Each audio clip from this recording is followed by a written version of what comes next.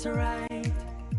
I'm on fire, I'm alive, 'cause now I fly so high, so high. Light up the skyline, let's do it this time, like it's a whole new colorful world.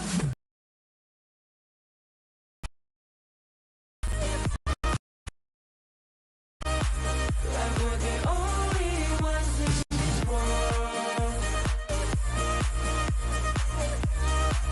Like we're the only ones in this world. Never thought we'd get this far, burning like the stars.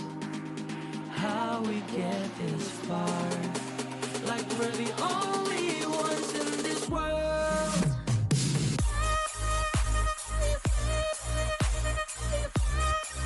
Like we're the only ones in this world. Like we're the only ones in this world.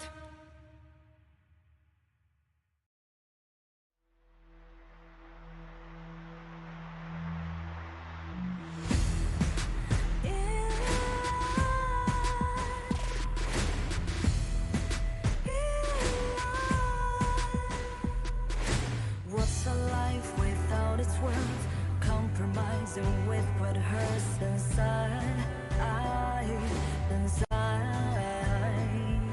When you let fear decide your fate, you don't choose which path to take in life. In life, I'm finally letting go of everything that still holds me. I'm against all odds, but I won't give up, 'cause it's my time to shine. Standing in the spotlight, and no one let me down. Destiny is calling high. I'm not afraid to fight for everything I love. Victory's on my side.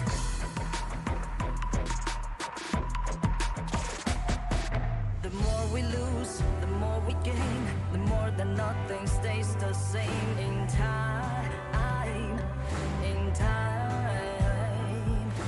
Can't love ever, can't forget. What you see is what you get. Sometimes, sometimes. Gonna show the world tonight, the light that shines inside us. We're against the odds, but we won't give up, 'cause it's our time to shine. Standing in the spotlight, can no one back us down. Destiny is calling high. We're not afraid to fight for everything we love. Victory's on our side. Takiki takiki takitao. Takiki takiki takitao. Takiki takiki takitao. Takiki takiki takitao.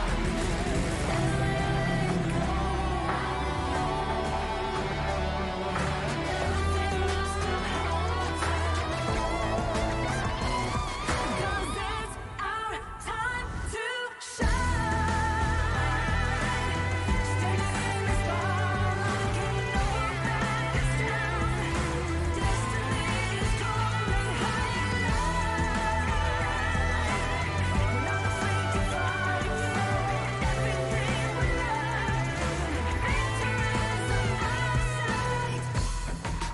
It's our time to shine. High in light.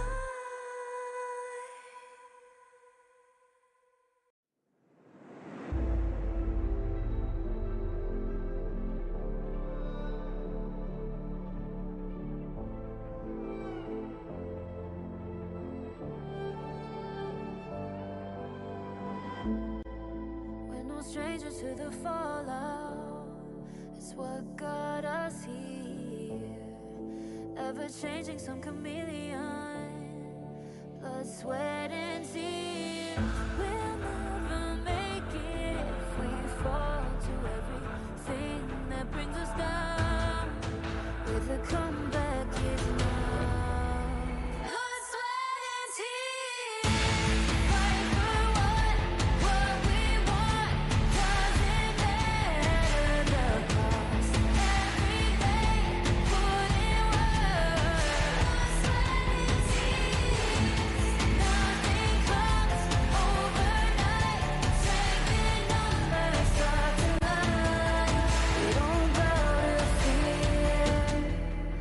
blood, sweat, and tears.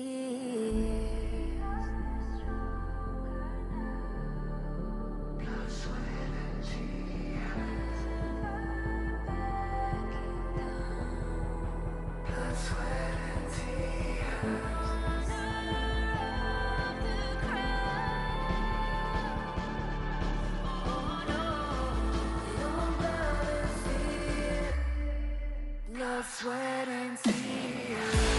Fight for what we want. Doesn't matter the cost. Every day, putting blood, sweat, and tears. Nothing comes overnight. Strength in numbers, hearts alive. We don't gotta fear. Blood, sweat, and tears.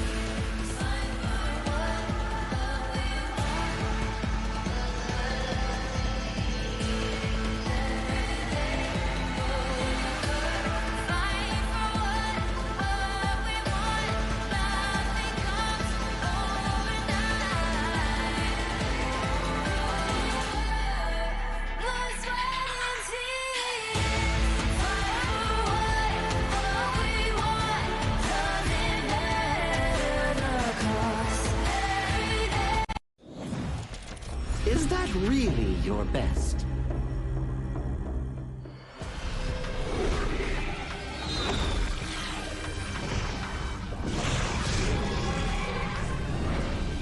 I reserve mercy for what's known as the masses. And as for my wrath, it is reserved for the wicked.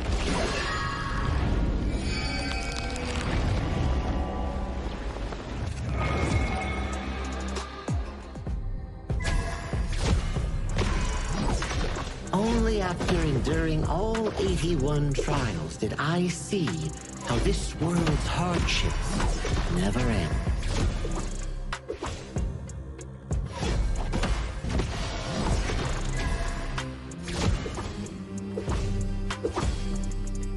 How does your head compare to the serpent sovereign?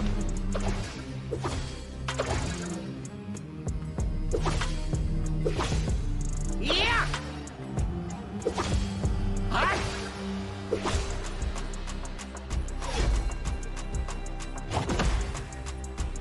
Divine form renewed!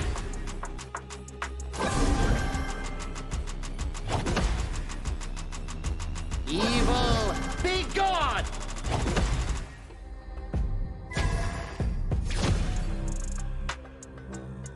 All forms fade!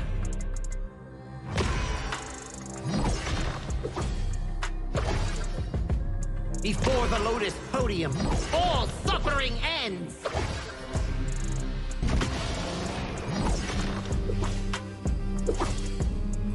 Mercy and wrath unite!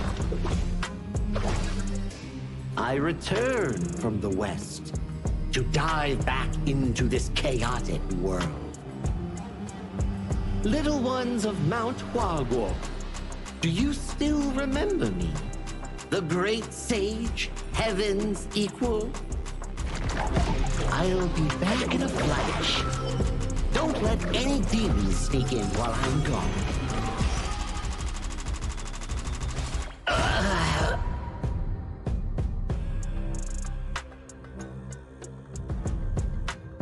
Time to leave the stone behind and see where fate takes me.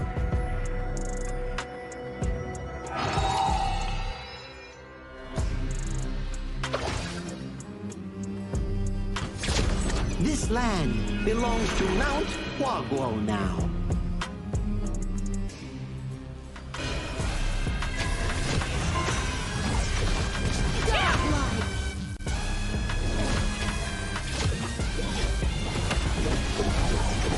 Legendary!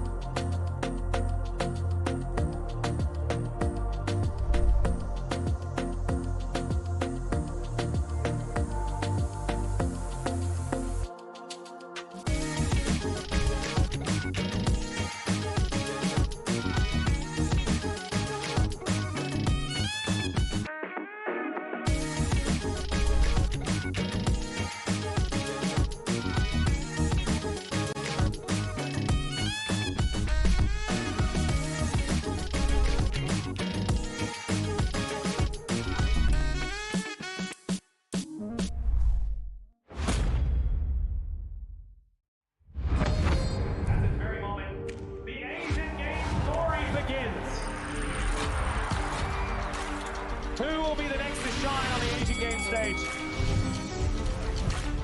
Contestants fight for the honor of their regions while we cheer them on from the stands. Double kill. Double kill. This is a challenge, but it is also an opportunity. The tide is turned.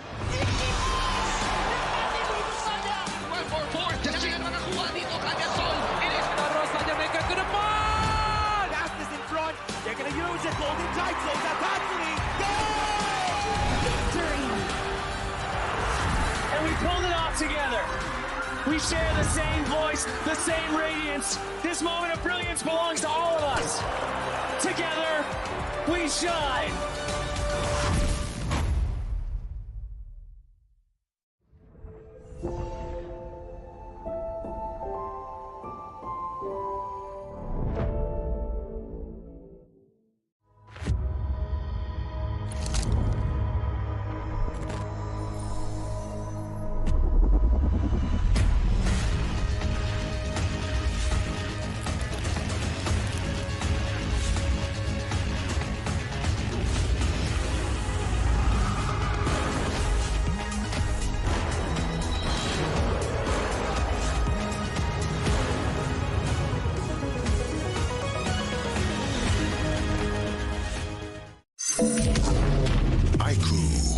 The new Honor of Kings version is here.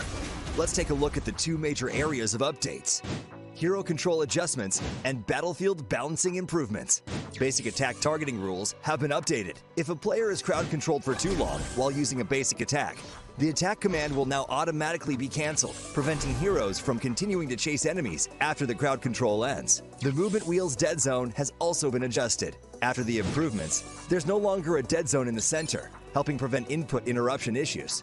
After improving basic attack and skill targeting logic, even if base attack target priority is set to lowest absolute health, you still prioritize nearby epic monsters, and targeting will feel more intuitive. Next up is an overview of the battlefield balance updates.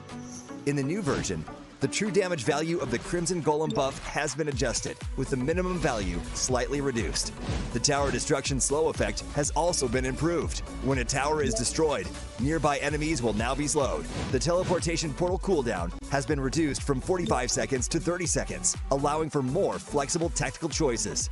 A new lizard platform return mechanic has also been added. When a lizard leaves the platform's area, it will automatically climb back onto the platform. There are even more battlefield improvements waiting for you to experience in-game. See you in the Gorge.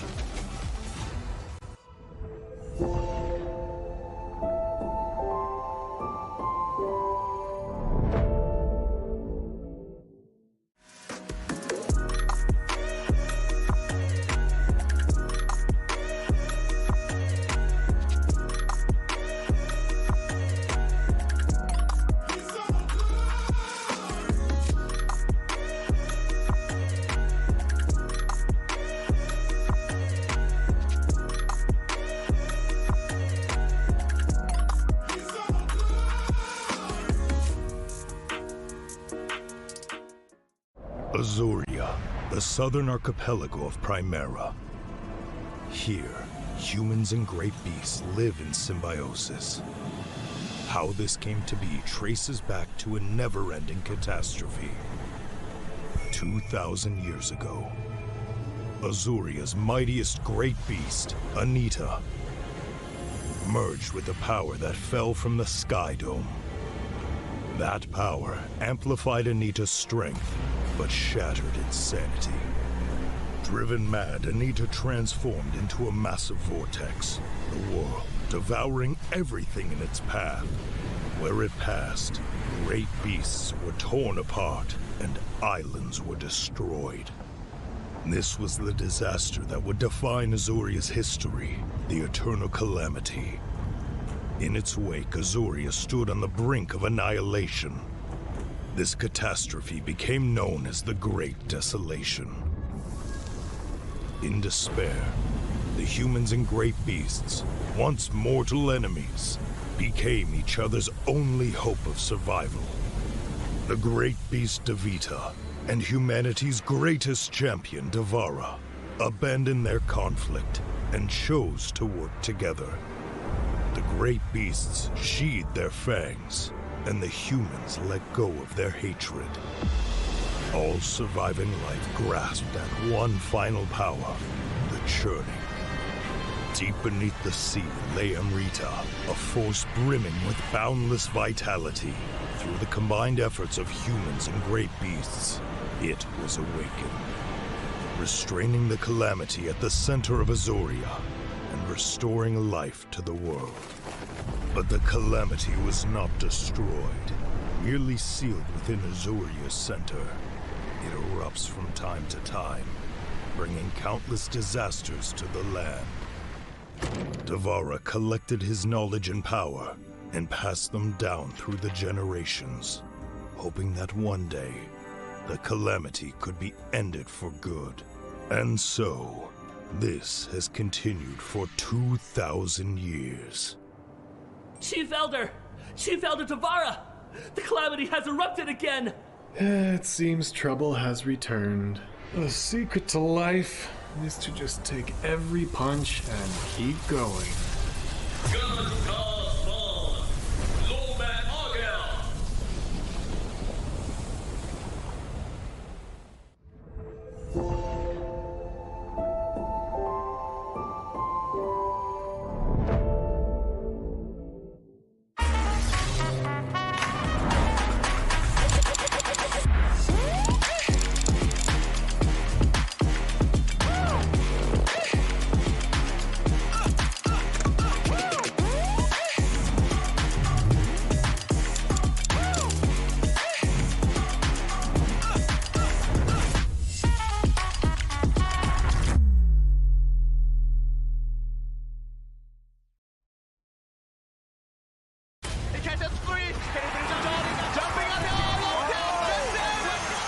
Welcome to the 2026 Asian Games Esports Qualifiers, Honor of Kings. 20 regions, one stage, and only the strongest 9 teams will earn the right to shine above the rest. Taking place in Malaysia, June 13th to 21st, 2026. Coming to Malaysia. This is the battleground where teams fight for the right to qualify for the Asian Games. 20 teams enter, but only 9 teams will move on. Apart from the 20 regions, there are 3 regions that have direct qualification. Here is the 2026 Asian Games Esports Qualifiers Honor of Kings format. First, the 20 teams will split into 4 groups of 5. In each group, every team faces every other team once in a single round robin, with every match played in a best-of-3 format. That means every match matters. Every game matters. Every single point matters. The point system is simple. Win the match, earn 1 point. Lose the match, earn none. At the end of the group stage, teams are ranked by the total points they've collected. And from there, the road begins to shine. The top 2 teams from each group qualify directly to the Asian Games main event. That gives us 8 teams advancing straight out of groups. But for those not through yet, the light isn't out. The teams that finish 3rd in each group still have 1 more shot. They move into the last chance stage. There, they battle through one final BO3 single elimination bracket until 2 teams remain. The 2 teams will then face off in a BO3 match to claim the one final qualification slot. So in total, 9 teams will make it through, 8 from the group stage and 1 through the last chance stage. That is the rule. Now it is time to see who can rise through it. From across the world, regions gather here in Malaysia. 20 teams, and only 9 will qualify. The path is set. The stakes are clear. Together, we shine. Stay tuned, and we'll see you at the stage. Itu kontra kita. Relax, bro. Phone aku! Jom kemari. Mountain View, angkatkan pengembaraan. Kau boleh. Kat mana pula ni? Water Trust. Kasih boost! Adventure. Dapat pun. Steady, bro! Rasakan kekuatan gengmu!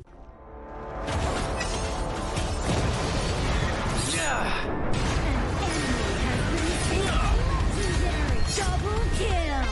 Shall I compare thee to a summer's day? Slain. Don't engage! Don't crush us like insects! Slain an enemy! Defend our base! Our playground tower is under attack! Amazing! Unbelievable! Ah, the fragrance of romance. Been slain. Rampage. Double kill. Triple kill. Spectacular. Pentakill.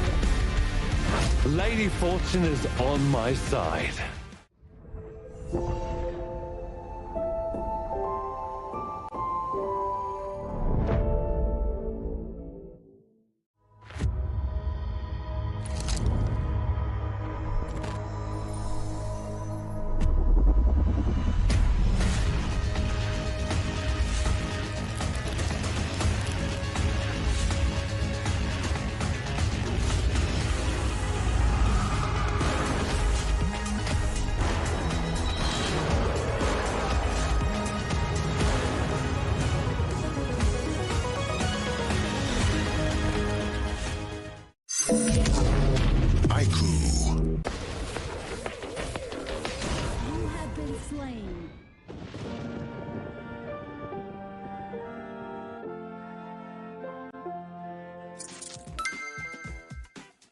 With the new consignment market feature, both new and veteran players can earn consignment items just by staying active.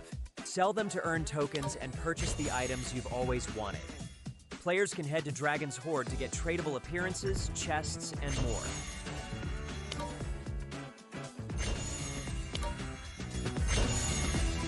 Players can list tradable items on the consignment market to earn curio tokens. During the initial launch period of this feature, all item listings will have their listing charge waived.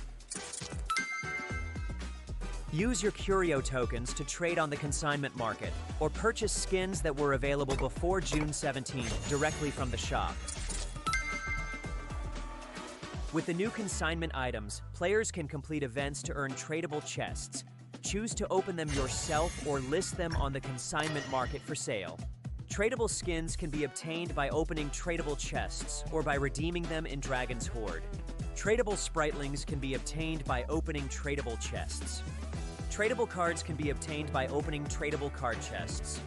If you bought an item but did not use it yet, you can still relist it on the consignment market.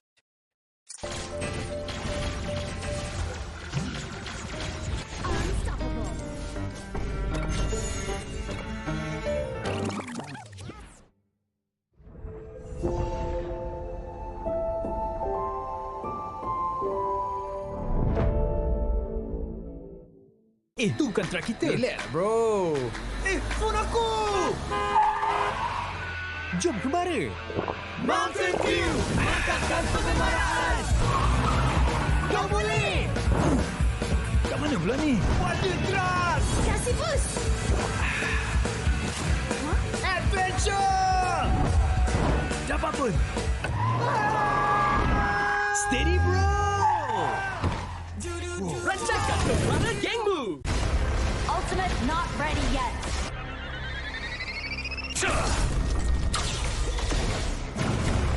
You have slain an enemy. My magic murmurs in ecstasy.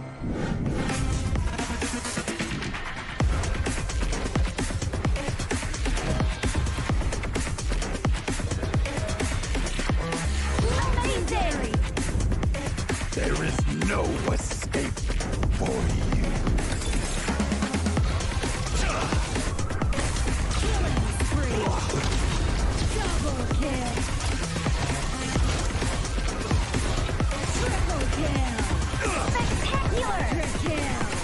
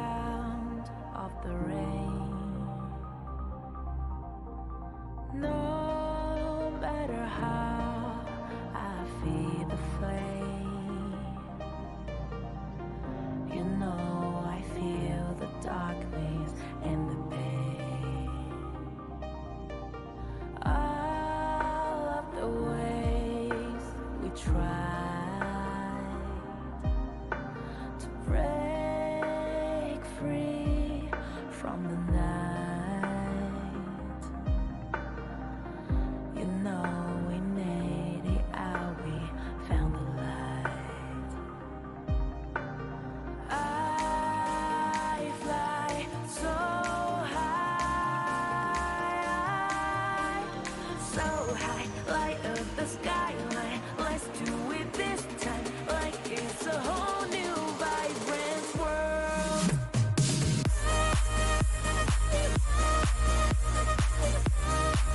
Like we're the only ones in this world. Like we're the only ones in this world. Now I see that I got everything I need. It's alright, I'm on fire, I'm alive, 'cause now I fly so high, so high, light up the skyline. Let's do it this time, like it's a whole new colorful world.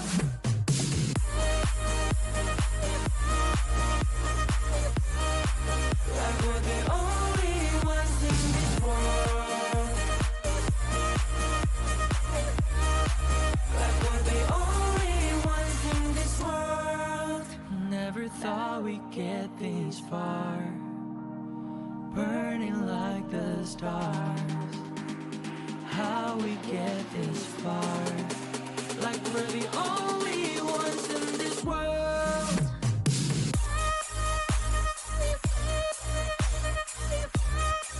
Like we're the only ones in this world. Like we're the only ones in this world.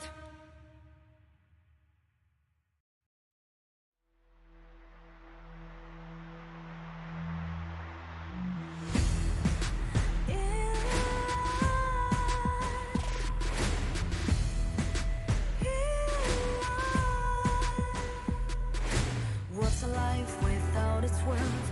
Compromising with what hurts inside, inside. When you let fear decide your fate, you don't choose which path to take in life.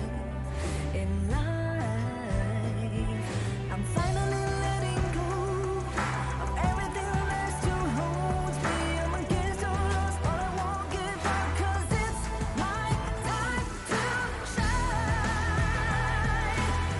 Standing in the spotlight, can no one back me down. Destiny is calling high. I'm not afraid to fight for everything I love. Victory is on my side.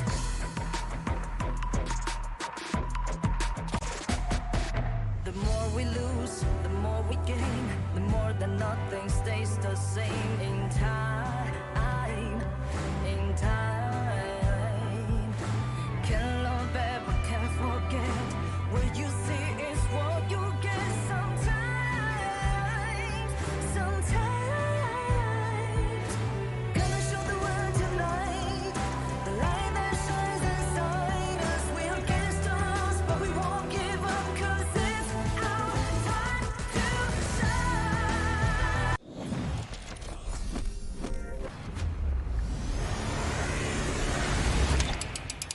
Day 4 of the Honor of Kings Asian Games qualifier saw another group step onto the stage, each team looking to build momentum in the race for qualification. Pakistan opened the day with a composed 2-0 victory over Mongolia, remained in control throughout, securing a professional win to begin their campaign on a positive note. Myanmar followed with another commanding performance, continuing the form that has made them one of the standout teams of the tournament so far. Laos delivered another commanding display against India, controlling the series from start to finish, securing a convincing 2-0 victory. Kazakhstan followed with an equally impressive performance against Saudi Arabia. Their consistent pressure proved too much to handle, resulting in another clean 2-0 sweep. Hong Kong, China took on Syria and wasted no time asserting control over the series. In a remarkable display of discipline and execution, Hong Kong secured a flawless 2-0 victory to close out Day 4 in emphatic fashion. The contenders are emerging. The statements are getting louder. And with every match bringing teams one step closer to the Asian Games, the battle for qualification continues tomorrow.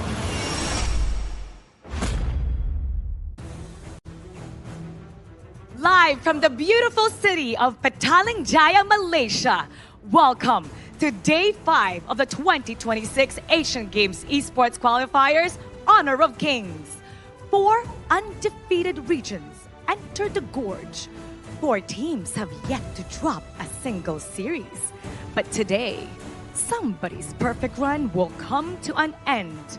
The Philippines currently holds the fastest game of the tournament at just 6 minutes and 48 seconds, while Hong Kong, China are looking to build on their flawless debut performance. But all eyes will be on Group B, as Nepal and Myanmar have started this tournament in a very dominant fashion. And today, these 2 unbeaten regions will finally collide. Who will strengthen their grip on the group? And who will suffer their first loss of this competition? Meanwhile, in Group C, both India and Saudi Arabia are still searching for that first victory. And at the end of the day, well, one of them will rise and get their first victory. One region, flawless, will continue to rise and one will fall. And now we're about to start the day to officially open the Day 5 of the 2026 Asian Games Esports Qualifiers Honor of Kings. Please welcome the Minister of Youth and Sports Malaysia, Dr. Muhammad Taufik bin Johari. Assalamualaikum and a very good day to all 2026 Asian Games Esports Qualifier Honor of Kings athletes, coaches and delegates, and all esports enthusiasts around the globe.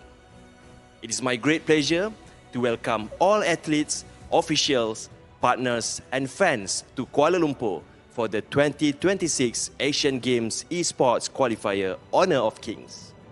This tournament represents an important milestone for esports in Asia. Throughout these 9 days, we witness the very best talent from 20 regions across Asia competing for the opportunity to qualify for the 2026 Asian Games. More importantly, we will celebrate the values that unite us through sport, excellence, teamwork, determination, and mutual respect. Malaysia is proud to host this prestigious event, and as a nation that embraces innovation, youth empowerment, and digital transformation, we see esports as much more than competition. It is a platform that connects young people, develops talent, and creates opportunities in the digital economy. Over the past decade, esports has grown into a vibrant ecosystem in Malaysia, and today it supports not only professional athletes, but also coaches, analysts, broadcasters, event organizers, content creators, game developers, and technology professionals. It has become an industry that inspires ambition, a new pathway for young Malaysians to success. The Ministry of Youth and Sports Malaysia remains committed to supporting this growth. We will continue to work closely with industry partners, publishers, teams, and community organizations to strengthen talent development, expand grassroots participation, and create more opportunities for youth to compete and excel on the international stage. The inclusion of esports in major multi-sport events, such as the Asian Games, demonstrate how far the industry has progressed. It also reminds us that the athletes competing today represent the highest standards of skill, discipline, preparation, and dedication, qualities that deserve recognition and respect. To all participating teams and delegations, thank you for joining us in Malaysia. We hope you enjoy our hospitality and create lasting memories during your time here. To the athletes, we wish you the very best. Compete with passion, compete with integrity, and inspire the next generation of esports talent across Asia. May this tournament strengthen friendships among nations, elevate the esports community, and showcase the bright future of esports in our region. All the best to all teams and terima kasih. Thank you very much.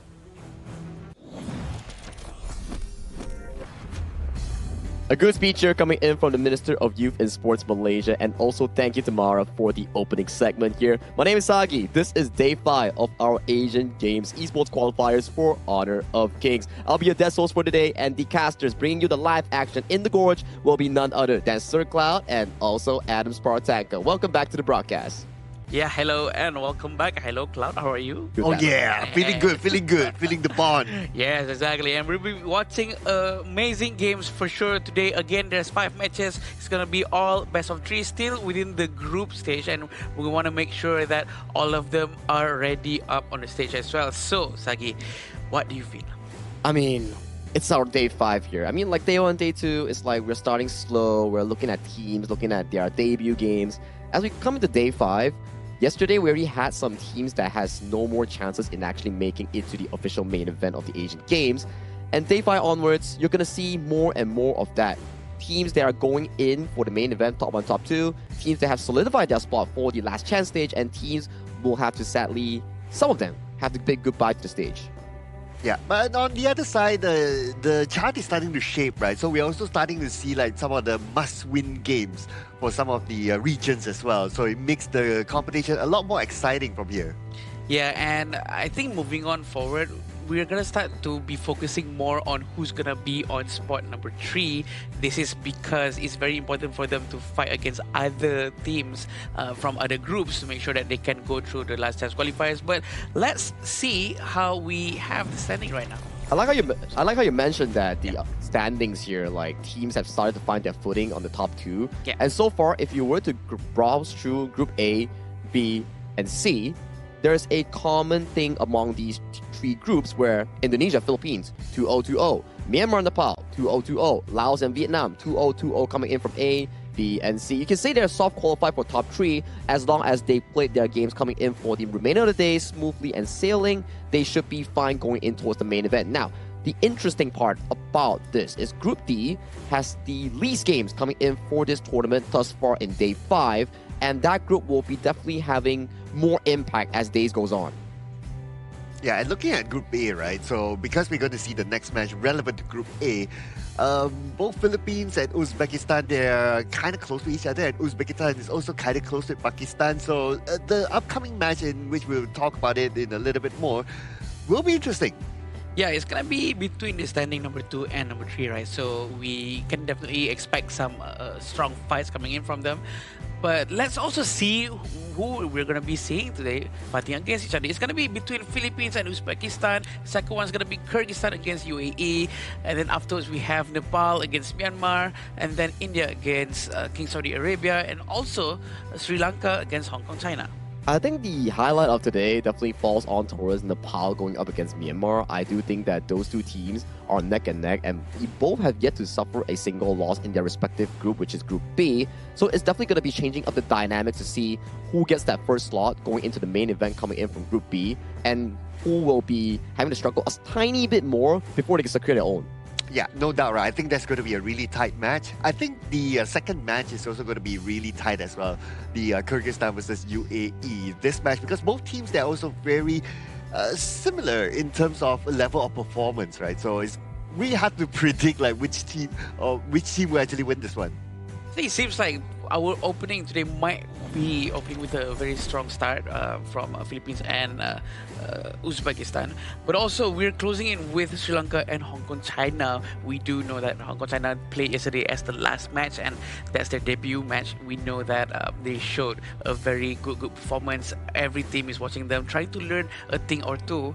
But we can expect to learn a lot more things from them again today. Yeah, very clean games thus far coming in for the side of Hong Kong, China, although they only debuted in 1 match. Yeah. But the way they play it, the way they execute it was really nice to watch. But coming in for this upcoming game, right, I'll have to say, Philippines versus Uzbekistan is definitely going to be a hot one coming in, because we saw how Uzbekistan was able to come back in our first 3-game series with comfort picks like the Futsu and Kaiser, and Philippines has been one of the more dominant forces coming in for Group A itself. So it's going to be shaping up a really big one, like what Sir Claude mentioned just now, right? If Uzbekistan loses this, they're tied with the 4th place.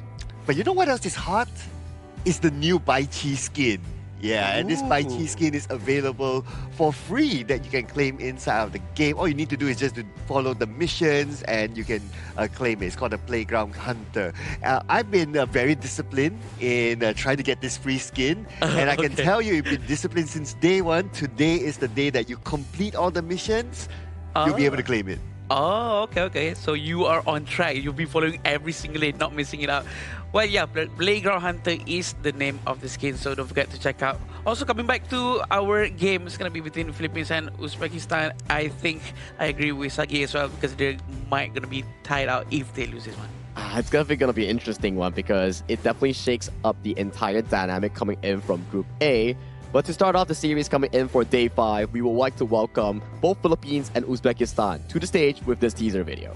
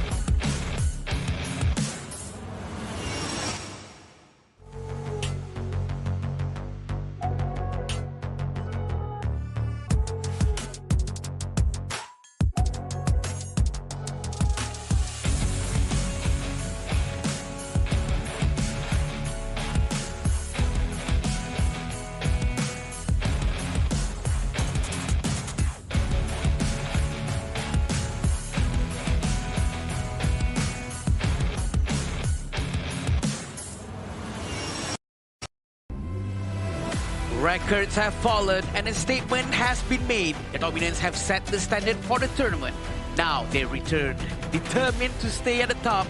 Entering the arena, Philippines!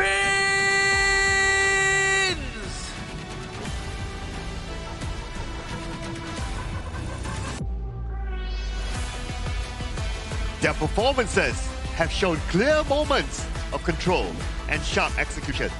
A team capable of dictating the pace when they find their rhythm. Now, they return, aiming to turn structure into another victory. Please welcome Uzbekistan! This is definitely going to be an interesting one coming in for Group A. If Philippines win this, they soft guarantee and hard guarantee their spot into the main event for Asian Games. And Uzbekistan definitely needs this win as well to solidify their spot coming in for Group A. For Group A, for sure. These are the lineup coming in from the Philippines. Chami, we have Justin, Dragon, Golden, and Charles. We do know that they have a lot of experience under their belt. They will be trying their very best to not fail their region. They will make sure that they will soar up high in the sky in this match. I like how you use the analogy soar up high in the sky when they have a player called Dragon. Yeah. Yeah, you know. The idea.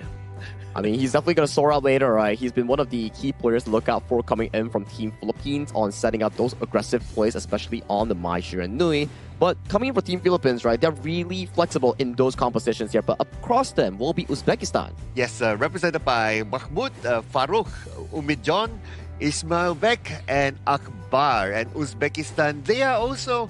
Okay, if they can get a win here against the Philippines, right, they will put themselves in a strong position, not only for the top 3, but potentially even the top 2. Yeah, that's the sweet spot that both of these Group A teams want to be looking for. You get into top 1, top 2, you are guaranteed for the Asian Games. And this is the stakes at hand coming in for both of these regions competing today in the opening series. It's definitely going to be huge if they manage to at least steal one game. So we're going to be watching this very, very closely, and pretty sure Philippines are not going to let that happen as well, because we do know that like Uzbekistan doesn't have their own league just yet, but Philippines do. So it's going to send a huge message if Uzbekistan manage to get any points from this match. Yeah, and we're going to get a new stat here to illustrate like their current performance. So this is a head-to-head between the two regions. Looking at the hero pool, looks like Uzbekistan has one hero more. I wonder which hero is that. We need to check that one out later. But when it comes to first strike, well, Philippines 100% first strike. They're getting the first strikes every time. Yeah, that is an impressive statistic coming in for South Team Philippines. It means that every single game that they have played thus far, out of the 4 per games, every single one of them, all the first strikes going into their pockets. Yep. Very much so, and we do know the amount of strikes they get, and they have been taken down for 14 times, but 191 assists or team fight participation. That just shows on how much they always rotate together and play together. So the higher the third column number is, the better it is for that team in general. Yeah, and the stats do tell me that Uzbekistan needs to be aware of the fact that Team Philippines are capable of getting those first strikes every single game. That means they could play this really quick, very aggressive, fast rotation. So they have to find a way to try to slow them down, or maybe even more exciting, play it with the pace that the Philippines are used to playing. Yeah, and talking about pacing, right, you can have to see on the specific head-to-head matchup between Golden and also Ismailbek, both the farm laners here coming in from Philippines and Uzbekistan here. But okay, when we judge towards the statistics here, as the winning team with more clean gameplays, definitely Golden has been rather on top in every single department in this case, especially the average GPM, because if you have 800 average GPM, usually that's when you get 4 items going to the 10-minute mark as a farm lane. I agree, and if all of us are very much aware of the average GPM that every professional players have to have, it's gonna be at least minimum of 800 to really be up there. So this achievement coming in from Golden is an immense amount of goal per minute for sure compared to Ismailbek. But the average DPM is also very important, showing on how aggressive he does participate in the team fights. Yeah, speaking about participation, their participations are quite close as well. But to be fair, some of these stats are also affected by their overall score. Right? Obviously, if you win all your games, then your scores will be a lot more higher, right? As compared to like teams who have maybe some loops here and there. So maybe this is a small reflection of how they might perform later on. But overall, it is still a team game.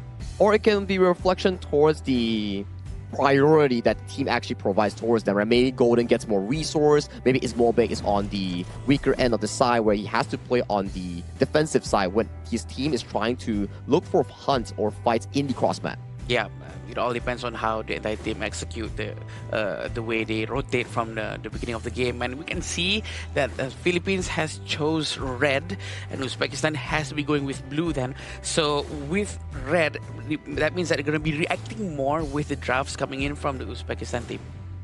And I'm seeing that the Uzbekistan team, they will be on the blue side. So getting that first pick will give you the advantage of setting the tone. I'm looking at like the usual suspects, right? Like maybe even the Chano being picked up. I noticed that some early picks on the Ata as well, and sometimes the Zhang Fei, so it really depends. But yeah, maybe the Chano might be one of the top picks here to be contested. But we're getting a top 3 highest average KDA, all from Team Philippines. That is an amazing stats here coming in from Team Philippines. You know for a fact that if you have a high KDA ratio, it means that you suffer lesser takedowns or blunders coming in towards the game, as your games are generally much cleaner compared to your opponents here. But KDA is not about everything, because as our ranked games as well, you can't only solely focus on KDA, because you still need to do necessary sacrifices when your team needs it. Yeah, eventually it all goes down to which crystals goes down first, and that's the most important thing for sure. But definitely a very high KDA. It shows that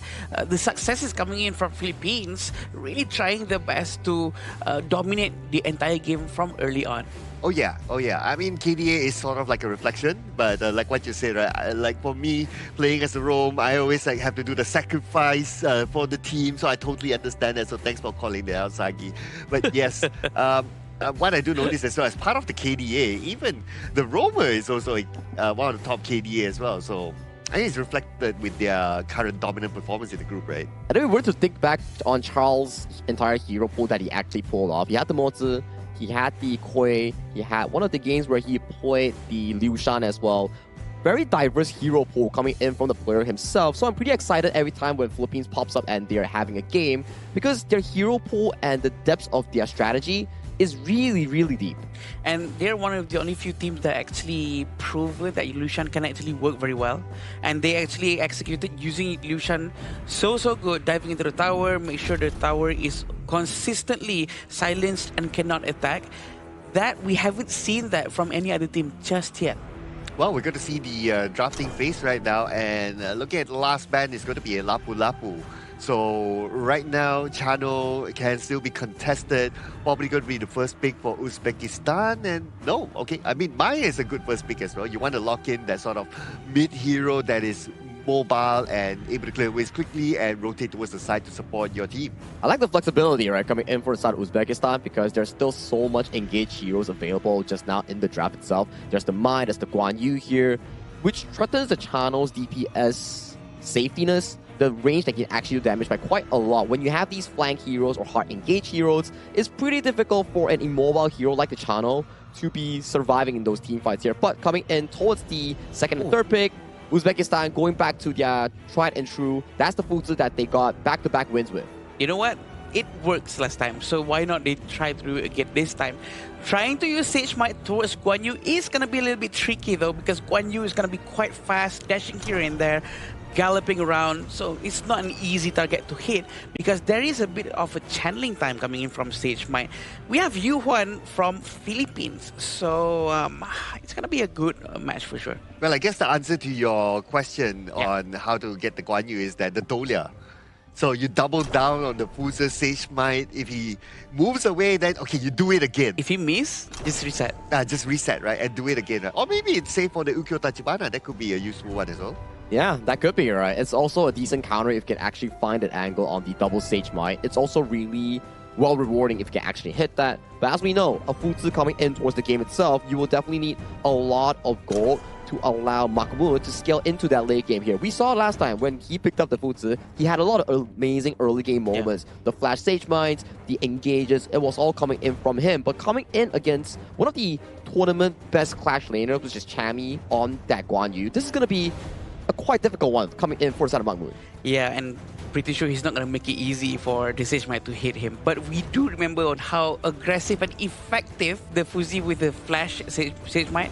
He did that many times in a row in that same game. So we all know how aggressive it's going to be after this.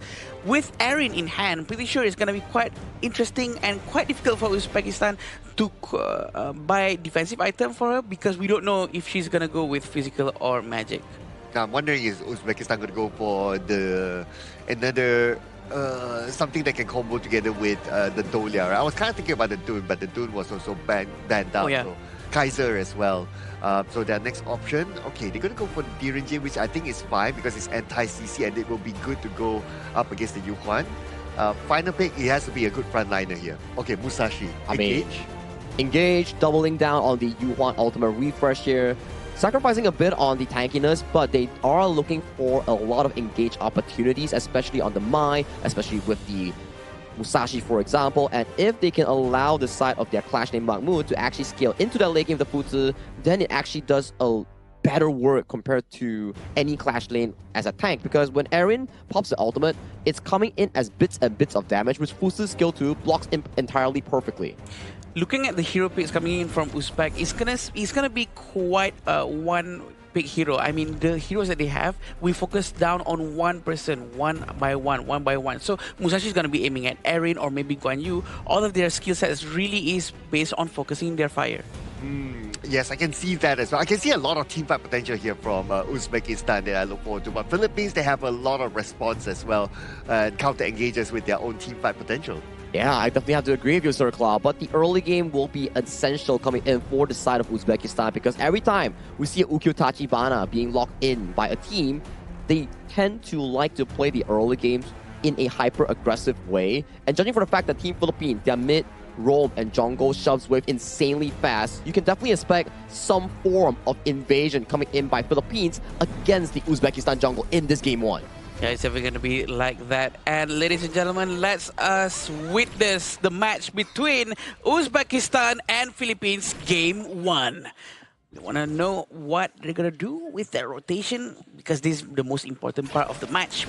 We want to see a proper goal sharing technique if possible.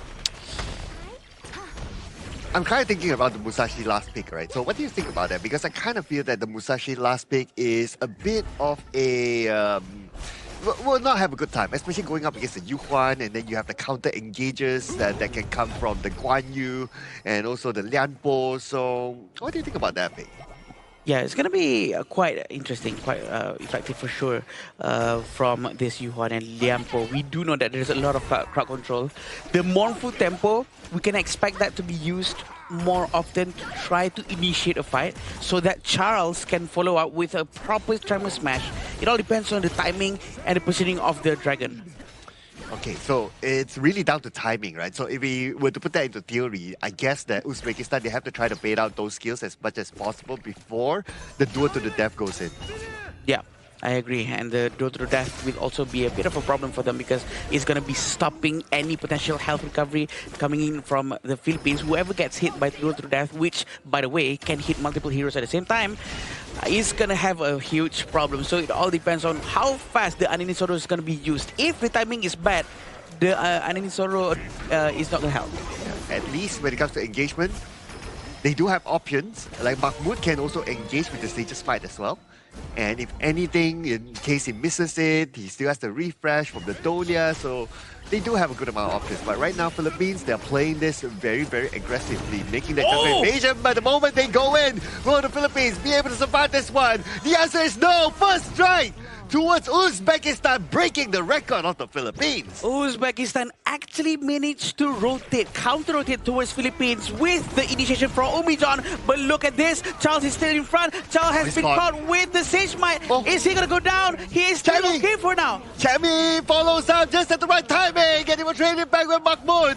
Now he's on that chase, but then again, he's only level 5, but still they will go in. And here comes the Tremor Smash all the way to the backline, but Farouk is ready to take down Charles instead. Will they continue to follow up though? The buff is still up. Yeah, he has to go back for now. His HP is quite low, but look at his boy back. He's really aggressive, still going forward, trying to punish them. They managed to steal the Crimson Golem away from the jungle side of Uzbekistan.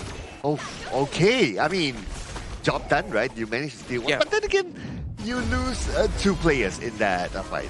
Break us down for this. Yeah, it's going to be very different, but Charles was actually really focused down hard, and he actually managed to recover his HP just a little bit before he re-engages here. He actually dashed forward and used his Tremor Smash. I'm not sure if it's worth it at this point, but at the very least, he tried to open up something, right?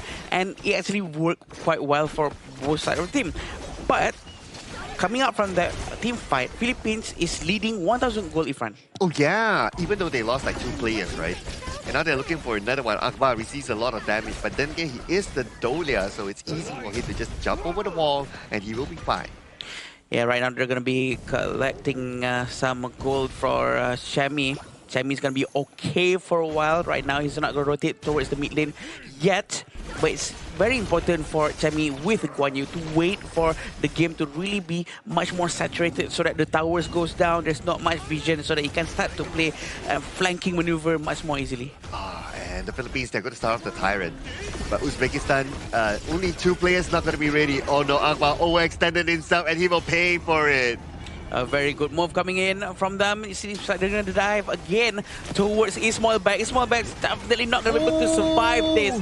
He is going to go down very quickly, and the tower is going to be focused by the Philippines. The tier 1 tower at the bottom lane, but it seems like Uzbekistan has also been quite busy with the Overlord up in the top lane. I mean, if you see like 5 players from your opposing side coming down there to your first tower, right? It's like that meme, it's like, here we go again.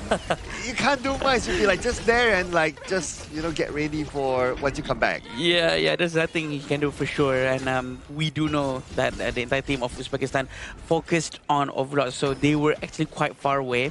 Probably what should have happened is that Usmanbek should have maybe hide behind further back, knowing or assuming that maybe some or most of the Philippine players are actually focusing on Tyrant, which is very nearby farm lane.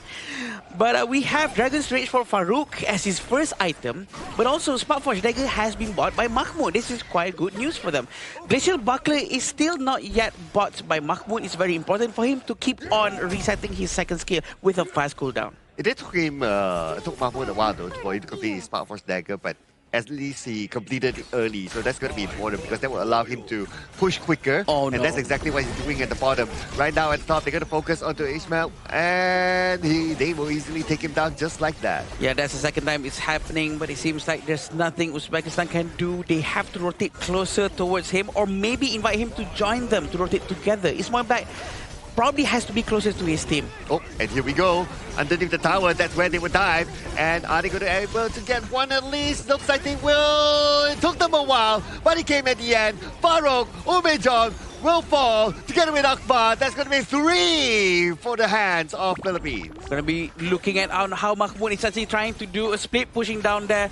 Is he going to continue or not? It seems like Liampo is going to go back and try to defend this, but at least they're trying to pull attention away from the top lane. So it seems like Philippines are forced to separate their resources to 2 separate lanes. Okay. So here's a replay of whatever happened earlier, but you can see the confidence from the Philippines in jumping underneath the tower. Yeah, definitely. And this is what happened during the replay. We have the Chami, who's always going in, diving into the tower, trying to get the backlines. And without the presence of Fuze, it's going to be hard. Oh, but speaking about the back, Chami trying to separate all of them, and they're looking at the second tower. Now, what they're trying to do is just to exert dominance on all the lanes. So even if the Fuze tries to do that split push, he is still forced to turn back to defend together with his team. Yep, they're going to be rotating once more towards the bottom, and Justin is trying his best to maybe catch 1 or 2 people with his stun, but he did not hit just yet. Chami is going to be so ready coming in from the side.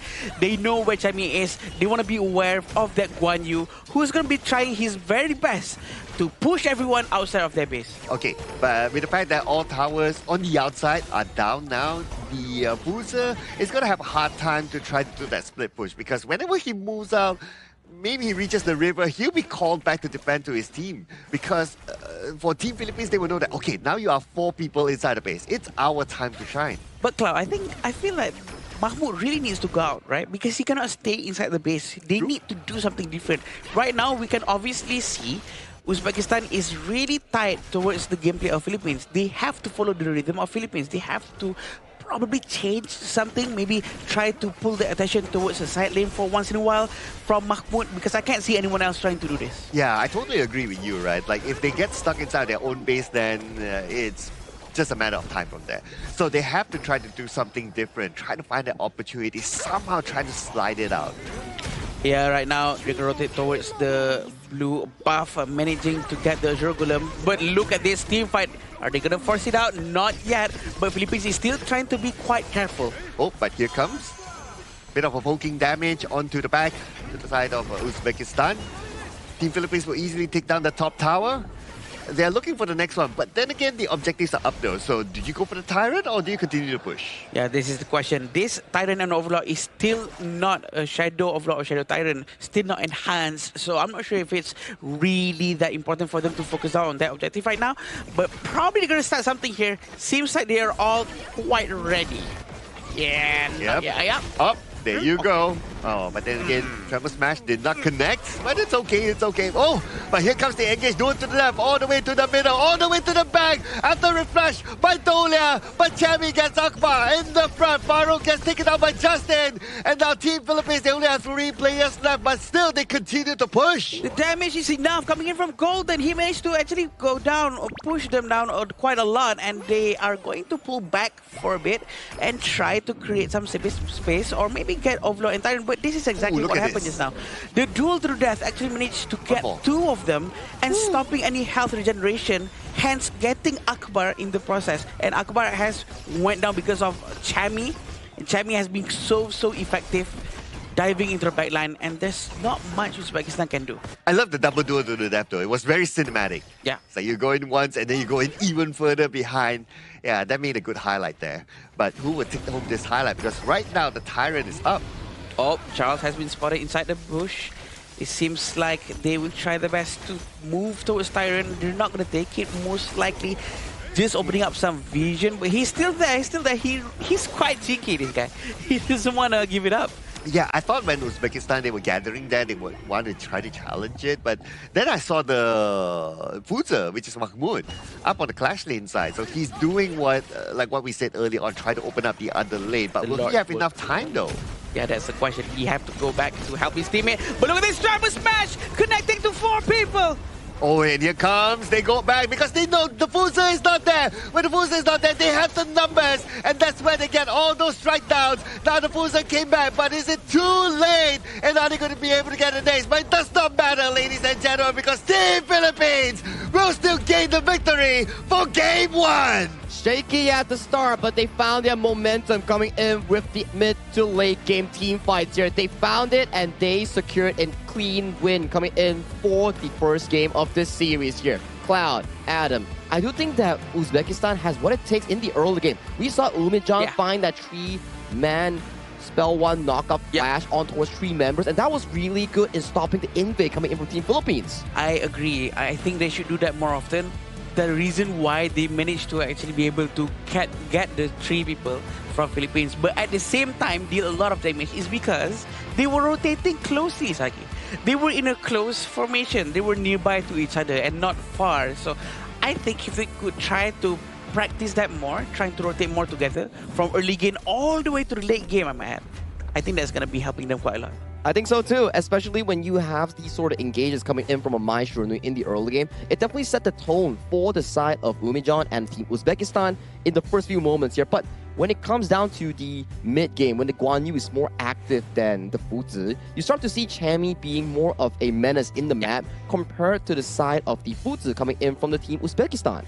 Yeah, but looking based on their gameplay, right, their default plan must be like, okay, Fuzi, you're going to be the split push guy.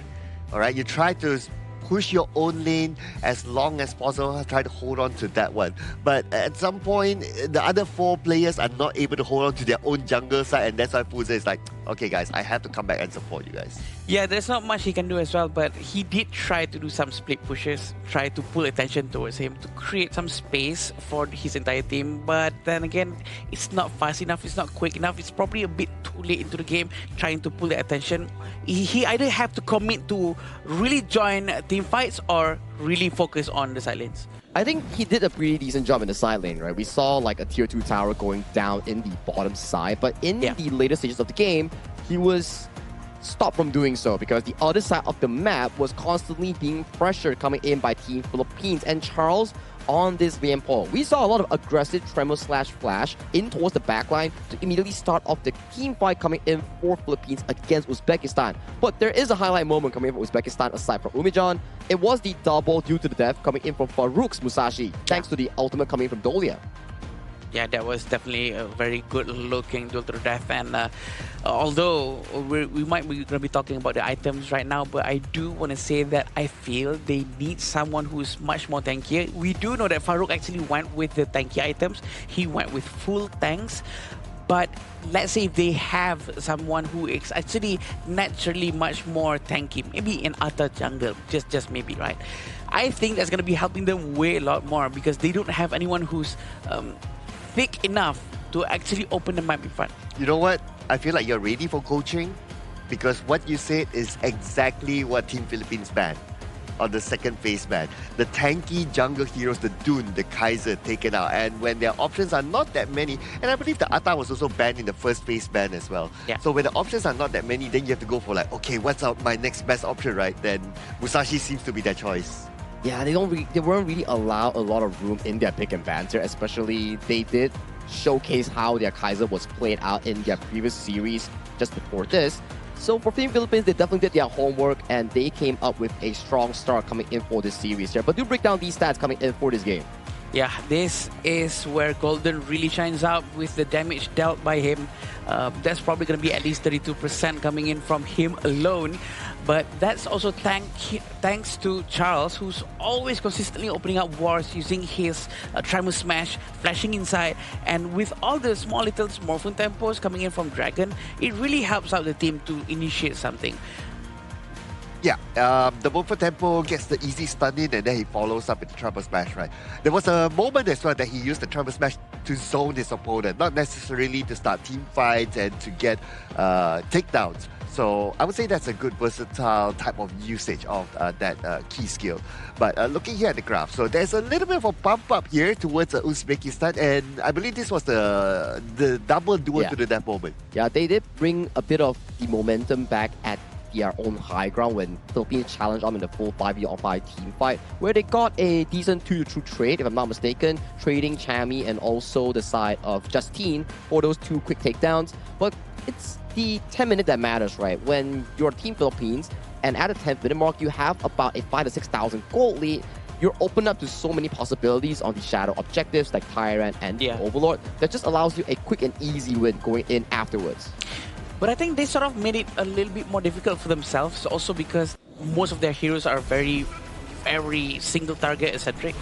It feels like there's only Mai from Umijan who can actually do quite a good amount of AoEs with the first skill or the ultimate.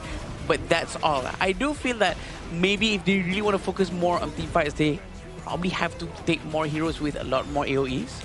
I was actually looking at the early part of this highlight, right? Like the success of Uzbekistan also came from a nice duel to the death, like at the very early game.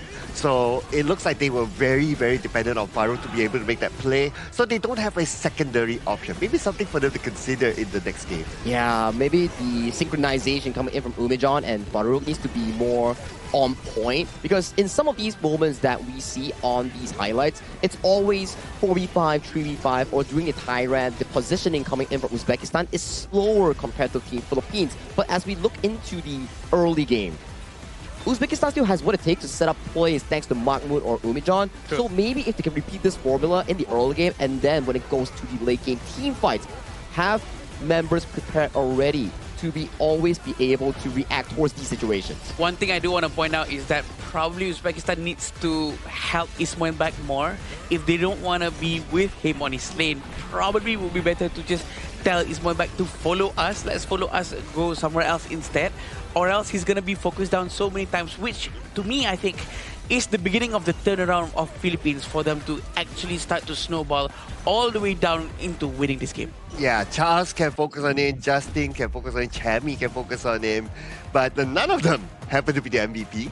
The MVP this time is going to be given to Golden with a KDA of 3011 and a damage output of 34.6%, damage taken 17.7%, and a total goal of 23.3%. It goes back to the first head-to-head matchup that we see between Golden and Ismoilbek, and we were thinking like, oh, why is Golden's statistics so way much higher compared to Ismoilbek? And in this game alone, which we saw the performance of 2 farm laners here, definitely in game 1, Golden outshined Ismoilbek in that sense. Yeah, definitely. And also because of how dominant their team is, the way space has been created just for Golden to keep on farming non-stop and then get all of his itemizations, and for sure will start to steamroll throughout the entire game, which is a very beautiful practice that they will keep on doing over and over again, probably against any region as well. And Golden got to give it to his teammates, right? He got a lot of protection. He got a lot of protection for his teammates, who's able to zone up for him, who's able to protect him from, most importantly, the duel to the death. So even when we saw like the few duel to the death, it wasn't really aimed at Golden because of his positioning and how his teammates actually create that wall for him. Yeah, the healing, the positioning coming in for the team was really well thought out in allowing Golden to do the DPS that you mentioned here, SwordCloud. But Adam, if you're the coaching staff coming in for the side of Uzbekistan, what are you going to tell your players here after that first loss? I think I would tell them to play in a much more close formation. I wouldn't want them to be so separated at first, because seeing the pattern and gameplay coming in from the Philippines, I think that the Philippines are much more focused on rotating quite early game, trying to find whoever that is isolated. I think that is very important for them to actually try and rotate together more. Yeah, I think that makes sense as well, right? I think the only exception is that if you have somewhat of a plan to do the split push, then you send one person out, right? Yeah, and also I think on top of that, I think it's also better for them to actually try to not just rotate together, but instead of they react from what's happening from Philippines, they do it first. Let the other team react to what they're doing. Yeah, that's how you can rotate definitely as a pro team here. But let's say you are like us, regular players, and you are looking for a place to stay. You know where you can rotate to? You can rotate yourself to Petaling Jaya Marriott Hotel, which is our official venue sponsor and hotel partner for the 2026 Asian Games Esports Qualifiers for Honor of Kings. So thank you once again to Petaling Jaya Marriott Hotel for this fantastic stay. We definitely rotate here every day. We do. Yeah. we do rotate. Yeah, it's a nice place to rotate though, not gonna lie. The food is amazing as well. And the food rotates every day as well. So that's good. Yeah, that's true. And here we go. We're going to see what the players are doing up on the stage. Are they ready or not? Are the coach ready?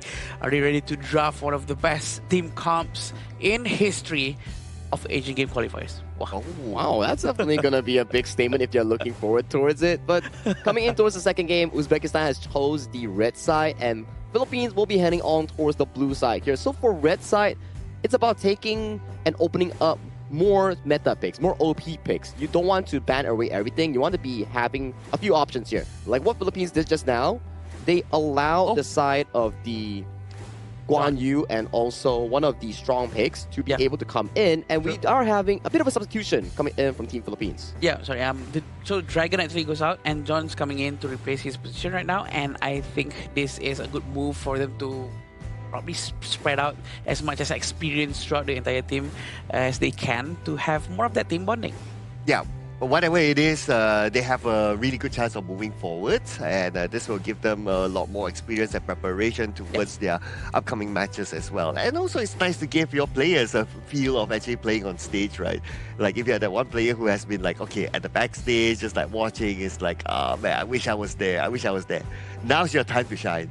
It's once in a lifetime moment, right? It's like not a lot of the occasions that you actually get to travel from your own region to another region to be able to play on a stage in such a prestigious event representing your own country or region. Yes, representing your own region is the most important thing, right? Not only your family is watching, but also your people from home are watching. And that means a lot to them, to many of the teams here for sure. And this is why it means a lot for them to try not to get sort of eliminated from the main event. They really want to get that standing number 3. Well, will that change their type of play style? Will they change their draft? We'll find out here, ladies and gentlemen, as we head into the draft. And Philippines, they're going to go for the Dharma pick, and Chami on his Dharma. Ooh, spicy. Spicy. We've seen what he can actually do when he represents his own club when it comes to international tournaments, and he has always been an eye candy to look out for. Amazing engages, amazing laning phase coming in from the Filipino clash laner himself. Uzbekistan, they really love the Dolia. I think this is their 4th Dolia in a row coming in from their first series before this. Yeah, but we have to remember that the last time they actually got their Dolia banned from the enemy team in the second game. So what they did was they still take Kaiser, right? And then they actually managed to win with that. So I think it's very probably they can keep Dolia at the back, maybe try to pick it a bit later, because it's quite risky if you take it a bit early. Unless if this third pick, they're gonna go with what they want to combo with Dolia. Kaiser? Maybe. There you go. Ah, there you go. Yeah, the stock standard here, that's what exactly the pick, the Kaiser, that won them back-to-back games on their first series. Yeah. When they debut, right? They were like, what, down 1-0, and then they picked the Kaiser, they picked the Dolia, they started bouncing back into a 2-0 reverse sweep here. So maybe this is something that actually will put them back on the spot in this series, because this is a crucial one. We talk about it. Philippines win this, they are set and sailing for the main event. If Uzbekistan wins this, their chance is skyrocketing even higher for the top 3 spot. I agree. Them winning this will send a huge message to everyone that they are able to at least steal one game from the Giant. And we do know that Chano and Direnji is going to be taken out from the Philippines side. So Consort Yu is going to be taken by Uzbekistan for sure. And he's going to be able to reduce or block all physical damage coming in from early. Yeah, so that's going to be really helpful, especially at the laning phase, right? And I really like the fact that they brought in the Kaiser this time, because earlier on the Kaiser was banned on the second phase ban. Uzbekistan was not able to get it. And that was kind of like the loophole that we discussed as well, right? If only they had like, okay, somebody who's more tankier in front, Kaiser will be the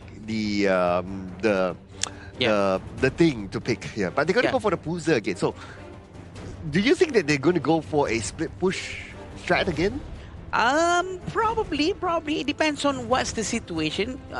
We would prefer to have Fuzer to join team fights, right? Because last time why Fuzer worked so well, he flashed and Sage Smite, hitting people in front of his teammates. So his teammate is nearby to really help with that. And if we were to look at the team composition, right, what you mix and actually what you have mentioned actually really makes sense, because coming to Team Uzbekistan, you will definitely need Mahmoud once again on this Fuzi to be able to follow the team and look for engages here. Yes, you have a solid front line, but where does the engage come from Team Uzbekistan if Mahmoud is always on the side lane? That absolutely makes sense. That makes sense. Yeah, they don't have a secondary option because Farouk is just going to be the tank in front.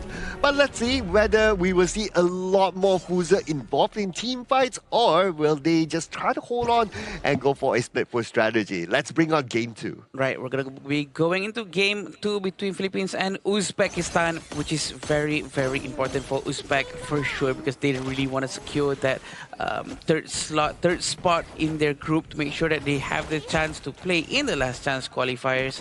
The rotations coming in from Uzbekistan is very new, refreshing, and very quite aggressive coming in from Umijan, going towards the jungle just now. But he is going to try to rotate towards the bottom lane now. Is he going to be able to maybe catch a few damage? I like the quick rotations by Uzbekistan. You clear off the first wave and then you move towards the bottom, you put a little bit of pressure and then you return back. Just look at the movement by Umijan.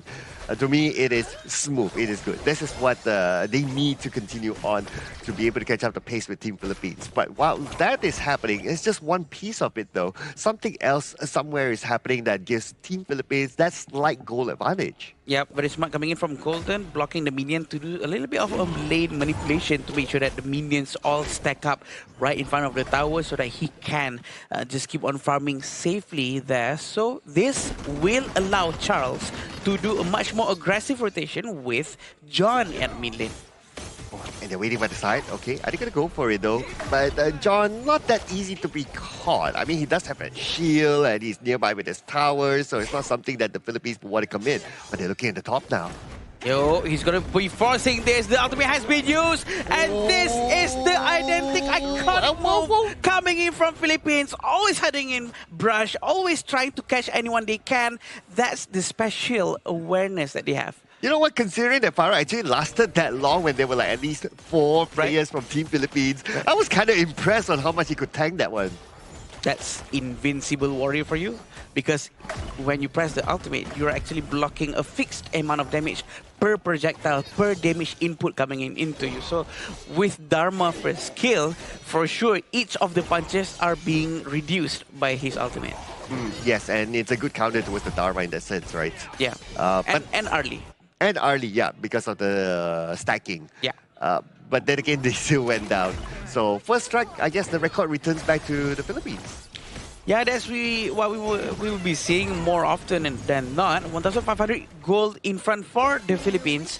We haven't seen yet Golden trying to be much more aggressive against Ismail back, but this is very interesting on how Ismail back is still okay. They're not rotating towards him too much this time.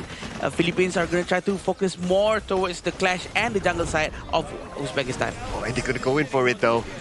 And the Blazing Brilliance will shoo away the members of Uzbekistan. Not that much damage yet, but here comes the re-engage by Team Philippines. Wings of Judgment to shoot them back in, and everybody will disengage.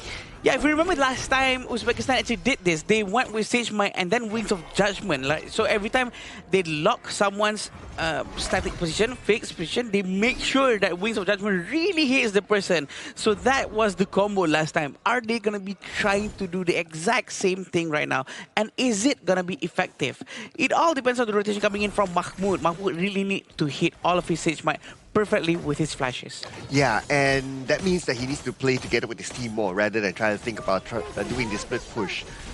Looking for that opportunity will not be easy though. I mean, you also have a good amount of sustain from Philippines, especially with Charles as well. Yeah. Let's see what will happen here at the Tyrant. And the Philippines, they will start it off. 50% health left for the Tyrant. And Uzbekistan, they will go in, but Justin will get the smite in. There's not enough time for them to go in actually, but look at Jamie, he's very ready. He's still keeping his ultimate for sure. I still think that Uzbekistan needs to be a little bit more aggressive to try and steal that Tyrant. It seems almost as if they just let it go. Let it go? Let it go. Let it go. Yeah, but can't say that anymore. Wow, I like that. But to be fair, if you can't think about it, we did talk about like, who else besides the Fuza? Who else besides Mahmoud do they have to engage? They don't have any secondary option. So without Mahmoud, they cannot go in. But here comes the Blazing Brilliance onto Mahmoud himself, and John will go on to take him down. Yeah, the Blazing Brilliance is so effective, so annoying. The cooldown is short as well, so it's going to be a very strong skill for him to have and to keep on using. We have Golden still destroying towers in the bottom tower. It's going to be a very quick one from him. Wings of Judgment is being shot non-stop, but there's nothing they can do because the minion is being blocked by the heroes. Oh, by the bottom, Akbar seems to be in trouble, but he does have that heal, so he'll be okay for now. Pressuring both sides is the Philippines. On the top, on the bottom, now they are looking at the middle. The moment Team Philippines, they get the middle, they will have absolute access into the jungle. Yes, for sure, and Justin actually has one of the most gold right now. They have to be careful with Kong Ming. His damage explosive. He's gonna be more careful. Blazing Brilliance. Jeremy! They're gonna get his world back as well, and they're gonna get Farouk too. There's nothing they can do. Invincible Warrior is not enough to tank all that damage. And even underneath the tower is not enough. You blink and you miss it moment, Adam. The moment they just like, okay, you hear that, you just need to hear that flash, and everything ends. Right? And everything ends. That's what Chemi always does, right? You really have to be careful of his positioning. So when we have Dharma on the enemy side, what we usually do is try to spread out just a little bit based on how wide his ultimate is. So at most he can get 2. That's the idea. But to actually practice that and really practice that inside the match ourselves is actually quite difficult because everyone is constantly running around, changing their positionings. So it's going to be quite hard for them. Yeah, and also how quick your teammates can react, right? Yeah, the moment you hear that flash, he goes in. Whether he catches or not, you know what to do after that. There's so many things to consider in that split-second moment. But that's the advantage of if you have played together in the same club for quite a while right now, right? And to execute all these things is something that you probably practice as a bread and butter every day. Yeah, chemistry is huge. But here we go, another Blazing Brilliance. Oh, Blazing Brilliance beautifully executed from the back. And then we get Farouk. Now, without Farouk, who else is there to tank for them? That's the question. Mahmoud really have to prepare for this. He have to carry the weight, thanking for the entire team. But is he gonna try to lock someone down at the back line? That is the question. He's coming in, but he's still trying to play it safe. Winning strategy. Not enough damage, but that's okay. That's not going to be the objective of Team Philippines right now. They're looking at taking down the tower. They managed to catch one. Are they able to get at least one trade back? The answer is coming soon, but no, not yet. And looks like Chami is the one to go all the way to the back line to get a trade back instead. Charles is actually alive. Everyone else did not manage to help him focus down towards Charles. And Charles will be able to do a recall. He will go back to the base and heal up first. But Umijan and Mahmoud becomes the collateral in this situation. And we have to be aware, 10,000 gold in front with 8 versus 0. He must have been able to walk out of the tower right. shooting range, right? Probably. Yeah, But I saw the circle was exactly inside within the tower range. Probably someone else actually went in and hit the hero to proc the tower towards him. Okay, let's see what will happen. Speaking about hitting heroes are happening on top, and Mahmoud will not be able to survive that one, and they're looking for more. 2 left at the top, and Team Philippines are looking to clean up here underneath the tower. It's not going to be a problem for them to clean up that hot streak. A very clean and initiation coming in from Jamie. He's actually initiated that one. A very clean move. Is he going to go in and do the same thing again? A great punch coming in from Jamie. Wings of Judgment is being shot non-stop, and Philippines will take game 2. Back-to-back clean victories coming in for the Team Filipino squad. The Philippines take a clean set in the opening match coming in for day 5 of our Asian Games qualifiers here. And this is the Chami effect. That Dharma into John's Angela perfectly synchronized with every single troop into a Blazing Brilliance. Yeah, it almost feels like every time you hear the flash, right, from Chami, you hear that sound. It's like it's already like behind somewhere, getting somewhere, and after that 1 second, it's like gone. Whoever he catches, I believe in this game, whoever he catches, automatic gone. Yeah, automatic gone. Yeah, I think he is always ready to do it, and that's what he's born for, using the Dharma. He's so good. It seems like almost natural for him to always consistently go and get multiple people at the same time. But that's the thing, right? When there's a Dharma on the enemy side of the team, you can never actually stick close enough because Sagi asked me just now, what would I advise my team? Stay closer and rotate together. That sort of backfired now, didn't it? Well, they sort of heard you and they're like, okay, you like to stick up? Okay, let's drop into Dharma and we'll be probably catching you in different angles here. And he was very proactive, right, Chami? He was in the early game, found the first few takedowns, especially on the Kaiser, in the enemy jungle, under the influence of the Invincible Warrior and the 15% damage reduction taken if you are fighting in your own jungle. And they still managed to take down the Kaiser without the Blazing Brilliance. The Angela on jump was only level 3. Yeah, but to be fair, he had like 3 other teammates of him to help him out. But also credit to the Kaiser, right? Like he held on that very, very long. I was like, is he able to really tank out 4 heroes? Well, he didn't, but credit to him. Yeah, well, Kaiser has a lot of weakness as well because any of those, what would we say, burst damage coming in from anyone will be able to deal a lot of damage coming in into Kaiser. Exactly, right? I do think that that's definitely a good point coming in for the side of the Kaiser that we all mentioned there just now. They did try to push in the effort coming in with the Dolia Kaiser, which, like we mentioned here, if you have no real crowd control to make Philippines stay near you in team fights, they're just gonna be back off. Okay, like that's 7 seconds. Another Invisible Warrior. Okay, that's another 7 seconds. It's up. Okay, it's our time. Yeah, it's almost like, okay, why they want to try to get the Kaiser early on, right? It's also because they want to try to bait out those Invisible Warriors. Because they know that based on the draft, like even we discussed this, right? There's no secondary tank, right? You may say that, okay, maybe the Fuser can be the secondary tank. Yes, and he has to be the secondary tank. But that also means that Fuser cannot do like the split push thing. Yeah. So by just harassing the Kaiser, it'll force the Fuser to come together to a team and they don't need to worry about any split pushing. Yeah, and yeah, again, Kaiser is sometimes quite weak against heroes that has one huge damage projectile coming towards him, such as Kongming, right? Because the Blazing Brilliance can be countered quite easily, but Kongming's damage is not easy to be handled with. Chami's ultimate is not easy for him to handle with, so there are a few things that he really have to be careful about. But ultimately, he's not a tank, but he's a skill-based tank. He is only a tank if he has his ultimate. That's true, and you gotta give props to Team Philippines, right? Yes, it was a really clean game, but if you were to point out the important factor that allowed them to really make this game smooth and seamless, Chami, John, and also Charles. These 3 players were in almost every single play. The setups, the crowd control, the combo connections by them was just really beautiful. I noticed something with the items, right? So the Fuser did not buy first item Sparkforge Dagger as compared to before. That means that he didn't plan to like do the split push game anyway. Oh yeah. Yeah, that means based on the itemization, he plans or they plan to play together from the start. By the way, Sagi, what happened? Because from what I understand, Fuser is actually a hero that really prioritizes the item Glacial Buckler to really make good use of the second skill, to really, you know, have that damage reduction over and over again. But seems like nowadays, every time we see a Fuser, it's either using this Frigid Charge or Spark Forge first. I think it's coming down to which enemy that you're actually going up against, right? Because Dharma has a lot of crowd control, and when you get crowd control, when you bought the Frigid Charge, you can get that small shield that actually benefits Fuzi, who has like a relatively lower health bar due to the fact that you need to keep spamming your spell too for those resets. Right, and there's also a little bit of a resistance coming in for any crowd control, right? Probably 7.5% coming in from Frigid Charge. That makes sense. You know what? That makes sense going up against Dharma.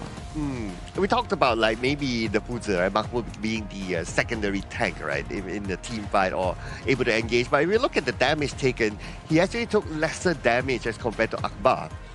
Akbar as a Dolia, you don't want to be putting yourself in the position to be like, okay, I'm the one that absorbs everything because this is a utility sort of hero. You're going to try to stay clear and support your teammates around. It's difficult as well, right? If you're thinking about this sort of situations here, when Mahmoud has to be settling the side lanes before they come for the team fight, then the front two is likely Farouk and also Akbar. When Farouk is down, the next line of defense comes to Akbar on the Dolia. And then you're looking like, okay, that's a Diadea. That's the Angela. That's a lot of damage here. Can we actually sustain against that? Because when you can't, this is exactly what's going to happen. 8 minutes and you're going to be seeing a 13,000 goal lead generated by the Philippine squad. Yeah, definitely they snowball into that, and the advantage that they had coming in from early on really helps them with this, especially with that first team fight coming in at the Crimson Golden area. Yeah, the goal graph really showed the way they play this now. It's a steamroll. Yeah, I mean, it's a clean game, right? Clean KDA.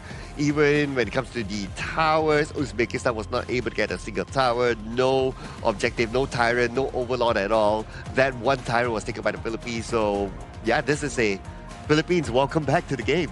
It's a quick game in general thus far coming in from Team Philippines. After taking that Uzbekistan, the final opponent will be Team Indonesia, which we will be witnessing at the, I think, 9th day of our Asian Games Esports Qualifiers. But that's for a later day, 8th day. Yeah. So for this upcoming play that you are seeing right now, this was 4 players piling on towards Farouk. And it took them quite a while to actually take him down. And all these highlights were started by Chammy once engaged on the Truth Mantra into John's subsequent follow-up with the Blazing Brilliance here. I believe this play is so as well. Chammy 1 going in with the Spell 1 flash going into the backline. Truth 2 into the wall, and John just piling up the damage. Yeah, the sequencing in this thing right from the Philippines, they are so good with Chammy go in first and then John follow up with something, and then Justin just try to finish everyone off, and Golden D just do what he does during the team fight, really position himself very well, and they keep on doing this over and over again with Chammy. So we do know that Chammy is extremely well prepared for this. Okay, I was putting attention to the bottom tower fight, right? Yeah. Like, so I noticed that, okay, there was that small part where you can, like, walk out of the tower range. Yes. Yeah, and that's how they survive. Oh, he managed to actually touch that small part. Yeah, touch that small. Very, very small. It's like a very clutch aggro reset coming in for the side of Charles to actually survive in that little moment. And this is a rather clean game. 13-0 at 8 minutes and 42 seconds, and Chammy won. The one and only, this guy was everywhere on towards the gorge on that Dharma. Yeah, 308, no death whatsoever, 16.8% damage coming in from him. I thought it's gonna be Komi is gonna be getting the MVP because of damage coming in from him, right? But it seems like because of this initiation, which helps the entire team to actually win team fights. Respect ban his Dharma, man. Yeah, you gotta respect his Dharma. Every time we watch international tournaments or even in the Asian Games qualifiers, his Dharma is really active in the map with those plays. And it's not easy to actually pull this off, right? Because the AoE of the ultimate, well, is relatively not too big, and the distance of your dash for your first kill to be comboing with flash is very difficult to do. Very difficult. Yeah, and considering the flash is actually quite an expensive type of skill, right? The cooldown is quite significant. So if you sort of use it but you miss it, they'll be like, But based on how Chammy uses it, he has never missed his target. Like every time you hear the flash, it's like somebody's going to go. Really efficient with it, right? The Yeah, accuracy on a formless mantra into the flash has been really high in finding not just one, but multiple plays which earned him the MVP title just now. So for this win that Philippines has received against Uzbekistan, they're currently 3-0 in the standings, which guarantees them the slot going into the main tournament. Yeah, and then this is going to be a very, very big problem for anyone going up against Philippines. I think they really have to start respecting the Dharma a lot. They really have to start banning the hero out. Yeah, and we all know who their next opponent is going to be, right? Yeah. In Group A, so that's going to be really, really exciting. Who is it? It's going to be Indonesia. I mean, Indonesia? We're going to have to wait until day 8 of the Asian Games Esports Qualifiers to actually be able to watch Philippines go up against Indonesia. You know, it's a grudge match between two regions where they're like, okay, long rivals, buddies, but you know, on the internet, netizens, they want that pride for their own regions. Like, okay, we qualify for the main event. The next upcoming one is for Indonesia and Philippines to duke it out to see who is the better region, at the very least for this event. Because why this Asian Game Qualifiers is so hot, it's spicy. This is because like the Indonesian team, the players are actually a mix and match. Correct. So we can say it's like a dream team coming from the region. So they want to see, is this really the dream team? Is this potentially could be one of the strongest mix of players? Can they actually join in the same team and form the best team in the region? That's what they want to know. Yeah, because we have not seen that combination before, right? Like how far is their potential? So it will be a good testing ground here for them as well.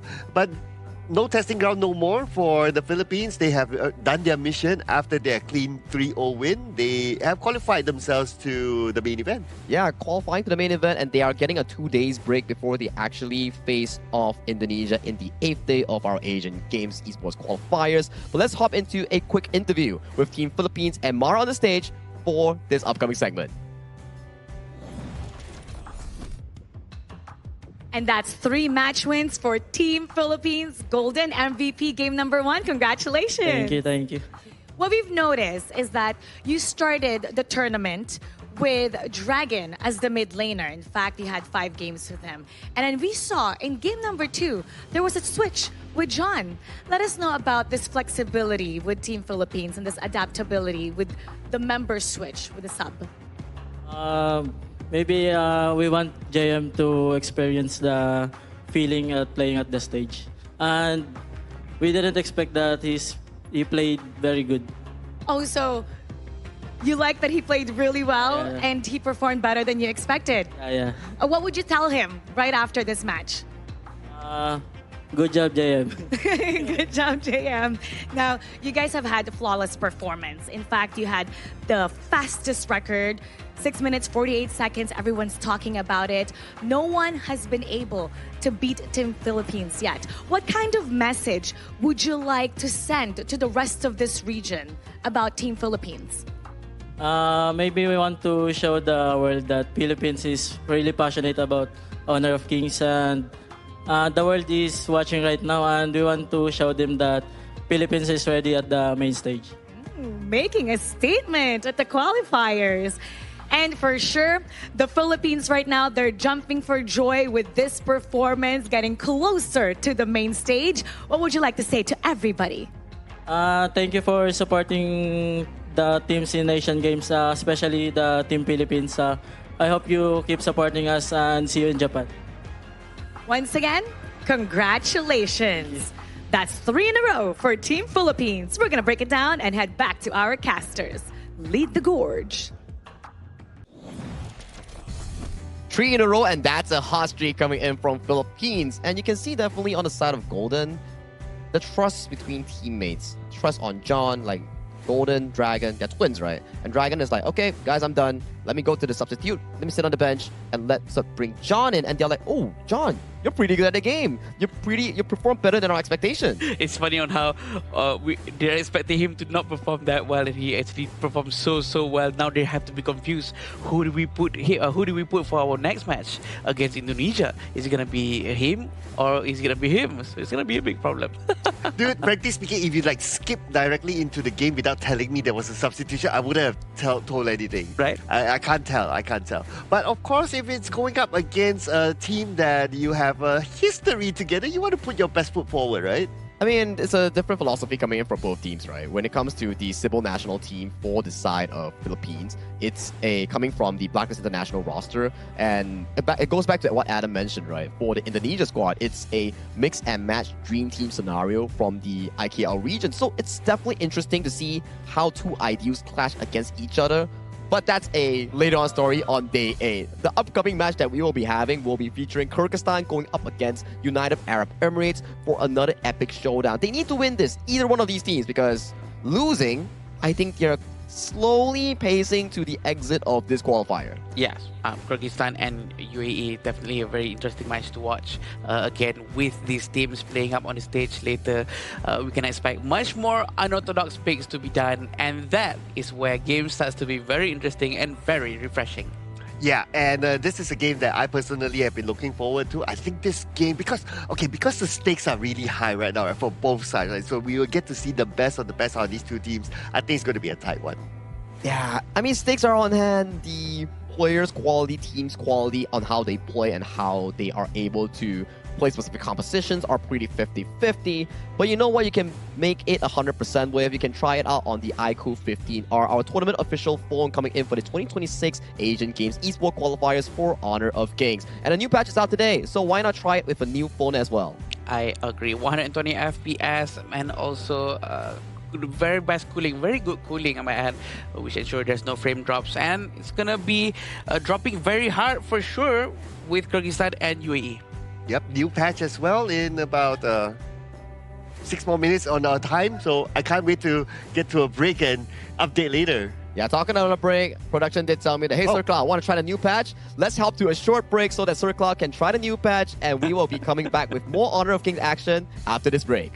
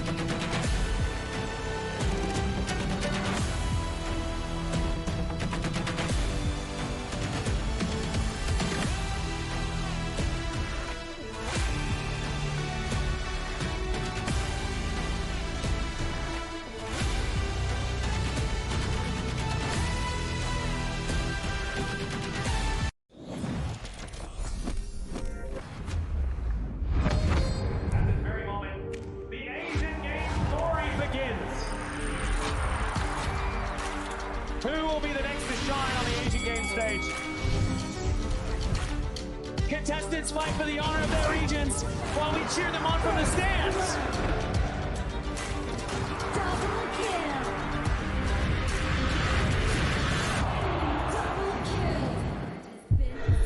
This is a challenge, but it is also an opportunity. The tide is turned.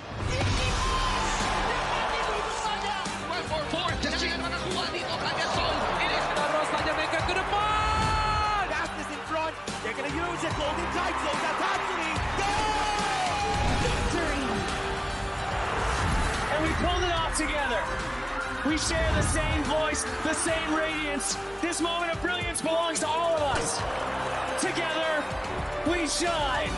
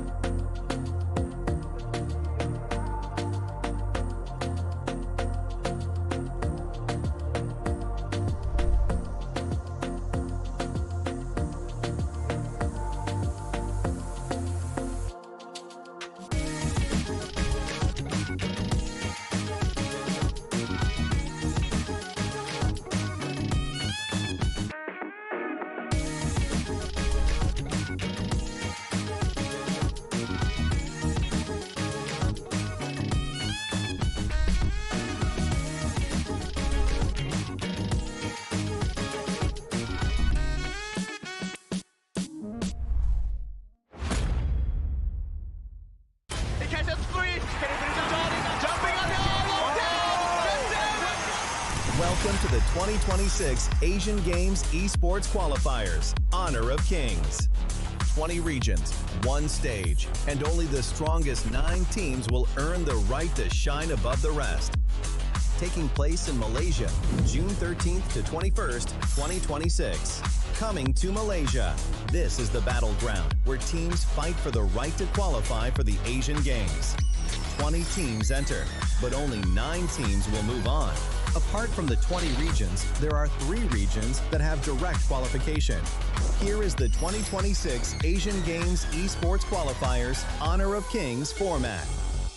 First, the 20 teams will split into 4 groups of 5. In each group, every team faces every other team once in a single round robin, with every match played in a best-of-3 format. That means every match matters. Every game matters. Every single point matters. The point system is simple. Win the match, earn 1 point. Lose the match, earn none. At the end of the group stage, teams are ranked by the total points they've collected. And from there, the road begins to shine. The top 2 teams from each group qualify directly to the Asian Games main event. That gives us 8 teams advancing straight out of groups. But for those not through yet, the light isn't out. The teams that finish 3rd in each group still have 1 more shot. They move into the last chance stage. There, they battle through one final BO3 single elimination bracket until 2 teams remain. The 2 teams will then face off in a BO3 match to claim the one final qualification slot. So in total, 9 teams will make it through, 8 from the group stage and 1 through the last chance stage. That is the rule. Now it is time to see who can rise through it. From across the world, regions gather here in Malaysia. 20 teams, and only 9 will qualify. The path is set. The stakes are clear. Together, we shine. Stay tuned, and we'll see you at the stage.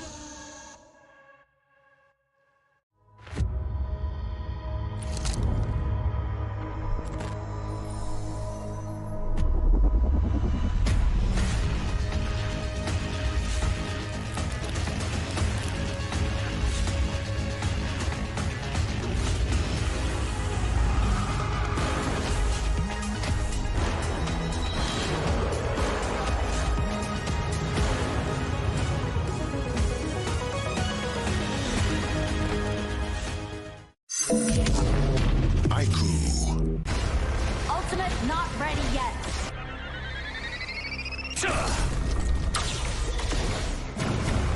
You have slain an enemy. My magic murmurs in ecstasy.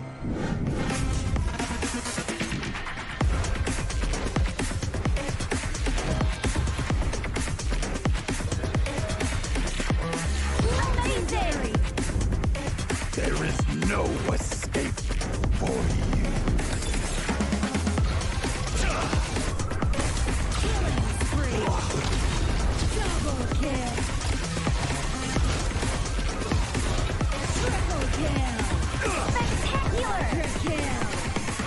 Don't worry. I'll be back for your life soon.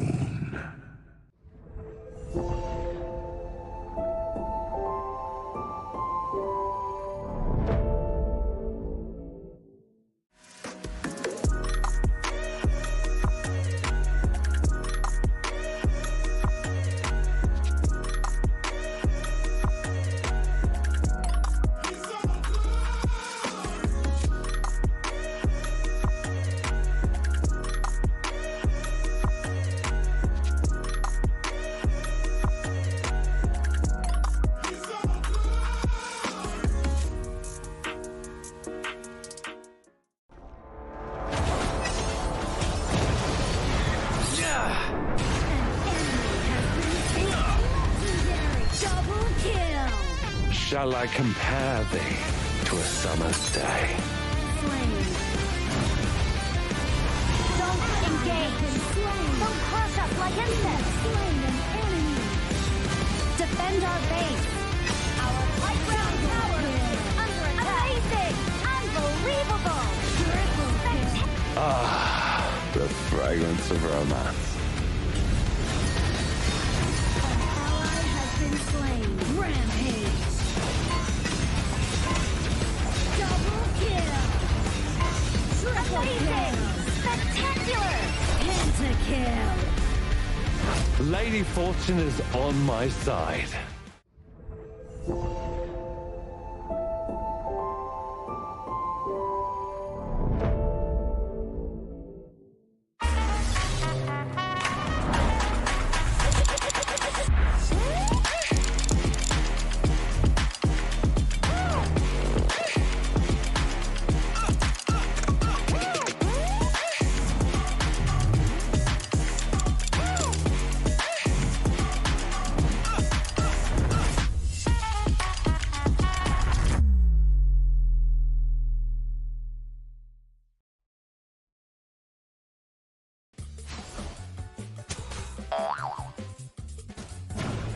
They tried.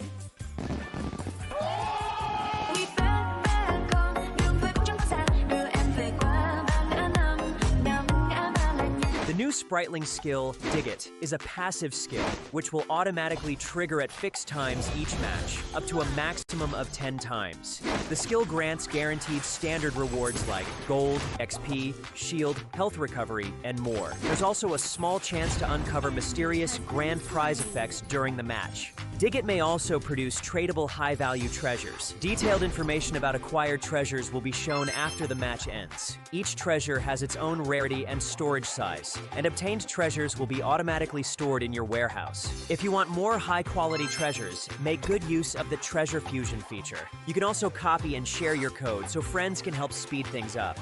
Treasures in your warehouse can be sold for event currency, which can be used to redeem skins, items, and other rewards on the event page. You'll even have a chance to win physical prizes like smartphones and cash. You can also spend event currency to bid on high-value rewards. The auction uses a hidden bidding system, where you can submit 2 bids for the same reward. The highest bidder wins, giving you even more ways to obtain rewards.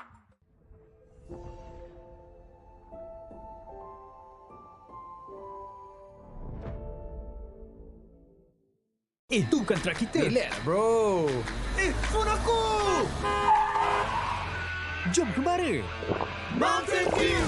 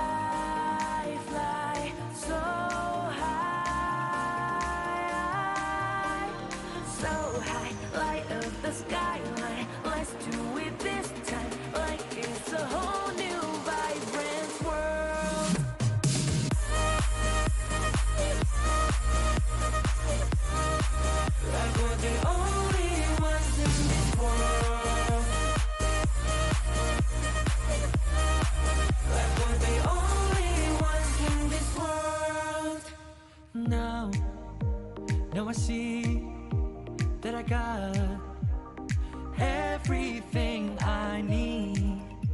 It's alright, I'm on fire, I'm alive, 'cause now I fly so high, so high, light up the skyline. Let's do it this time, like it's a whole new colorful world.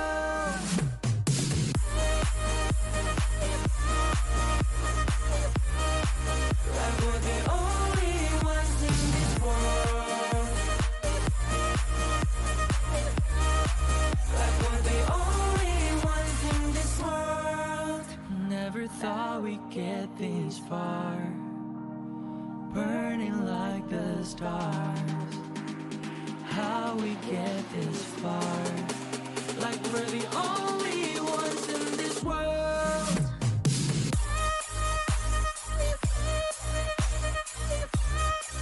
Like we're the only ones in this world.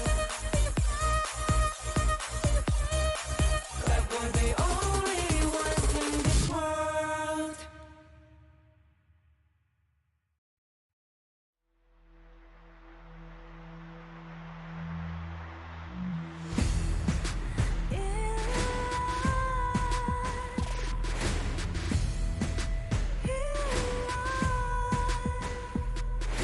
What's a life without its words? Compromising with what hurts inside, inside. When you let fear decide your fate, you don't choose which path to take in life.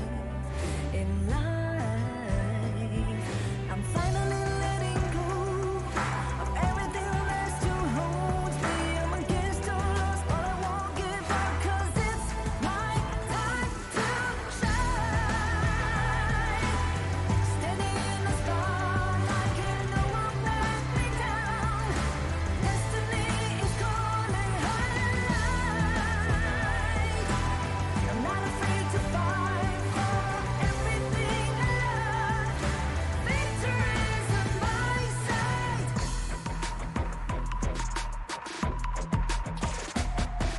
The more we lose, the more we gain. The more that nothing stays the same. In time, in time. Can't love ever, can't forget. What you see is what you get. Sometimes, sometimes. Gonna show the world tonight, the light that shines inside us. We're against all odds, but we won't give up, 'cause it's our time to shine.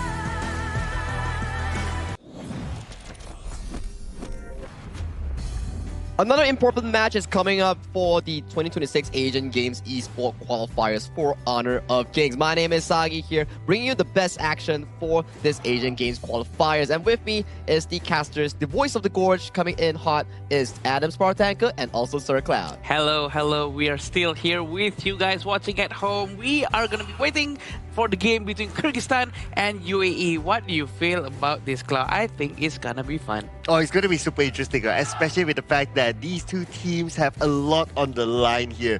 Every victory would mean a lot for their group standing. Yeah, to explain what Cloud was actually emphasizing on this, right? Because Kyrgyzstan, yeah, you know, they're 1-2, 1-1 if not mistaken, right? If they lose this, it's not the end of the world. Yeah. But if UAE loses this, they're 0-2 now.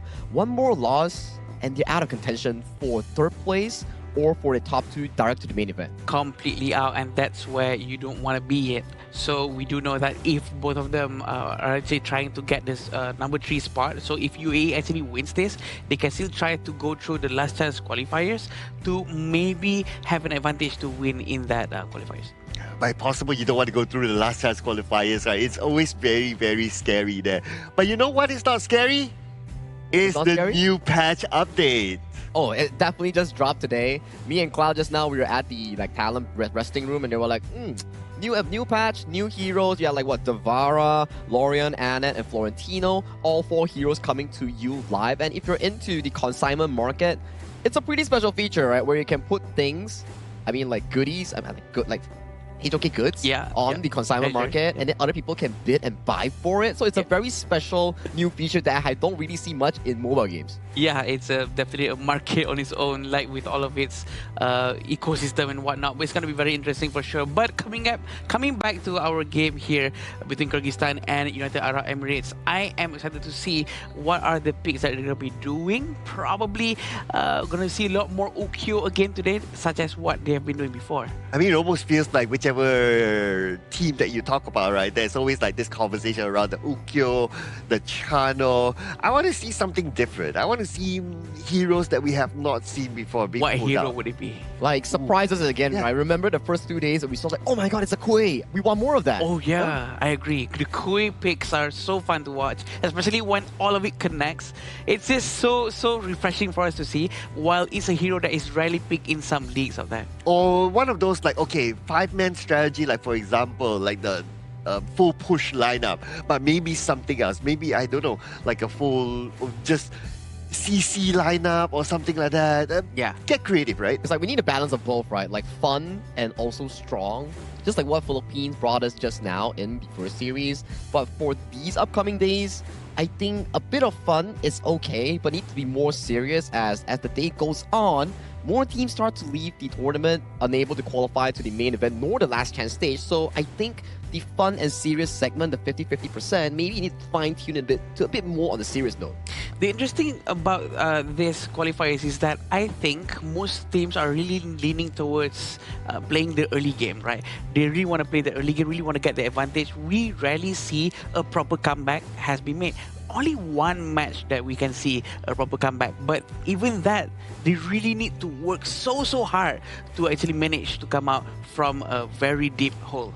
I think the proper comment that you mentioned just now was the Laos one that we saw, and the double fever barrage still etched in my brain. But I believe Kyrgyzstan and United Arab Emirates has a lot to say towards that, because they will be definitely bringing us more HOK actions. But first, let's welcome them to the stage with this video.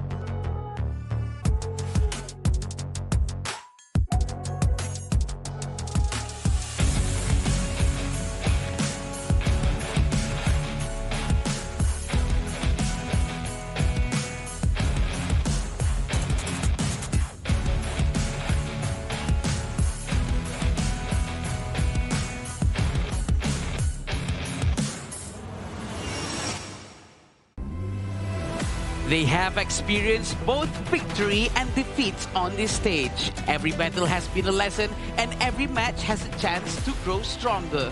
Now they step into the arena determined to continue their rise. Make some noise for Kyrgyzstan!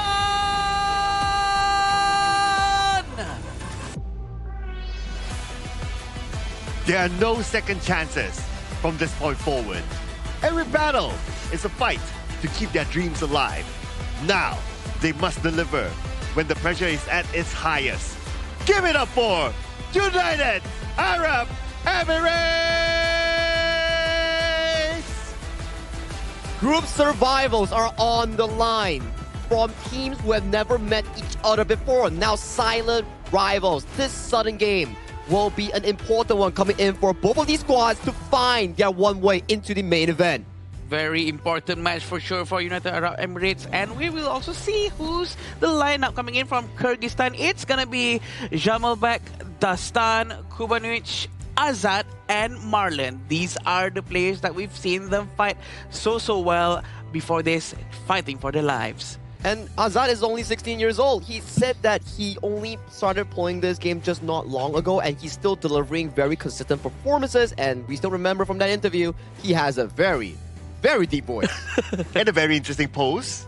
Yeah, I think he has the most memorable pose so far. Even on this, like, this shot, right? It's like, okay, everyone's like straight, and he's like, to the side. He wants to be different, and his gameplay is shown to be different inside the game as well, and that's how uniqueness brought him to be the MVP.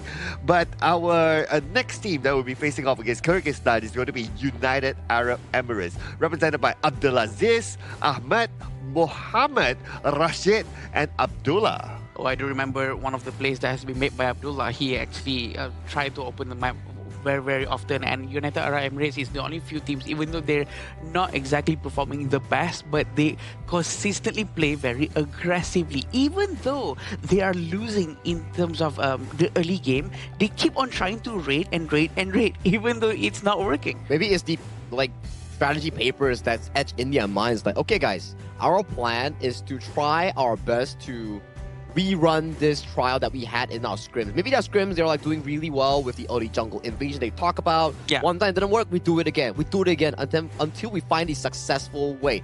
But that's a difficult route to be going down, because if one thing fails and you keep repeating it, it's probably a bit hard to find succession in that. Yeah.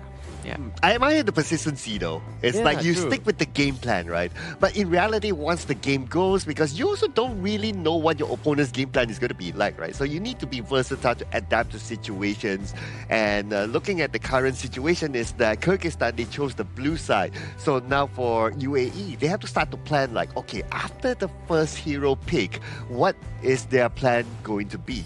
Now, we saw an interesting adaptation coming in from how Team Philippines drafted in the first series of the day, where if you're on the red side, you don't have to ban the patch OPs, where we saw the Ukatachibana, Guan Yu, Maestro, these are patch OPs alongside the channel here. So instead, you can utilize the red side, ban away some of the more or so played heroes by your opponent, and then look to take 2 more OPs that are available in the pool. So you don't always have to be banning OPs, because you're technically limiting to a trade-off between your opponents. That actually makes sense, because they are the ones who's going to be getting the next 2 best heroes, right? So you don't want to waste that slots given to you in the second or red side. And I think it's going to be very interesting as well on how Kyrgyzstan is going to be playing after this, because we do have like very, very young people playing on this team.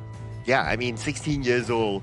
I don't even know what I was doing when I was 16, right? Yeah, and these players representing their country on this stage, it is an amazing story to tell. But what story will be told here in a ban and pick phase as we head on to it? And we're going to see Chano, as what we kind of discussed before this started, will be a hot contest. Kyrgyzstan always puts their priority always Azad, as we could see back in his MVP performance yesterday. He definitely deserved it, and he's back at it again with another Channel pick. One of the hot tournament picks so far in the tournament, has consistent laning phase and strong late game approach here. So for UAE, they need some sort of approach to find a channel in the backline, and I'm liking the Lapu Lapu pick here coming in from UAE. Oh, did you see that?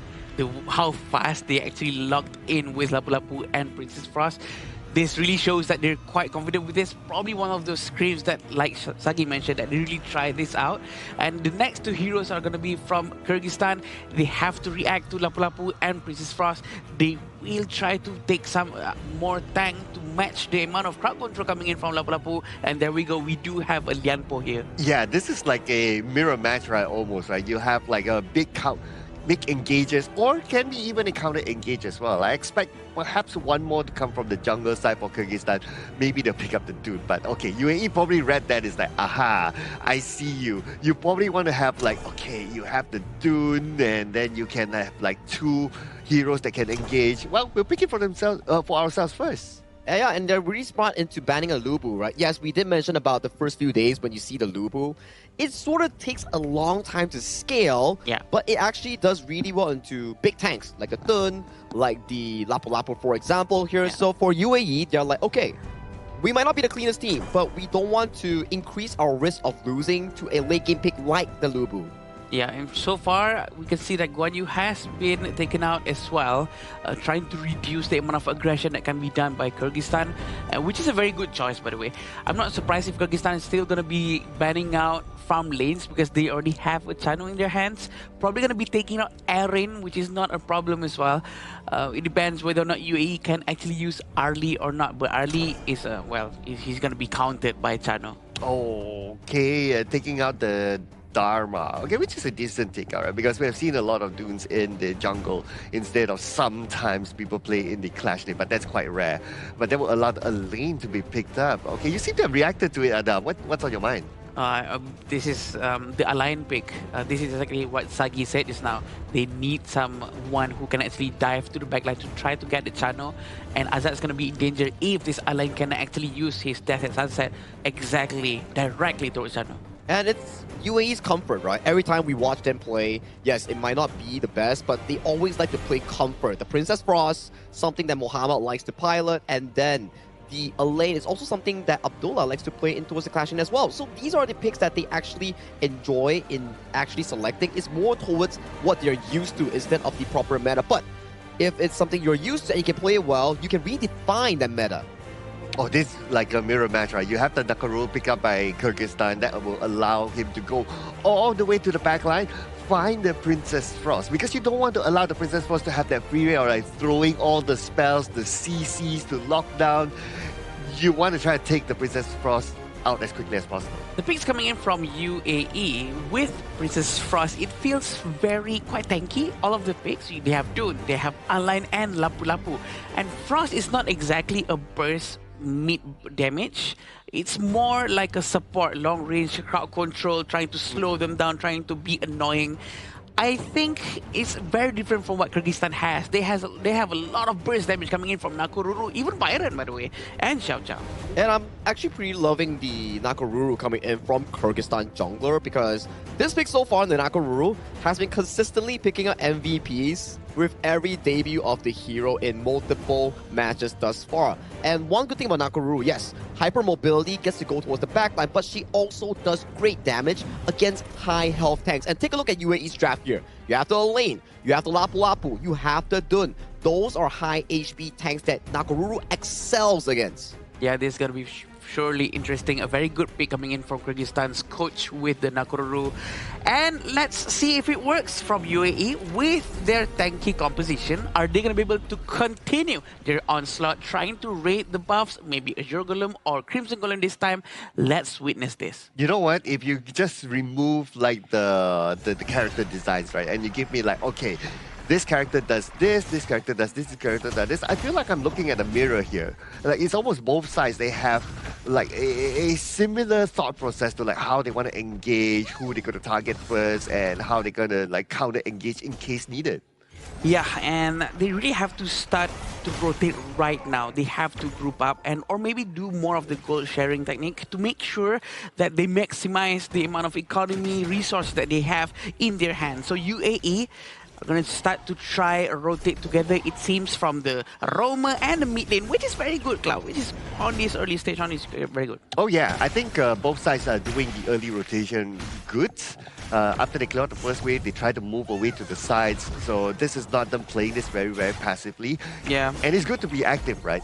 As long as you're active. Oh, wait, at the top. Ooh, that was close. Abdul Aziz was almost last hit. Almost. He almost actually went down with the damage coming in from the Byron. But we can see a little bit of an aggression coming in from Kyrgyzstan, trying to focus down on the UAE. But these are still grouping up very early on with the Princess Frost. They have to be careful with the Frigid Prison, because if it hits you, it's gonna stick. Yeah, and that's why it's important for Kyrgyzstan to try to take down the Princess Frost as quickly as possible, right? Because if it's like, yeah, you may think that, Princess Frost, I can deal with it later, but if it's just behind throwing all the spells, throwing all the CCs, then eventually it will be difficult to win fights. Oh, look at Lambo. He's gonna dive in, but he will pull back. Marlon playing very aggressively. Frigid Prison didn't hit anyone, but it's at least a good try to assume that there's someone inside that brush with Liampo. And I think they might start a new one this time. Oh, and this time Ahmed might be in trouble, but he managed to get to safety thanks to his teammates and also the tower that's close by as well. But good engagement there by Kyrgyzstan. They're showing they're playing this very actively, and now they're going to put focus onto the bottom. And both sides actually hitting there. Kyrgyzstan waiting inside.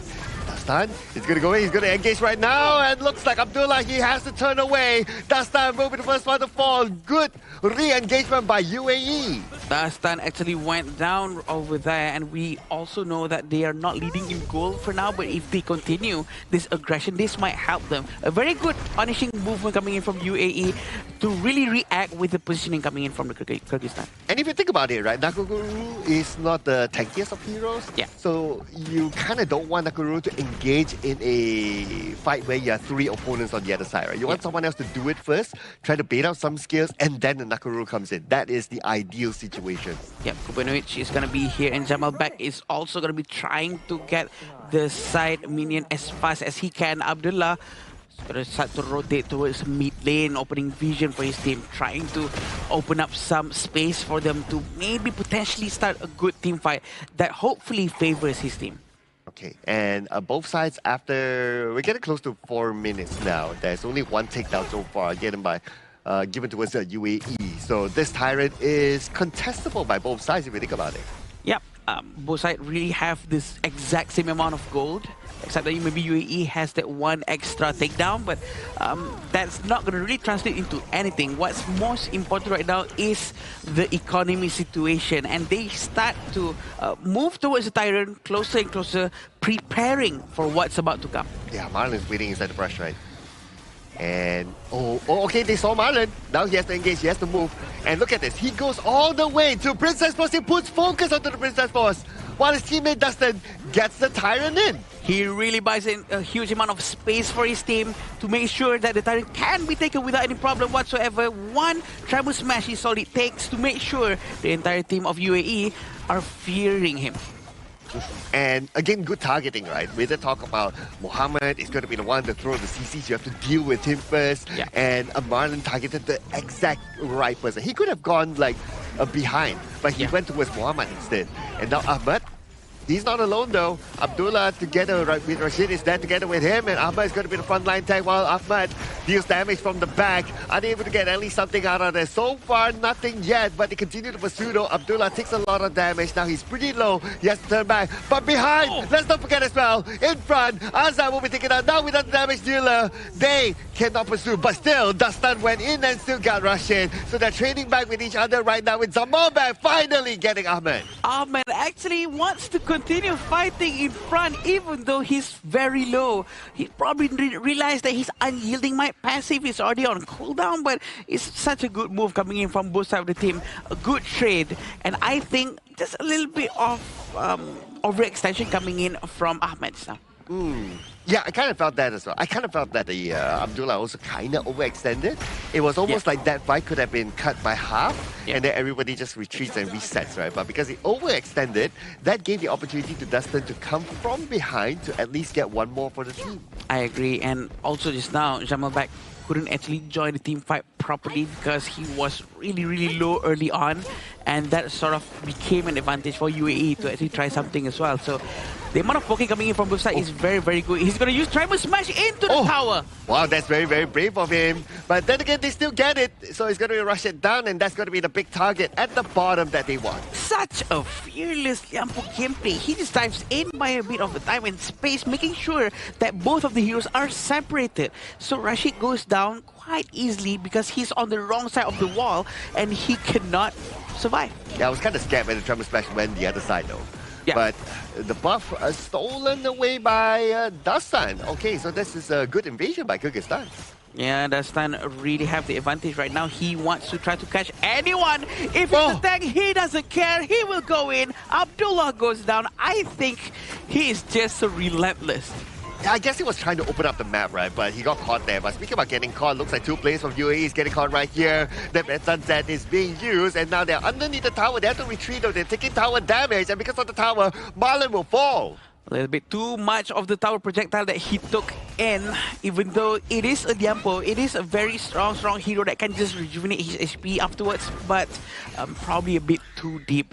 What can UAE do at this point is that they really have to try to slow down the tempo just a little bit, give more space for the Kosoyu to get all of his items so that he can actually do a lot more damage and play around his teammates. Yeah, in comparison of the 2 farm laners, right, the gap is like almost 2k if you think about it. And I like your point of saying that, okay, we have to buy space, we have to slow down the tempo for our Kosoyu to farm.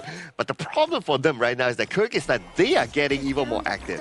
Yeah, and what I like to see, Cloud, is that maybe Align should actually try to join the team fight more, and by diving into the back line, that gives space for Dun from Ahmed to actually try to protect Rashid, protect Muhammad. I think that will be a lot more better for him rather than Dune going to the back line and Abdulaziz is trying to protect the team. Okay, Kyrgyzstan right now was a tyrant area, but they were engaged onto UAE. They saw Abdullah. The tank is currently down. They're looking for more. Rashid, the main damage dealer, is out as well. So now without the two players, UAE, they have to let go of the tyrant. A very quick assassination coming in from Kyrgyzstan. Look at this, a very good knockup. They're trying to find the amount of damage. Muhammad is still in front. Muhammad is trying to help, but look behind them. Justin shows his skill, getting the kill. A very good move coming in from him. Man, where did he come from though? Now Ahmed, he has to leave this tower. He cannot protect it anymore. He might even have to leave the second tower. His other teammate is still kind of busy up there. And speaking of Abdulaziz, right now Abdulaziz down to the last stick of health and Dustin almost got him. But because Ahmed, he still stood at his tower, he gets taken out. Now Abdullah is the one to have to retreat. I don't think that he should use his ultimate over there. And he's gonna go down right now, but he manages to survive. Wow. He used his Raging Sea when his teammate is actually quite far, Cloud. I think that's a bit of a waste. Oh, but here comes the Death at Sunset though. Going all the way to the back line. Azar is going to be the target. But Azar managed to flash away to safety and now his teammates will back him up. And that's how they got the counter on the Abdulaziz. Abdullah really needs to go back again once more to replenish his HP. And they have to reset their game. They have to reset their positionings. They have to try to get a lot of resources right now, or else they will get stuck in the base afterwards and cannot come out. This is the only chance because Kyrgyzstan is still busy trying to clear their own resources. Oh, and Kyrgyzstan, right now, they can focus onto the top because the rest of them, they have good control right this moment. But UAE, they're coming out as a 4. Yeah, they're looking for an engagement, I guess. Yeah, they are. They're trying to play around the brushes for sure. And the tower will go down for now. Ahmed is going to try to get the Azure Golem as fast as he can. But look at Dastan. His awareness. He really wants to make sure that they are choked out. They are suffocated. Cannot get enough resources out of their own jungle. Oh no, Ahmed caught outside. And Ahmed now taking a lot of damage. He will be eliminated by Marlon. And without Ahmed, now they're dependent on Abdullah as the main tank. Abdulaziz shows up from the side, but Abdulaziz, oh no, he came in alone. I was kind of scared there, but then he managed to retreat. But can't say the same for Rashid though. Rashid still went down, and Abdullah, final tank standing, will be taken out as well. A very good fight coming in from Kyrgyzstan. Are they going to try to focus down? They're still diving in, and the frost goes down. Abdulaziz is going to go down, but he's still okay. He managed to get into the fountain, but here comes the Vanguard, and Kyrgyzstan takes the game. I would say it's a very back and forth game coming in from both teams, but it came down to the 5v5s. It came down to the skirmishes. Kyrgyzstan definitely take more of the winnings here in those exchanges here. We're well played and a good opening game coming in from Kyrgyzstan after a short one. Oh, very well played, I must say. I think both sides really played this well. Based on the draft, we do see their idea. We can kind of imagine, like, okay, how they want to execute things and all that. And at some point, I did mention inside the game, I feel like I'm watching a mirror match, right? It almost feels like, okay, they both have a similar sort of idea. Now, if you have the same idea, it's really down to execution and who's going to be more efficient in their gameplay. And Kyrgyzstan, to me, had the most efficient type of style. Yeah, and I agree with you. It's almost like it's mirrored, and the way they both play, they have the same idea. It all goes down to execution at that point. Who gets to the back line first? Who's protecting the team? And you know what? It's a very close game. I would say it's really close, right? But I think the early game coming in from UAE, the Princess Frost successfully capturing the play coming in from Kyrgyzstan, freezing the Nakaruru, making sure that their invade was a bit too over-aggressive. But after that, I would say that the exchanges were okay up until they overextended. Then Marlon came in with the re-engage on the Liempo, and then the Nakaruru came piling in to get those easy pickups here. So, early game-wise, pretty okay for UAE, but it's just those plays. They can't overcommit, they can't dive. They just need to know when to pull back and when to go for those retreats. I do really like the textbook gameplay from the Nakaruru though.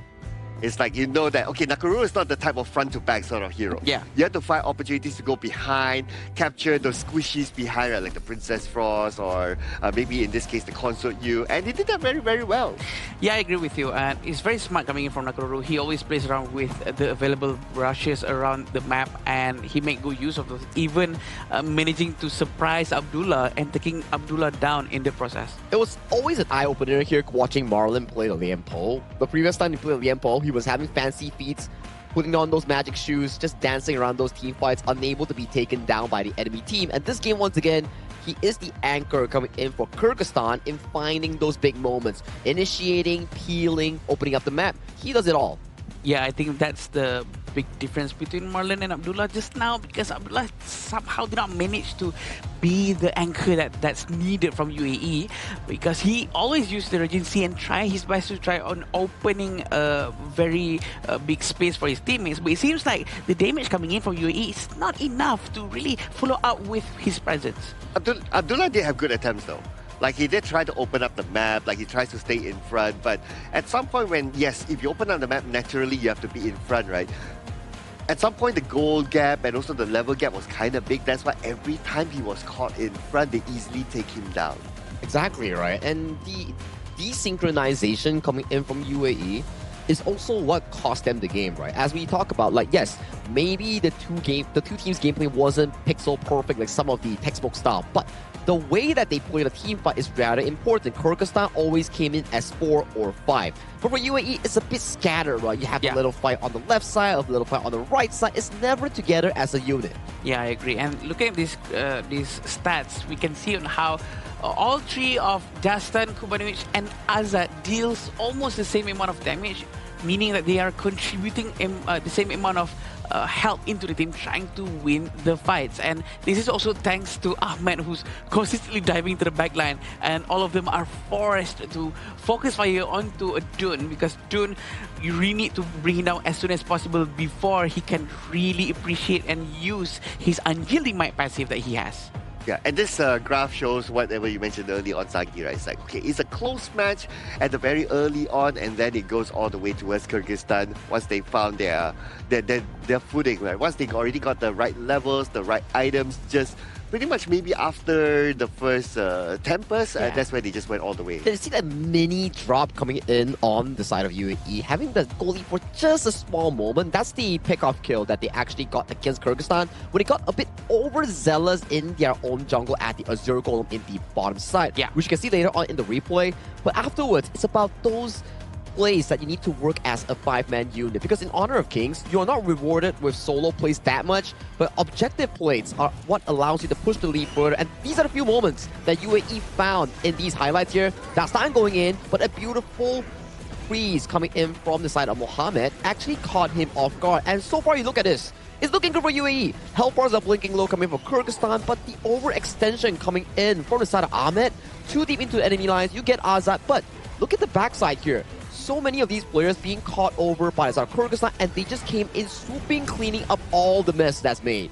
Yeah, even though he's quite low, he still goes in, and even though he actually managed to get one, it's probably not the best move he can make.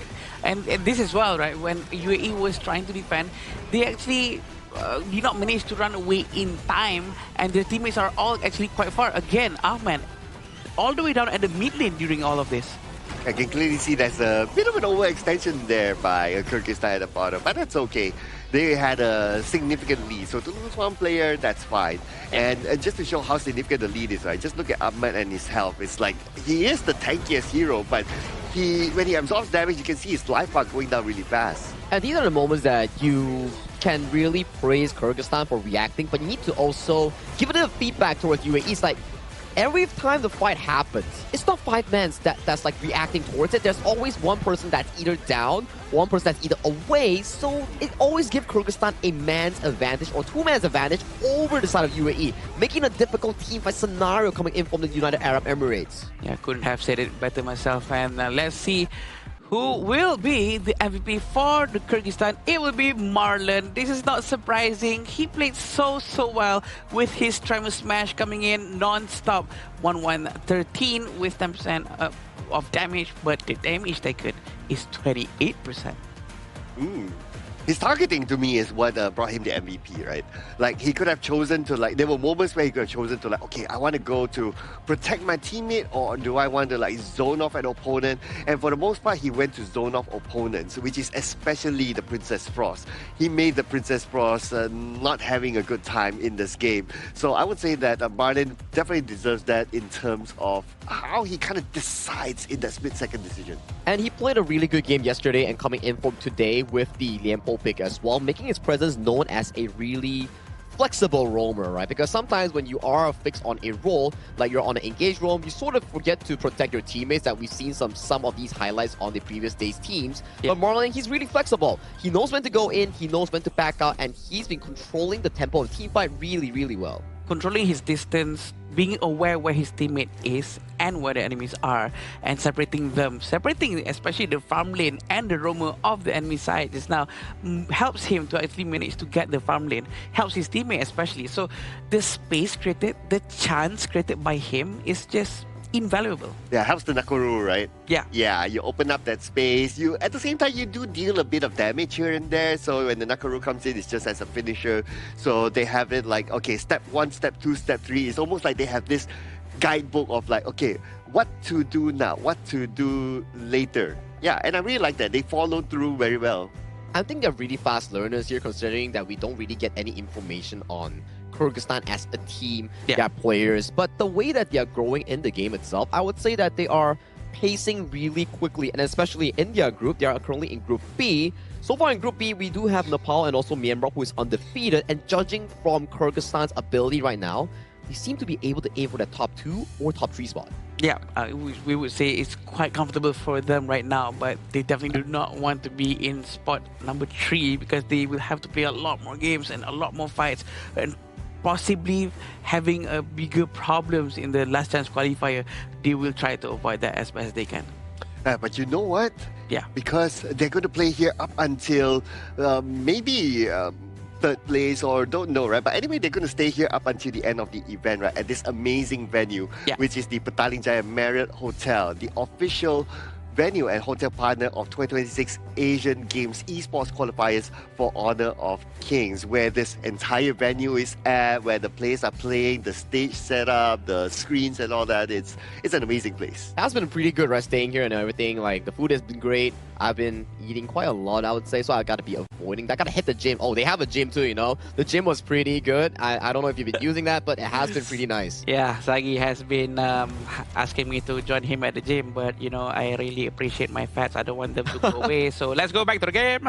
So let's jump back right into the game here. So Kyrgyzstan will be on the red side and UAE will be coming in for the blue side here. So what would UAE prioritize on that blue side? Will they be picking up the channel that has been having relevant success coming in from Kyrgyzstan?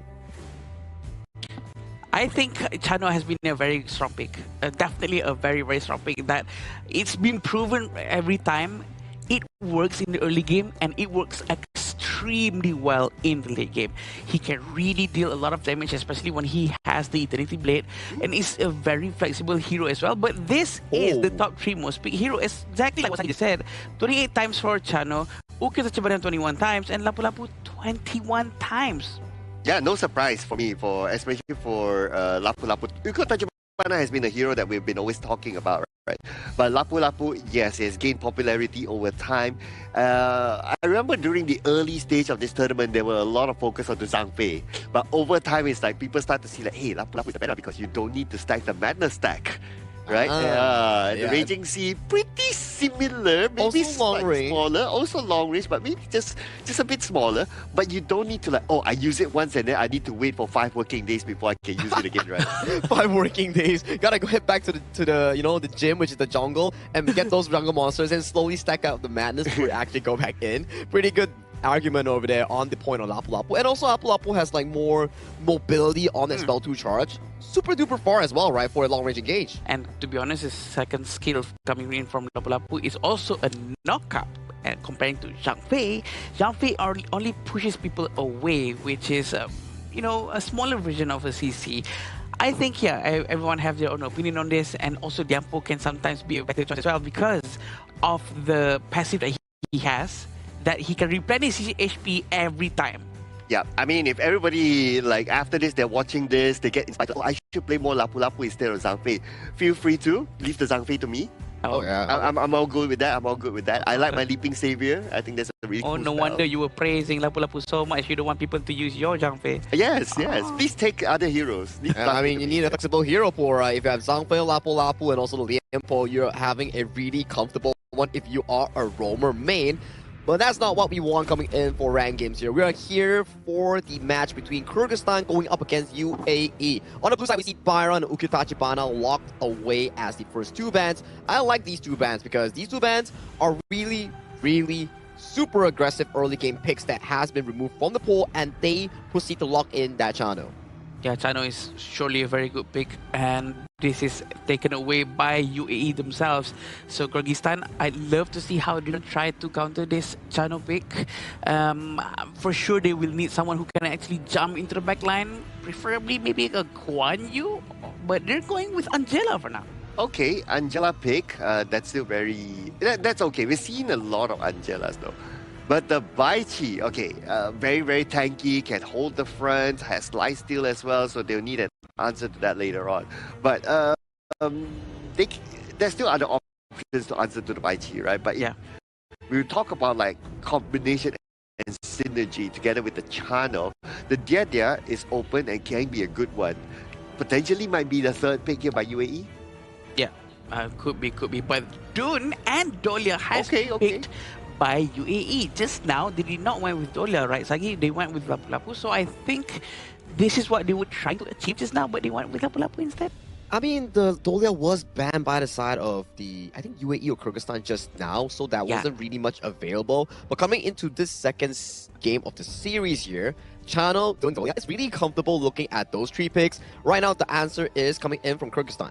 What kind of pick? Which is the whole one of the really reliable engaged heroes on that ultimate. Aside from having fantastic late game and also laning phase, Hoi is also one of the rare farm players that can engage for the team with that Burning Sun arrow. I agree. He can also focus on his lane only and focus on trying to push and clear as much minions as he can and taking down towers on his specific lane while trying to assist his teammates from very far away, which is a very good thing.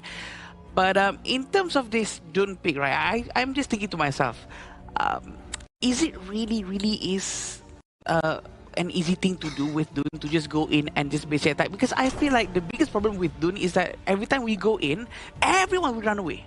And it's very hard to touch them with basic attack to really make good use of the Angeling Mine. Now that's where the Dolia comes in. Now you have double Unruly Blade, one to go in, one to go out, or two to double down and go in for more. Oh, that makes sense. That makes sense. Oh, double down and going for more. I like that one. And speaking about double down, right? I'm kind of thinking of like, it would be interesting if Kyrgyzstan picks a Kui now. Why? Kui, Hook, Burning Sun Arrow comes in. Oh, or Overlock, man. Or Burning Sun Arrow hits, then the Kui Hook comes in. Also works as well. Ooh. And then that's a Yaria we're looking at. This is the first Yaria. I think that's the first Yaria we're looking at. And Kyrgyzstan, for some reason, missed a ban on their third slot, but let's not focus too much on that. But he's still picking. It's yet to be... Oh, it's locked in already, that Yaria here. So UAE once again went back with the Princess Frost, a comfort coming in for Mohammed. But I'm pretty surprised with the Yaria pick here, coming in for Marlon. Yaria is usually paired with assassin heroes to really enhance the capability of an assassin hero. I think it's going to be very interesting here. Align has been picked by the UAE. Seems like they are very comfortable with these three heroes that they used previously, which is Dun, Frost, and Align. But it's going to be paired with a Hanshin. I think that's still pretty okay though, if you think about it. Like Yaria paired with the Hanshin, I think that's alright. Hanshin can also be the one to engage in front, can try to just hook whoever or just spike whoever who comes nearby, right, for them to engage and follow up. So I think that's not bad. A lot of mobility, especially here, and especially if the Yara is able to scale into that level 4 marker and start being the babysitter for either Azad or the side of Dastan. That's going to be providing a lot of value here. So the only thing that Kyrgyzstan needs to be careful right now, Yaria and also the Hanshin is not the best of the early game heroes here. True. The Dun has a very free early game in invading for those jungle resources, which is the prime gameplay that UAE likes to favor. Oh, exactly what Sagi said. It's almost as if they really want to try to do something over the side of the jungle of the Kyrgyzstan. It's going to be very interesting to see. But they are going to start to clear the minions first. This is a very proper laning phase from them, doing the gold sharing thing, Club. You know what? I just want to point out that we did ask for like, oh, we don't see new heroes. Well, we're already getting one here. So the Yaria is making his debut here at the Asian Game Qualifiers. how will it turn out though? Now, I think the Yaria, yeah, it's an okay pick. I don't think that is too much of an issue, right? I just kind of worry for like, okay, Azad, will he have that enough space for him to scale and farm till he gets the right items before he can actually fight? Because the Houyi is actually a late game hero. Very late game hero. And it's not easy for him to actually be in the farming phase because he cannot escape easily. All he has is his common skill, which is the flash. That his only lifeline. So I do think that if he can just stretch his game out towards the mid-game and the game could be in the hands of Kyrgyzstan easy. Okay, think about this, right? Because there's like, you still have the Princess Frost to deal with. Yeah. So you don't want to stay too near to the fight, if not you get CC as a Houyi, right? So the Sun Chaser will be a very important item. And normally the Sun Chaser is one of the last item that a Houyi buys. Which also means that before he can be really effective in team fights, he has to get that item, and that will take a while. Oh, it seems like they're trying to raid the buff, and he managed to steal the raid buff just like the Unruly Blade has been used. He's trying to punish them, but it's a bit too late. The damage reduction is already stopped because they are outside the jungle area now. I think a little bit too slow of a reaction coming in from the UAE. Yeah, they allowed Kazakhstan to get their buff, so that's one buff down. And Kazakhstan now knows that, okay, that's kind of like their timing. Maybe we can try to repeat again. So for the second time around, when it comes, UAE needs to be prepared for that. Marlon still over here with the Yaria. He's going to be sticking with Houyi first. And Azza is going to be taken care by Marlon. And I don't think he's going to be sticking with Azza at all. And Azza is going to be alone throughout the entire time because he has to be sticking with Dustin to help him do amazing rotations. And I do think that they're going to try to focus down towards the mid lane right now. Dustin is going to pull back just a little bit to clear jungle as much as he can. But anyway, right now, a lot of focus onto the middle. And here comes the Blazing Brilliance, and Kulich will get Abdullah. That's going to be the first strike for this round. Okay, and they're not done yet though. Dustin goes in and looks like Kazakhstan. Okay, they continue to jungle invade, and now because of that, after getting that first strike and getting a couple of jungle minions at the side, yeah, they're hit by a 1,000 gold. Yeah, and this is Kubanic is very brave to be right in front of Alain. Alain's not going to try to dive in for now. A very small amount of eliminations has been done here, Cloud. No one's going to try to force anything out just for now. And we can still see Rashid is still alone down there. It seems like Ahmed's rotation is getting faster and faster, a little bit quicker than before. We want to see a proper Unruly Blade reset coming in to start the fight very well. Yeah, speaking of starting the fight, looks like they might start it off right now. Someone coming from the side. Burning Sun Arrow did connect. Might connect out to the Dune. Not the target that they wanted. The Dune can still survive this one, but the Blazing Brilliance comes in. The Dune takes a lot of damage, but somehow he's still alive. Now the tower will give him extra protection, and he will live to tell the tale another day. Look at the bottom lane. They still managed to get one more. Dustin actually managed to go down because he was inside the tower for too long. And that's the advantage of using a Dune Cloud, because he has Unyielding Mind. Unyielding Mind always gives you a lot of HP rejuvenation, HP recovery every time you land a basic attack or any skill damaging whatsoever, as long as it's within that 3 to 5 seconds window that the passive activates. Okay, and the slight answer to that could be Kubanic already got his Venomous Staff, so might not be the direct answer, but at least there's still something to it, right? Yeah. And the next time they face off against Ahmed, that's where Ahmed will need to be aware of, like, okay, the item is ready. He needs to know what threshold of damage that he can absorb. But Burning Sun Arrow into the middle, and here comes someone back, diving in onto the back with the Blazing Brilliance all the way towards Muhammad, taking it down immediately. Abdulaziz fights back, and he gets 1.7. Zoma back down. So it looks like UAE, they got the most of the situation. Oh, Dastan's gonna go back in, but he is not gonna try to force it way too much. But again, the fight actually started off with Azad, and Azad manages to get Rashid down at the bottom lane with just 1v1 without the presence of his Burning Sun Arrow. His Burning Sun Arrow actually hits Princess Frost, and the follow-up from the Lay Waste with the Blazing Brilliance actually destroyed Muhammad just now, and they actually managed to get the kill. Very, very nice.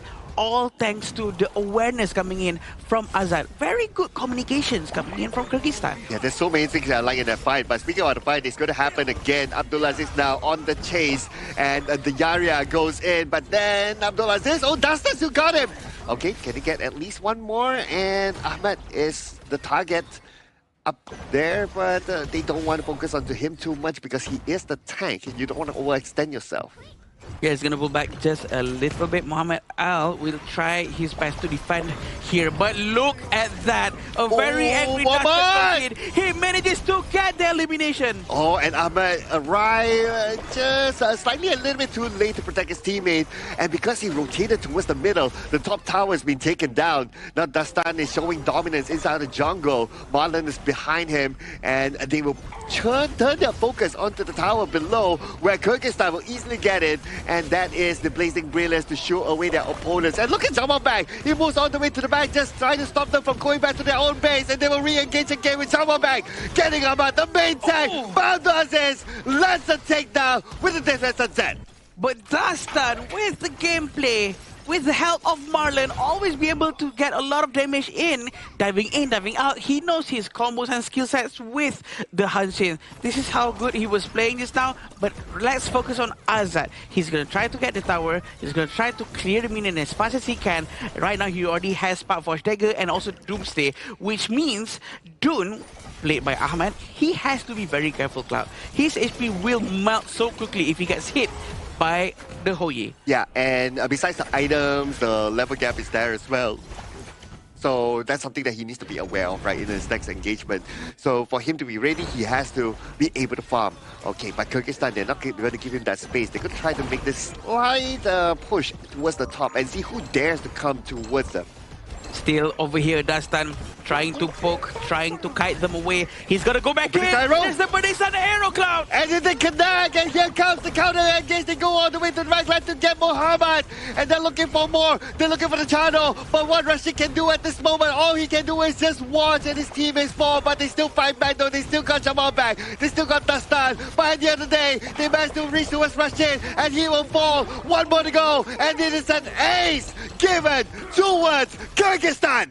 Triple strike coming in for Azad. He's going to destroy the next tower as well. A very good team fight coming in from him. The war started with him. The team fight ended with him as well. A very good move coming in for Kyrgyzstan. This is exactly what happened, yeah. The Burning Sun Arrow actually went in. The follow-up from Dastan actually manages to find a lot of damage into the entire UAE. And he's not stopping right there. Dastan really wants to go in, but he underestimated the fact that there's an execute coming in from Abdulaziz. But this is how well they actually did it. No one actually went towards Azad. No one has the Dastan in the UAE. Oh man, and that Burning Sun Arrow, it kickstart everything from there, right? It landed like at least on the two targets, splashed out, and they just U-turn from there. Great communications, they know exactly what to do. And because of that, they got that ace, and now the Tyrant is theirs, and now they have control of the bottom. They send Jamal back to be that bait at the top, just to open up a little bit more space. But now they have the right to move towards the middle. At least Jamal back is opening vision for his teammates so that his teammates know exactly where they are. And Ahmed is still at the jungle side in the top lane. The goal difference is 8,000 in front of UAE.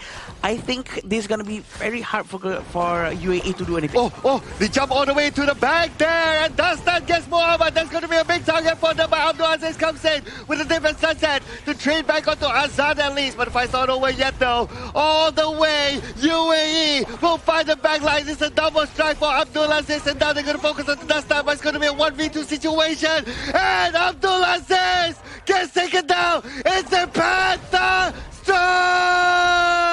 Panther Strike for Dastan. With the help of Marlon, he actually manages to annihilate the entire team. And the UAE is going to lose this one if they don't defend right now. He manages to let go of the ultimate. Oh, and they're looking to end this game right now. They should have enough time. Burning Sun Arrow arrives!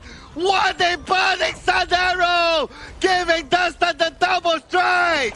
Dastan is still there, but he's going to lose his Roma. Dastan is still here. Is he going to go down? Oh, it depends on Ahmed. Where is the Celestial Mandy? He needs a new ultimate, but he cannot chase. Dastan is too quick. He manages to run away. The tree of Kyrgyzstan is still here, buying some time for Dastan to go back and get some HP. Oh man, that was intense. That was absolutely intense. From a penta strike to getting the burning sun arrow all the way from the base to land, that was crazy. Was crazy indeed. Blood Rage has been bought by Abdulaziz, giving them a lot more tankiness. We have to remember how actually Kyrgyzstan almost lost that team fight if not for Dastan's involvement just now. Oof, wow. And the game is not over yet though. Not yet. Yeah, Kyrgyzstan, they were not able to finish up the job because by that time, the players of UAE, they managed to come back onto the gorge and they defended their base. But now with Kyrgyzstan getting the Overlord, they're just waiting for it to arrive before they push again. Yeah, and 9,000 gold in front is probably going to be giving a lot of problems for UAE. They need to defend this as long as they can. Their winning condition is to try to give a lot of gold to Rashid, give a lot of time, and what they can do is that Princess Frost can just keep on putting Winter is here at the places where it is most important. Okay, now it's going to be really important for UAE to defend their base. This could be the final defense.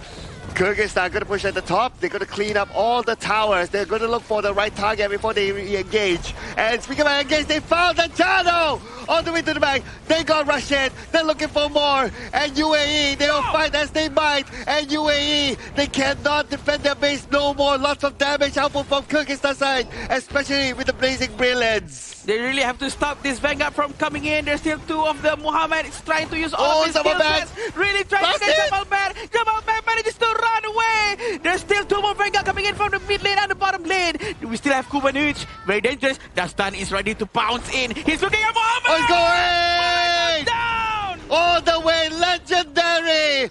And Kyrgyzstan claims a 2-0 win.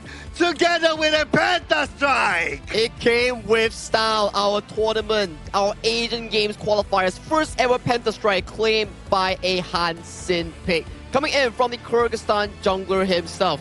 Very good game. And I would say it has been a magnificent game to watch. Magnificent for sure. It's like art. It's so beautiful whatever happened just now. And we have to remember UAE, they actually managed to defend very well as well. They actually tried to use the unline, put it to good use, and be brave, going to the back line, trying to find whoever is squishy, using execute. That's exactly what they did, and which is very, very nice. So Yaria, Hansin, nobody's gonna challenge that no more?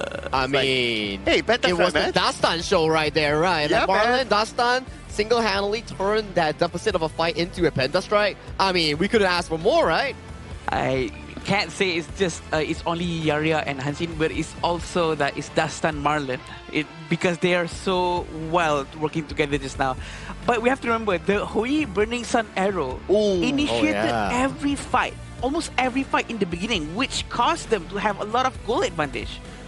It almost feels like what hero can Azar not play, right? It almost feels like, oh, you give him a more mobile type of hero like Chano, he can play. You give him like slightly more utility type of hero like a Hoi, he still can land those Burning Sun arrows. Man, hands down, man. I mean, they're very flexible, right? When we talk about hero pools and hero depth, Azad is definitely showing off his entire hero pool. Like, okay, Hoi locked in. Don't worry about it. My Burning Sun arrows will find a channel in the backline, setting up Dastan and Marlon into a straight beeline access in towards the backline. And if Dastan wasn't there, the Burning Sun arrow also connects to Angela for the subsequent combo here. So it's a very well thought out draft coming in from the Kyrgyzstan squad. Yeah, the combo, the communication is clear and it's reflected in their gameplay. Every time the Burning Sun hero hits, Angela is always ready. I think they know their combo very well. They've practiced this clearly because the cohesion from the team is just too smooth. It is part of the plan, right?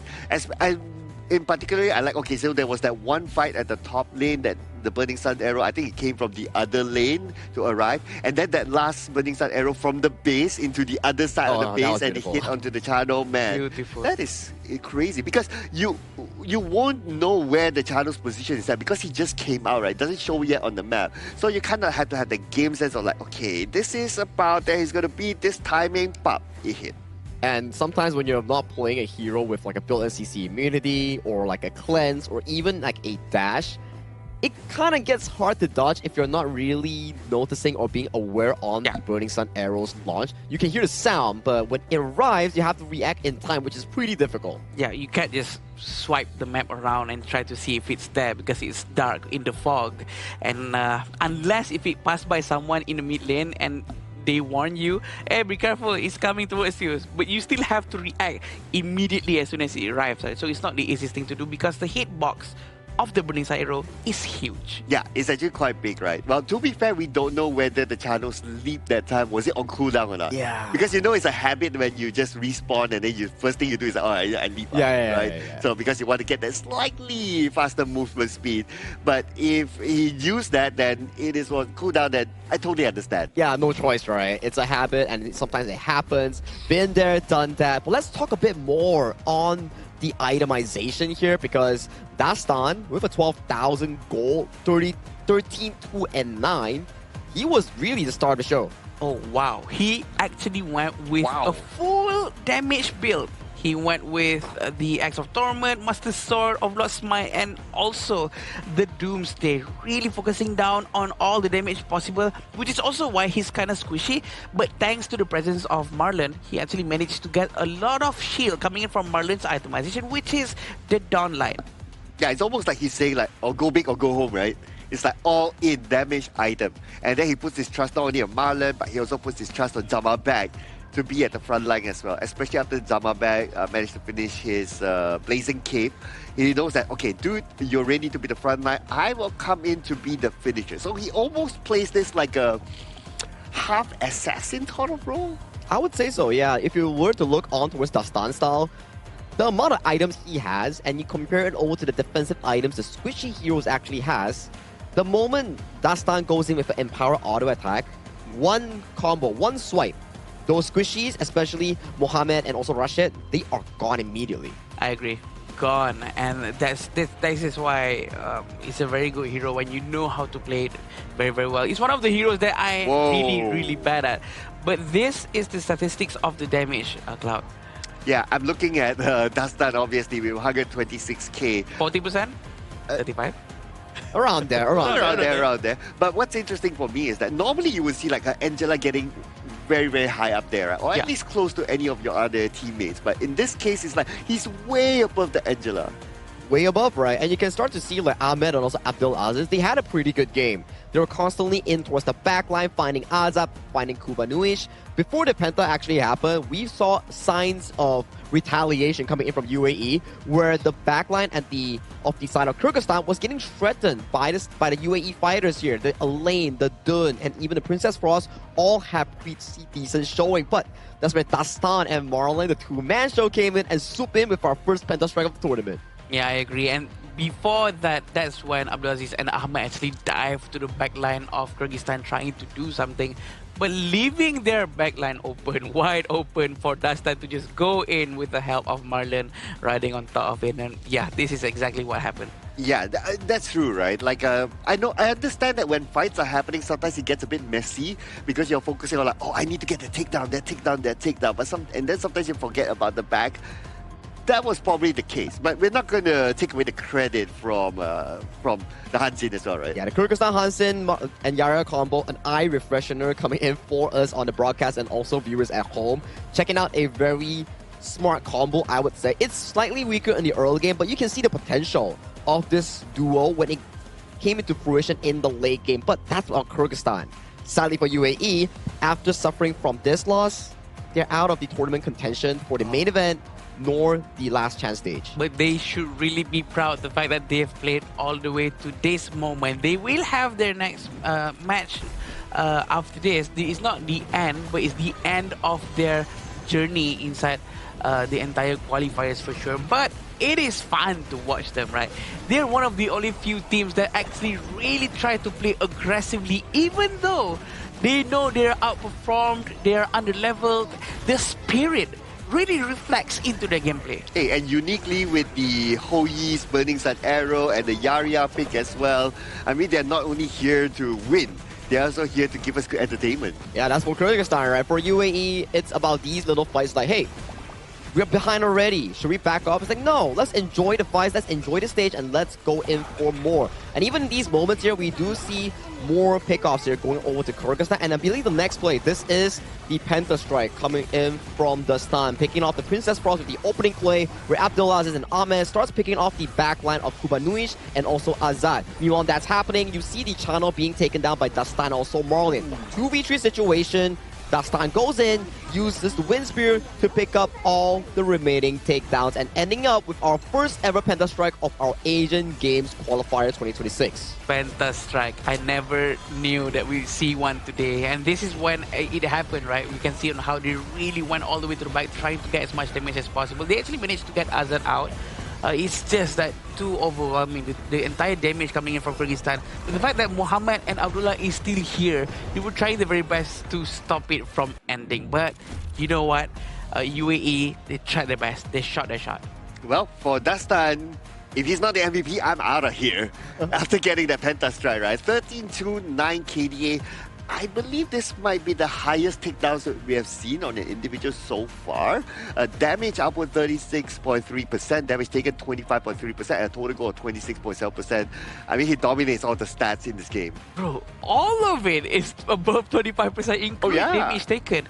But I wonder if the damage taken actually calculates the Yaria's yellow bar. I think it does. It does? I think it does, yeah. Into Dastan's? Yes, it calculates Dastan as well because that's his hero body. But this has been, I think, I agree with Sir Claw, one of the highest single elimination takedowns coming in for a single player in this game alone. Very well played, and I think that that was a hyper carry performance coming in from the jungle player. Yeah, amazing gameplay. For sure, the coach really knows what he's doing. He knows that his entire team can really rely on just Dastan. So that's probably why they went with Hoi, right? They know the Burning Sun arrow is so accurate coming in from the teammates, and all they have to be doing is just be ready. When it connects, all we have to do is just dive in.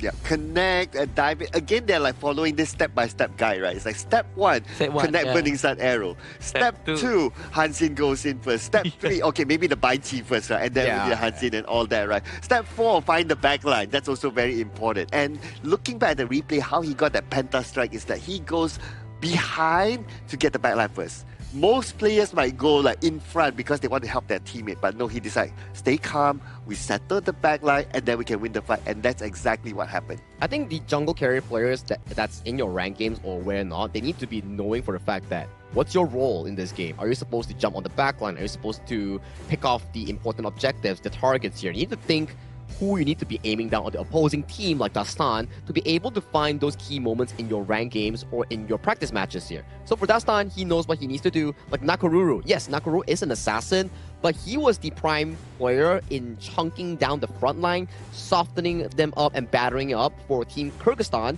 to pick up those few takedowns. And in the second game on Hansin, different style because Hansin doesn't do that much damage against tanks. Yeah. He swaps his direction to go for the squishy heroes like what Sir Carl mentioned. Yeah, understanding your skill sets and identifying who's the biggest threat.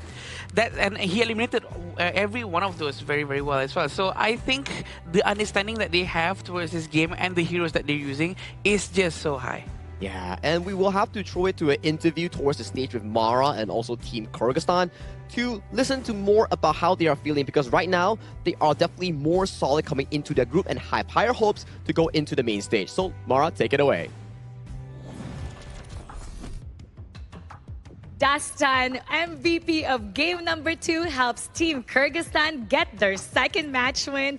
Congratulations! And that was a phenomenal game 2. You had the first Penta Strike of this tournament. How did you feel about that, and what was your reaction when you got the Penta Strike? У вас был первый Penta Strike за всю игру. Как вы чувствуете себя и как вы вообще ощущаете себя? Бұл өте сонын. Biz şu draft alganda da özüz ойлогонбуз, şu аракет кылып көрөлү деп, сен хотя бы квадракилгачы. Эми бул балдар командный оюндун балдардын жардамы менен болду. Эми бул өтө сонун сезимдер болуп атат биз үчүн да. Биз аябай кубанычтабыз да. We are very happy. I'm very thankful to my boys. It's all thanks to my boys that I got the pentakill. And we were all cheering after that. It was the first time that we've seen in this qualifiers. Now, in game number 2, we saw something that was not usual. While the other teams picked traditional heroes, for the first time, there was a Yarya pick. How did this composition help the strategy for your team, and what was the strength for this?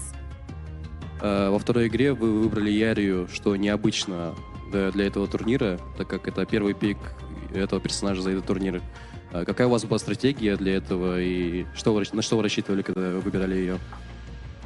Бұл біз Ярия еще Хансинеда бұл Марлен Стром у нас тренировка көп болгон болчу бул боюнча. Просто нам рисковать этип көрдүк. Просто кандай болот экен депчи, бул туриктечи. Ошо ойлогондой эле болду, жакшы. Этот биз да кичине бандардан жана успеть этпей калдык. Геройлорду алып атканда 1-2 бам бере албай калдык. Что там еще хайну хотели попробовать там на выбор. We want to try this fighter because we didn't have too much time, so we were really in a hurry. And when we were training, practicing before, we were trying also this character, and we want to take a risk and try this character. How will it be in this tournament? And now with that 2-match win, you have one more match coming up. How about let's invite everybody to support you and your greetings to Kyrgyzstan. У вас есть еще один матч. Скажите свои слова Кыргызстану и слова пригласите Кыргызстан, получается. Кыргызстанга сөз слова. Шу биз да аябай кубанычтабыз ушундай мероприятия келип ушундай участие масштабный турнирлерде катышып жүргөнүбүзгө. Ошо Кыргызстандын атынан Кыргызстанга да чоң салам айтам. Ушу бизди колдоп жана күйөрмандарыбызга бизди көрүп отурган силерге да чоң рахмат. Ошо алга Кыргызстан. So I'm very thankful to Kyrgyzstan for all the support they give us. We are very happy to participate in that kind of big competitions. So I want to thank Kyrgyzstan, all my Kyrgyzstan fellow mates, and let's go Kyrgyzstan. Once again, congratulations with that Penta strike and that win. Now we're going to break down even more, so we're going to head back to our casters. Lead the gorge. You see, guys, taking risks is also a part of the game, and Dastan, he was like, okay, we practiced these heroes before, the Yarya, the Hansen in our scrims, and we're thinking like, okay, why don't we take some risks and showcase it off on stage in this tournament? And they were rewarded not just well, but immensely well with a Penta strike and a very important win for not only the team itself, but for Kyrgyzstan as a region and nation as a whole. Because right now, they're 2-1 in standings. Yeah. Soft guaranteed for their position in the last chance stage. And if they can beat their upcoming opponent, they go straight to the main event. Yeah, going straight to the main event is what you want, all because of the risk that you take. Because if you don't take any risk at all, you're not trying anything at all. So Correct. That's going to be a huge waste. I love on how he was saying just now, the fact that Marao asked him, what do you feel about getting the Penta strike just now, right? And then he said, oh, it's thanks to my teammate. That's the only thing he said, it's thanks to my teammate. He remembers to thank his teammate because he knows that without his teammates, he cannot pull it off. But you know how he pulled off the Penta strike besides his teammates as well? How? It's because he used the best device to pull off that Penta strike, ladies and gentlemen. That is the iQOO, which is the official gaming phone for 2026 Asian Games Esports Events Honor of Kings Qualifiers. Imagine, like, that fight was so intense, the phone, the frame rates and all that. iQOO got you covered. King Rainbows. You know, like, imagine if you're doing that in 30 FPS, I don't think you can actually do that. But you know, iQOO 15R can actually bring you to 120 FPS. So thank you so much, iQOO 15R and iQOO, for sponsoring this event. Yeah, for sure. And yeah, a very great game coming in from Kyrgyzstan. We know that Dastan is going to be thrilled with that game. Everyone's going to be talking about the one and only, for now, Penta strike in the entire Asian Games. But you know what we have to be talking about as well? The upcoming match for today. I think everybody has been waiting for this. Two undefeated teams coming in from Group B. Whoever loses this joins Kyrgyzstan in the 2-1 in their respective group. So whoever wins this match goes directly to the main event. This is such an important match then, and people would really want to watch who's going to go to the main event first. I think it's going to be hard for me to pick which one is more likely is going to go to the main event first. Yeah, the skill level is about there, right, for these two regions. So it's really hard to tell. I don't know. I don't know. This is the hard one. I mean, if I ever have to put my coin on towards either of these teams, I think... I mean, there's probably like a little bit of a coin You're gonna cut the coin in half. Feel free to prove me wrong, you know? Yeah. Like, we are all here not for a fixed outcome. There's never a fixed outcome before we start the game. We need to head on to the gorge, to battle it out. Yeah, to be fair, Myanmar has been proving quite a lot in their grounds because they have been really excelling in their gameplay for sure, and a lot of experience under their belt.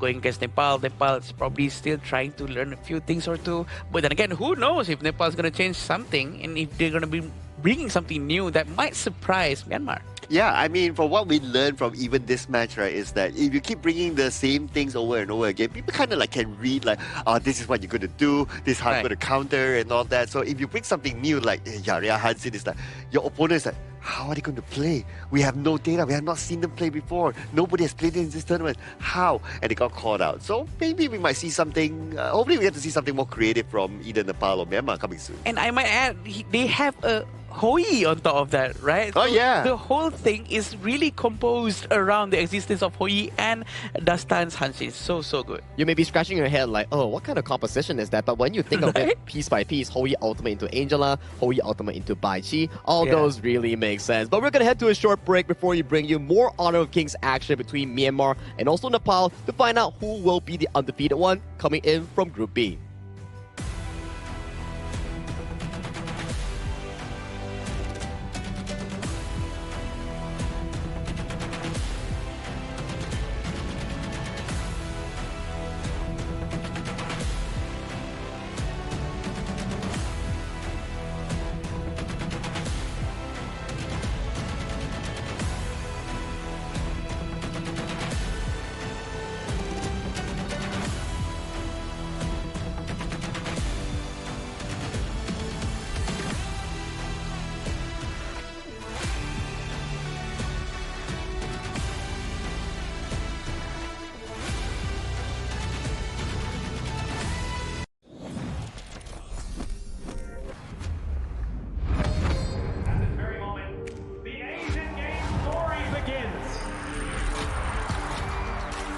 Who will be the next to shine on the Asian Games stage?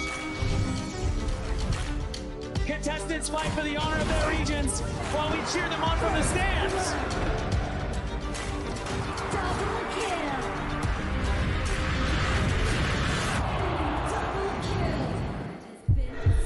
This is a challenge, but it is also an opportunity. The tide is turned.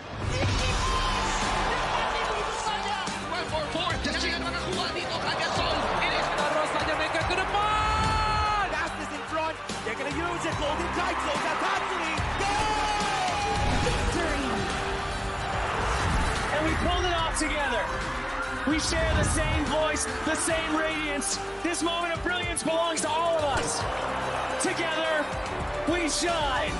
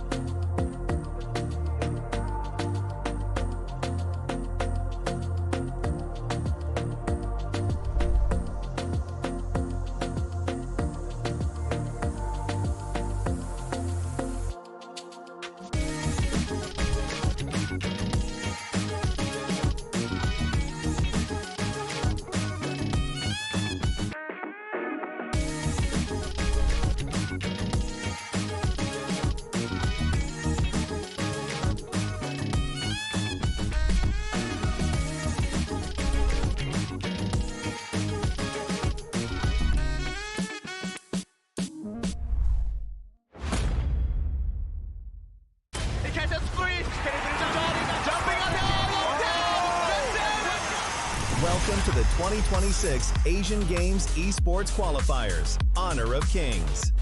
20 regions, one stage, and only the strongest 9 teams will earn the right to shine above the rest.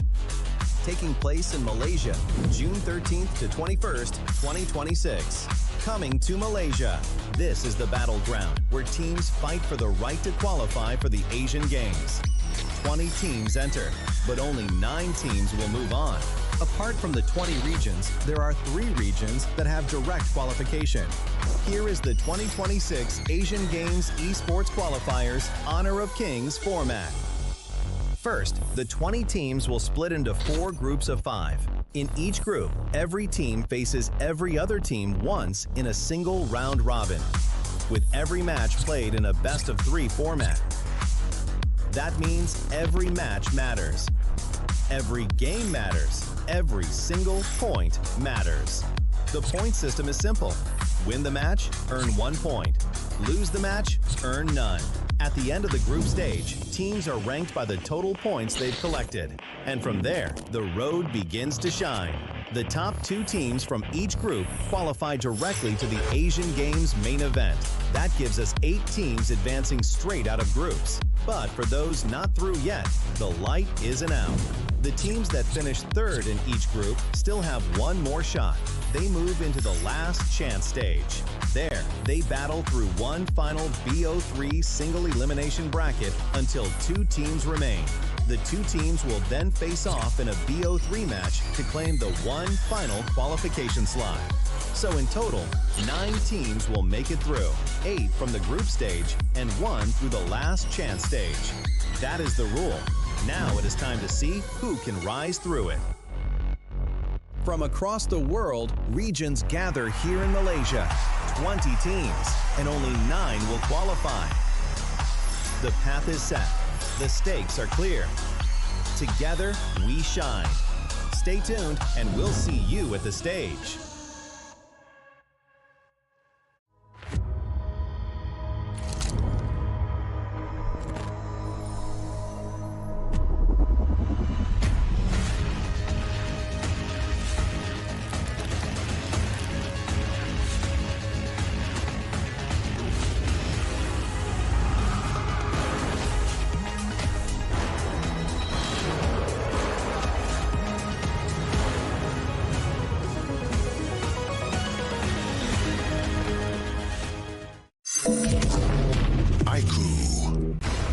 Ultimate not ready yet.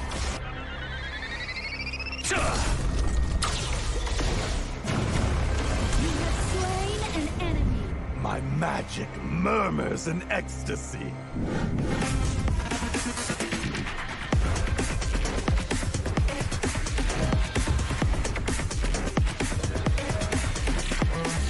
Amazing! There is no escape for you. Killing spree. Double kill. Triple kill. Spectacular kill. Don't worry. I'll be back for your life soon.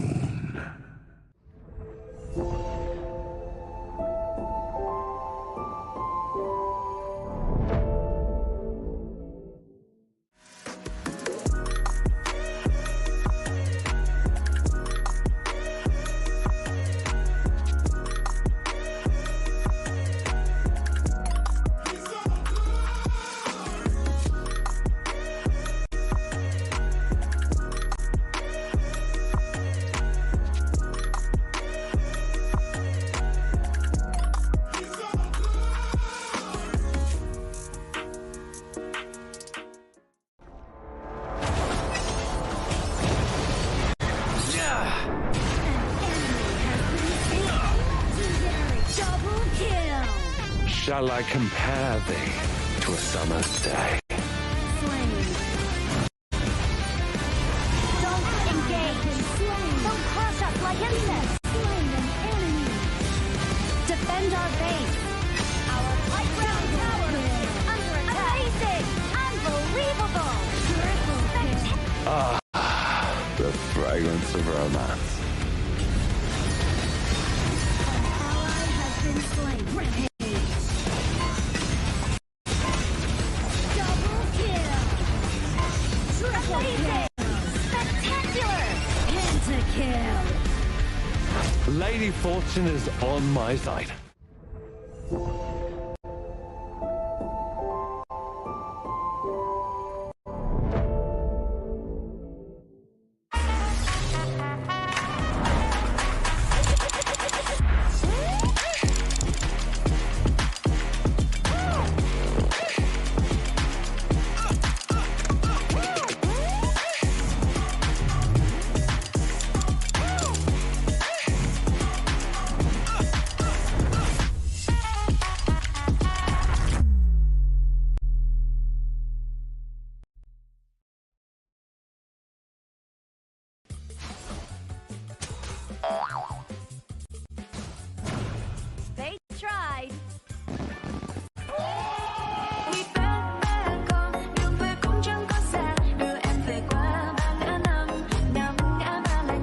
sprightly skill, Dig It, is a passive skill, which will automatically trigger at fixed times each match, up to a maximum of 10 times. The skill grants guaranteed standard rewards like gold, XP, shield, health recovery, and more. There's also a small chance to uncover mysterious grand prize effects during the match. Dig It may also produce tradable high-value treasures. Detailed information about acquired treasures will be shown after the match ends. Each treasure has its own rarity and storage size, and obtained treasures will be automatically stored in your warehouse. If you want more high-quality treasures, make good use of the treasure fusion feature. You can also copy and share your code so friends can help speed things up.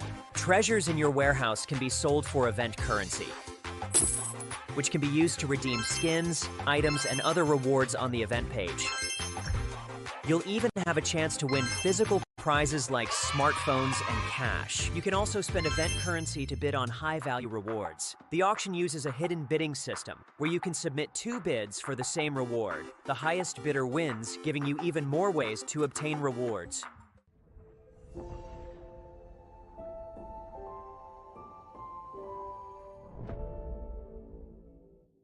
Itu kontrak kita. Relax, bro. Phone aku!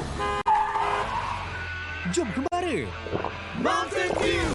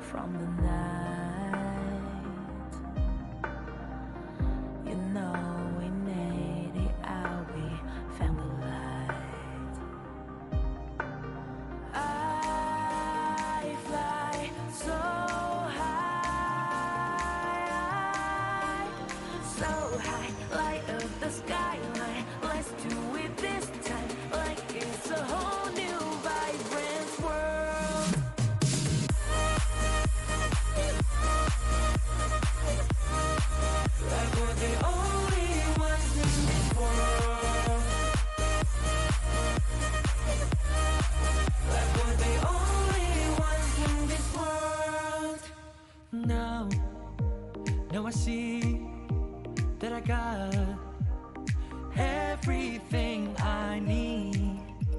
It's alright, I'm on fire, I'm alive, 'cause now I fly so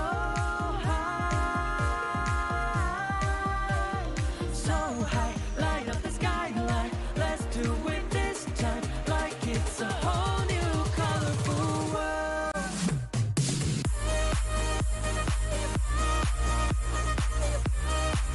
Like we're the only ones in this world. Like we're the only ones in this world. Never thought we'd get this far, burning like the stars. How we get this far, like we're the only ones in this world.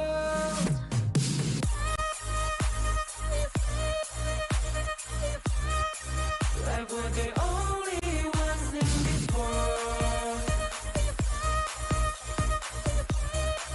Like we're the only ones in this world.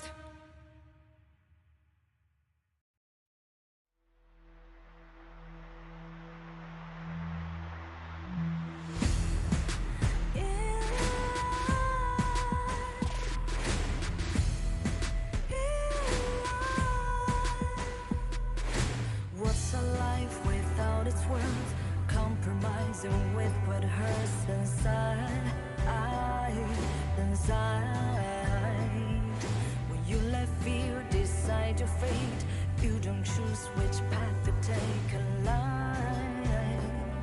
In life, I'm finally letting go of everything that still holds me. I'm against all odds, but I won't give up, 'cause it's my time to shine. Standing in the spotlight, can no one let me down. Destiny is calling high and light. I'm not afraid to fight for everything I love. Victory's in my sight.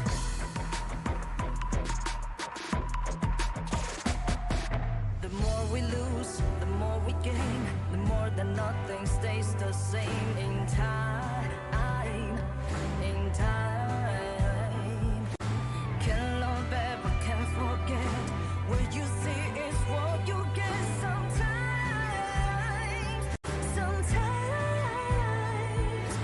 gonna show the world tonight.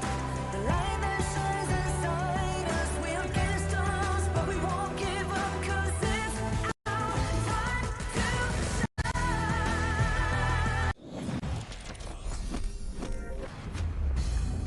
It's been a few minutes and you are currently back at it again at day 5 of the Honor of Kings Asian Games Esports Qualifiers 2026. My name's Sagi, your desk host for today, and we're subbing out Adam Spartanka and bringing in Holler to be partnered up with Sir Cloud on the English broadcast. Yeah, okay, don't look at me like that, okay? It's nice to be here with you as well. Finally, we're here to day 5, and I saw some pretty good games. I mean, there was a little bit of a, not the game 3s that we've been looking for, but hopefully in this series. Well, we saw a new hero being featured, right? That is the Yaria, and we got our first Penta strike, so that was amazing stuff there. And I expect more to come. I mean, you know, there's a lot more to come, especially you're only halfway through the tournament itself. Considering that the later of the days that are coming, yes, teams will be leaving the tournament, teams will not be able to advance to the main stage, but the main storyline is currently the battle to secure first and second, and also the battle to minimally get to that third spot for the last chance stage. And actually, we're going to be finding out exactly roughly where teams are going to be. I think that the teams have been kind of shaping up to this moment, right? Group B, exactly who's going to be kind of taking the top spot. I think that there's a lot at stake, especially in this series. Yeah, it's definitely going to be a tight one, right? And not only because of how the group is shaping up, right? We get to see a couple of games already from these teams, and we know their potentials. And the two teams that we're going to feature after this, I would say they're pretty neck and neck in terms of skill level. Yep, undefeated coming in for both Nepal and also the side of Myanmar. So it's again the same thing, right? When you're going up into a third series win in the group where you are not losing at all, you sort of qualify directly to the main event. So this is the most important game thus far that Myanmar and Nepal will be playing for today. Yeah, I mean, both of them are 2-0, right? I mean, who's going to be basically drawing first strike against the other squad? I think that it's going to be key because, again, everybody's kind of flying high, but are they able to kind of continue on with that momentum? And plus, once you lose once, it's kind of like, oh, okay, now we're here. And actually, you might be at risk and you might be bouncing out into that last chance. Yeah, and you know what day is today now that we're here? Well, not here, but the day itself. It is the day where the new patch is up, ladies and gentlemen. And together with the new patch, you can participate in events for a chance to win physical prizes, their special items, their redemption codes, and lots of other amazing rewards. I mean, June 17 is one of the biggest patch thus far coming in for Honor of Kings, named as the Grand Venture. It's Season 15. You're bringing in, like, what? 4 new characters, new heroes, right? You got Devara, Lorian, Annette, and Florentino up for your usual in ranked games. But remember, practices before you actually go into ranked games because rank has been resetted. You don't want to be dropping them to Diamond. Yeah, but I'm going to have my fun with it, all right? I don't want to listen to you. You're not my dad, Sagi. I will play whatever hero I like, and if they happen to, you know, float my boat in the sense of just being one of the new ones, it happens to be that way. Remind me not to play rank with him. Avoid him at all costs. Come on, man, just one game. Well, we'll figure it out down later here, but let's re-emphasize back into our matchup of the day, right? Myanmar and Nepal. 2-0-2-0. One more win, you go to the main event. One more loss, and you are still comfortable, but who wants to lose, right? It's a pretty 50-50 matchup, and so far, if you were to look into the stats they have yet to lose a single game. Not match, a game. They all ended their games in 2-0-2-0 fashions here. So undefeated versus undefeated in the group. So this is going to be a bit of a shakeup, right? The first team that blinks, that loses, now how are they going to feel, right? I think that good teams are going to be resilient and they're going to take those lessons and kind of move on and improve. But at the same time, you're like, oh my gosh, if we lose one, do the wheels completely fall off and the world crumbles for them? And you know what? Besides this tournament itself as well, right? Let's say if these two teams do move on to the main event, it's also about setting up the stage for that as well. True. And if you end up like really strongly in your group, you walk into the main event with a red carpet, everyone will be like, okay, this is the team to fear, right? And that will give you like some of a psychological advantage against whoever you potentially may face later. It's like a feels good moment, right? If let's say like you successfully qualify yourself into such a score and mark going into the main event, you're gonna be like, okay, you know, I earned my rights here. It's not by luck, it's not by any mere coincidence, it's by my own efforts here. But let's do welcome the teams into the main stage, both Myanmar and also Nepal, for this epic showdown.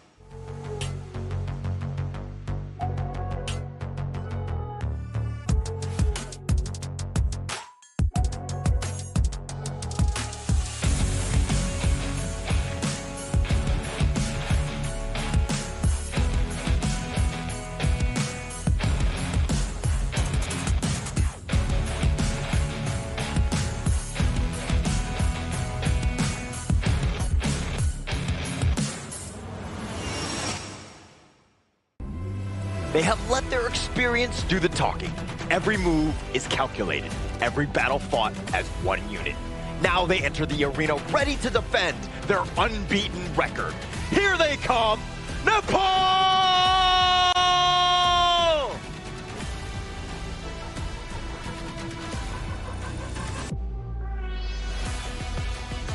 They have remained unshaken through every challenge. Patience, composure, and confidence have brought them victory. Now they step forward for a clash between two rising forces. Let's hear it for Myanmar! This is the battle for the top spot of their respective Group B. Winner goes to the main event of Asia Game. Losers will have to try again to find that relevant spot. So this will commence between Myanmar and also Nepal. If there's ever a moment in time when you're like, hey, what was that opportunity to qualify? This is it. And it's going to be made up of Nepal, Shushank, Swastik, Vijay, Sushil, and Suyog. And we've seen nothing but success out of this team. They've been starting to roll, but now they're going up against a titan that is Myanmar. Yeah, but I always remember Suyog for bringing in the first MVP for the Zhangfei. So he's my guy there. He's my guy. But yeah, I mean, there's a reason why these two teams, in fact Nepal as well, to be at a 2-0 winning streak so far, right? It's because of the quality that they show. And also, most importantly, is the adaptability to this stage the moment they start their game. And mostly also they rely a lot on Suyog's engage that you talk about with the Lapu Lapu, Zhangfei for example, but across them is Myanmar. Yep, represented by Mint, Ian, Sai P, Zin, and Sai H as well. And Myanmar, these players, we know that they have experience playing at different competitive stages, right? So I'm pretty sure they're prepared for this one. Yeah, it's a very experienced squad coming in representing Myanmar, but you can't be saying the same for Ant because Ant is only 16 years old and is his first time on a plane coming into a foreign region and playing in an Asian Games tournament representing his home region as well. So for Myanmar, it's about battling it out as an experienced squad with a young prodigy against Nepal, an unknown page coming in, still yet to be undefeated. I mean, for both of these teams, it's going to be great. This experience, being on stage, being able to play, and then doing it at such a young age. I mean, at 16, if you're able to take these, no matter when, like how you do, you win or you lose, you're coming out much stronger. And much later in your life, you're going to be an incredible player because you've had all those experiences. Absolutely right. It's always great to start early like him. But before we get into the game, we're going to look at some of the head-to-head stats. Right now, we do know clearly that they are both 2-0 wins for these two teams. Like, they're unbeaten in their respective group, but we can see that there's a clear distinction between the stats. Oh yeah, if we were to look over to the KDA, I would say the eliminations will be in favor of the side of Myanmar, but the death counts coming in will be in the favor of Nepal. You can say that Nepal might have better games where they have lesser fumbles, where they are more cohesive and are more careful in a sense, whereas the KDA of Myanmar represents more team fights, more chaos in the battlefield. Yeah, and at the same time, I mean, yeah, they haven't lost a single game, but you're looking at the hero pool, and you're like 13 to 15, okay, a bit of a wash, but you're seeing them kind of sticking to the tried and true. They're not, you know, experimenting or showcasing any of the deep hero pools that each of the players have, so that you're kind of like, okay, now when we're talking about the ban, we could look to target those 13 and 15 heroes, and then we can kind of go in, and then now you're going to see the expansion and the evolution of the drafts. And what I'm seeing from the first strike rate that favors towards Nepal is that they are a more aggressive sort of team. They like to take pickoffs at the side lanes. After clearing the first wave in the middle, they move towards whichever lane, whether it's the clash lane, whether it's the farm lane, to get the first strikes. So having this data, having this understanding, it is important for Myanmar to adapt to the pace of the game that Nepal might bring here. I like the emphasis on the first strike rate, right? Because both of them play back-to-back 4 games against their opponents, 2-0s, 2-0s. So for Nepal, it means that out of 4 games, they got first strike 3 times. And for Myanmar, they have first strike 2 out of 4 games. What does this mean? It means that in Nepal's early game might be cleaner compared to Myanmar in terms of the execution. I mean, it's not exactly I mean, there's more correlation than causation in this one, but I do think that when you're taking the fights to them and you're going for the ambush, chances are your first strike rates will be much higher because you're initiating on that one. But let's talk a little bit about this head-to-head here. Oh, interesting. Okay, so we're going to compare between BJ and also SaiP, right? So even though they have the same result so far in their group, but when it comes to the KDA, heavily leans towards a SaiP. Average GPM, they're kind of close to each other. Average DPM, okay, heavily leans towards BJ. So what does this tell me, right? This tells me that for SaiP, he's probably more of that kind of finisher sort of role for the team, whereas for BJ, he's more like, okay, I'm the poking guy, I'm the damage guy, and then someone else comes in to finish. And he also seems to be the person to actually set up the plays coming in for the team, right? Kill participation wise, I think it's much more equal coming in for both players. It depends on how and what they actually play. For example, if you play the Maestro Nui, you tend to have a higher KP in the early to mid game, and if you play a mage hero like the Ladies of Frost, in the late game, your KP will be skyrocketing in those big team fights. Basically just says that SaiP doesn't die. I mean, when you have a KDA higher than 10 at that point, you're looking at just a lot of assists, especially from the way he's been playing from the mid, but you're also just not dying, so that you're not giving those chances away. So Myanmar have essentially played a cleaner 4 games to get to this position. I mean, that's a good point as well, right? It's about him protecting himself, and maybe even his teammates protecting him as well. So it really depends on what sort of composition for that particular game. Look, if you're not going to protect yourself, who's going to protect you? Right? So I think that in this case, you got to worry about your positioning. That's the #1 thing in Honor of Kings. I mean, I could tell you all, like a billion different things, but the #1 tip for any player is just to die less. Just so you know, I will protect you, except for our ranked game tonight. Okay. I mean, come on. If you're even playing in the first place. I'll be clicking the report button if you try out that new hero coming in on the first try. So just be mindful of that, you know? What happens if I lie to you and be like, oh yeah, I've been training for hours since it was released? You still won't go? You won't fall for that? Yeah, I think I've known you for quite a while now, you know? I can see through that fake, you know? But let's jump right back into Nepal versus Myanmar in this opening match 3, because we keep emphasizing on this. The main thing coming in for players, regions joining this particular event is to make it to the Asian Games main event. That is the end goal here coming in for both of these two teams, and with this win, it's a good start in the series. Oh yeah, absolutely. Both teams have their own mission on why do they need to win this one. They need to finish up strong inside the group.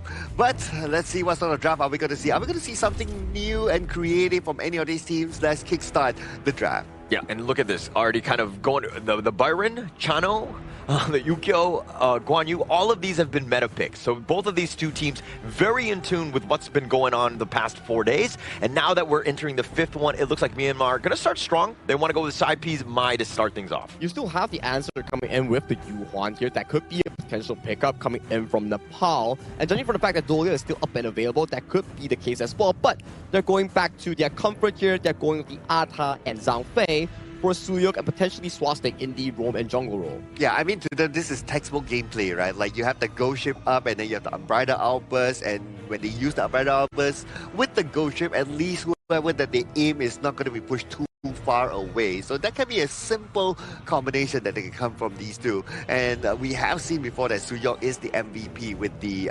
Zapay. So he knows his timing on when to use the Umbrella outburst well. Yeah, it's like basically like Nepal side is like, how much team fight do you want? Yes. I mean, the Ata, the ghost ship, the Zhang Fei, setting it up. Basically, they've got that all down. Now they need to kind of balance this out. The Aaron one is going to do a great job of kind of ensuring that they do have that balance. The balance will also come in a different way, right? Where right now you see, okay, on the Myanmar side, Maestro Nui, Dirinjie, and also Fatih, that's technically locking down your main laners coming in towards this game. So far, it looks pretty good for the side of Myanmar in terms of priority. For Nepal, it's about breaking that circle. You need to make sure that your upcoming side lane pick is able to outpace the Myanmar clash lane in that 1v1 and converting that pressure into jungle pressure for the side of Swastik from Nepal. I wouldn't be surprised if this last ban by Nepal is going to be Lapu Lapu. Yep, there you go. Because the moment you see them picking a Zhang Fei, and this is a trend that I start to see, right? The moment the team starts to pick a Zhang Fei or Lapu Lapu, they will ban out the other tanks because the tank is quite limited here, especially for the rogue tanks. Right? It's quite limited here in this patch. So they had to like... it's one of those strategies to try to just filter out your team. Yeah, and taking those one big ult out, I hope that Myanmar doesn't end up taking the Zhang Yu with Hegemon Slash. We don't need any more. That's probably not going to happen, right? That's not realistic here. And I'm pretty much loving Nepal's draft right here, just like what Circle mentioned here. You remove the Lapu Lapu, you remove the Lian Po and pick the Zhang Fei for yourself. That removes majority of the tank roams in the Asian Games version. And right now, Myanmar, potentially they have to revisit into a potential jungle tank like a Dun or another hero plus a soft or squishy roamer to pump those healing like a Diadia here. For the side of Nepal, picking the Garuda is a pretty decent counter into the side of Zin on that Direnjie. Maybe for Myanmar, they could go for the Dolia Dun, maybe? Yeah, I think a Dolia Dun makes sense. Okay, so Moza, okay, fine. Oh, Nerza. Okay, so at least Nerza can also kind of engage, right? So I would expect to see this Nerza being a full tank build Nerza because that's their other best option. I think we've been seeing a lot of like full tank or the entirely opposite selection of the full damage Nerza, where the moment you jump on in with the Skyfall, you technically delete the person, which is either going to be the Garuda or going to be on that errand here. And I like the last pick coming in from Nepal. They're like, sure, you think our Alta is going to the jungle? No. We're going to flex it towards the clash lane, pick a favorable jungle matchup for Swastik to make sure that this Nakaru can bully the heck out of Ant on that Nerza. I love these drafts, right? I think that Myanmar are just gonna come out guns blazing. They want to just like run at you. They have definitely a lot of the different key points for this one. The Direnjie, the Moats, the 1-2 combination with those stuns. Plus you're looking on the other side of Nepal. They just want to kind of, they have team fight galore. They have the Garuda who's definitely going to soften you up. The Nakaruru for cleanup. Both of these squads right now, very balanced. Yeah, very balanced. It's about team fight and the early game execution coming in for both of these teams in an important match to make sure that they find the opening win to scale better in their respective group, to be the group leaders leading towards the main event. All right, thank you so much, Zaki. As we go into the third series of the day, this is going to be game number 1, Nepal versus Myanmar. Which of these two teams are going to take the top slot in the group? Oh, this is going to be the question, right? Who's going to break each other, right? Because both teams have been very clean in their respective group stage performances. Now, between the draft, it's also really hard for me to tell, like, okay, who's going to get the better edge of each other and all that. Cannon Blast is definitely going to play a big role here because that's going to be their good long-range engager. But after you get the Cannon Blast in, the follow-up has to happen. What's good about Myanmar is that they have very quick heroes with the Nerza, with the Mai with the Mai as well. Oh my goodness. Yeah, with the Mai as well. So you got two very quick heroes that can follow up after a cannon blast. Yeah, and also at the same time, when you're rightly pointing out the Mai, it's got to have impact, right? She is definitely a hero that, you know, kind of falls off towards the late game because she comes very squishy. So she kind of has to play a little bit more passively. But the early game is when she spikes. The amount of impact that she's going to potentially have is there. So Sai P needs to start early. Yeah, and they're starting early here. They're making this rotation, especially for the side on Nepal, right? So sending 4 players down just to put pressure back onto Team Myanmar. But Team Myanmar, what I like is that they know that they went to chill. Okay, it's like there's 4 players there, the comms are great, they're missing from their lanes. Okay, let's stay behind. Yeah, and at the same time, I mean, you're kind of seeing how Swastik is just moving from place to place. He didn't get too much value as he rotated bottom. He was looking for some sort of gank. It wasn't there. And again, anytime you kind of make a move towards an area and you didn't get any sort of kill, you're kind of wasting time, or it's at least inefficient for you. Definitely not going to make a move towards there. The Wings of Judgment does connect, but it's not going to give the biggest impact, but that's okay. It's more of just shooing them away so that they can continue to farm in the middle. Yeah, just threatening, right? I think that you want to kind of push them out, and look at how Sai P, this is what you want. You want that gang squad. Sai H walking around with him, using that gold sharing now. Again, the timing and the rotations that they're going, this is perfectly played by Myanmar, and now they've got a bit of like a 400 gold lead here. Look, although it kind of looks like Team Nepal, they are pressuring Myanmar, right? But when it comes to the goal difference, Myanmar, they have the advantage here. I guess while Team Nepal, they were like, okay, we want to try to get a takedown at the bottom. Team Myanmar, they're like, okay, we just go farm somewhere else. Yeah, and you're kind of thinking, oh, like they're taking their time, right? Oh, they're just going back and forth. I mean, still early game, and it is. But the way that Myanmar, CSIP, he's so active across the map. He's constantly moving. Okay, the mid lane is there. He's just going to wait a little bit, let for Ian probably make his way there. So they've got the gold sharing so that he takes advantage of that, and they all get value. Oh, they're waiting. They're waiting at the side. Okay, they're going to move in.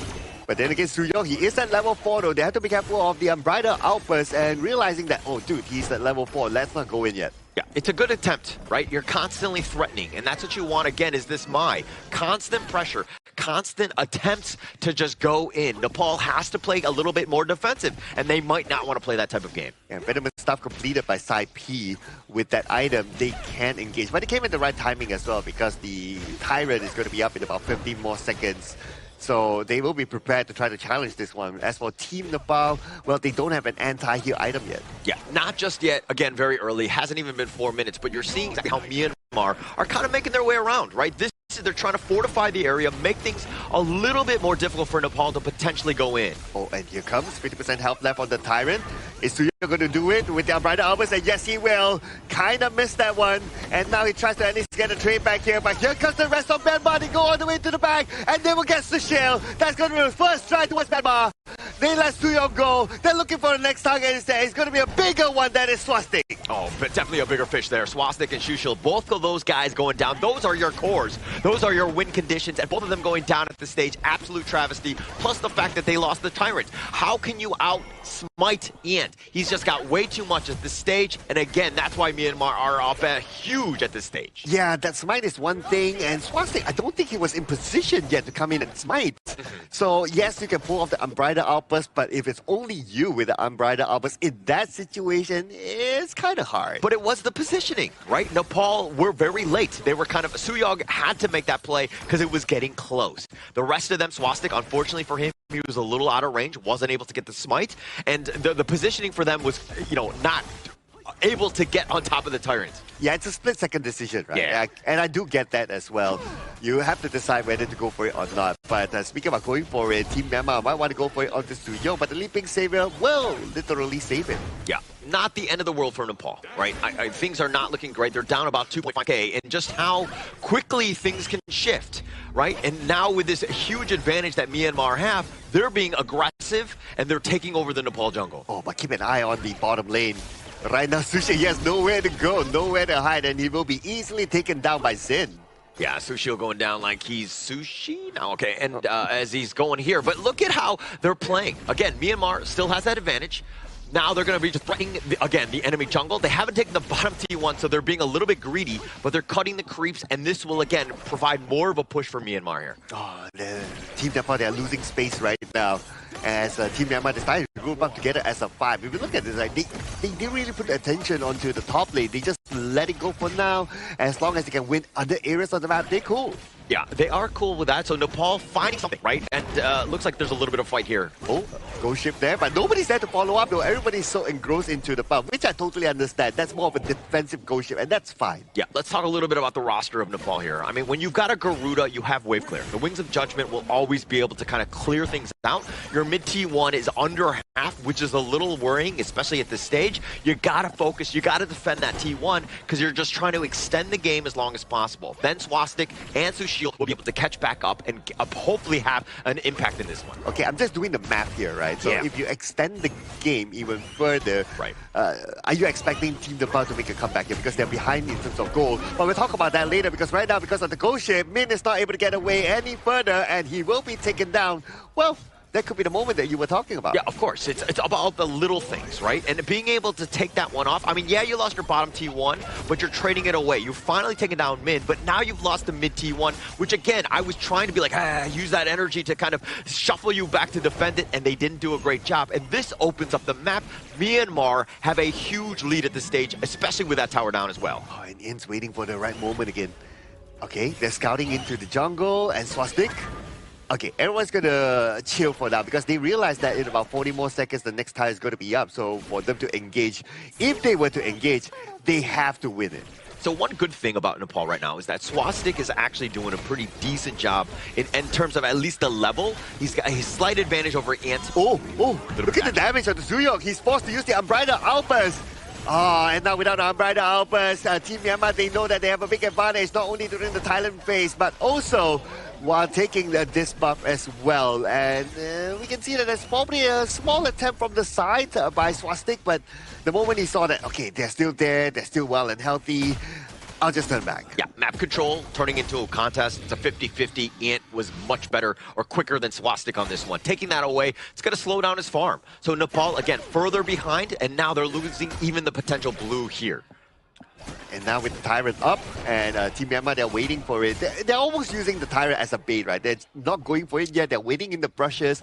And if Team Nepal happens to walk in, they'll be like, okay, we'll take you down instead of the Tyrant first. But Team Nepal, they read that very well. They went for the Overlord instead. Yeah, Nepal trying to go for that Tyrant, that would have been, you know, like a terrible situation. That would have been the worst case scenario for them. They decided to take the Overlord. This is about creating a little bit of space to buy yourself time, at least to the 10-minute mark, where you're able to maybe contest the Shadow Tyrants. Oh, but here comes the minions as well.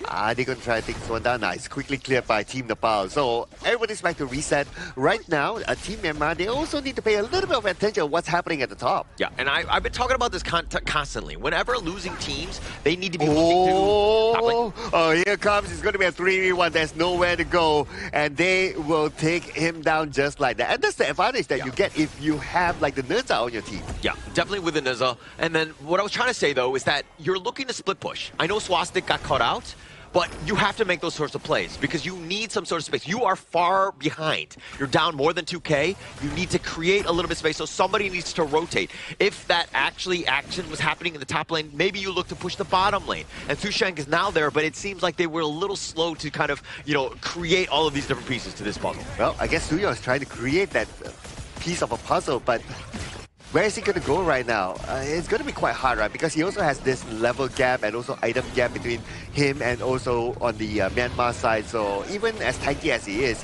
if he steps out, he might be taken out easy. So you still have the Vanguard. That's going to put pressure on the bottom T1. This Shadow Tyrant's going to be wide open. But look at the Shadow Overlord. It looks like that's where the contest is going to truly be here. Oh, okay. They know that they're going to contest for the Tyrant. That's where they go for the Shadow Overlord. But then again, the focus is fighting right now. Went all the way to the back line, getting the shield. 2 from Team Nepal. No, make that 3, make that 4. 4 from Team Nepal, taken down by Team Myanmar. Suyo has the back off right now, and Team Myanmar dominates the Overlord cap. Yeah, Suyong has to recall on back. I mean, the fight was just really disjointed for them. You just saw how strong this Myanmar squad is. The fact that their heroes were able to just jump on you from all different sides. You have Skyfall, you have the Mai just looking to dash in. I mean, they were on top of them so quickly that Nepal was not able to, you know, withstand that assault, and they got completely caught off. Again, they're very squishy, and as we check out this replay, they instantly run to the Overlord. They knew the fight, and look at how fast and that much burst.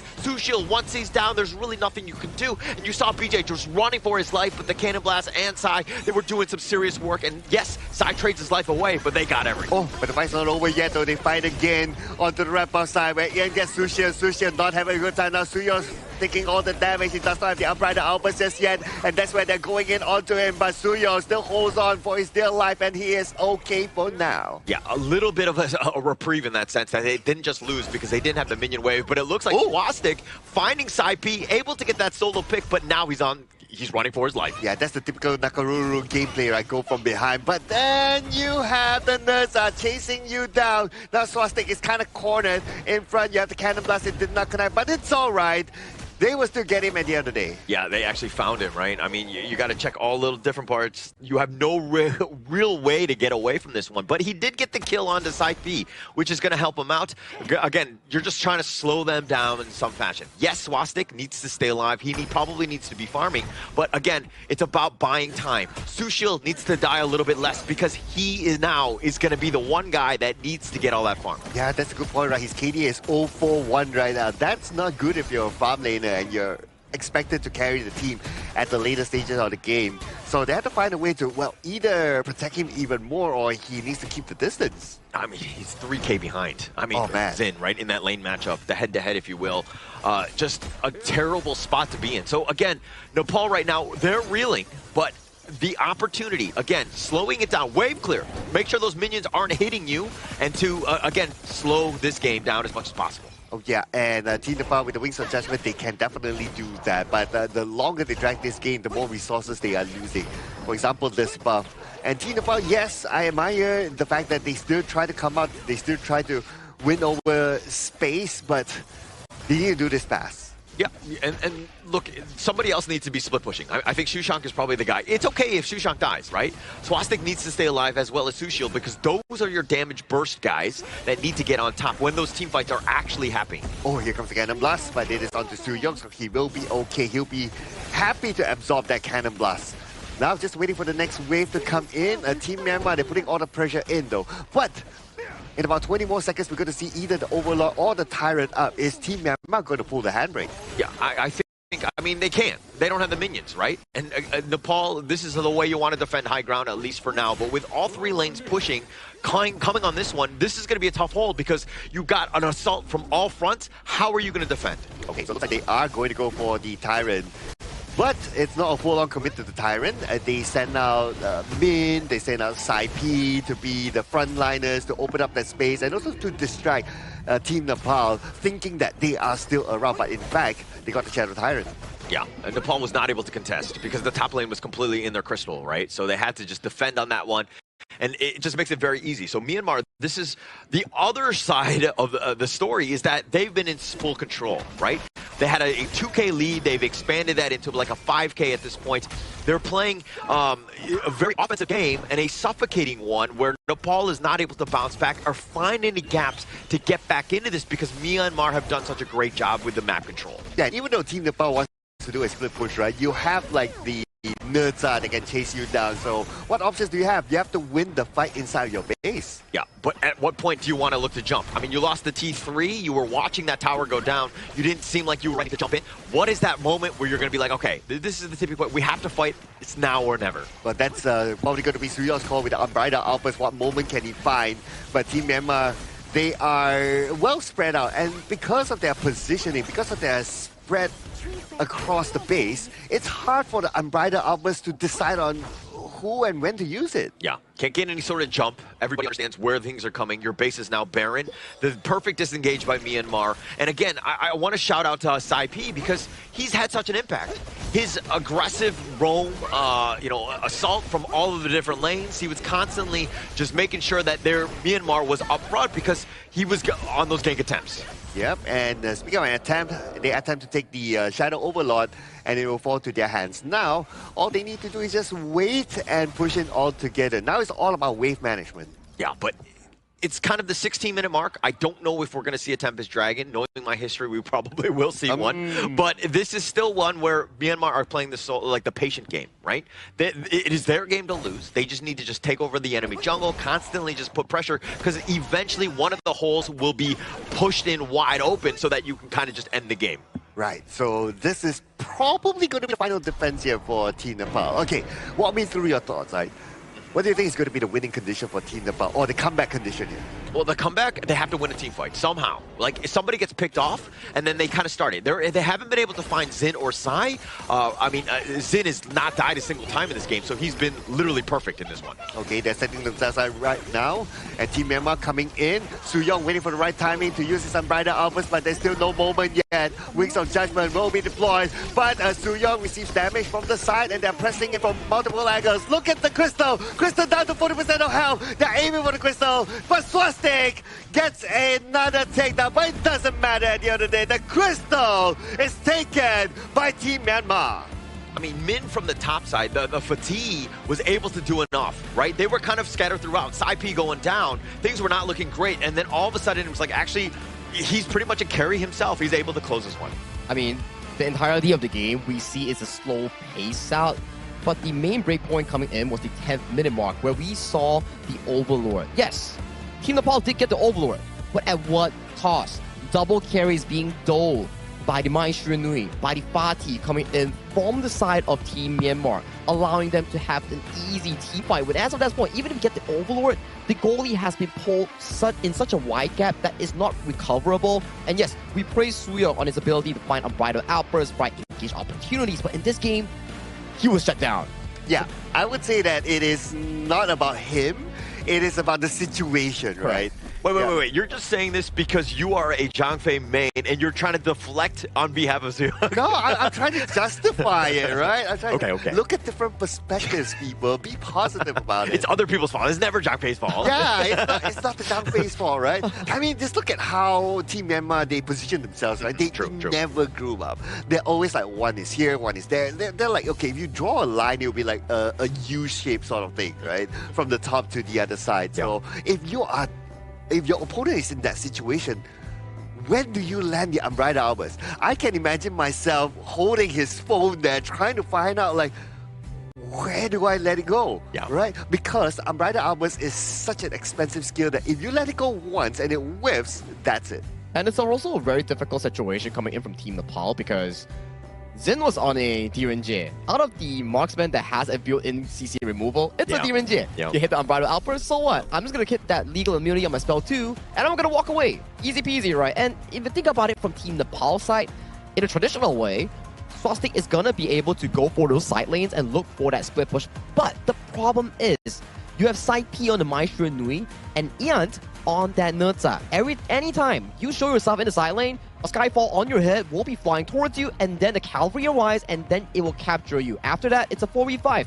4v5 converts into more jungle pressure and wins coming in from Myanmar, and this is essentially how they built that lead from start to finish. Just too much mobility from Myanmar, Sky, right? The Neza and the Mai, the way that they were able to just kind of navigate any sort, like you go onto them, they get on out, right? But at the same time, you go on somebody else, they fly on in, and they just like help each other out. The support is just instantly there. I like the fact that you snap. I can't do it right now. But I think that this is still a great draft where Nepal, again, didn't really have any answers. Once Sushil got taken down, and he got taken down 4 times, you're going to really struggle to find anything. You didn't have a carry that's able to kind of do that consistent damage to deal with the Myanmar squad. Yeah, I want to give a bit of credit to Swastik, right? Because he realized that after that first takedown, when Nurza comes in, Mai Shiranui comes in, and everyone else, because of their mobility, he doesn't do that again. Correct. It's like he quickly learns and he readapts again.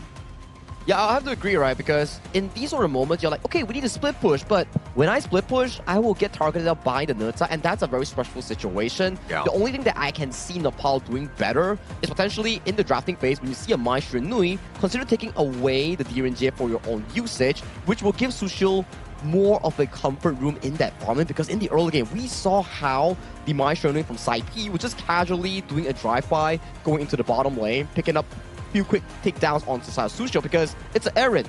Not a lot of mobility when you don't have flash. One good setup coming from Side P and Side H, you're gone. Yeah, instantly. And that's kind of what you saw. He was kind of bullied in that way. He was constantly focused. The priority was incredibly smart by Myanmar. Finding the right target. Sushil was definitely the guy. Swastik was definitely high on that list as well. And you can see this one player coming in from the side of Myanmar, Side H on their mozi. 70,000 damage, the second highest in the team coming in from Myanmar. It means one thing.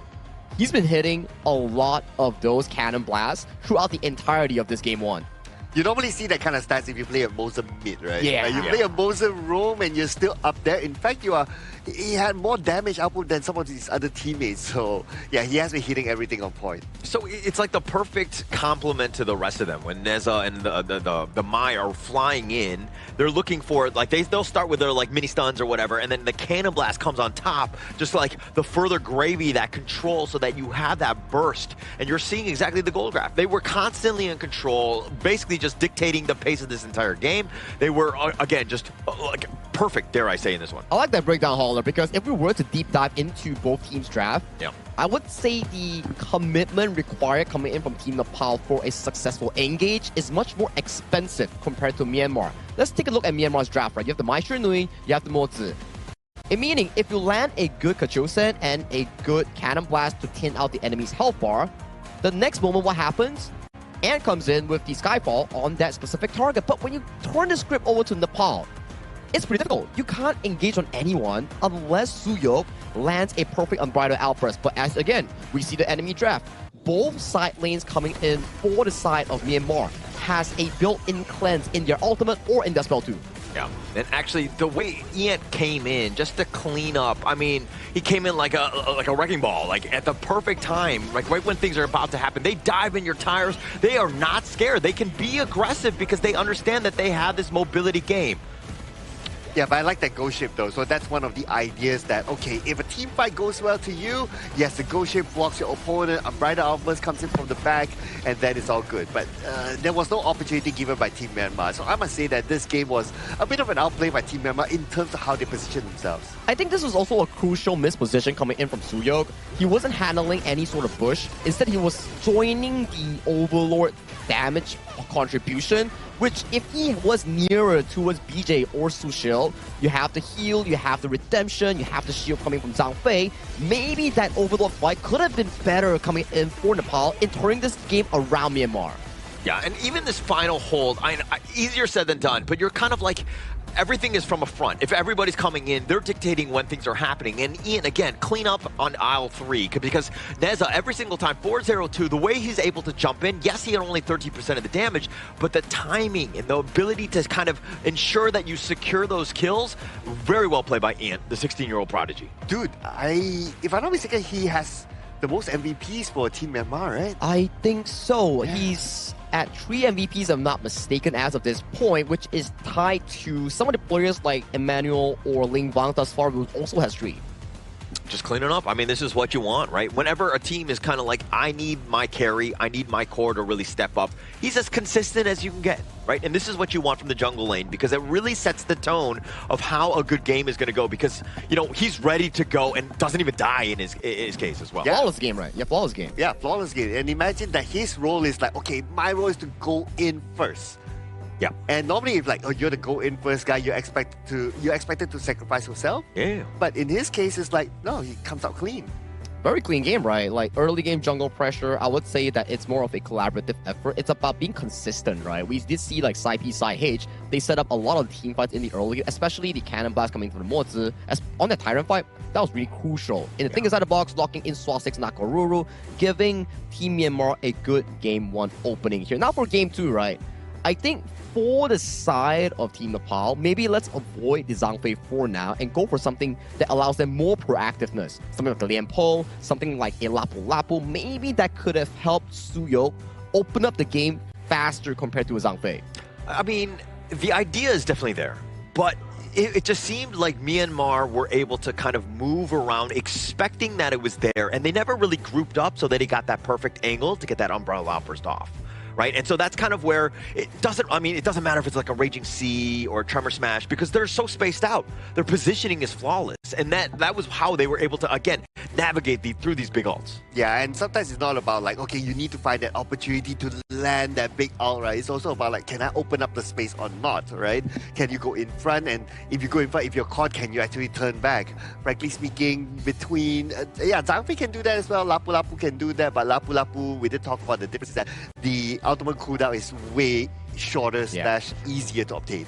Yeah, which is some of the considerations that Suyong needs to consider, right? Yes, you can pick the Zhang Fei, but maybe a supplementary engage coming in from the side of Team Nepal might be more cherished here, because we saw from that game itself, when they are behind, they were put in a rather passive position. They couldn't find any engage. If they were to split push, they were checkmate by the Nutsa ultimate per se. So coming in for the second game, their draft needs to be more flexible. They need to have more directions of the game. Like, I'm behind? Sure. At the very least, if we're behind, we still have engage tools to pick people off guard when we see Nutsa on the side lane, or we see the side of Min on the side lane split pushing as well. They need more options. They need to be more proactive in a sense. Yeah, and actually, I'm kind of thinking, like, what other sort of roam might they pick? And I think like a Diadia or somebody. When the Mai or the Neza comes in, you've got the Bitter Farewell, a little bit of control. Plus, you're able to help sustain some of your cores, keeping them alive. I mean, another one that kind of comes to mind is Liang, but nobody likes guys with glasses. Like,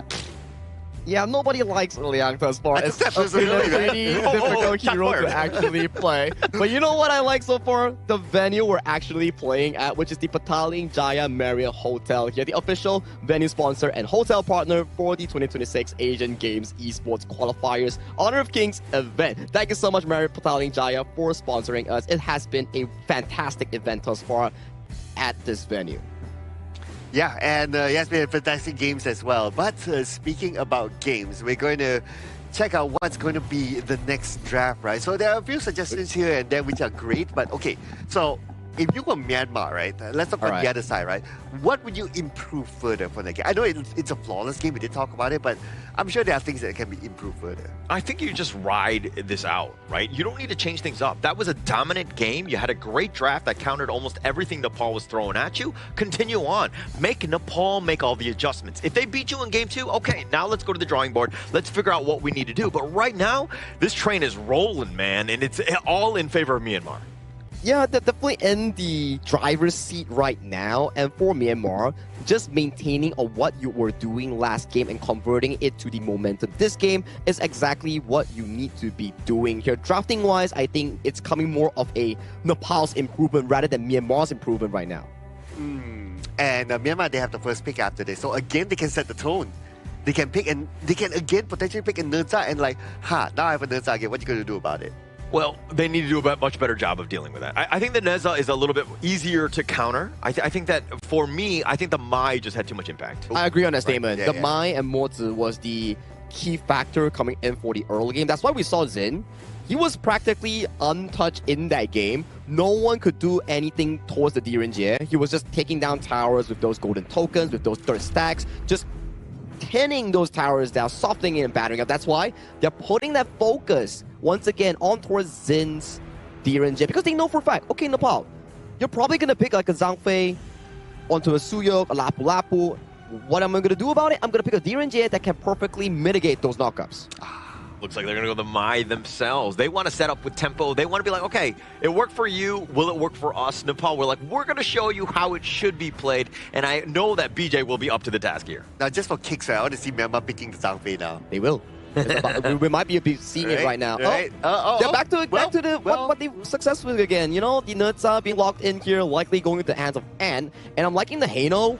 Good counter into the Mai Shiranui as the anti-burst. Not sure if he's going for the Purify or the Frenzy that we've seen some players would like to go.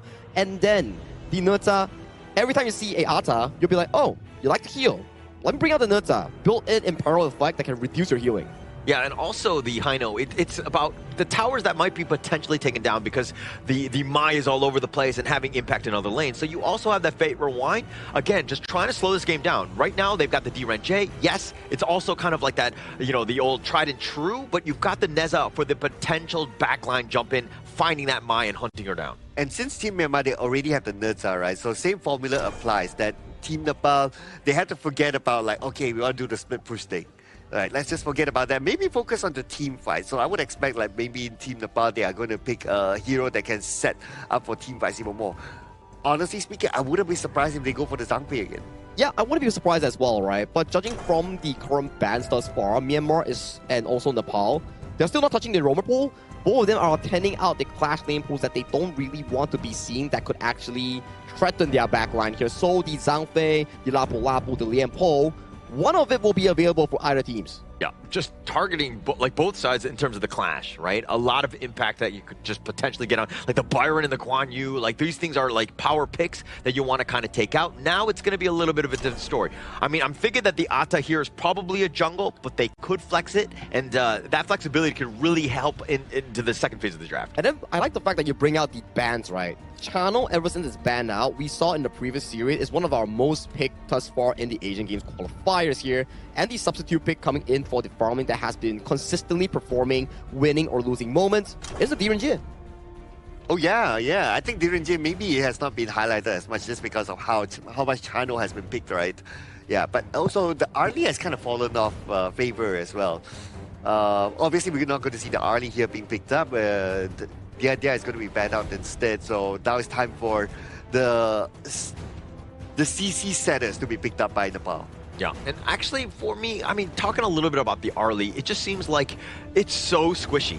You have to be completely, I mean, obviously all of these players are focused, but like you have to be ensuring that your positioning is flawless, because you make one mistake, literally your team just crumbles because you don't have that damage, and she will fall. She will fall, and you take a look at the side of Nepal. He technically just told him like, okay, you played the Mai Shi Nui, you picked the Mo Zi, let me swap it up. Let me try what you actually did just now and try it for myself. Is it really that good? And for Myanmar here, they need a hero that can actually defend them while also look for advantage in that team fight. I think Myanmar might be locking in that Zhang Fei pair of the Direnjie and also the Haino to form that strong break wall that they're looking for, because so far, Myanmar has already sufficient damage and strong front line to actually pace themselves in these moments here. But it's going to be the Lapu Lapu and a late game Charlotte here going to the hands of Min. So what will Nepal be coming in with their last pick here for that clash lane? Wow, very, very balanced draft here by Team Myanmar. You have the Lapu Lapu can set up on the front, open the space, can absorb damage, and if they want to go to the back line, they have the Nurza. And they even have the Charlotte as a choice as well. So very good choices here by Team Myanmar. So now for Team Nepal, I would love to see more durability, but then again, yeah, it's the clash list on durability. I don't know. Maybe it's time for the Lubu to come out. I'm actually scared about this Charlotte, right? I think that from Min, you know that once he gets going, he's kind of like the Fatih in the last game, where he's going to be like a bit of a carry, right? You need some sort of control and another way to kind of deal with that. But it looks like they're going to shift gears here. Nakaru stick to that same tried and true, but they've kind of added the moats and the Mai to hopefully overcome in game 2. I like it, right? A more stronger, I would say, early game mid duo with the mid and roam to actually give more jungle pressure here. So you don't need Swastik to always be the one jumping in first. You can let the mid lane on the side of BJ or on the side of Suyok to find that crowd control in first, then the subsequent cleanup crew come in for Swastik on that Nakaruru. Yeah, I like how they set up Atta to be like either you can be the jungle or you can be the clash lane, and at the end of the day, they chose Nakaruru as the jungler here. So, interesting setup here. What are your thoughts, Holler? I mean, I like both sides. I think going into this one, the Nakaruru really needs to be on point. I think that the last game he was split pushing, he got picked off. I think that somebody else needs to be taking that role. But again, if you're winning, that's not a problem whatsoever. All right. I mean, if you're winning, it's never a problem, right? Yeah. Well, yeah. There are times when you're winning and you're like, my teammates are still kind of toxic though, you know? Okay. Sounds like experience. I'm not the guy. I'm saying my other teammates are. I just want to be very clear with that. Okay, thanks for clarifying that. We won't report you for now. Yeah. But again, same formula applied. So both teams are already very good at this. It's like after they clear up the first wave, they rotate to either side to put pressure in. And because Team Nepal, you have the Moser, you have the potential jungle event slightly more, or at least at the side. Yeah, so from last game to this one, the biggest difference is that Nepal, their movement needs to be a little bit more decisive, right? They were letting Myanmar make most of those moves, especially since they had Sai on the Mai and was able to impact it. Now that he's on the Haino, he's much slower. He probably needs to stick in the lane a little bit longer, so now you have that advantage as now you have that Mai. Yeah, because Heino is not the most mobile sort of hero, right? Like, yes, you can clear your lanes really, really quickly, but can you outmove the Mai? Definitely not, right? Yeah, so that's why it's like, okay, by the time Mai's done, you'll be back on the lane. I might as well stay for another wave. Yeah, so this, you got to take advantage of this, right? Nepal, on the other hand, they need to be fast. And I love the way that they've drafted. They're kind of setting themselves up for a good early game, because that will get the snowball going. Once they have control of the map, they can do what Myanmar did to them.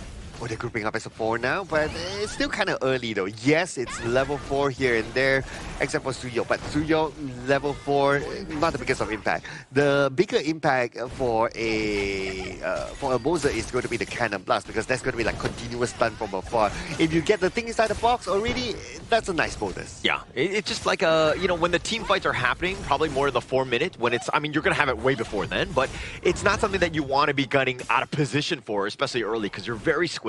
Oh, but keep an eye on the top though. I see that there's a rotation by side H above. Okay, just waiting right in front of Sushant, but both sides really teasing each other.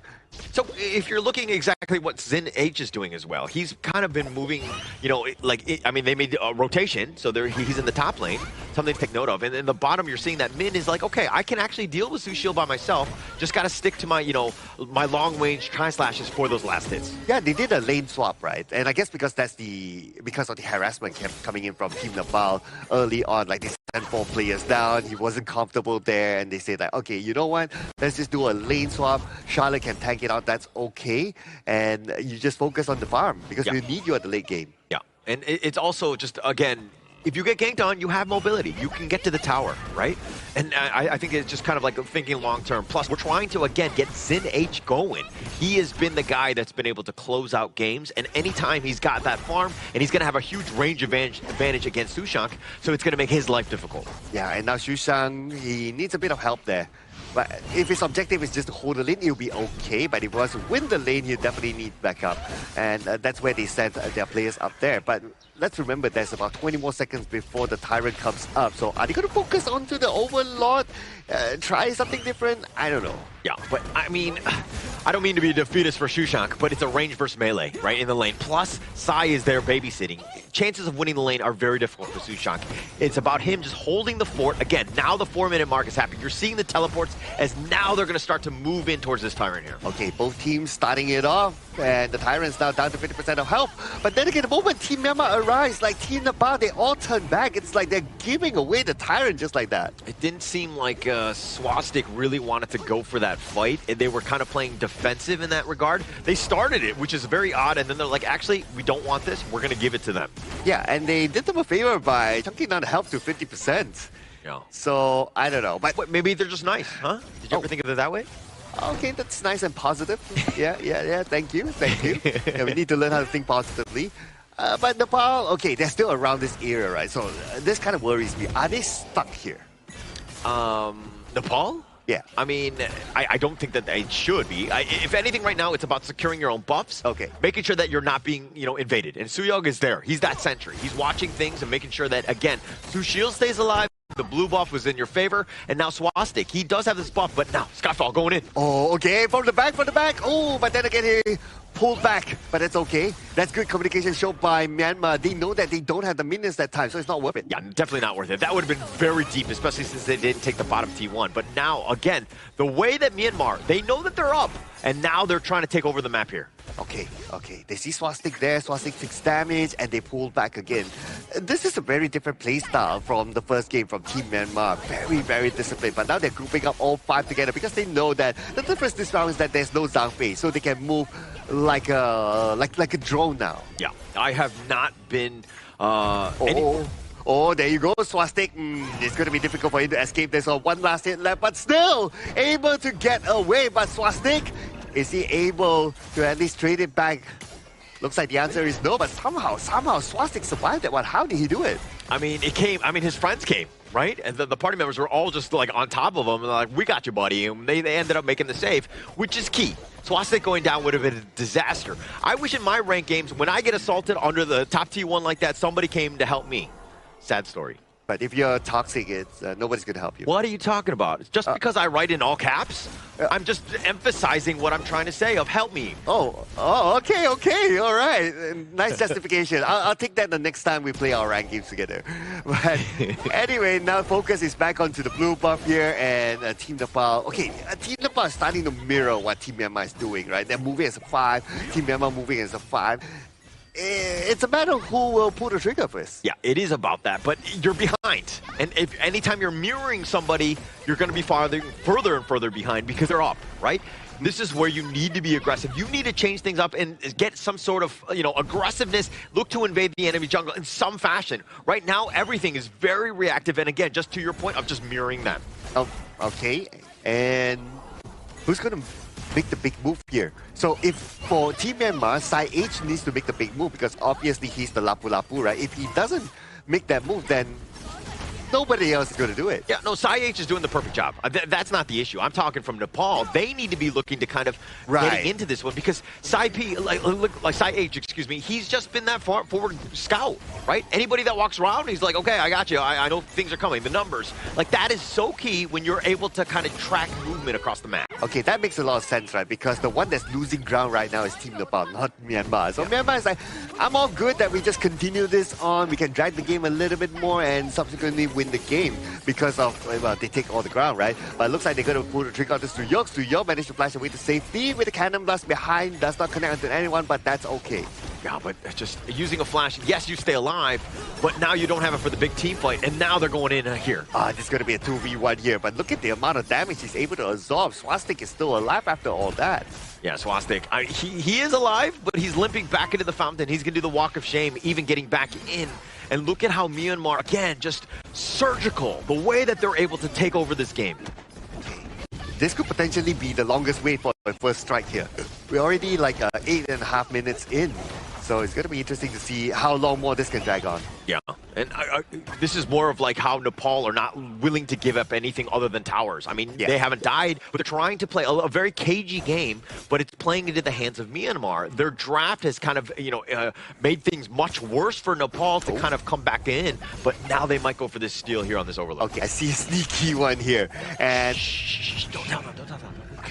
Okay. Okay. Now they get the notification say, hey, you know what? Check your message there. You missed this one. This email was a week ago. Then Team Myanmar, they got the overlord. But while they were doing that, Team Nepal got the overlord. While they were doing that, Team Myanmar actually kind of put pressure onto the bottom lane. Yeah, but these Vanguards, a little bit of space, a little bit of push. At the same time, Myanmar, I think that they're more than capable with this lead. They're going to be able to just burn them down as they're already all 3 lanes, taking them down and just kind of, again, just shepherding the minion waves forward. Okay, look at what Team Myanmar is doing right now. They are opening up Yant onto the bottom. Let him push. If he's needed, he can come to them to support further.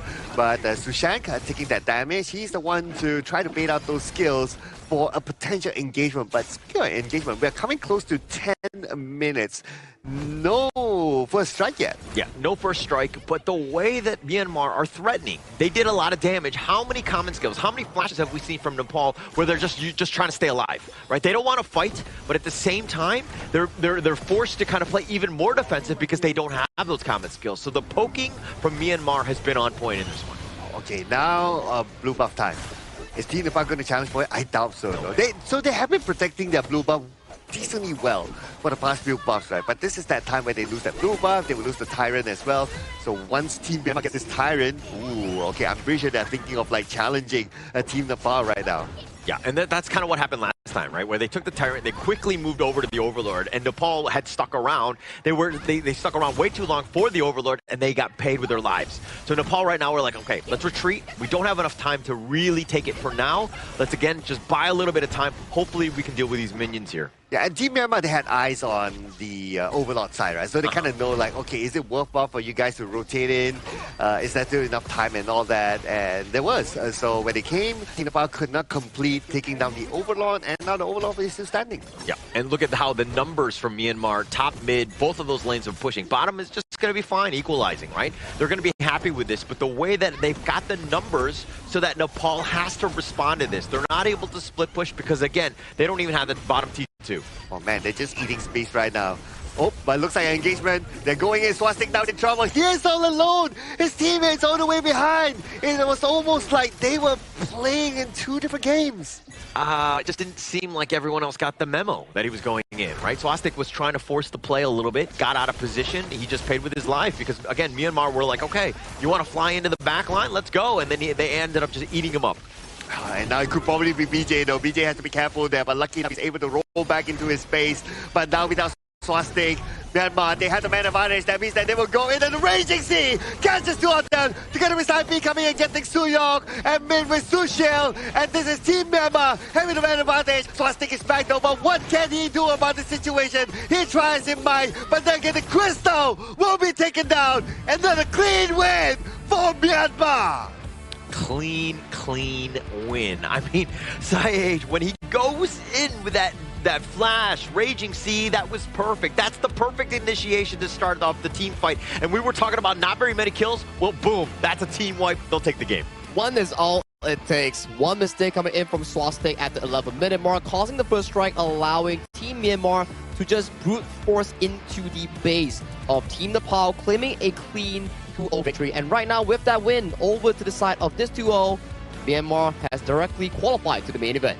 Yeah, and it looks like there's a little bit of a cue in terms of the handshakes at the very end. I mean, Myanmar just completely in control of this one, just dominant. And we were going to question, like, hey, 2-0 teams going at it. Who would be able to take it off? And it looks like just too much Myanmar. They were on fire this game. Yeah, I guess well, that one moment that broke this game, right, was the Nakaruru going in alone, right? His other teammates were like left behind, and it's not only about like behind, right? Like there's a wall separating them. Like even if they want to go forward, it's like, dude, there's like a wall in front, and you're the Nakaruru. Obviously, you can chase, but we can't. So they were left behind there, and the moment that Nakaruru went out, it was a 4v5. Team Myanmar, they had the man advantage, and that's where they know that they can just press the W button.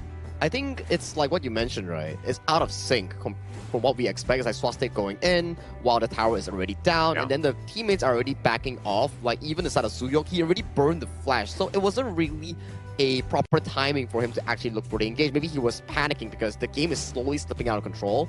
Out of that game, yes, it was 10 minutes of just Myanmar looking for the objective wins, but the way they do that is actually very, very nice, whereby they played Xin on the Direnjie to consistently push down those towers with the help of the Lapu Lapu and the Haino constantly guarding him, which to the side of Team Nepal, they had no answers to the infinite pushes coming in from this Direnjie. Yeah, no answers indeed. I mean, if you're looking at Nepal, it's like, okay, they're going to give up a tower, but that ended up being like 9 towers, right? Like in the very end, they were like, okay, we're not really willing to fight at some point. You got to take a stand at some moment. But what is that moment? When you get a certain item? Is it a milestone? Like what is that? What are you waiting for, right? You have to go in at some point to defend because they were completely playing passive, even to the very, very end when the crystal was just like there, like they were not willing to initiate. They got jumped on. Yeah, they were moving further back and back and back, right? But I guess to be positive about the situation, right? That was what the Nakaruru was thinking of. It's like, okay, guys, if you don't want to engage, I will just do it, okay? Just follow me. But everyone was still like, sure. You know, the kind of hesitation, right? And that was kind of reflected in the gameplay. I think it's more of a shot call issue, right? Where it's really desync, and then you needed the Mai Shunui and also the the trio mid, right, to actually look for good plays in the early game where we didn't really get to see. And the Nurza, traditionally speaking, right, it's kind of weak of an early game jungle unless his jungle tempo doesn't get bottom, which is what we saw from the last 2 games. He was free farming, getting all the resource in the world without any hesitation coming in for the team itself, which really allowed Team Myanmar to consistently get more and more leads. Yes, takedowns wasn't a lot. It was a total of 3 takedowns in the entirety of this game. But Team Nepal, they just couldn't find any single moment that they were looking for. Yeah, no single moment. And you know things are rough when your Mai is like 0 kills. I mean, 0 deaths is great, but 0 and 0-0, right? Like you didn't really have much of an impact in terms of the early game. That's what you want. That's where she excels, where she's able to kind of dominate the outside lanes, let your other cores get some kills, and then that's when you snowball. And that's, again, you want to be aggressive. Unfortunately for Nepal, they weren't able to take advantage of it. Yeah, and because they were pushed back, they couldn't get any takedowns, they couldn't farm at all. The items are just too far. I mean, it's not comparable at at this point. But yeah, when was the last time you see a 0-0-0, not only on my, right, but on any hero, right? It's been a while, right? I mean, it's a very, I would say, quiet game in terms of the takedowns or team fights. It boils down to the final moment where Swastik went out of control and then he went in with a desync play and everything just escalated from there on out with the final play coming in from the Myanmar roamer, Sai H, on that flash ultimate on the Lapu Lapu. Just, I mean, Sai P, this is exactly what you want. Like, being that, with those scepters, just constantly being the front line. I mean, Ian didn't really have too many Skyfalls because they were never really catching Nepal out of position. Nepal playing a very cagey game, and it seemed like they were almost too scared to really make a play because they're like, Skyfall's gonna be on top of me, like, we can't do this. But it played in the hands of Myanmar. They're like, okay, let Zin H do his work in terms of the towers, taking them all down. You had Sai H as the backup in terms of those Raging Seas. Like, Nepal had no way in, and it seemed like it really was like a mental thing more than anything else. You know what? It almost feels like it was something that they brought from the previous game. I agree. Right? It's like, okay, you have a Nurza, or if I go out, I'm going to be caught by the Nurza. But maybe this time the Nurza is like, hey, you can do whatever you want. I'm going to play a different style this time, but you don't want to go in the lane, you don't want to push. That's fine by me. And for Myanmar, right, it's like what you said, right? It's like something that they brought through the previous game. It's like, oh, we saw the DRNJ having so much success. Let's just lock it in again. Let's just play around it. And for Team Nepal, they're like scratching their heads, like, how do we actually tackle this DRNJ? Because every time we don't handle it, we lose. When we are trying to handle it, we get caught in a team fight that we cannot win, which resulted into this goal graph. Yes, not the biggest of the goal graphs at the 12-minute mark, but this is a game under our consideration that is only 3 takedowns involved by both teams. And you're kind of watching this and you're like, with the kill counts as low as they were, am I watching soccer, right? Am I watching football for you other folks? But this is a game, I mean, it's low scoring, right? And you're kind of just getting pushed back. You're losing towers, right? And that's not like recorded in the scorecard, if you will, but that's kind of where Myanmar are willing to play a boring game, a very cagey one, where nobody's able to kind of get to the back line or find any sort of kills because they're able to, again, control the map and dominate you. Hey, it's all about objective, right, at the end of the day. So for them, it's like, okay, we can get 100 takedowns, but if we still burst our crystal, it doesn't mean anything, right? So they're thinking of like, okay, let's just control, play this super disciplined. This is like really super disciplined. You know what? It almost reminds me of how Hong Kong China would play. Oh, I like that comparison, yes. As you can see, this is the moment that you have like a 4,000 goalie coming in from Myanmar, not the end of the world coming in from Nepal, but this decent play coming from Swastik. It's a bit of a sad approach, I would say, and then when it's a 4v5, the Lapu Lapu coming in from the side of Sai just comes in with the spell 2 charge into the backline, finding the perfect engage to send the game to a 2-0 finish. And Myanmar, congratulations! You are heading towards the main event. Yeah, congratulations to them as they move on. I mean, the first highlight was actually the 11-minute mark. I don't know if you noticed that. Right? So it took us a while to get there, but again, the main guy, it's going to be Min on the Charlotte. He was 2-0-1. I mean, not too much damage as well as damage taken because, again, this was a very low-scoring affair. Hey, I mean, Min, he came out with a max performance here in this round, so nice KDA. I see what you did there. Get out. Gotta give credit to him, right? Yeah, I mean, so for him to be able to execute what he do is also about a team play, right? I agree. The entire team has to be like super disciplined, understand what the game plan is, when to go in, when not to go in, when to pull back and everything else. But of course, because of the stats, he got the 2 takedowns, so yeah, props to him. I think it's also a very important game for the side of Team Nepal.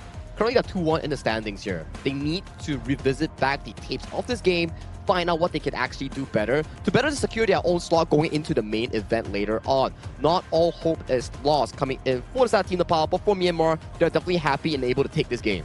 Yeah, and I think that for Nepal, this is one where it's like, okay, you lost. You're lost. Right? But you got to shake it off.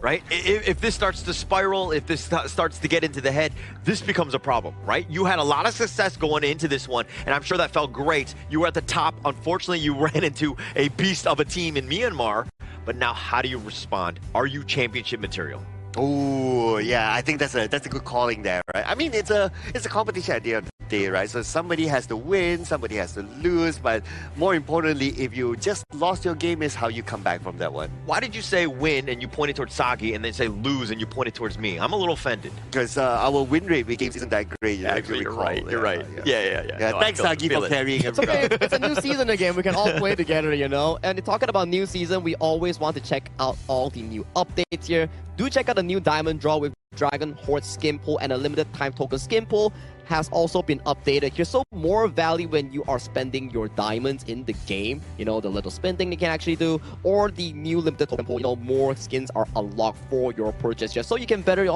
use your limited time tokens for better items in the game. Do skins make you a better player? It does. 100%. Yes. 100%. Totally agree.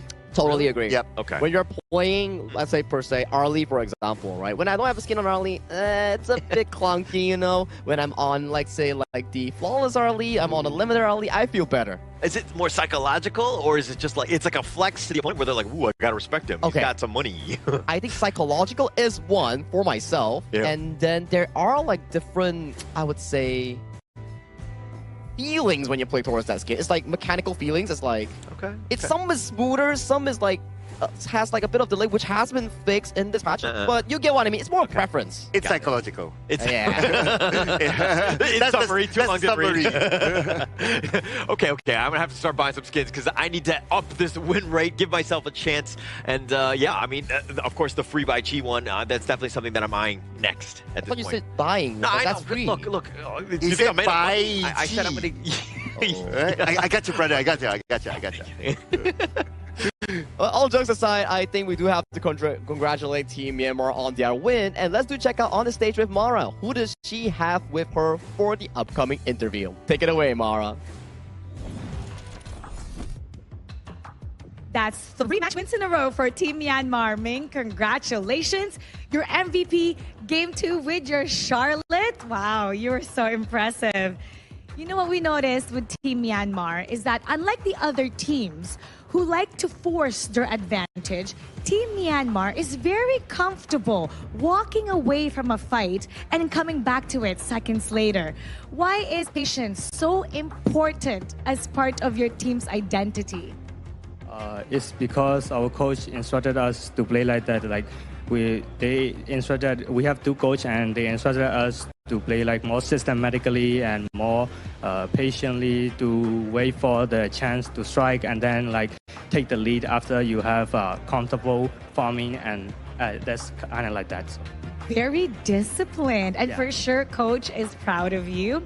And I'm sure you're proud of yourself also, because Team Myanmar currently leads Group B. You're number 1 right now. No one has been able to defeat you. Do you think Team Myanmar has shown its full potential yet? So we could say like we haven't shown our full potential yet, because we recently just started training with our new coach and like the analysis of our coach. So we need to, there is also room for improvement. So I think we need to learn more and learn from the other countries how they play. Like some region, for example, in this tournament are like Indonesia and Philippines. Like we haven't reached their level yet, so we can improve more. You are so humble, and I think that's a huge part of Team Myanmar's success. Now, Myanmar is watching right now. What would you like to say to them and invite them to keep supporting you for your last match? မင်္ဂလာပါမြန်မာအဆင်ပြေတဲ့နေ့ရက်လေးကိုမိုင်ဆိုင်မယ်လို့မျှော်လင့်ပါတယ်ကြီးစုနေတဲ့ပြည်သက်တဲ့ဦးချင်းတွေကိုလည်းကျေးဇူးတင်ပါတယ်ကျွန်တော်တို့ဆက်ပြီးတော့အားပေးပါအောင်လို့ကျွန်တော်တို့အနေနဲ့အကောင်းဆုံးကြိုးစားတော့မှာပါကျွန်တော်တို့ခုချိန်မှာ Group B ရဲ့ number 1ကိုရပ်တည်ပြီးတော့ဂျပန်နိုင်ငံကိုတွားရောက်ရှင်ပြိုင်တော့မဲ့ Asian Game မှာကျွန်တော်တို့ performance ကောင်းကောင်းနဲ့အဆင်ပြေပြေရလဒ်ကောင်းကောင်းထွက်အောင်ကြိုးစားတော့ပါမယ်လို့ကြီးစုနေတဲ့ပြည်သက်တဲ့ဦးချင်းစီအကုန်လုံးကိုလည်းကျွန်တော်တို့ဒီကနေကျေးဇူးတင်ပါတယ်ဟုတ်ကဲ့ And what would you like to say so everybody understands what you're saying in English? What I said is like, hello Myanmar, I hope you have a wonderful day. We're currently at the Group B number 1, and we would like to want your support in the Japan also. And we thanks to one of our fans, like we thanks to every fan. We thanks to our fans, and we sincerely enjoy your support, and thank you. Once again, Ming, congratulations. Team Myanmar leading Group B, currently #1, still undefeated.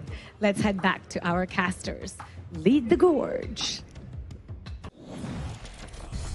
Thank you, Minamara. Ooh, Minamara does sound like a pretty good, like a band name, Okay. It's like a streamer name or it's like a cooking show. But all jokes aside, Min definitely has a very sweet heart. Like he knows for a fact that they're a team coming together, they're representing their country and region, and they are here to make their netizens, the people of their country or region, proud. Yeah. Actually, I was subscribed to that cooking show, if that's possible, Minamara. I think that's something that's great. But again, the fact that Min is able to kind of do that interview and do it, with multiple languages and just kind of, again, just being as humble as he is, understanding that, hey, he's 3-0. They're moving on. Right? Like the amount of support that they can get, this is that moment where, again, if I was in his shoes, I would be letting everyone know and I would be trash talking, and there's probably a reason why I'm not able to. That's the comparison. That's the comparison here. Yeah, I mean, there's a lot of talk about like the other groups, like those teams like, Indonesia, Philippines, Hong Kong, China, and so on and so forth. Myanmar has come like undercovered.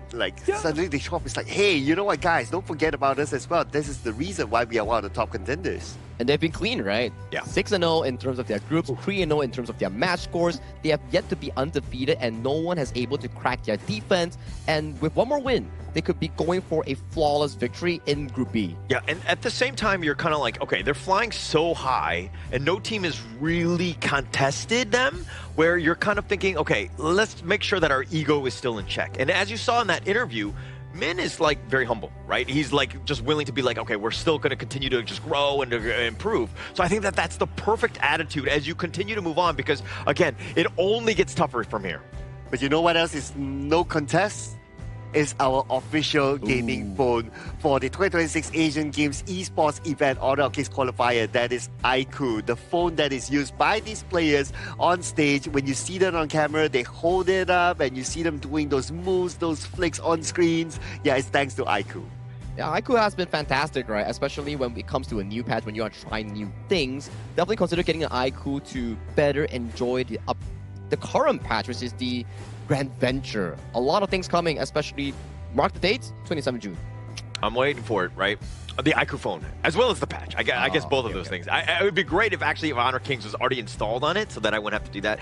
But that's a whole thing because I'm lazy. But I do think that this is a great opportunity, right? I think that to see Myanmar rise the way they did again, and to kind of again to your point of just flying under that radar, to be at the top of the Group B. Like we didn't know who was going to be there, but it looks like Myanmar are here to stay. Yep, and they did it in style as well. And they showed us throughout this entire tournament so far, of course, they still have one more match to play, that they can play different styles. They can play different kind of compositions. They can play different kind of strategies. Like you want to take it slow, you want to eat space, or you want to play aggressively. They show that they are adaptable. Really adaptable and flexible in that sense, where Ant can play tank jungles, and Ant can also play carry junglers, which is really impressive for a young prodigy like him that has his first showcase in an international or regional tournament. So props to him as well. But that's all for the Myanmar versus Nepal matchup. Congratulations to Myanmar and good luck to Nepal for their upcoming games to further qualify for the main event. Our next one, as you can see, will be featuring India going up against Kingdom of Saudi Arabia. Although India has lost their chance in qualifying for the main event, but this is a fight for pride and fight for honor. Pride, honor, and experience. Correct. The lessons, all of the good things that you want from India. I think that it's been a little bit of a disappointing run. We've seen glimpses of the India squad doing well. They have a potential, but unfortunately for them, I mean, the journey will end at the end of this qualifier, but let's go out with guns blazing and let's, take down the Kingdom of Saudi Arabia here. Yeah, they came close a couple of times, right? It was just unfortunate that they didn't win at the end of the day. So whatever it is, this is an opportunity for them to do well for the fans. Definitely will want to see them perform later on in the upcoming matchup of our match of the day. But we will need a short break before we bring you the matchup coming in between India and Kingdom of Saudi Arabia. See you later.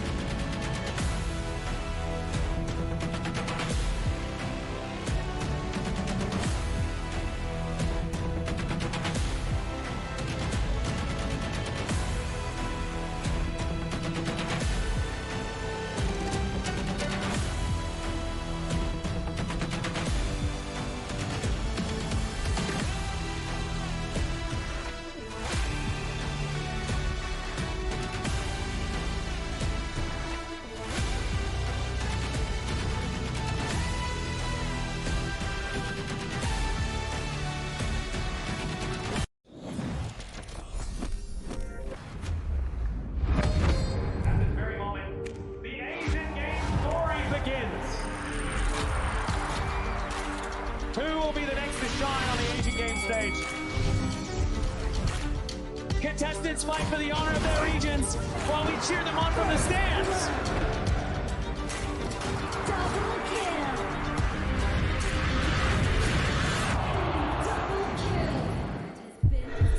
This is a challenge, but it is also an opportunity. The tide is turned.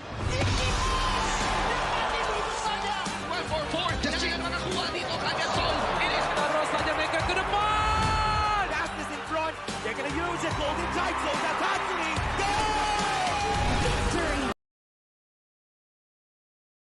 Together, we share the same voice, the same radiance. This moment of brilliance belongs to all of us. Together, we shine.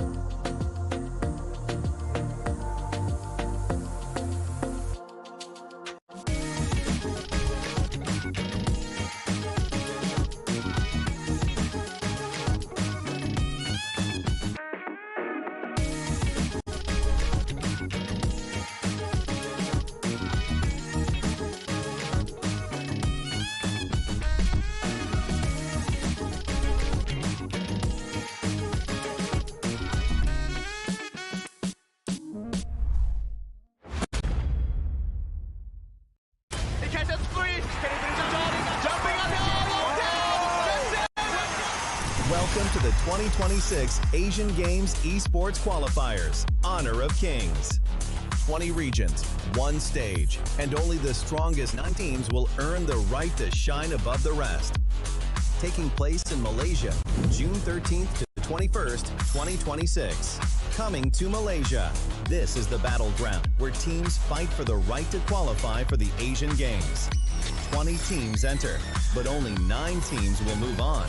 Apart from the 20 regions, there are 3 regions that have direct qualification.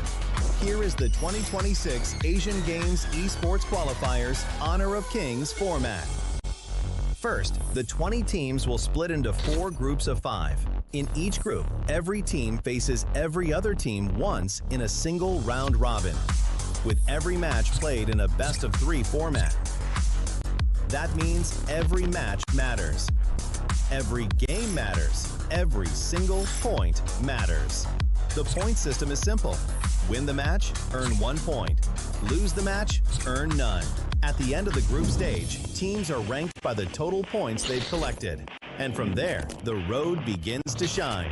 The top 2 teams from each group qualify directly to the Asian Games main event.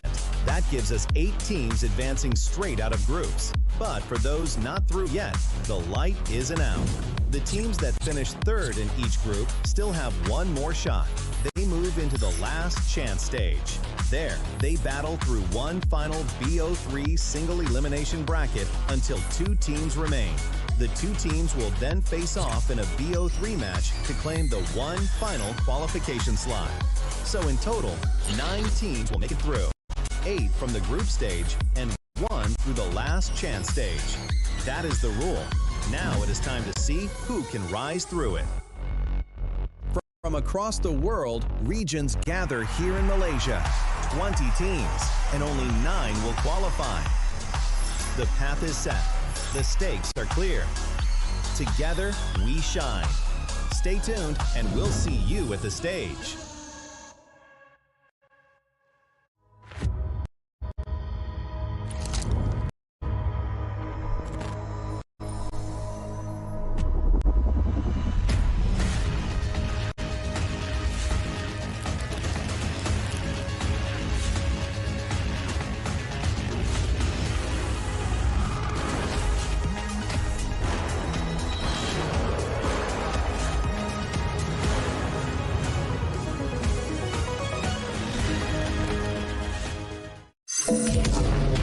my crew. Ultimate not ready yet.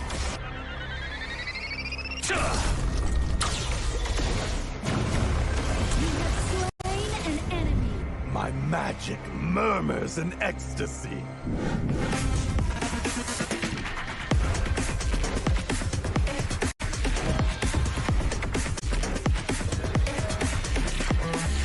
Legendary. There is no escape for you.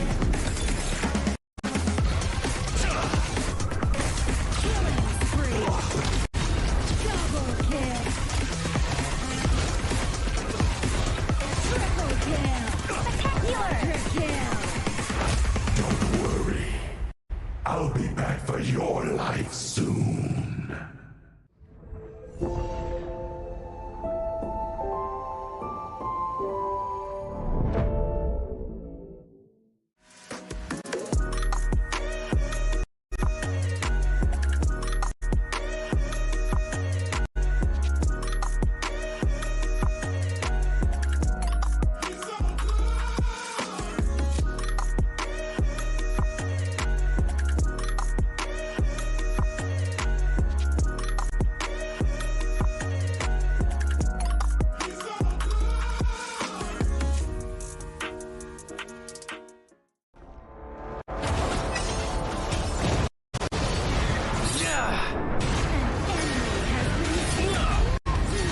Double kill. Shall I compare thee to a summer's day? Slain. Don't engage. Slain. Don't crush us like insects. Slain an enemy. Defend our base. Our high ground tower under attack. Amazing. Unbelievable. Triple kill. Ah, the fragrance of romance. Ally has been slain. Rampage. Double kill. Triple kill. Spectacular. Pentakill. Lady Fortune is on my side.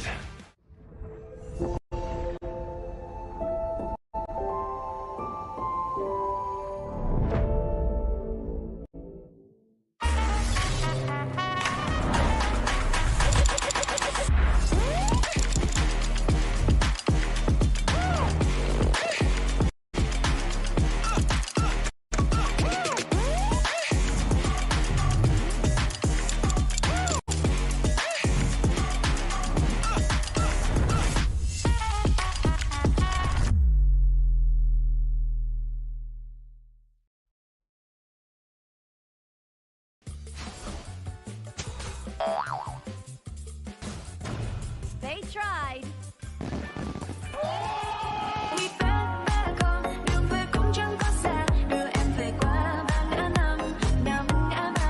The new sprightly skill, Dig It, is a passive skill which will automatically trigger at fixed times each match, up to a maximum of 10 times. The skill grants guaranteed standard rewards like gold, XP, shield, health recovery, and more. There's also a small chance to uncover mysterious grand prize effects during the match. Dig It may also produce tradable high-value treasures. Detailed information about acquired treasures will be shown after the match ends. Each treasure has its own rarity and storage size, and obtained treasures will be automatically stored in your warehouse. If you want more high-quality treasures, make good use of the treasure fusion feature. You can also copy and share your code so friends can help speed things up.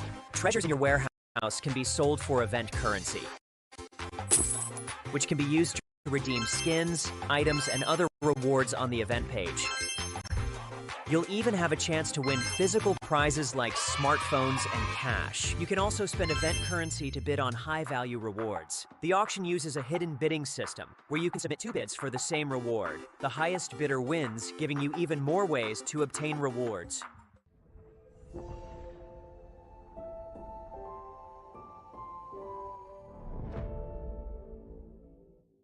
Itu kontra kita. Relax, bro.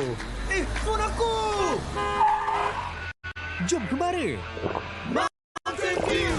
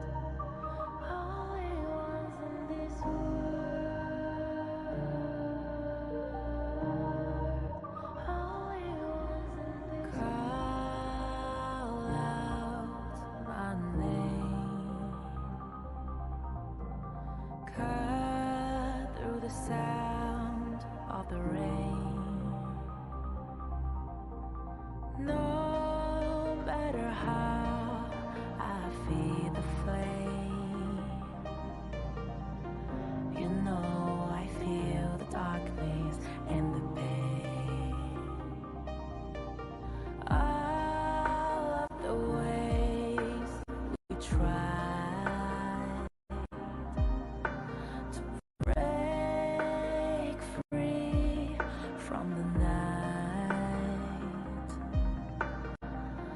You know we made it out, we found the light. I fly so high, light up the sky. Let's do it this time, like it's a whole new vibrant world.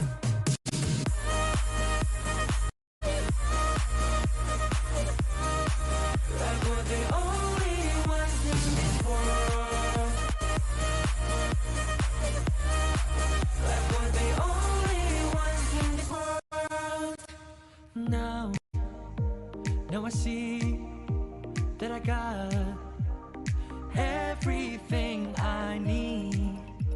It's alright, I'm on fire, I'm alive, 'cause now I fly so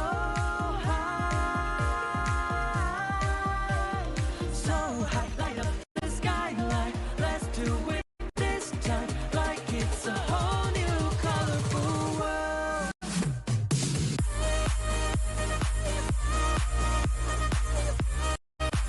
Like we're the only ones in this world. Like we're the only ones in this world.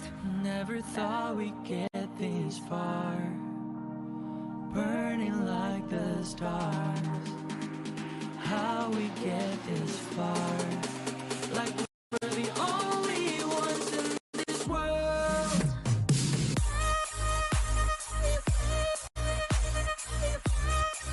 Like we're the only ones in this world. Like we're the only ones in this world.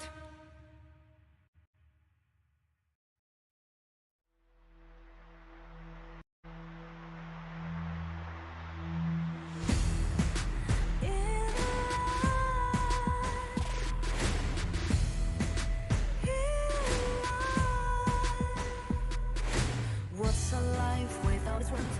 Compromising with what hurts inside. When you let fear decide your fate, you don't choose which path to take in life. I'm finally letting go of everything that still holds me. I'm against the loss, but I won't give up, 'cause it's my time to shine. Standing in the spotlight, and no one let me down.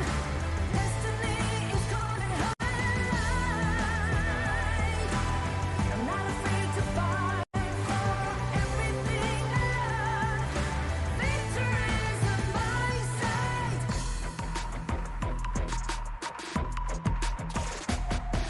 The more we lose, the more we gain.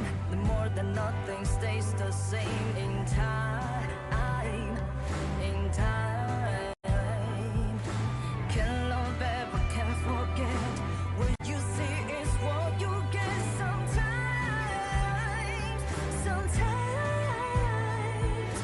Gonna show the world tonight, the light that shines inside us. We're against the loss, but we won't give up, 'cause it's our time to shine.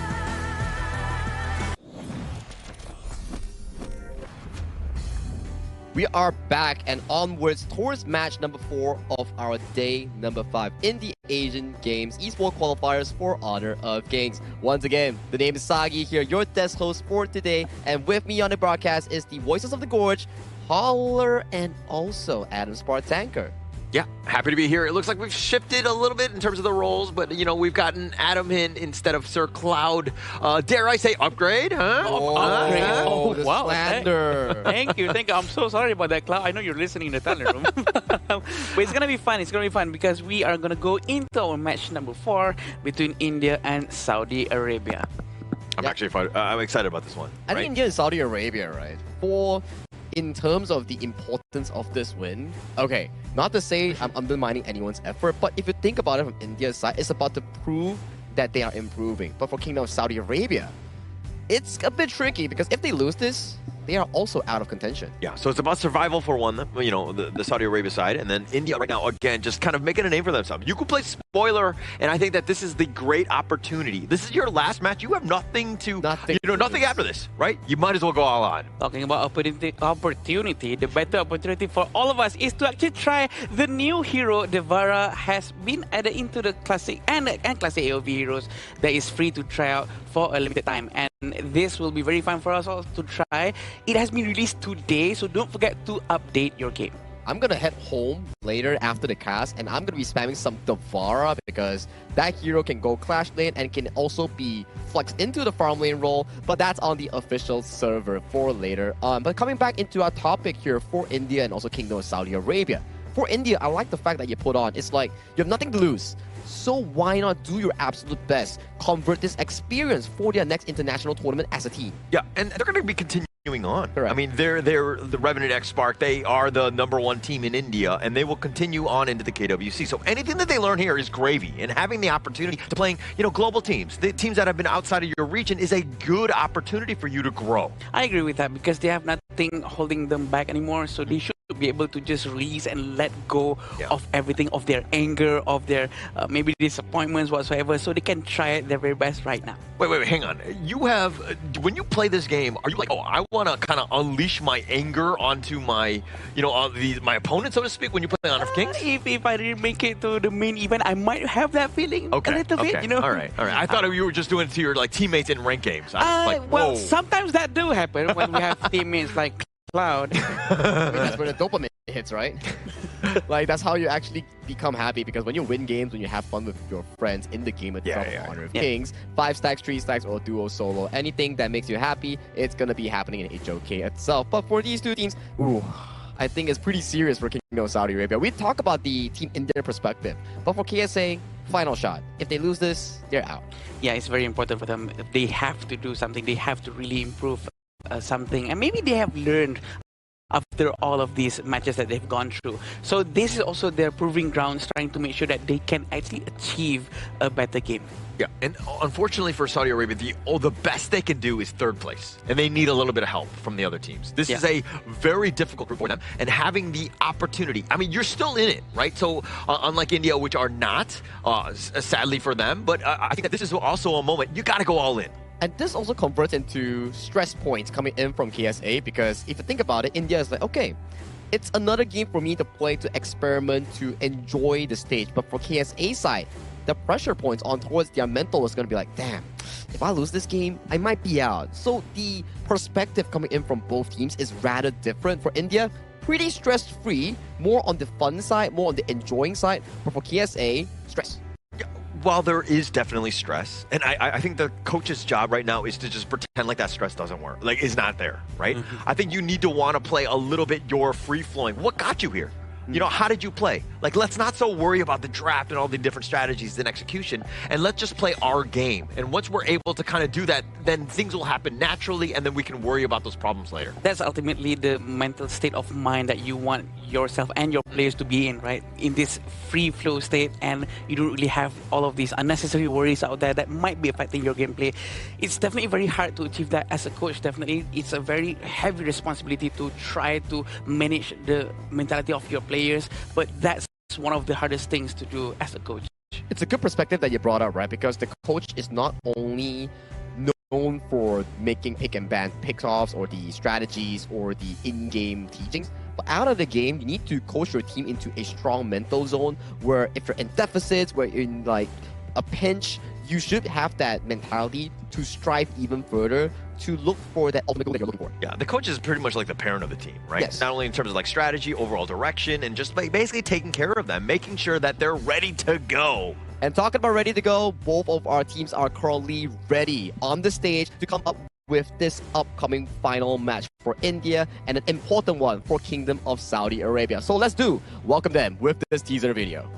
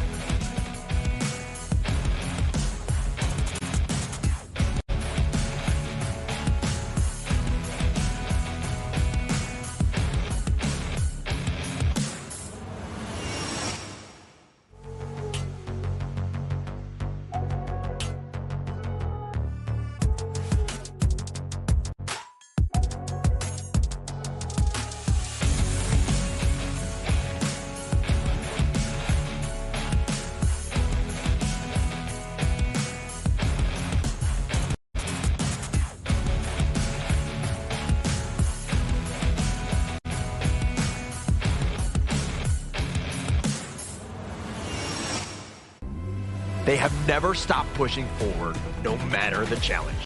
Though the road ahead has changed, their fighting spirit remains the same. They stand here with pride, ready to leave one final impression. Please welcome India!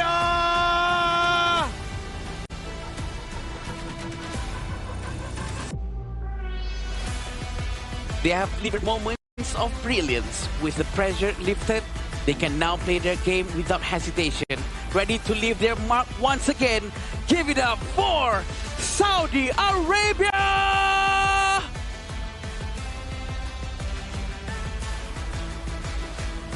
Both teams with one goal right now. Find that first win in their respective groups. That one win will boost their confidence, not only for today, not only for this tournament, but for the future of their career in Honor of Kings. Yeah, and actually being able to kind of win, get that first international win, that's going to be huge for them. But it's going to be made up of Team India here. Ashish, Ainul, Harsh, Ayush, and Akshaj for all five. We've seen them time and time again. Harsh has been made some serious plays, getting a stolen Tempest Dragon, has been able to pick that up. But Ainul also has been the guy, at least from the jungle. He has been the main guy coming in, right? As you would mention, the guy that always plays the high-level mechanic heroes like the Arlie, sometimes lane swapping with Ayush. So Ayush and Ainul, they are both really flexible in that sense. But for me, I will want them to grow further as a player by specializing in their role, becoming this, I wouldn't say perfect player, but flexible player that is able to have a deep and diverse playstyle and hero pool. Yeah, definitely. And let's see the lineup coming in from Saudi Arabia. We have Faris, Anas, Muath, Ahmed, and Muhammad. And for this specific roster, right, coming in for the Kingdom of Saudi Arabia, Mohammed and also Faris, they often change their roles between each other. Sometimes Faris will go to the roamer role and Mohammed will go into the Clash Lane role. Yes, this is why they are very well prepared, and we do know that they always change around their roles because they want to see what's the best way to put it, what's the best way, what's the most effective way for their players. Yeah, but I mean, to your point, when you're pointing out with like Ainul, just like locking in a role, I think that, you know, it would help them long term if they were also able to lock it in Saudi Arabia here, where for us is Mohammed, so that we know exactly what you have, so that you're consistent. Changing things up can add a little bit of turmoil to a team. Yeah, this is the exact thing that I want to point out, right? Whereby if you're consistently swapping roles left and right, yes, it proves that you're flexible, but in terms of the overall specific role mastery against your opponent who day and night trains in the same role, it's slightly different because it may not match up to the same level here. Maybe you cannot see it now, but in the future, when the games are even tougher, when the games are even more high stake, that's where it starts slowly coming out to be a focal point for both teams. I agree. It's definitely going to affect you a lot in the long run because you don't really collect that experience accumulatively enough to go against someone who is purely on that specific role. But again, probably maybe still very early on for them. They're still trying to see if, okay, this guy's attitude, this guy's gameplay, his character, is he the best to be playing at that specific role? Or maybe we should move him around. Maybe the coach have that kind of mindset. But do check out the screen though. These are our most banned heroes in the Asian Games Esports Qualifiers for Honor of Kings. So far, Mai Shanui has been the top ban with a 34 count, and then it comes down to Guan Yu and also the Dahlia. Hence, we don't see much Dahlia nowadays. Yeah, it's completely being consistently banned out. The Dahlia one is definitely more about the general strategy. Mai is about tempo. Guan Yu is about that game-changing team fight abilities that he has. So again, very good in terms of having those 3 bans because they could literally change this game here. The pattern of these heroes that's being banned is always heroes that are annoying in general because it's very hard to deal with a fast Mai Shanui, a very fast Guan Yu players that have a high mechanical shielding. I think it makes sense why we would ban these kind of heroes. And Mai Shanui has been one of those mechanical heroes that you talked about that if you play it well, you can really showcase its effect. But when you don't play it well, it's more or less a negative point coming in for your team roster. Do you actually realize that both of the heroes, the first and second hero, Mai Shanui and Guan Yu, actually is a hero that doesn't need mana and also doesn't need any too much of energy consumption.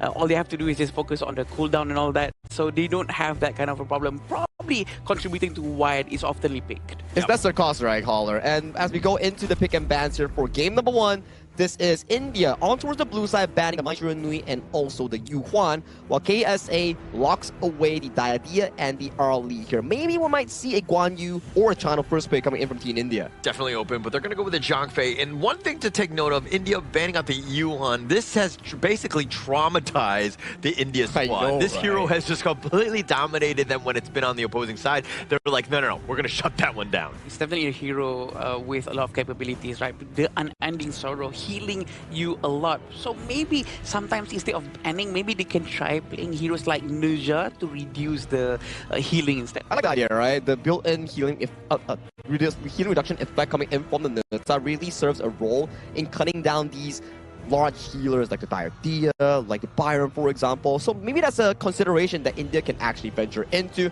However, they do lock in the Xiao Qiao for the side of Harsh in that mid lane and pick up the Chano coming in from Ayush or Aino in that case. Yeah, and it looks like Saudi Arabia here going with the Byron and the Diadia. I think that these heroes have been criminally underplayed. They add quite a bit in terms of like the laning phase. They have a lot of control. Yeah, you want to jump to the back line, but how are you going to deal with both of them who have a ton of CC? This is a nice 1-2 combination. Plus now you got the Musashi on top. Yeah, that's the question, right? And also probably they will try to handle that amount of CC with their own version of crowd control coming in from Zhangfei, hopefully.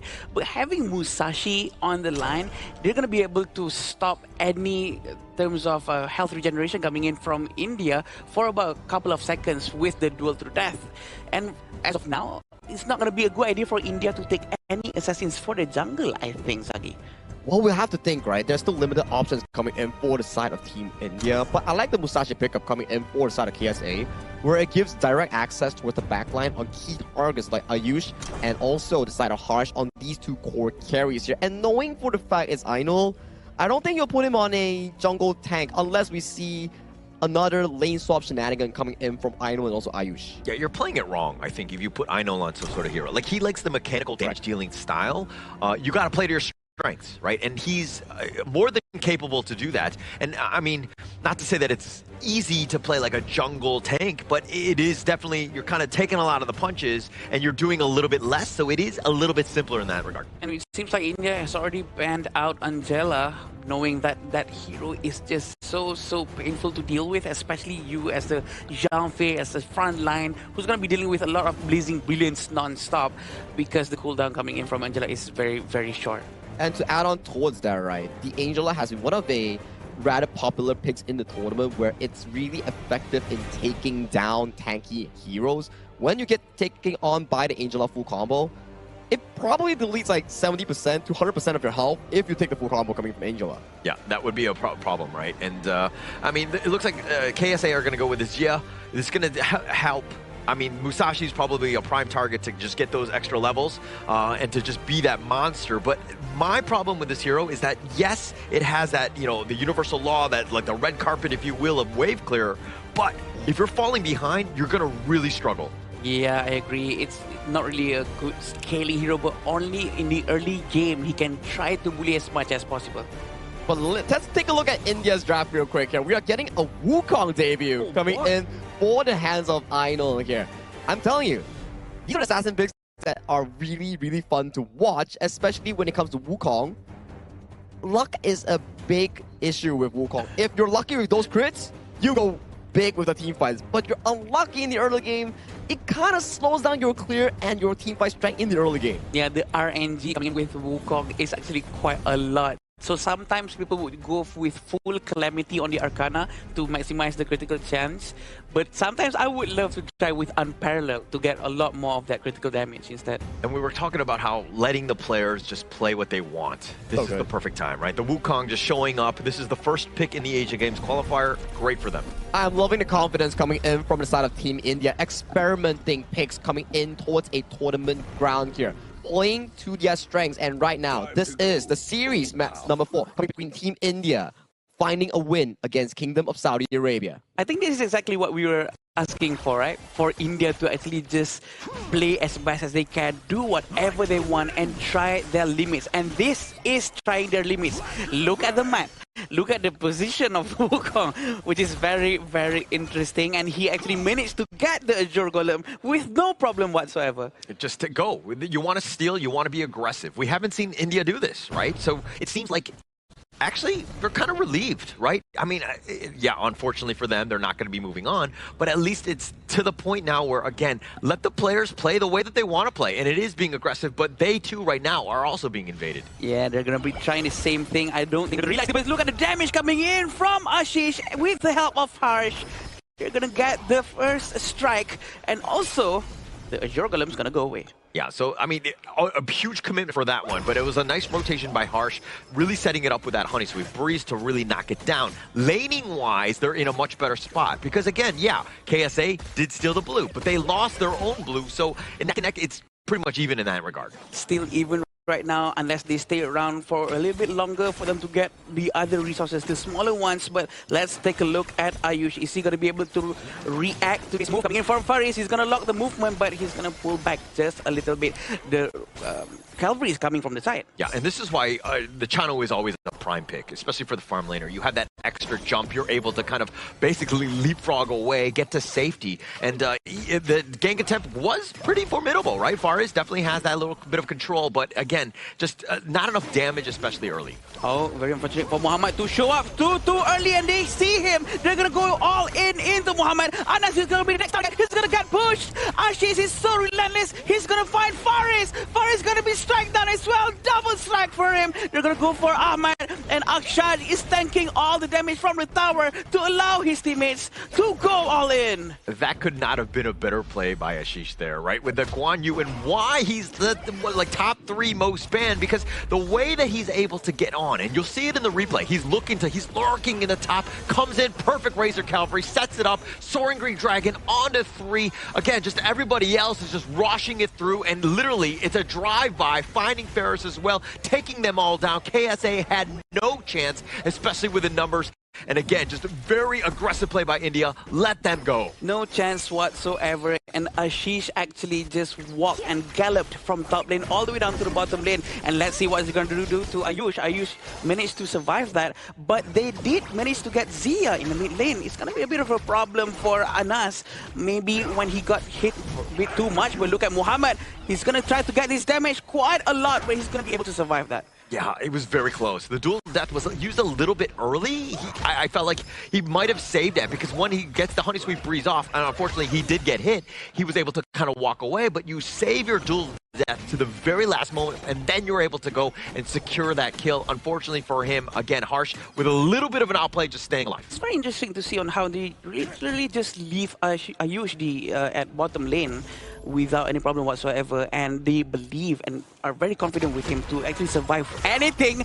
But can he survive this? Muhammad's gonna go down in the hands of Ainul. Yeah, so this Wukong, this is a problem, right? Like the amount of crit and the way that he's able to find you. And finding Muhammad, best case scenario, he's the other jungler, right? You slow him down and it comes off of his expense. Umbrella outburst connects, Anas goes down. How many times does Anas has to go down? So many times. Very unfortunate for him. His roam is actually quite far, and they're gonna go directly to the Tyrant. Yeah, and Akshad just like, buddy, I need help. I don't have any damage. I mean, yeah, I can take this Tyrant here, but it just really, again, just setting it up for Ainul.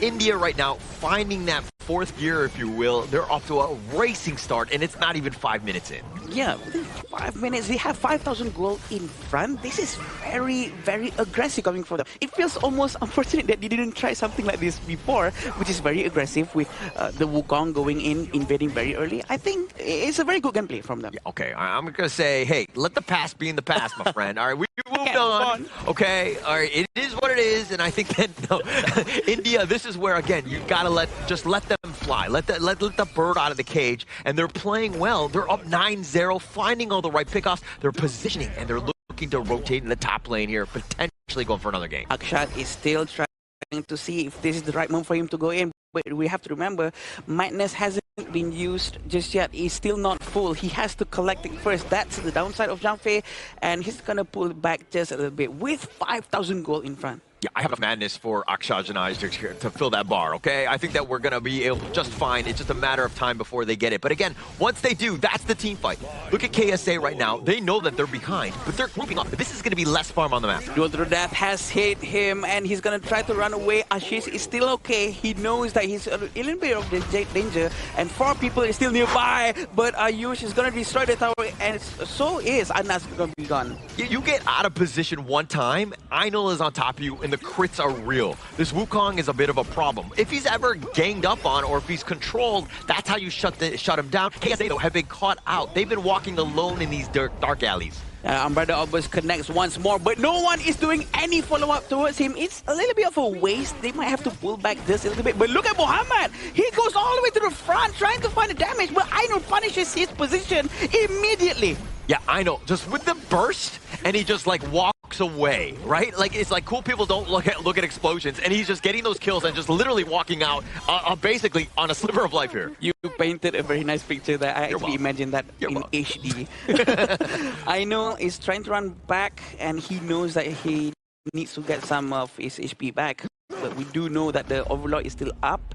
This is pre-10 minutes, so they really have to maybe wait for 10 minutes to actually make good use of an Overlord. All lanes pushing right now. I mean, everything in favor of India. The way that they've been dismantling KSA, they are playing scared. They're holding hands. They're just like walking into the lane together because they know that Ainul might be there. Anas previously walked down, again, just around behind his T2. He got caught out. No place is safe right now for KSA. Quoting what Sagi said just a little bit just now, right now, Wukong's critical chance is looking very nice. Everything that he hits, it all procs the critical damage. It's a lot and it's working very well. And that's what you want to continue on. I think that, you know, Ainul has just found the right moments. He's got a huge level advantage, and now stun. The Umbrella always really connects. 2 of them go down at the same time, but look at Ashish. Is he going to try to get Anas out? No, he's not, but 4 of them has went down. They're going to get the last strike or not. It seems like they're just going to play it out for a bit until the minion comes in, and they're going to try to finish the game. It seems like a very quick one for them. But it looks like the ultimate from Zia actually managed to clear the minion. He flashes forward. Even though there's no more minion, the Vanguard is here. His teammate is coming back alive. Will they be able to protect the crystal? The ultimate from Zia once more. And they're going to go in. Muhammad's trying to defend. Muhammad's still alive. And Ashish is running away. He got smite by Muhammad. And they're all still trying to scurry away. But they're still okay. They tried to force it out. It didn't happen, Holler. Well, let's be very honest. Even it looks like Ainul will somehow stay alive. Didn't get a pick off on that one, but that was he was fighting 1 versus 4, which is kind of crazy. But I mean, India. Let's be very honest. I think we all would have just stuck around. We all would have looked to end. There was only a Nas left, and if we're checking this replay, I mean, yes, the crystal is wide open, but here come the reinforcements. It's still too early in the game where the respawn timers are too quick, and they're fortunate that they only lost Ayush. And they have to remember they have a Zia, right? So Zia is a very long-range hero. He's going to be able to clear the waves very quickly with no problem whatsoever. And fortunately for them, that's the only hero that was still alive, thanks to him being down just now. Yeah, Anas, I mean, Zia, the old and wise man, somehow able to kind of salvage, at least for now, which is buying time, right? I think KSA, they're fortunate that the game didn't end right there. It was more about the minion waves, but again, Anas the way he was able to kind of take down those waves, that's what kept them alive. Look at Akshaj. We all know that we can expect another Umbrella Orb is going to be used trying to start a fight for sure, but Ashish is going to try to do a follow-up. Umbrella Orb has been hit. They're going to try to get the back line. Ashish is going to pull all of them out, and the crystal will be destroyed. False hope, if you will, right? I think that there was one hold, but it's just too far behind. There was really no way for KSA to come back into this one. Where was this India before, man? This form is absolutely insane. Good plays all around. Very, I would say, proactive unbridled outbursts coming in from the side of Akshaj on that Zhang Fei. And Ainul, That signature pick on the Wukong, that was a eye-opener here with those crits. We need more Wukong. We need more Einel on Agreed. I think that's the biggest piece. It was a good change of pace for them. I mean, they're being able to set it up. I mean, yeah, they're happy, but it's just one game, right? They haven't won the series, but the way that they did it has got to be a little discouraging if you're on the KSA side. I think this is because they don't have that pressure anymore. There's no one breathing down their neck. I think this is what makes them feel a lot more free to do anything that they want.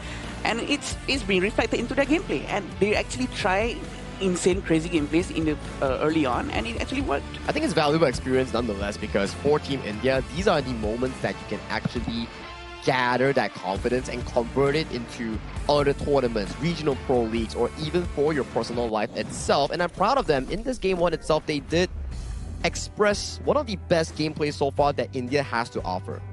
And they showed up, right? They showed up, yeah. I think that in the last match, everything, you know, again, unfortunately, again, they're not going to be making the main. But the ability to be like, okay, we're still here. We're still competitive. We are still a team that's kind of, when we're able to kind of play our play style, we're able to dominate like that game. Really making good use of their time here to get as much experience as they can. And what's wrong with trying, right? And especially in this situation. So I do think that they can try to implement this maybe back in their own league in the future, because they've actually did something that is quite insane here. I mean, it's not an everyday thing that you get to travel across the world just to play in a qualifier tournament with like different region, cultural exchange, living in a nice hotel and everything, like enjoying food with different people, you know, exchanging thoughts with other pro players and pro teams. So I think it's a good start coming in for India, and also we need some new stuff coming in from Kingdom of Saudi Arabia as well, because like we say, yes, it's over for India's approach in going to the main event, but for Kingdom of Saudi Arabia, if they can clinch back this series, they still have a shot. Yeah, and you know Einel, every single time when he's on that Wukong and he's just like deleting hero, he's just like cultural exchange, he's like smacking them all down, right? You know, because he was having such a field day. He was enjoying this hero, and you could tell why this team was starting to hit their groove, because, again, letting them play, they were being very aggressive, and we want to see more of India playing like this. Freedom really gives them a lot of aggression, for sure. They're much more brave to do this thing and that thing. But this is the ultimation coming out from them. We would like to see what Wukong has done. He actually bought Eternity Blade, Shadow Reaper, and Axe of Torment. I think all of these really focuses down on critical strike, as he should. Yeah, 8-0-7, right? Yeah, 8-0-7. 8 times he did cultural exchange. I was just saying. Go on. 8 times he bonked on the enemy, right? yeah. 8-0-7, and also 8,720 gold in a mere 9-minute game against Kingdom of Saudi Arabia here. And a shout out towards to the side of their roamer here. I definitely got to give props over to the side of Akshaj. This is one of the best games he's played so far on Zhang Fei. He got so many crucial unbridled outbursts to start off the team fight, and one of the final few moments, he caught both of the carries coming in from Ahmed and also Anas to settle the game. Yeah, and actually the only time Ayush got picked off, I mean, he's the only death on the entire team. So I guess there's that black mark right there in terms of the team's performance.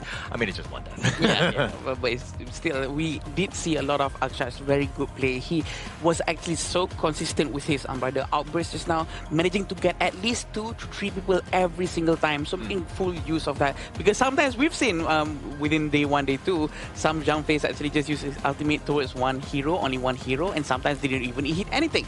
So this is something that you really need to practice to find the timing and communicate with your teammates.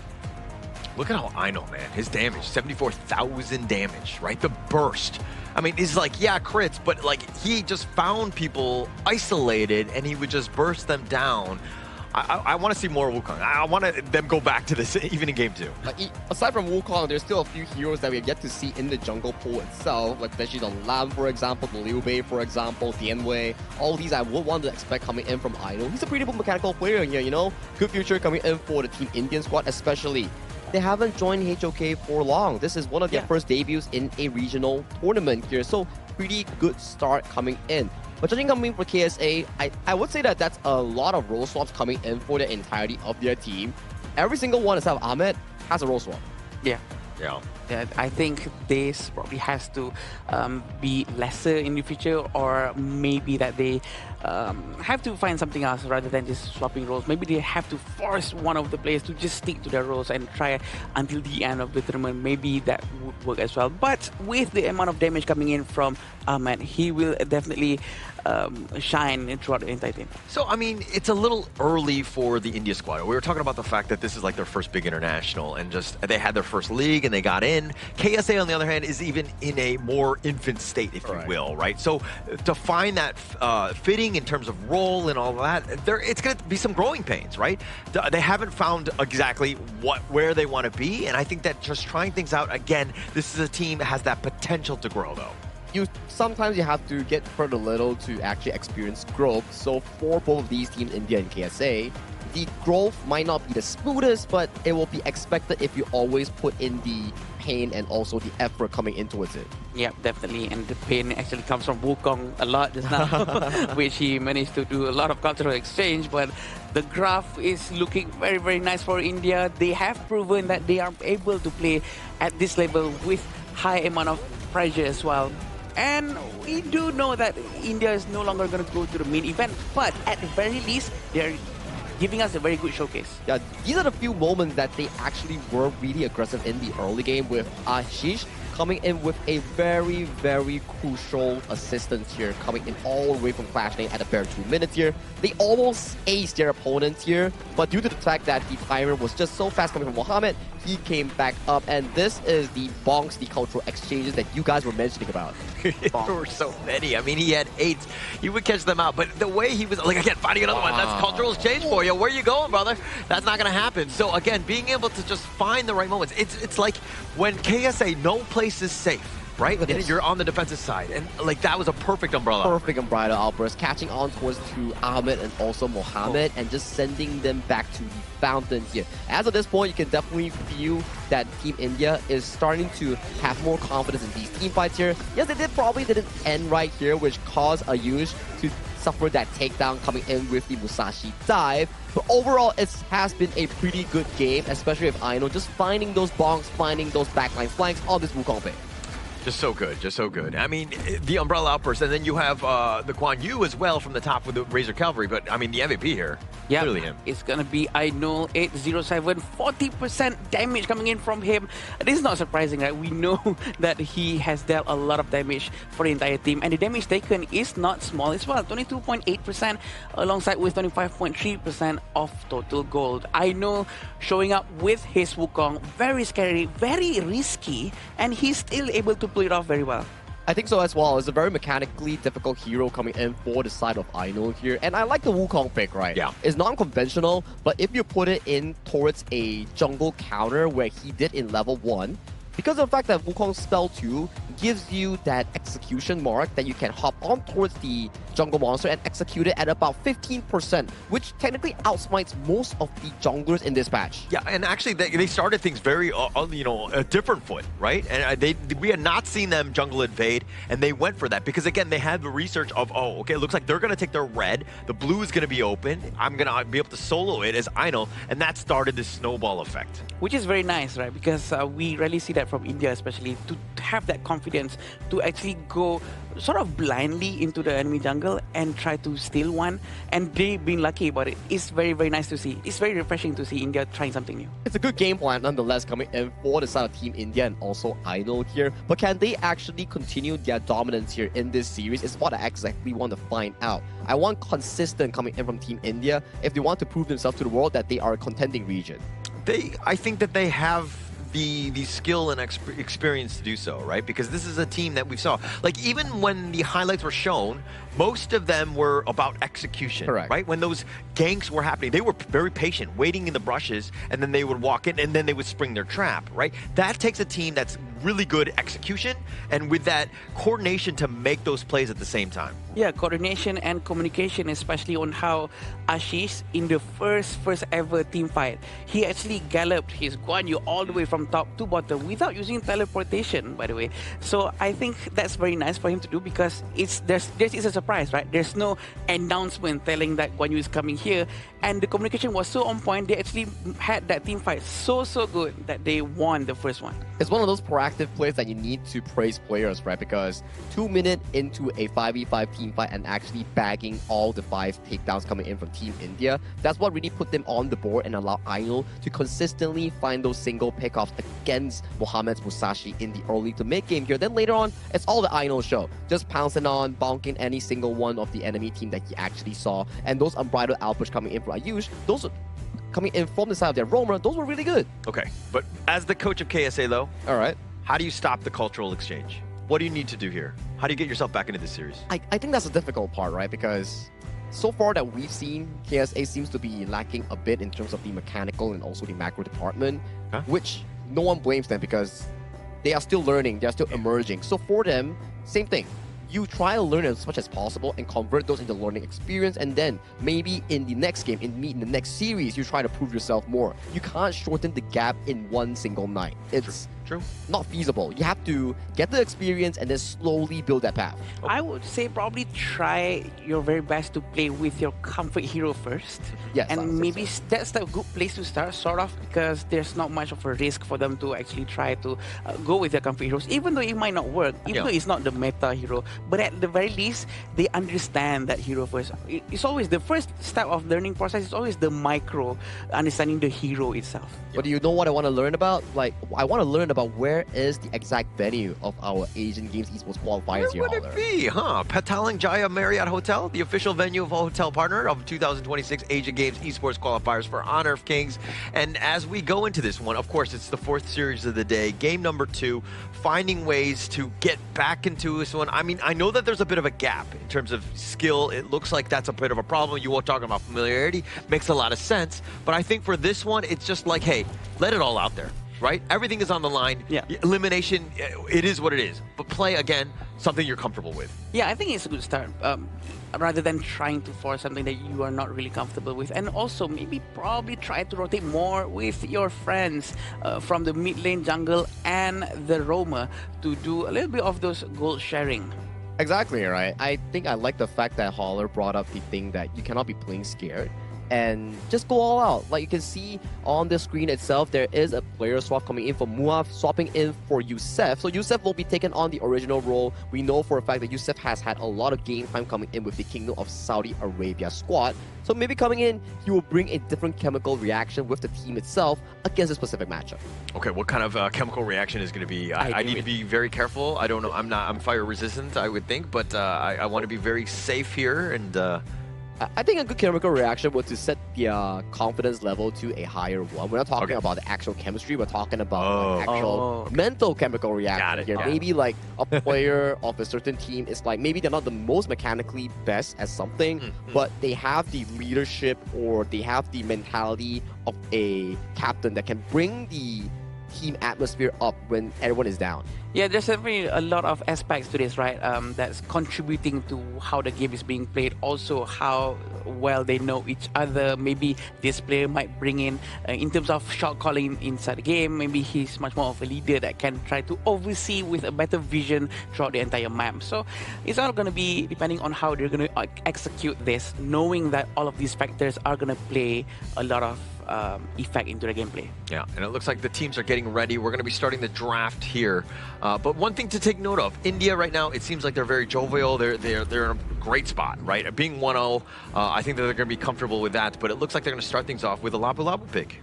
Well, we've seen the Lapu Lapu pick coming in from Akshaj. I would say that in the first few days, it wasn't as consistent. And coming off of a fresh game of that Zhang Fei just now, I would say that he's more confident right now in finding better engages or more daring ones in towards the backline here.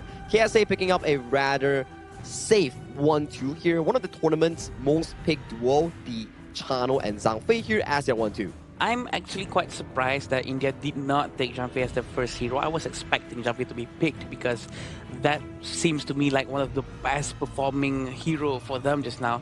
But it seems like they're going with Xiao Xiao and Erin, two magical heroes. But of course, Erin's basic attack is going to be focusing on physical attacks. This is going to be quite interesting. 2 damage has appeared. We might see maybe a couple more tanks coming in from India. If I'm being completely honest, I'm not 100% on the Erin train usually, especially going up against a Chano. I definitely think that this is not a great laning phase for you. Yes, you obviously have a potential late game, you know, assuming you're rolling, right? But it's not going to be easy. So it comes really back to like Ayush. How does he play with this one? Again, he's not the guy. It's mainly been Ainul to really setting up this team for success.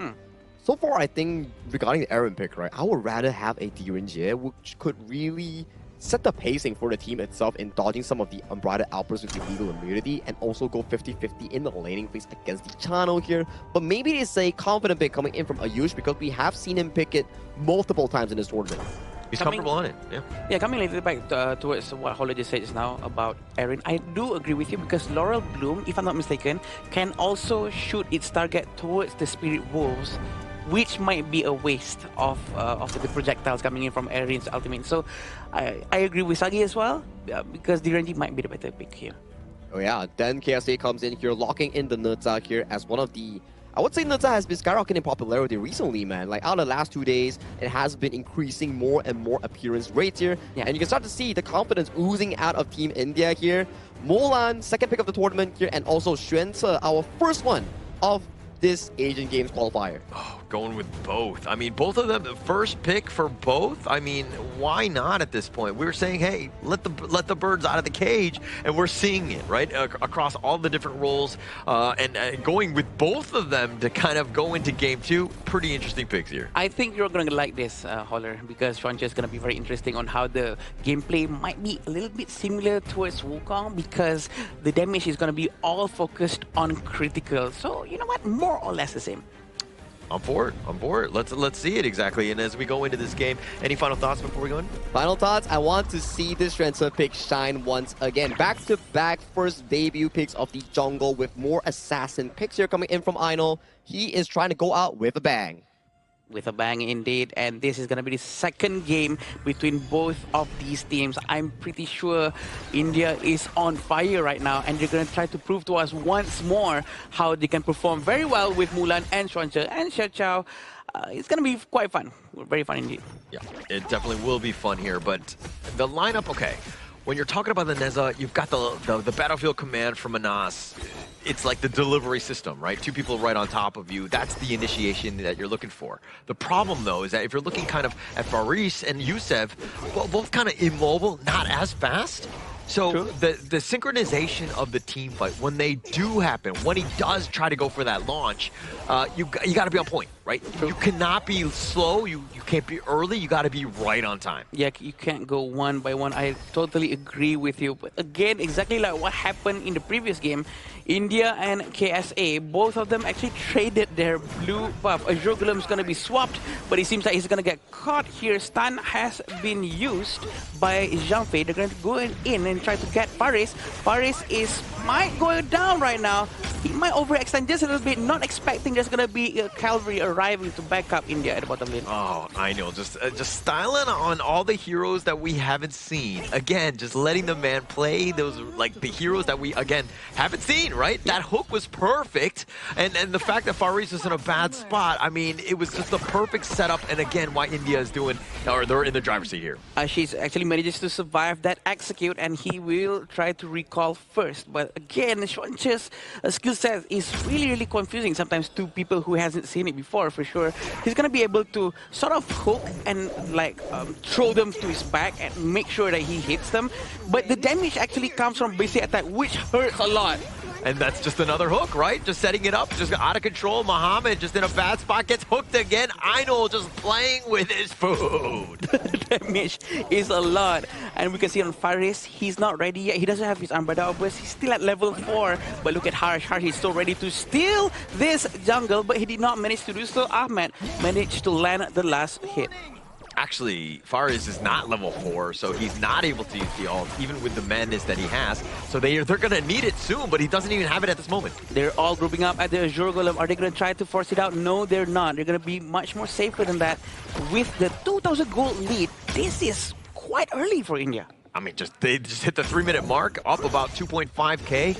Really sets up with Einol. Like, his ability to farm, ability to execute, and to find players. And they found Yusuf in the mid lane. This is looking disastrous for KSA. Yusuf is going to lose his hero in a bit, and I think it's going to be quite problematic for them. This is not the first time that the mid lane of KSA is going to go down. Previously, it was Anas, but right now Anas has changed his role, playing at Clash lane. He's going to try to run away. Ashish is gonna try to pull him back, but the Battlefield Command actually saved him. Yeah, it definitely did save him. I mean, that's one way to deal with the hook, but a way Einol was able to kind of get that initial hook, now you're threatening. Look at, he's just diving the back line. Yeah, he's really going all in, no problem whatsoever. Muhammad is still trying to protect his teammate, but Einol is so angry. Anas is gonna go down as well. Muhammad almost got hooked, but he is all right. Oh my gosh, I know how you like a good hooker, Adam. And I mean, Einol's just been on point, just hitting him time and time again. The only one he didn't get was that last one because, again, the speed, that just barely out of range. I mean, but Einol's completely styling here. Yeah, they're going to go to Titan right now. Titan is going to be started by Einol, definitely. But Einol's HP is actually quite low. And Faris is not going to do anything because it's a bit too risky, especially when there's 4,000 gold difference. But we haven't seen any movement coming in from Muhammad. Yeah, we haven't yet. Because he hasn't had that space to really kind of, you know, feel comfortable enough to go in. Einol's at half, though. Misses the hook there. Oh, okay, it is a good hook, but it didn't hit. But it's going to try to take Muhammad. Muhammad's going to go down, and Muhammad is actually building a full physical item. So this is why he is extremely squishy. And I'm not sure if this is the best decision that he has. It doesn't look like that. Einol has almost all the buffs as well, so his ability to just take them down. Ashish, even in the top lane, getting that solo onto Anas. This is looking rough. KSA right now, they have 1 kill to their name, but mainly they've lost their jungle and falling way behind as they're down 5k. Extremely way behind for sure. How are they going to try to win this out? Ahmed needs to farm as much as he can, but how can he farm when Ashish is all over him all the time? And they're going to try to get him, but Ashish is going to be able to run away with no problem whatsoever. Oh, that was one where they actually had him in a good spot, but then Muhammad tried to go for the Skyfall. Way too late. Damage is quite high. Faris is still okay. He managed to run away, but look at Ashish. Oh, he missed his first kill. He wanted to slash, but look at this. A very good Raging Sea hitting both of them, and Anas cannot help him at all. Cannot help at all. And I mean, this is where the wheels kind of fallen off, right? Muhammad, he wants to be aggressive. He wants to be skyfalling your back line, but he gets getting jumped, and he doesn't really, I mean, he's pretty much a melee creep just trying to jungle at this point because he's not able to get anything going. He is so far behind. I mean, look at the goal. Yeah. He's second from the bottom. Second from the bottom, indeed. They're going to try to focus down on the high ground tower. Are they going to force it out? A very high damage coming in from them. At least it seems like Anas needs to pull back just a little bit. But again, the Ninja, Muhammad, with a full physical build, he's not going to be able to use a Grand Skyfall to the back line. Can't. I mean, how can you, right?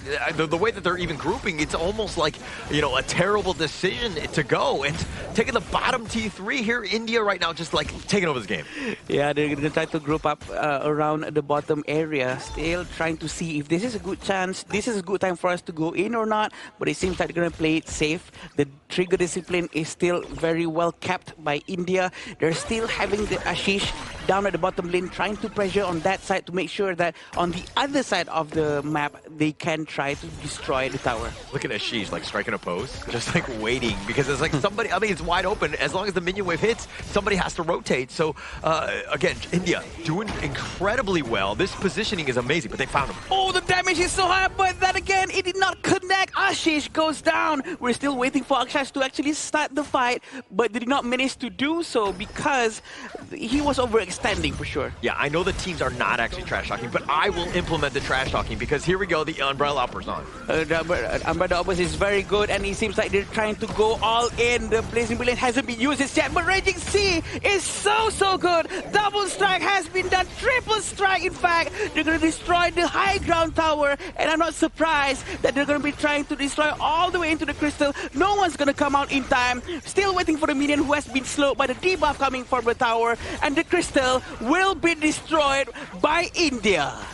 Einol just doing everything right on this one. I mean, he was just like letting the Sage's Sanctuary pop because they had such a good, lead that they knew that they won. They had the crystal wide open. There was really no chance for KSA in that one. A very good way of bowing out the tournament and coming in for the side of Team India here. Yes, they do not make into the main event of the Asian Games, but the way that they showcase that they have the actual skills, the commitment, the practice is something to be respectful of going into the future of the HOK careers. Yeah, I think India really showed and shined in this one, right? I think that if you're looking at a team that's like, okay, how can we show up? How can we ensure that, we make a name for ourselves? That's the way to do it. India right now, they looked phenomenal in that series.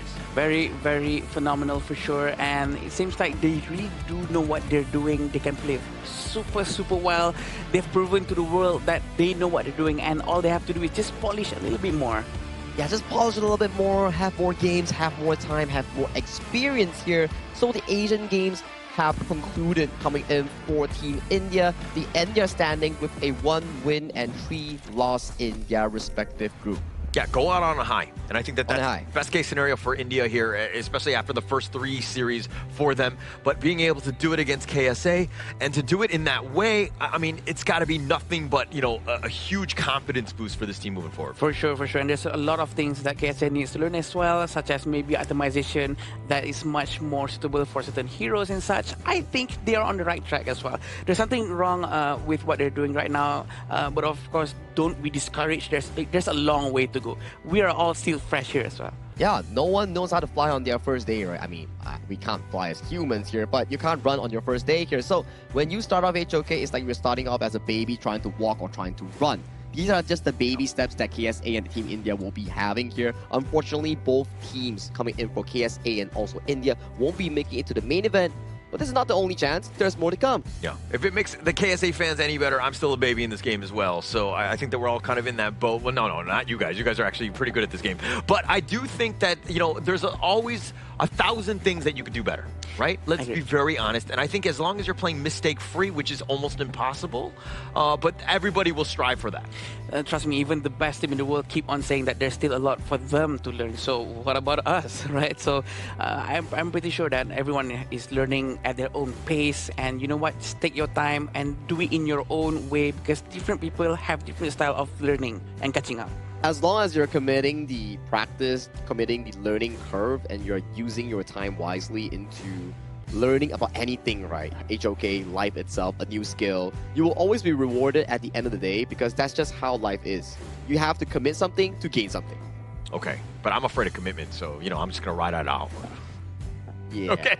No, we're not. But I mean, look, KSA, I think in terms of just like the growth, I think that they like more experience, more reps, definitely playing with one another, just like huddle in and, for the next like 3 months, just lock yourself in a room, so to speak, and then just play this game because you're only going to improve from here on out. I agree. It's all about putting those hours in, and we call it practice. Right? Long story short, it's practice. So they have to practice as much as they can, for sure, for anyone to actually improve on anything, because the reaction, the timing, subconsciously memorizing the timing of every hero's skill and common skills as well, that's very important. Yeah, I think that's a very good point, right? As you play more and more and more, sometimes there's different learners. Some people will actually actively remember flash timers or like specific spell timers, like the battlefield command coming from the Liu Bang, or like the Holy's Burning Sun arrow. Those are important timers that could affect the game, or even to a more critical level coming in from, let's say, the other regions who has a pro league.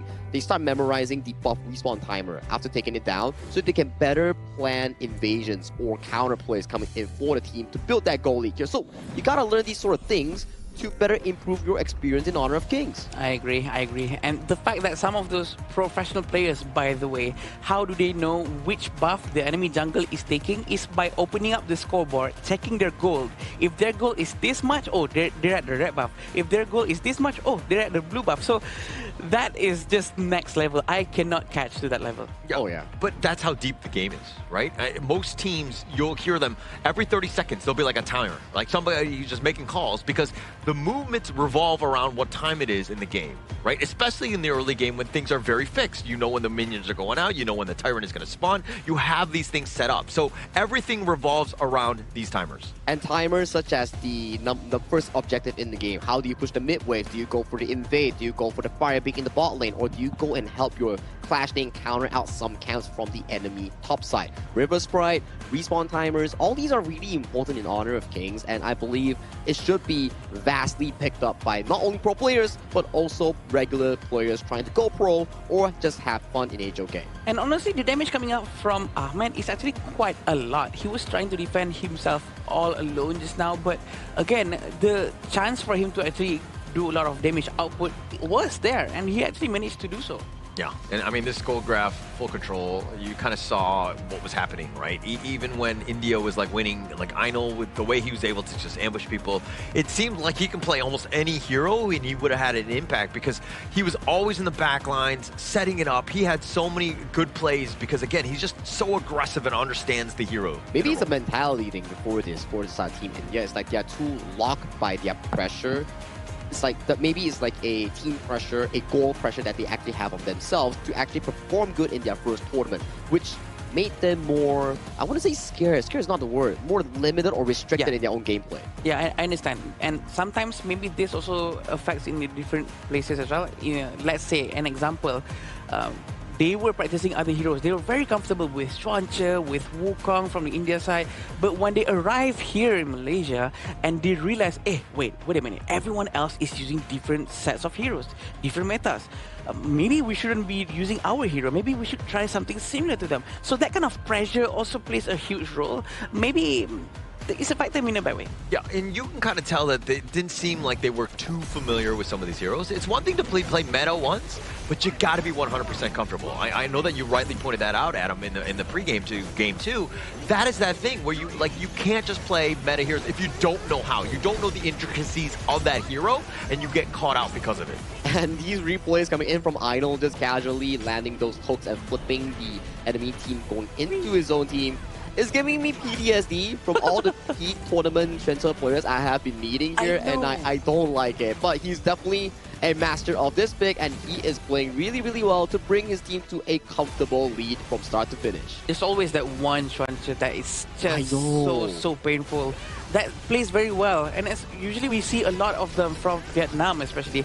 I'm not sure why, but this is such a very good play coming in from India, and there's almost nothing KSA can do.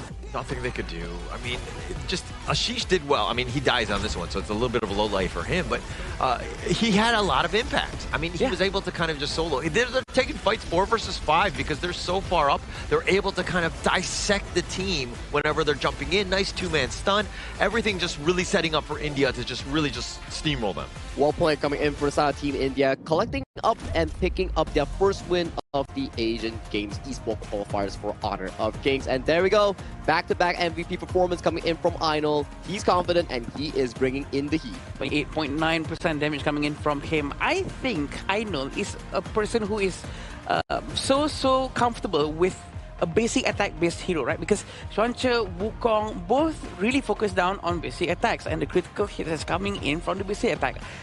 I think he might excel in these kinds of heroes, so maybe he should just focus on these kinds whenever he's playing jungle. Now, I'm on the rejecting side of that idea because I feel like if you're going pro in HOK, you can't only have a dimension of a hero, you can't only be knowing how to play assassin and carries here because compositions are so vast and so much available here, like flexible, you know. You need to be able to be versatile as a player. You need to be able to play tanks, fighters, and also the other heroes like the frontlines and assassins here. So you cannot be only at one dimension. You need to be multiple dimension and be flexible, like what you mentioned. All right. Having different hero pool is going to be huge for Einol, right? I mean, you play the Wukong and the Swans as well, so you have more availability. And now when people watch back on this, and they're going to see this team again, right? Revenant Exports, they're going to be at the KWC. Now people are knowing, but like, do we actually ban these heroes? Now, what do we need to do? Because the availability is there, but again, it's more about the composition of the draft more than anything.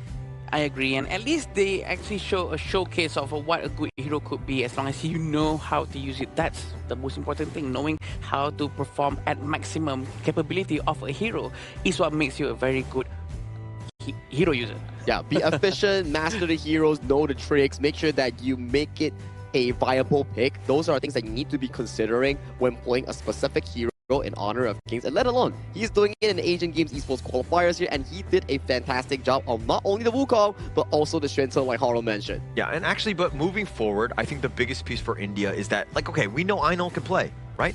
Other guys need to step up. Correct. Right? I think that this is going to be a team effort.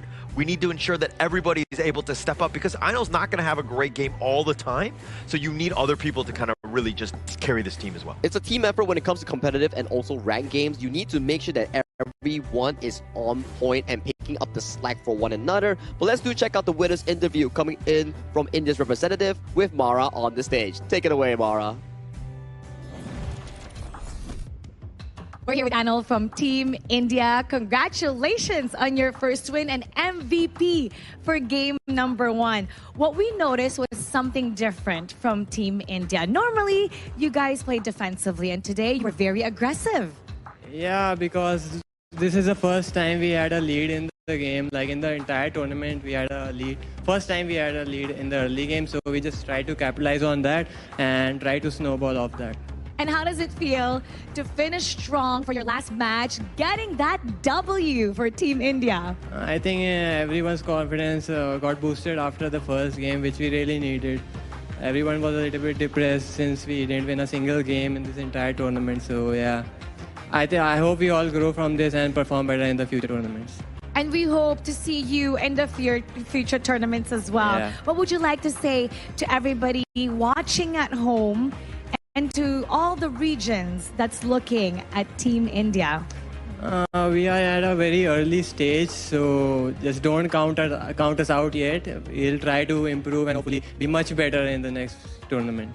And that's what counts. Yeah. We hope to see you again in the future tournaments. Yeah. Once again, what matters is that you finish strong to get this W. Thank you so much for participating in this tournament. And now we're going to head back to our casters. Lead the gorge. Thank you, Ainul, and also Mara for the interview that you definitely see. I would say that it's a bit bittersweet coming in from Ainul. He knows that he could have done better, but it's competition that counts, you know? You don't get many chances. When you get the chance, the opportunity, you gotta grasp it firm. So for them, it's back to the drawing board. It's back to the grind stage. Make sure that all 5 players are up and available, and they can get that win next time. Not this time, but next time. There's always next time. Definitely. And I think India are going to be very proud of the results that they had, being able to pull that victory out. I mean, they were able to do it on stage, in front of everyone, the international stage. And it's a great opportunity for them to kind of further grow from this. The experience, again, playing different metas. It's not easy, and again, just being thrust out there where you have to kind of, you know, evolve on the spot. It's incredibly tough for a team. I agree. It's not the easiest thing to do. The pressure, knowing that a lot of people at home are watching for them and rooting for them, and not knowing whether or not they're gonna make it properly or not. But in the end, they did their best. They tried their best, and it seems like we're gonna be looking at our standing first, because that was India's last match. Correct. With that game down, India will be bowing out of the tournament here.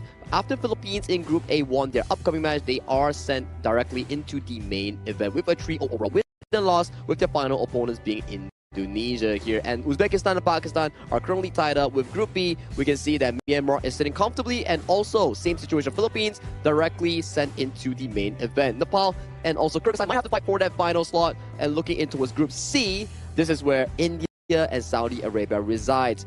With their losses, with their wins coming in from 4th and 5th, they will be out of the contention going in for last chance stage, or even the upcoming top 1, top 2 that gets invited directly here. So for Group C, you can start to see the shape. Yeah. Laos, Vietnam, Kazakhstan, they are fighting for 1st and 2nd. Then the loser out of those 3 teams will be going in for that last chance stage later on. And finally in Group D, with the minimal games happening right now, Hong Kong, China, and also Republic of Korea is sitting comfortably with Syria in the middle zone. Singapore and Sri Lanka are currently at 4th and 5th, but only play 1 game. So more of the games will be shape-shifting Group D later on in towards today, with the final series looking over to Hong Kong, China, and Syria after this. Yeah, it's been so long since we've seen some of the teams from Group D. Correct. Seems like everything's been pushed towards the end, which, I mean, it's favorable for them because they get to see what the other groups are doing in terms of meta. I don't know if it's going to completely change the way that they've been picking because, you know, Hong Kong, China, Republic of Korea, like, you know, those two teams, I would say, are kind of set in. It comes back to Syria, Singapore, and Sri Lanka to kind of really to somehow defend against these two titans here. Yeah, definitely. And I think it might affect them in terms of what heroes they're going to be picking, how they're going to be playing, because definitely the entire team is going to be watching all the games from Group A, Group B, Group C.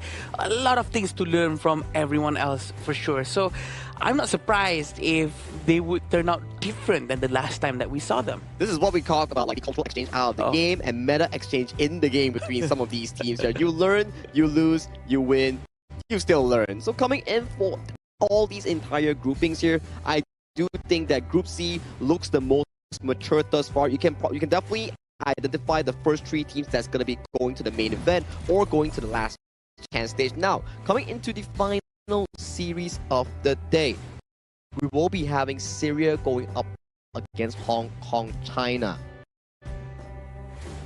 Wow. Wait. It's going to be Sri Lanka. Sri Lanka and Hong Kong, China. Yeah, it's going to be a very interesting match after this because this is probably the number one in the standing and probably one of the last ones in the standing as well. Right. It's huge in power difference for sure, but we do know that Sri Lanka is also still trying their best, trying to learn something new, and maybe this is the time for them to try things out and experience the best of the best inside the game itself. Yeah. Hong Kong, China, definitely the favorite in Group D. I think that there was a lot of pro play. These are guys that are very well experienced. I mean, you're saying that, you know, Sri Lanka's on the bottom, but they've only played one game, right? Yeah. Let's not discount them. I think that, you know, they still have a chance at the end of the day, as do any of the teams here. But I think Hong Kong, China right now, it looks like they might just be too strong. Well, there's still more time to actually figure out before we actually head into the first game of the side for Sri Lanka and Hong Kong, China. Because for me, you can talk about it on paper, like we all know, like, okay, Hong Kong, China, maybe they look the best in the group for itself alongside Republic of Korea and maybe Singapore coming on. But for me, it's like, if it never happened before or it hasn't happened in game, you can't really say it's 100%. Maybe it's a 99%, but it's never 100%. Yeah, definitely not. Yeah, because especially not of Kings. Yeah, we did see on how Hong Kong, China actually has some of the weaknesses as well exposed yesterday. Maybe Sri Lanka saw that as well and they can try to exploit that. So it all depends on how they're going to execute this. It's going to be hard, sure. Everyone's going to be quite difficult to go up against Hong Kong, China, but I'm pretty sure they can try to figure something out. But you know what you can try out? You can try out the iQOO 15R, which is our tournament official phone coming in. Come for iQOO for this Asian Games Esports Qualifiers for Honor of Kings. Thank you so much, iQOO, for sponsoring this phone, allowing our players to practice and play on the stage seamlessly and smoothly. On stage and just, again, being able to do it, we've had, like, very smooth 5 days already, right? And we're going into the 5th series of the day, and it seems like everything's kind of been in motion. But this is that moment, right? If Sri Lanka are going to make any sort of upset, to go in to take down Hong Kong, China, I think that that would be amazing for them in terms of confidence and being able to make it to the main event. Even if it doesn't work out later on, right? They can still learn a lot from Hong Kong, China because they have, like you said, only played one match. So they still have another 2 more matches after this for them to actually try to prove something or actually try to save themselves from being at the bottom too. I want them to stop learning and I want them to start winning. That's winning my is the game, right? You can talk all you want, you can say power of friendship, but we like to win in honor of Kings, just like the players here. But we need a short break before we bring you the final match of Day 5 featuring Sri Lanka and Hong Kong, China. See you later.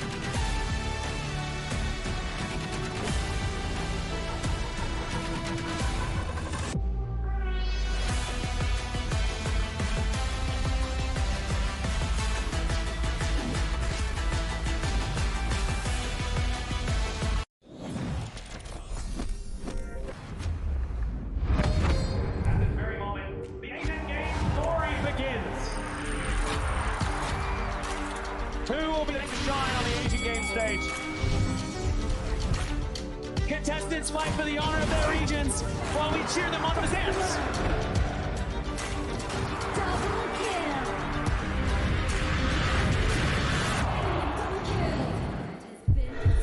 This is a challenge, but it is also an opportunity. It's my turn.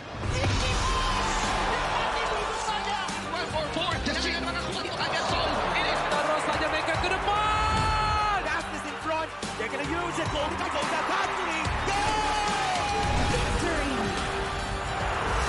And we pull it out together. We share the same voice, the same radiance. This moment of brilliance belongs to all of us. Together, we shine.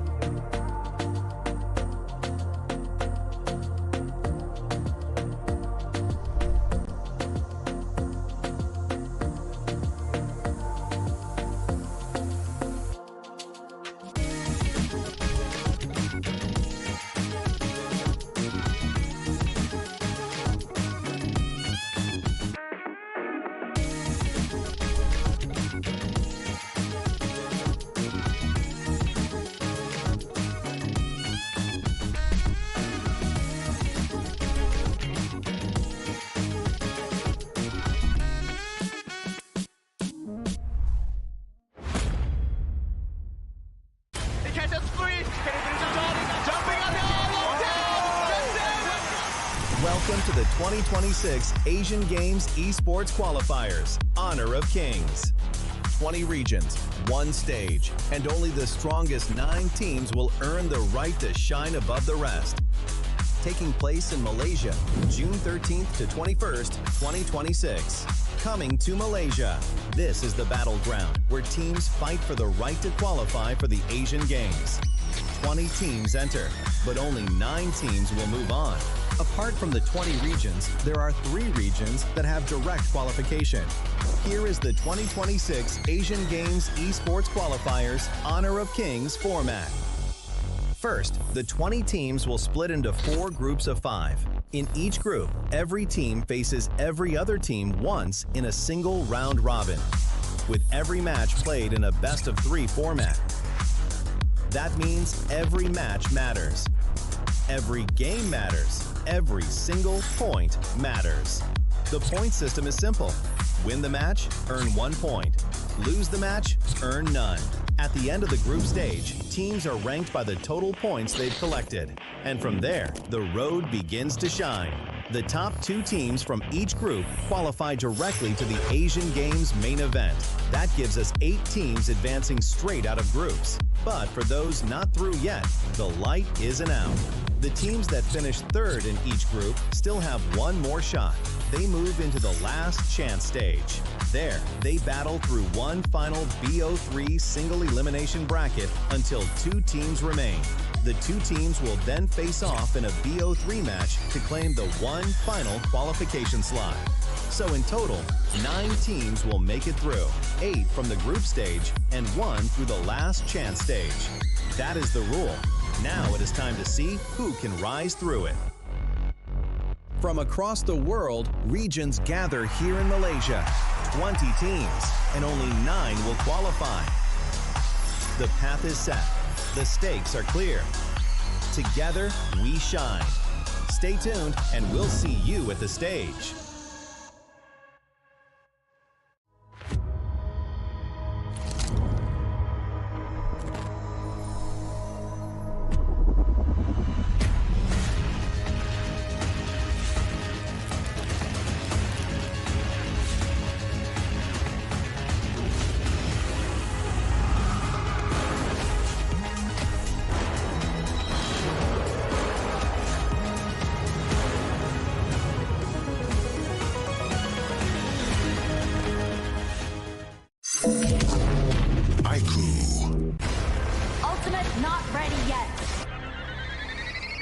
Slain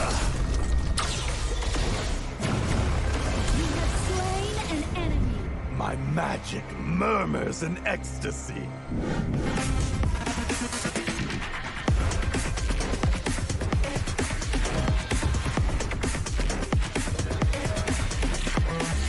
Legendary. There is no escape for you. Killing spree. Double kill. Triple kill. Spectacular kill. Don't worry. I'll be back for your life soon.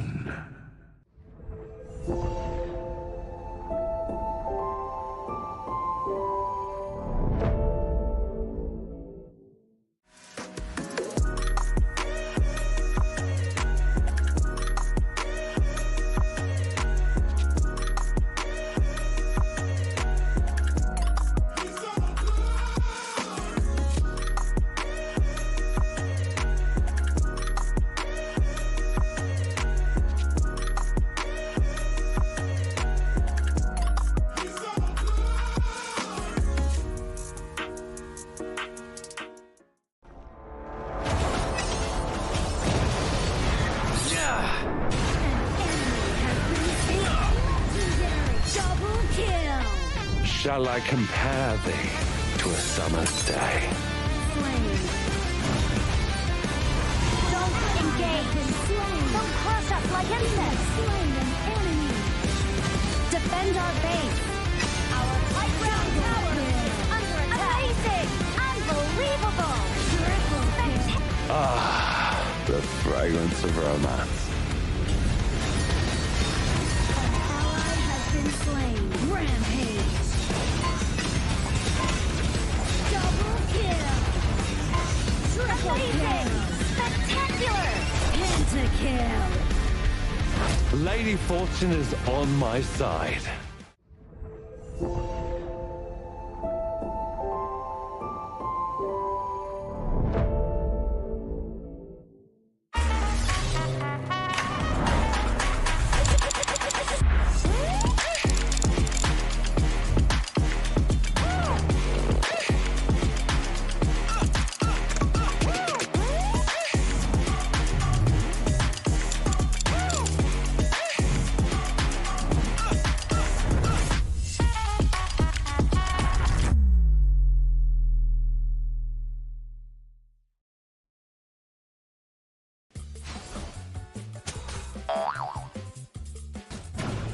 They tried.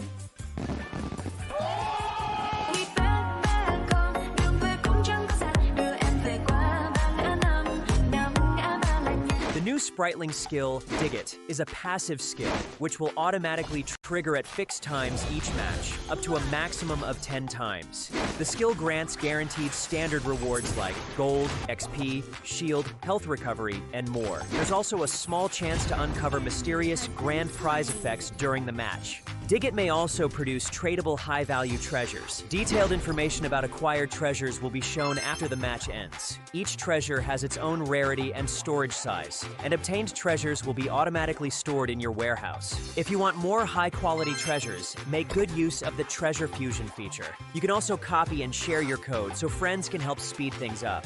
Treasures in your warehouse can be sold for event currency, which can be used to redeem skins, items, and other rewards on the event page.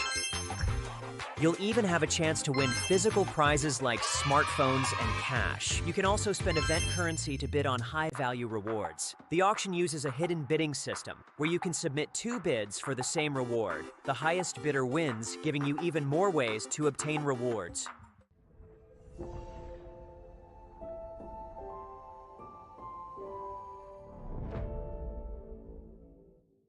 Itu kan track kita. Relax bro. Phone aku. Jom ke bara. Mountain View.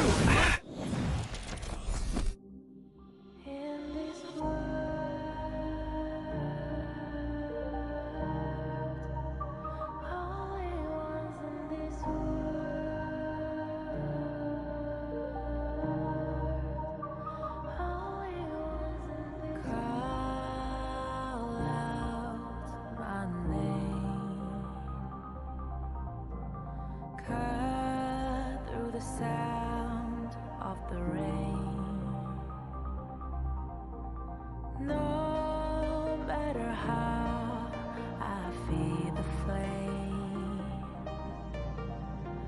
you know I feel the darkness and the pain.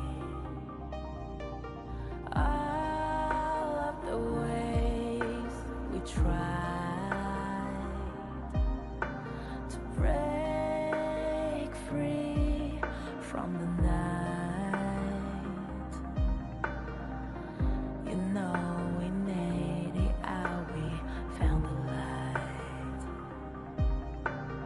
I fly so high,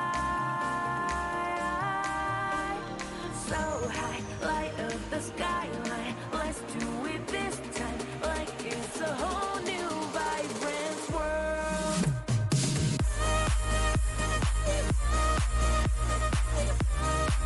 Like we're the only ones in this world. Like we're the only ones in this world.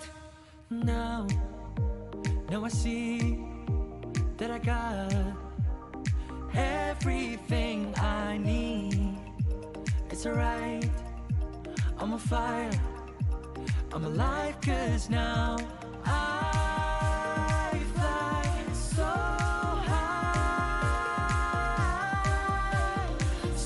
high, light up the skyline. Let's do it this time, like it's a whole new colorful world.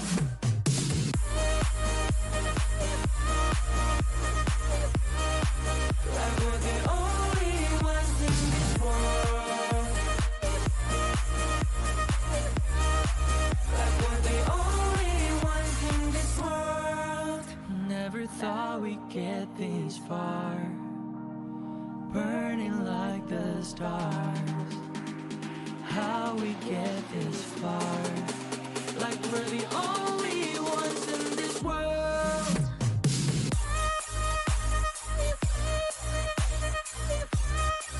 Like we're the only ones in this world. Like we're the only ones in this world.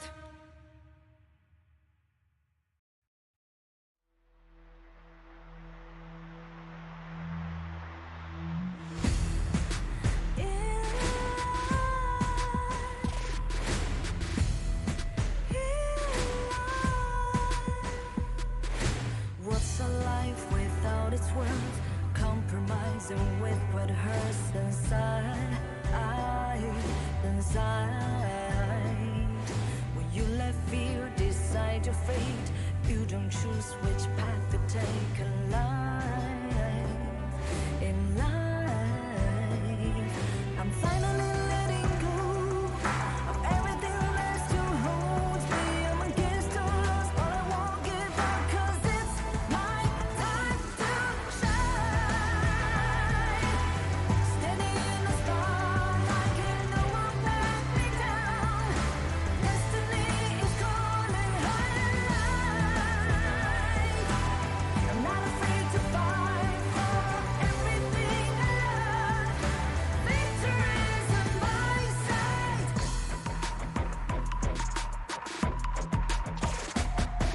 The more we lose, the more we gain. The more that nothing stays the same in time.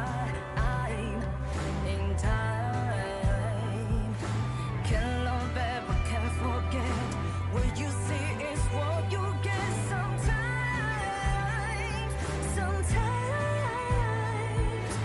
Gonna show the world tonight, the light that shines inside us. We're against the odds, but we won't give up, 'cause it's our time to shine.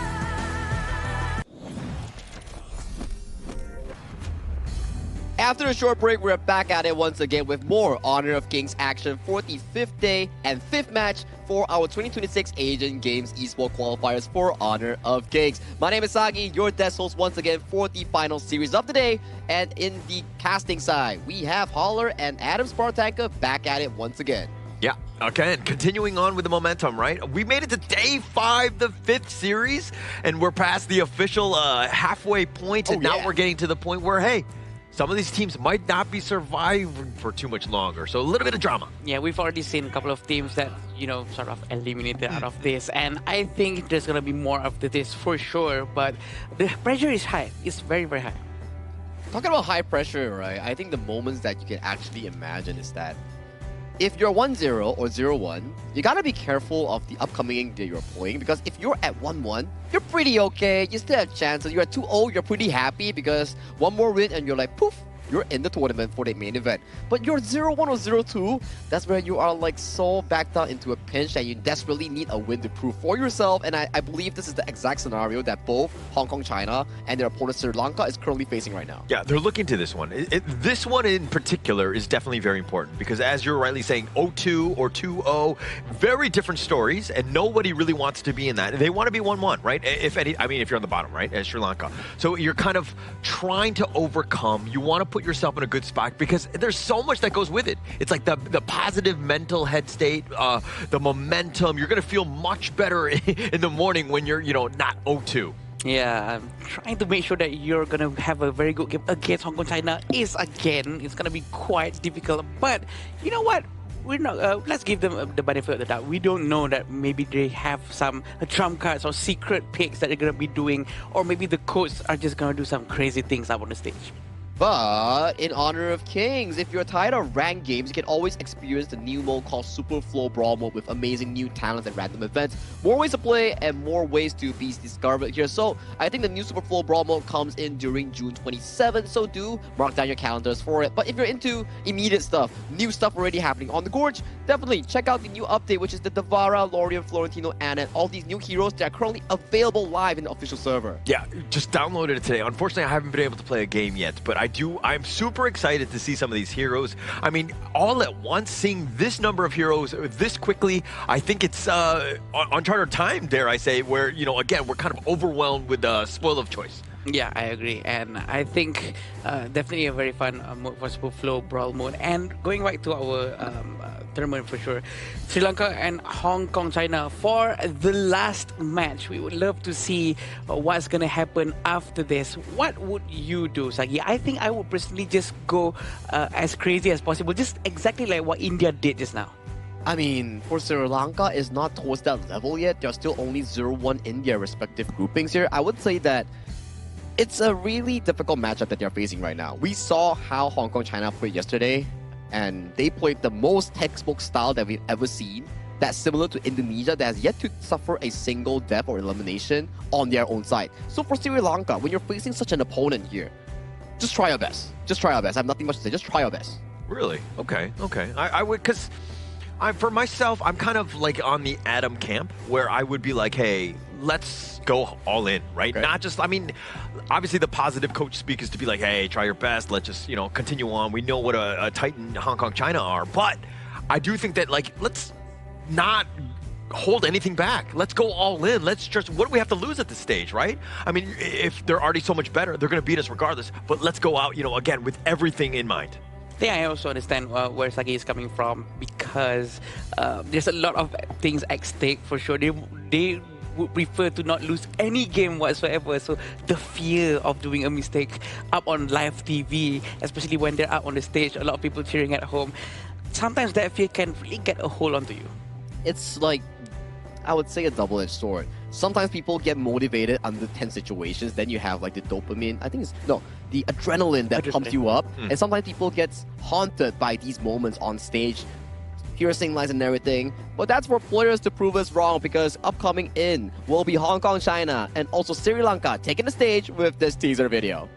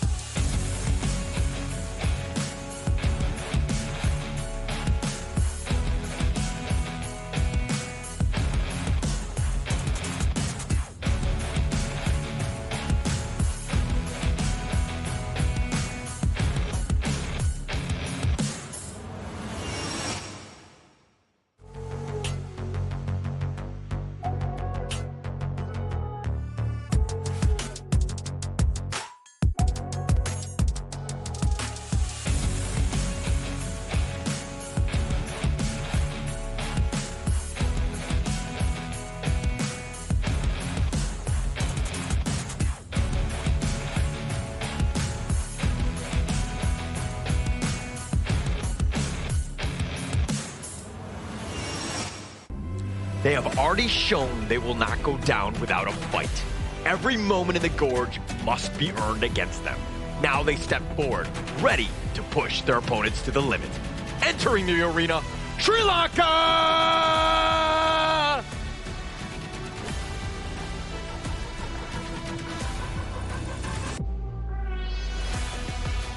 They have made their presence known with dominant performance. They have shown exactly what they are capable of. Now ready to continue their march through the competition. Give it up for Hong Kong, China! A battle between a young squad from Sri Lanka and an experienced bunch coming in from Hong Kong, China. This matchup will stir up the grouping coming in for Group D. And as we go into this one, I think that a lot of expectations, right? Sri Lanka, how do they bounce back? How do they get back themselves into this, not only the series, but also the group here? But it's going to be Sri Lanka, Nisada, Parusa, Janith, Anjana, and Malka here, just rounding off the Sri Lanka squad, where, again, we have seen glimpses of hope and positivity, and I think that the team has that potential, but can they take on the Titan that is Hong Kong, China? Yeah, that is the question, right? After seeing a lot of different matches, pretty sure they will be able to pick up a thing or two from all of those amazing matches that we've seen so far.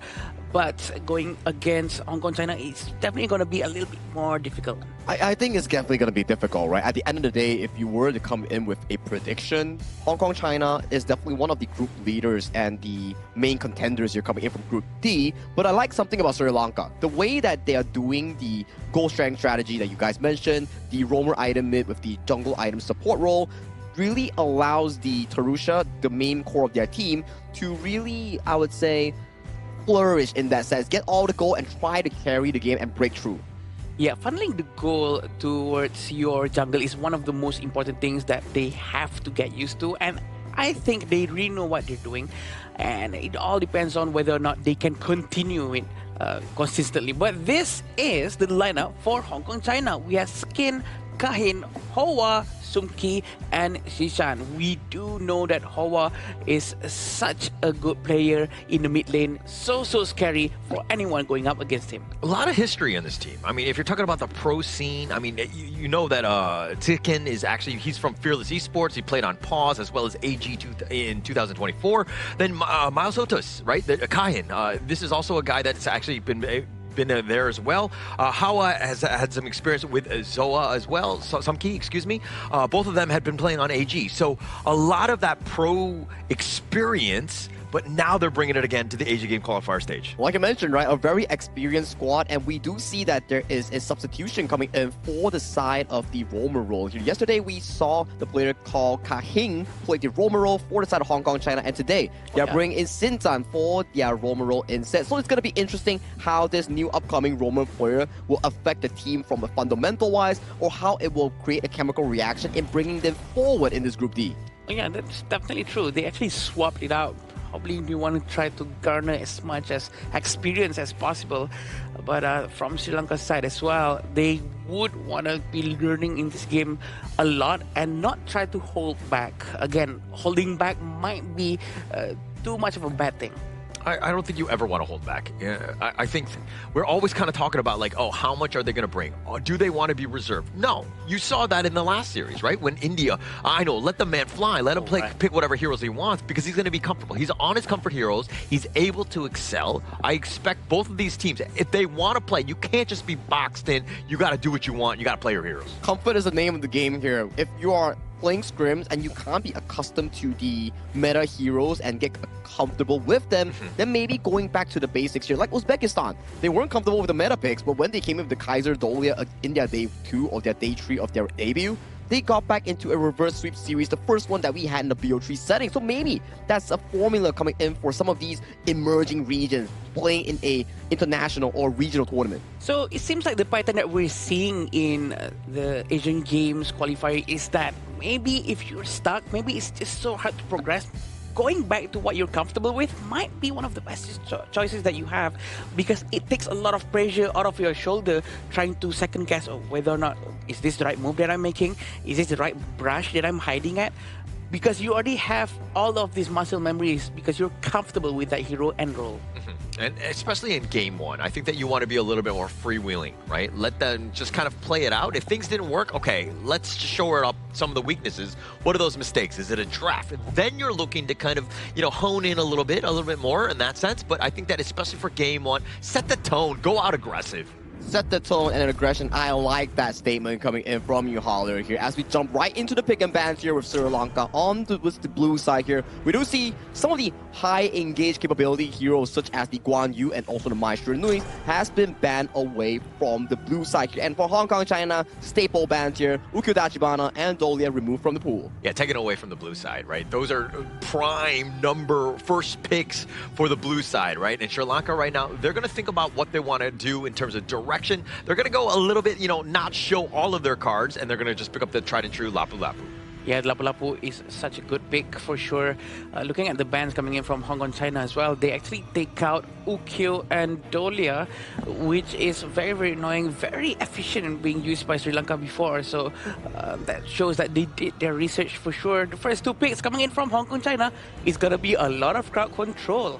Very aggressive, right? The Xiao Xiao, the Dharma, a lot of damage as well, and the knockups that you mentioned just now. And Xiao Xiao has been one of the underrated picks thus far in this tournament. It's not really about 103 breeze, it's more on how you can apply damage. One good spell one coming in from the Xiao Xiao Boomerang, and you are essentially out of the laning phase if you do get hit from mid to late game. Yeah, one thing that we've noticed from Hong Kong, China, generally, I mean, we've only had one other series, is that they are not looking to, tailor their draft to something that's like one-dimensional, like a glass cannon style and looking to end the game. They are very balanced. They're looking to just play what's given, and again, a more traditional style of draft. I think it's more fair to call it a default mode, maybe, correct. Because it's very balanced, so that maybe they can react more within the game itself. So, you know what, if we need to funnel more gold towards the Dharma, we can just leave the Dharma alone, let him farm. Or maybe if we want to play in a bit more passive way, we can try to make it in a way that the Roamer plays much more aggressive to the front and try to open more so that we can farm much more passively at the back. So I think default maybe one of the most balanced and okay thing to do.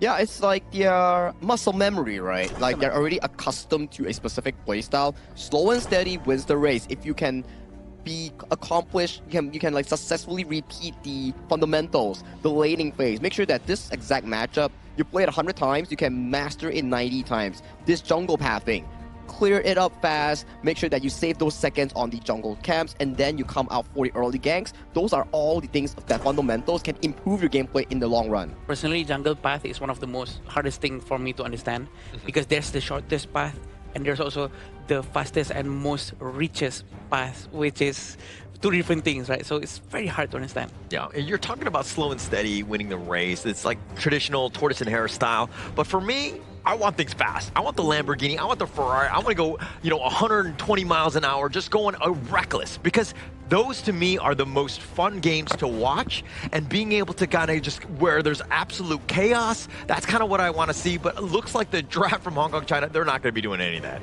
Yeah, it's looking really slow and steady coming in from Hong Kong, China. It's like their bread and butter here, the way they are trained to actually play the game. China will be locking on the fourth pick here, checking out the pick and bans thus far. The second phase introduces bans like the Byron and Dhiren Jie. And coming from Sri Lanka itself, we do see the Arlie and also the Zhang Fei being locked away.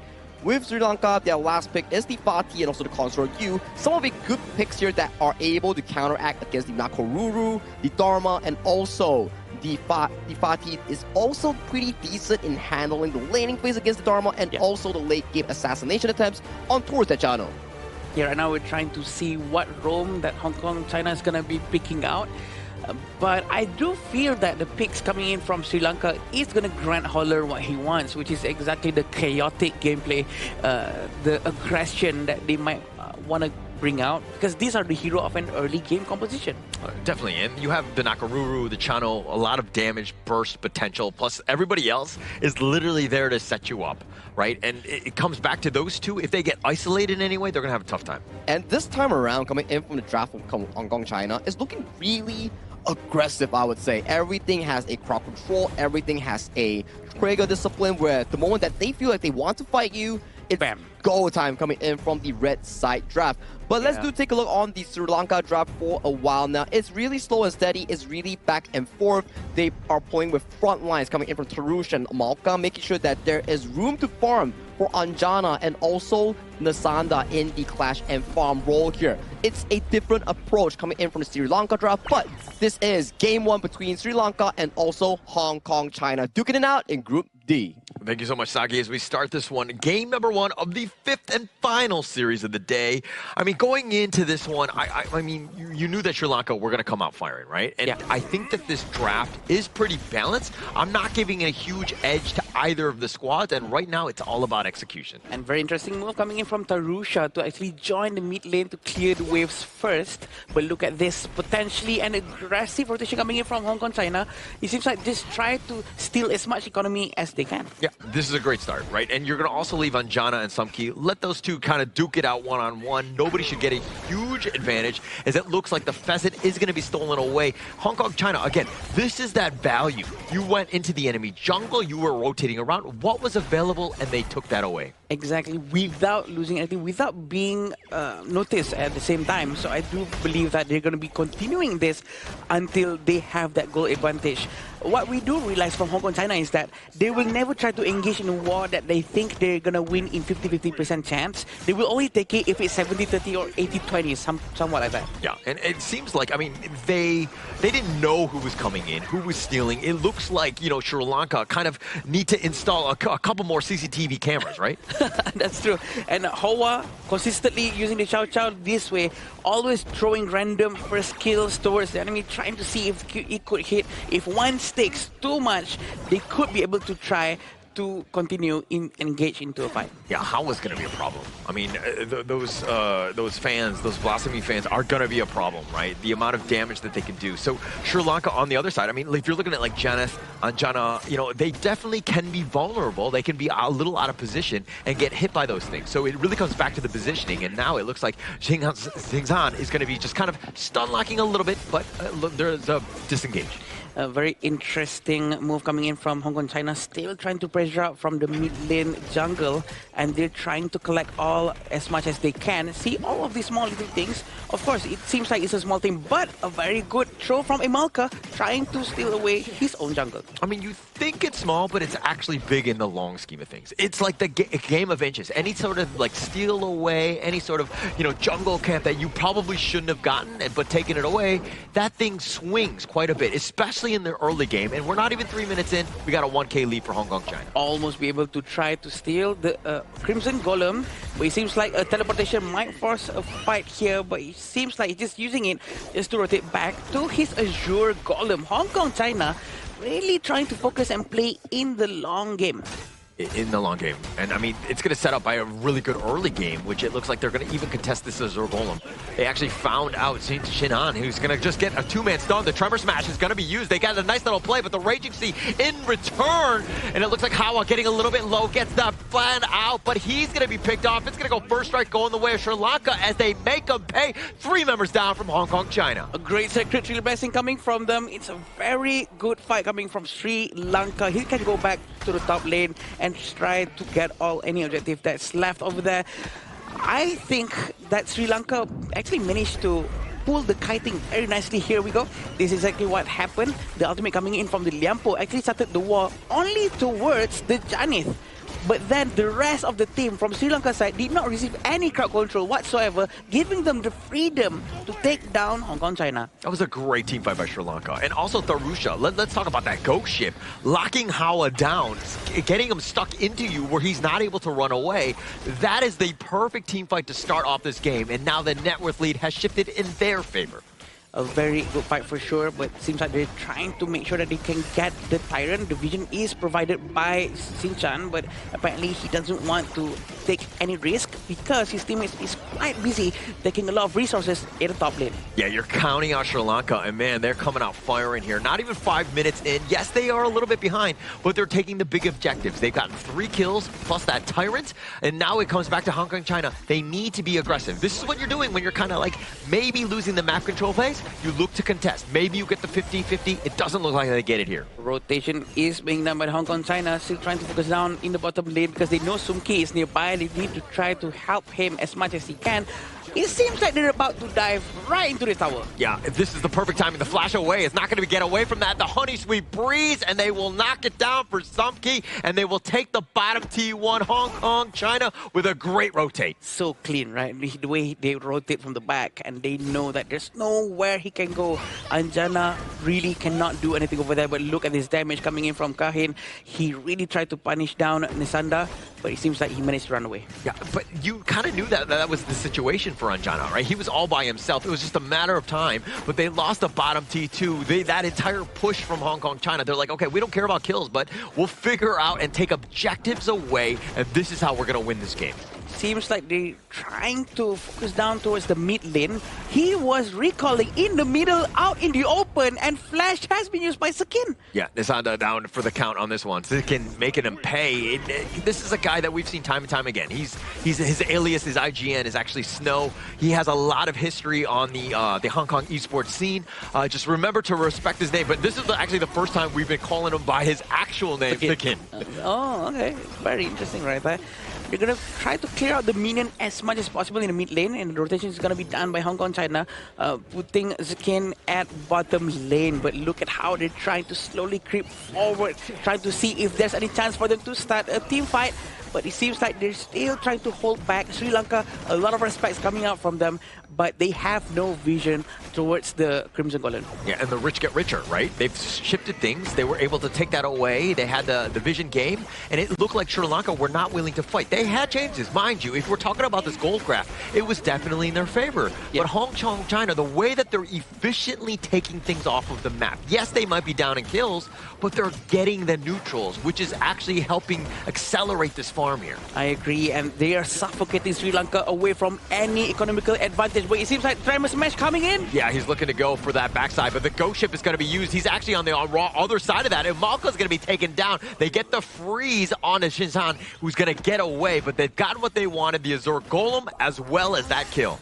Any other team would have just continued trying to continue that team fight after getting a Malka, but Hong Kong China is just so disciplined, doesn't want to do any unnecessary mistakes at all.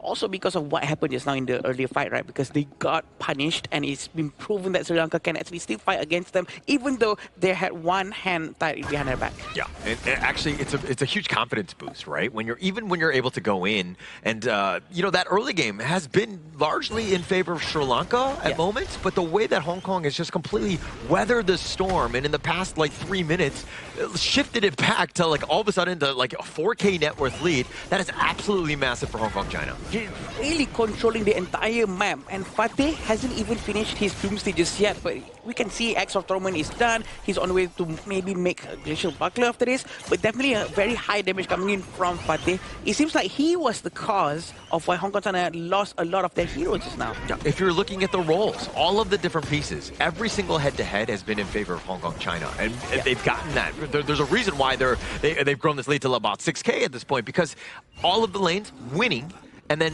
again, taking more of the farm and being very jungle efficient. Also focusing on all objectives, but it seems like he's gonna go down from the Sunda. There's nothing his teammate can do. Yeah, Tharusha is on the run, but the ghost ship is not gonna be locking him down. It's a double strike going the way of Sumki. That's the worst guy to feed. A very good fight coming in from Hong Kong China. They managed to steal 2 heroes away from Sri Lanka. They can focus down towards the mid lane. This is the tier 1 mid lane, by the way, very important. But they're going for the flank. The Honey Breeze, the flash away. That's a nice one. Janith will get off, but he actually runs into the wrong side. Kahin taking him down, the mid T1 down as well. Seems like they're trying to punish him, but it seems like Kahin is so ready to go back in. Yeah, Kahin, though, he's getting walked down here. A couple shots, and that last one, not enough to take down Kahin, just baiting him away. Space created top lane, top T2 down. That's exactly what happened. The space is so valuable that they managed to get a tier 2 tower, which is very effective and efficient. They can just keep on doing the same thing over and again. Having Sakin pushing the side lane, or maybe just sending Kahin like right now, and putting away their attention. Yeah, and actually it's one of those things. It's like, look at my left hand, look at my left hand. But it's like the right hand that's doing all the damage. And you kind of saw that in the top lane. And the Raging Sea will connect on the two, but there's really no follow-up. He does get the charge, but Amalka is going to be left for all alone as he gets picked off. They find Janet as well. No one can save him at that point, but at the same time, they're sending the Sana towards the top lane. This might be quite smart in my opinion, because they have to send someone to the back to try to defend the tower to make sure that they don't lose any towers. Yeah, so you're going to look to trade the top T1 away for this mid T2. Hong Kong, China, not able to find Darusha, but this bottom lane is pushing. Sri Lanka, they probably need to figure out some way to hold. They're not going to be able to in this bottom lane. You know, Liampo is going to be ready with the Tremor Smash anytime soon. He is very trigger disciplined, but we can also see Nasana is going to go down in the hands of the Nakororo. Kahin is really unforgiving. He will go and punish you if you go into his side of the map. Yeah, Nisanda was in the top lane just happily pushing, and then Kahin's just like, yeah, hold my beer. I'm going to get this one. He goes all the way up top.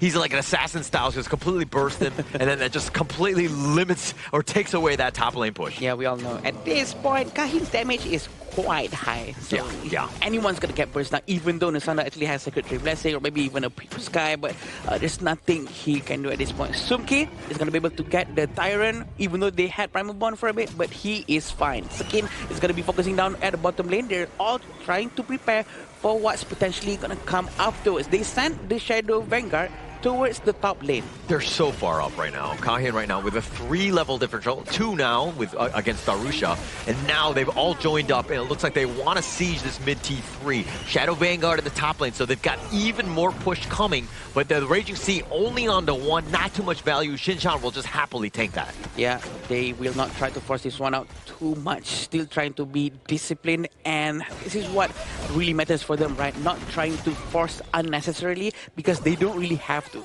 They can just try to let it all play out until one mistake comes out from Sri Lanka. It's so patient, right? They'll push with the Shadow Vanguard as well, and now they're looking to go, this is that space, and they instantly delete Jonathan. He's going to be taken out. Darusha's getting a little bit low himself, but Sumki with just enough taking him down as well. They're diving the Crystal. They had just barely taken the top T3, and now Hong Kong, China looking to just end this. They find Nisanda. They're going to get the ace, and they will take game number 1.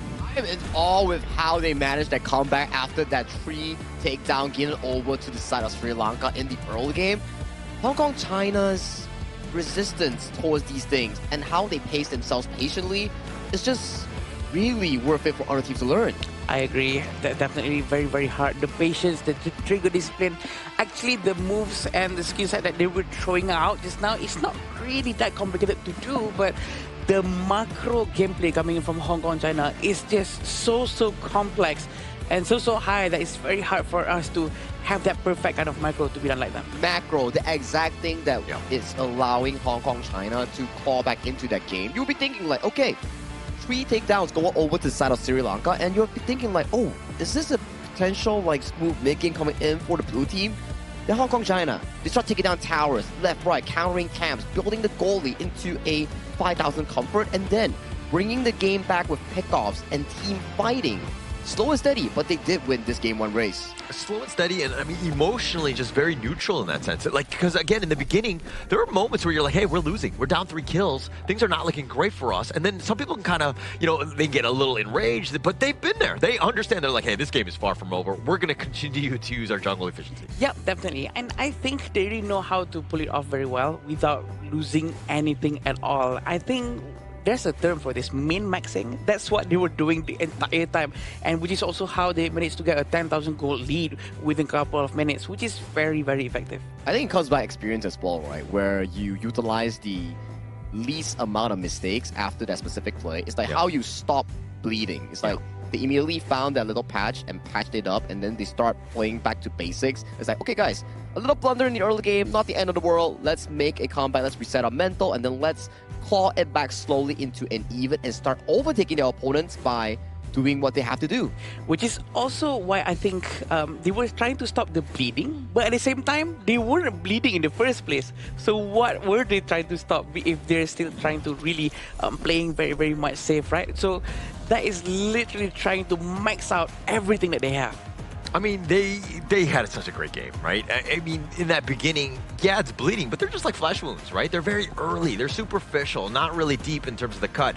And the Hong Kong China, the way that they're, again, able to just overcome. Hey, 3 members down, don't care. But if you're looking at other squads, if they were down 3, they lost that buff, things would have gone terribly for them. But Hong Kong China, again, the ability to rebound, key for this team. Patience is a virtue, and it is shown through the Hong Kong China gameplay here. But you gotta give props to Sri Lanka. They did try, and the early game where they fought back and immediately reacted towards that play, that was pretty fast, I would say. And they actually capitalized on Hong Kong China's over-aggression, which we don't really see from yesterday, where they wanted to invade, brought 3 men in towards the Sri Lanka jungle. But then you're wondering, like, why are you fighting the enemy jungle 3-4 minutes? As we talk about, if you're in the enemy jungle, you do 15% lesser damage 3-4 minutes.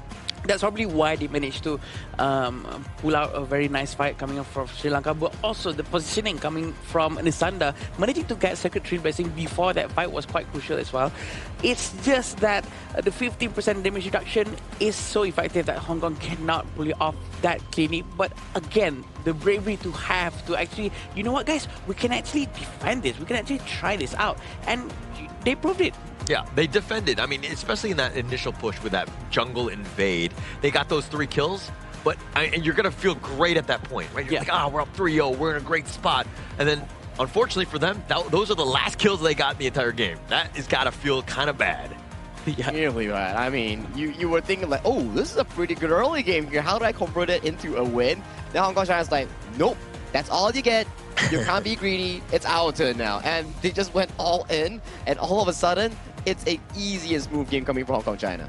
The damage coming in from Hong Kong China, most of them is definitely from Sum K, thanks to all the space that he has coming in with having the roamer and the jungle always rotating for him to have a immense amount of space to be able to do a lot of damage during the team fights. Also because of the channel pick. I mean, how many times was he able to get like the perfect soaring signals to just kind of ensure that that damage continues? Like, the channel pick has been incredibly strong here. Especially on this hands of this farm lane player, right? But let's check out a goal graph on what exactly went down. So you can see that small little up at the 4th minute mark, where Sri Lanka got the little tyrant that on towards the bottom side, where they were like off a fresh start, right? Because in the early game, in the laning phase, before that 3 kills happened for the side of Sri Lanka in their own blue buff, things were looking pretty good for Hong Kong China. They got every single little objective, the Fire Beak, the Spike-tailed Beast, and then the map resource. All the laning phase, it went smoothly for Hong Kong China. But they capitalized. Sri Lanka, they did. And they pulled it go back to even at 4th minute. This gold graph is basically the same thing as the happiness level of a Sri Lanka team, right? Like, it's like, it's not so great. But then, they invaded. Okay, we were up 3-0. And then everything else straight down, unfortunately. That means a stressful situation, right? I feel like if like anyone else were to play the Hong Kong China team, they will definitely have to be able to handle the pressure, because if you do a small miss up, things will go really bad. And this is the upcoming highlights here for the early games fights. We see the immediate engage coming from Sinzan and also Isaiah Hoa, but they overestimated their early game damage because there is the Spitling debuff in the jungle here. You can't do too much damage. You overdove yourself and you sacrifice 3 kills. But it's the subsequent plays coming in from the red team Hong Kong China that actually brought them back in towards these games. Plays from bot side, plays on towards the top side. And when this moment actually came around, it was the deal that actually snowballed all of them towards the late game. Yeah, again, the movements, every movements were all calculated, were all, no time wasted. There's no wasted movements, that's the thing. There's always something that Hong Kong China was doing just now, and everything is just so effective coming in from them. I think there's almost no stopping them, except if the other team, as if Sri Lanka, also do not do any mistakes whatsoever, and at least try not to lose their own side of the jungle, small little resources, before any big invasion happens. It's one thing to kind of get that start in terms of those kills, but then it's a way to, again, you got to turn it into objectives. You got to like push out the lanes a little bit more. You got to be a little bit more efficient with that. And Sumki here literally putting the other team to sleep here, as they was 5-0-5, didn't die a single time.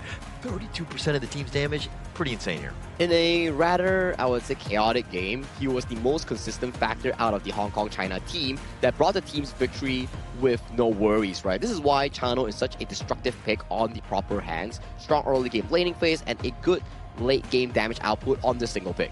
Yeah, definitely. We do know Sum K is a very good player, and Hong Kong China is going to be trying their very best again one more time after this. Sri Lanka, is there anything that they can change about their gameplay? I am not too sure if there is enough time for them to adapt. But maybe if they pick heroes that are more leaning towards early game, maybe they can try something much more aggressive. I think that the Sri Lanka, I mean, this is something that I was actually shocked when those moments were happening, right? Yeah. To really take the fight to Hong Kong, China, and to have that lead. If they're able to continue on, but they able to compound off of that success into more success to turn it into, again, map control, that could have been a very different game. So I still have hope for Sri Lanka. I do think that the potential is there, especially after what we just saw in Game 1. It's the movement that counts, right? Where if you can move as efficient coming in against Hong Kong, China and combat them at the objective points. Because objective doesn't mean Tyrant or Overlord only. It comes into towers and how you defend the waves. Because sometimes when you lose the laning phase, you lose the minions, and minions' goal is higher than it kills goal. Like minions is about like 230 gold total. Elimination is about like 150. So if you really lose the lane, the after effect comes in much deeper, right? So let's say you come for the objective. It also counts as buffs, towers, minions, or things like the jungle monsters. All these are objectives. And if it gets traded and stolen away coming in by Hong Kong, China, if you're on Sri Lanka side, the goal lead will always be wide open between you and the opponent. I agree. That's what they want. They want that advantage early on. But do you know what our advantage is? We are at Petaling Jaya Marriott Hotel, our venue sponsor. Thank you so much. Official venue and hotel partner of 2026 Asian Games Esports Qualifiers for Honor of Kings.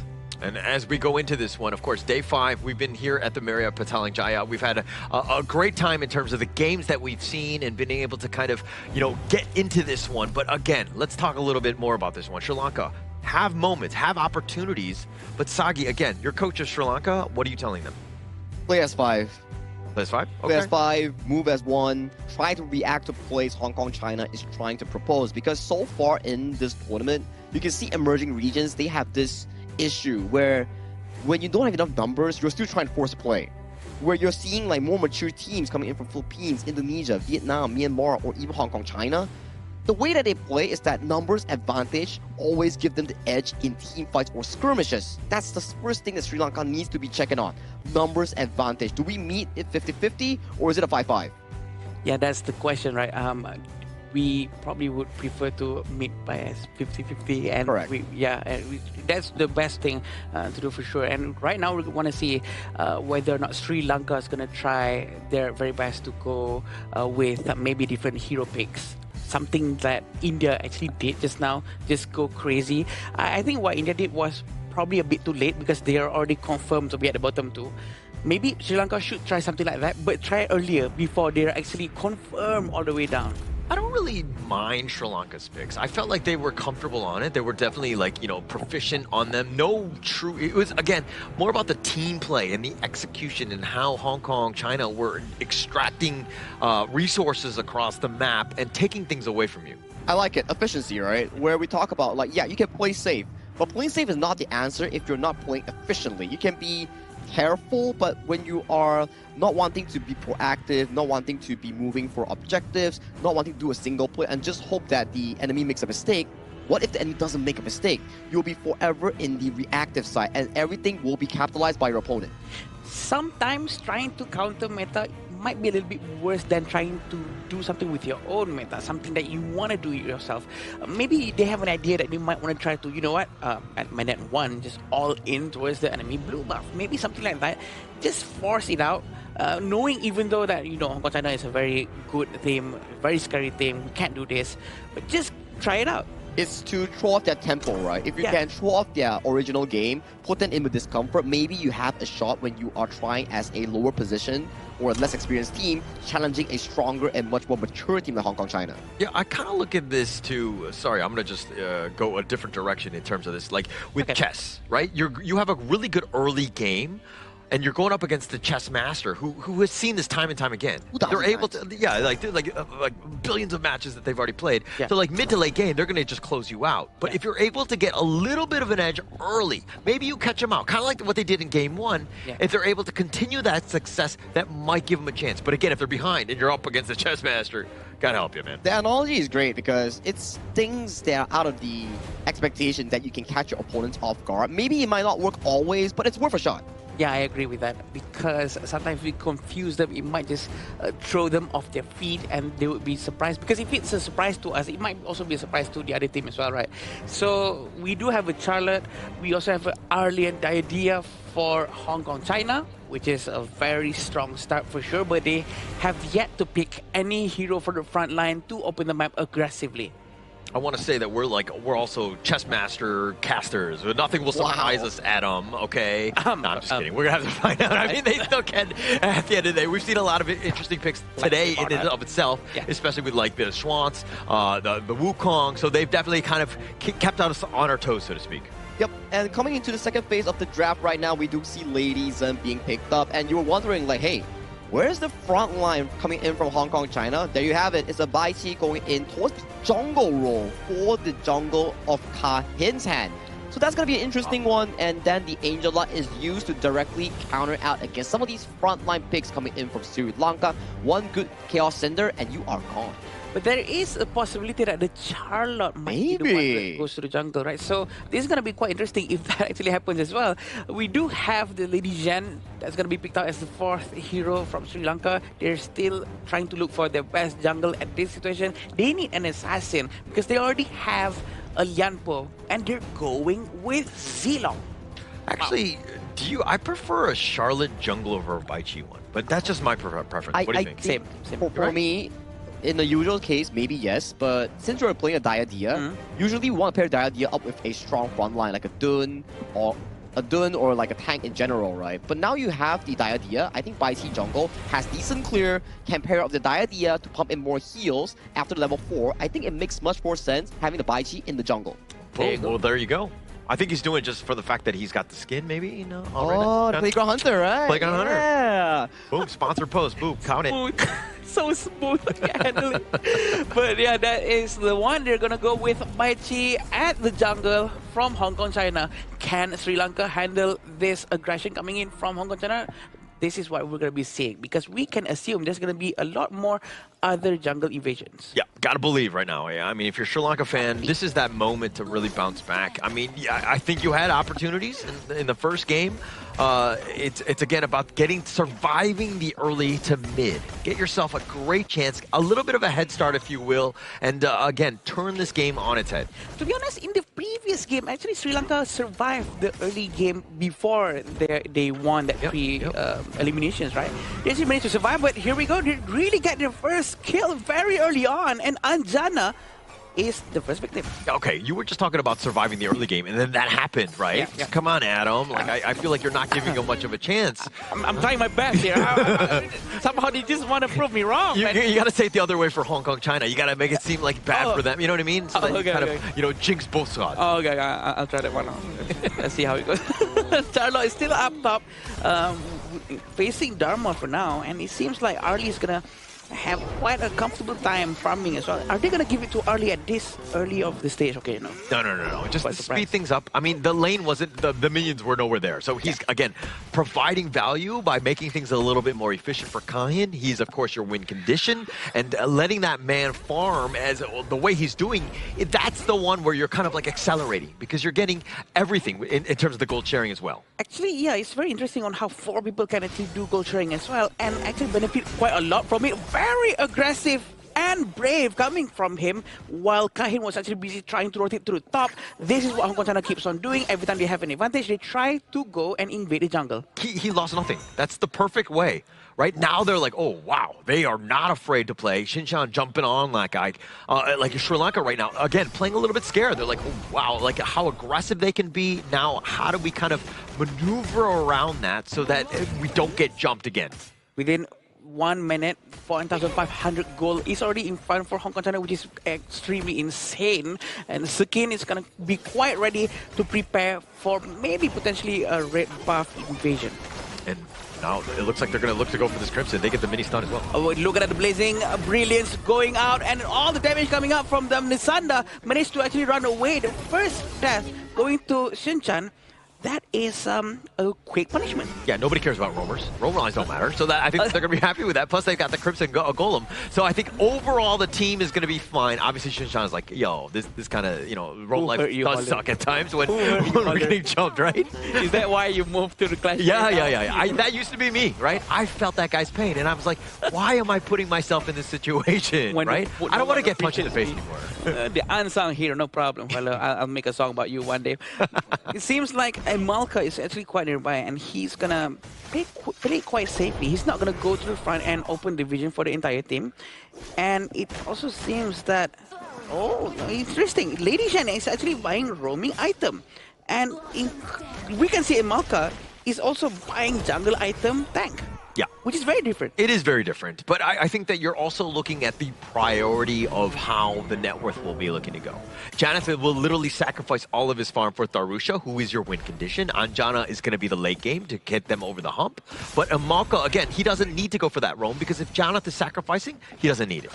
I'm quite worried for Anjana actually because he's sharing gold with the Liampo, but he does have the jungle item, right? So he's not gonna really actually share that much. Again, they're gonna be able to get the Tyrant pretty quickly. But Sri Lanka is gonna be focusing on the Overlord without no problem whatsoever. It seems like they're gonna try to force it out. Sakin is quite nearby, trying to find Tharusha. Tharusha is gonna run away to safety because the Hong Kong China is still focusing down on the Crimson Golem without no problem whatsoever.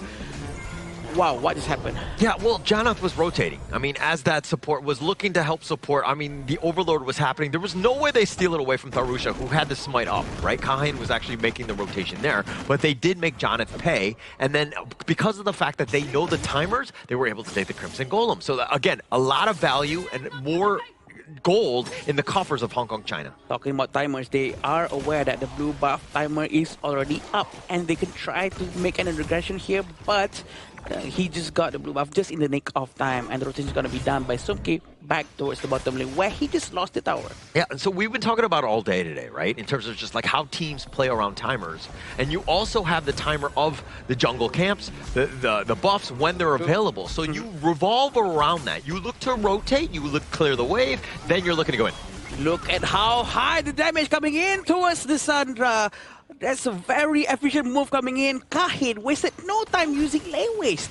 Yeah, so the way that they did it is that they cleared the wave, then they made their way up, they got the kill, and they're continuing to push. So now this is that value. What sort of objective are they getting?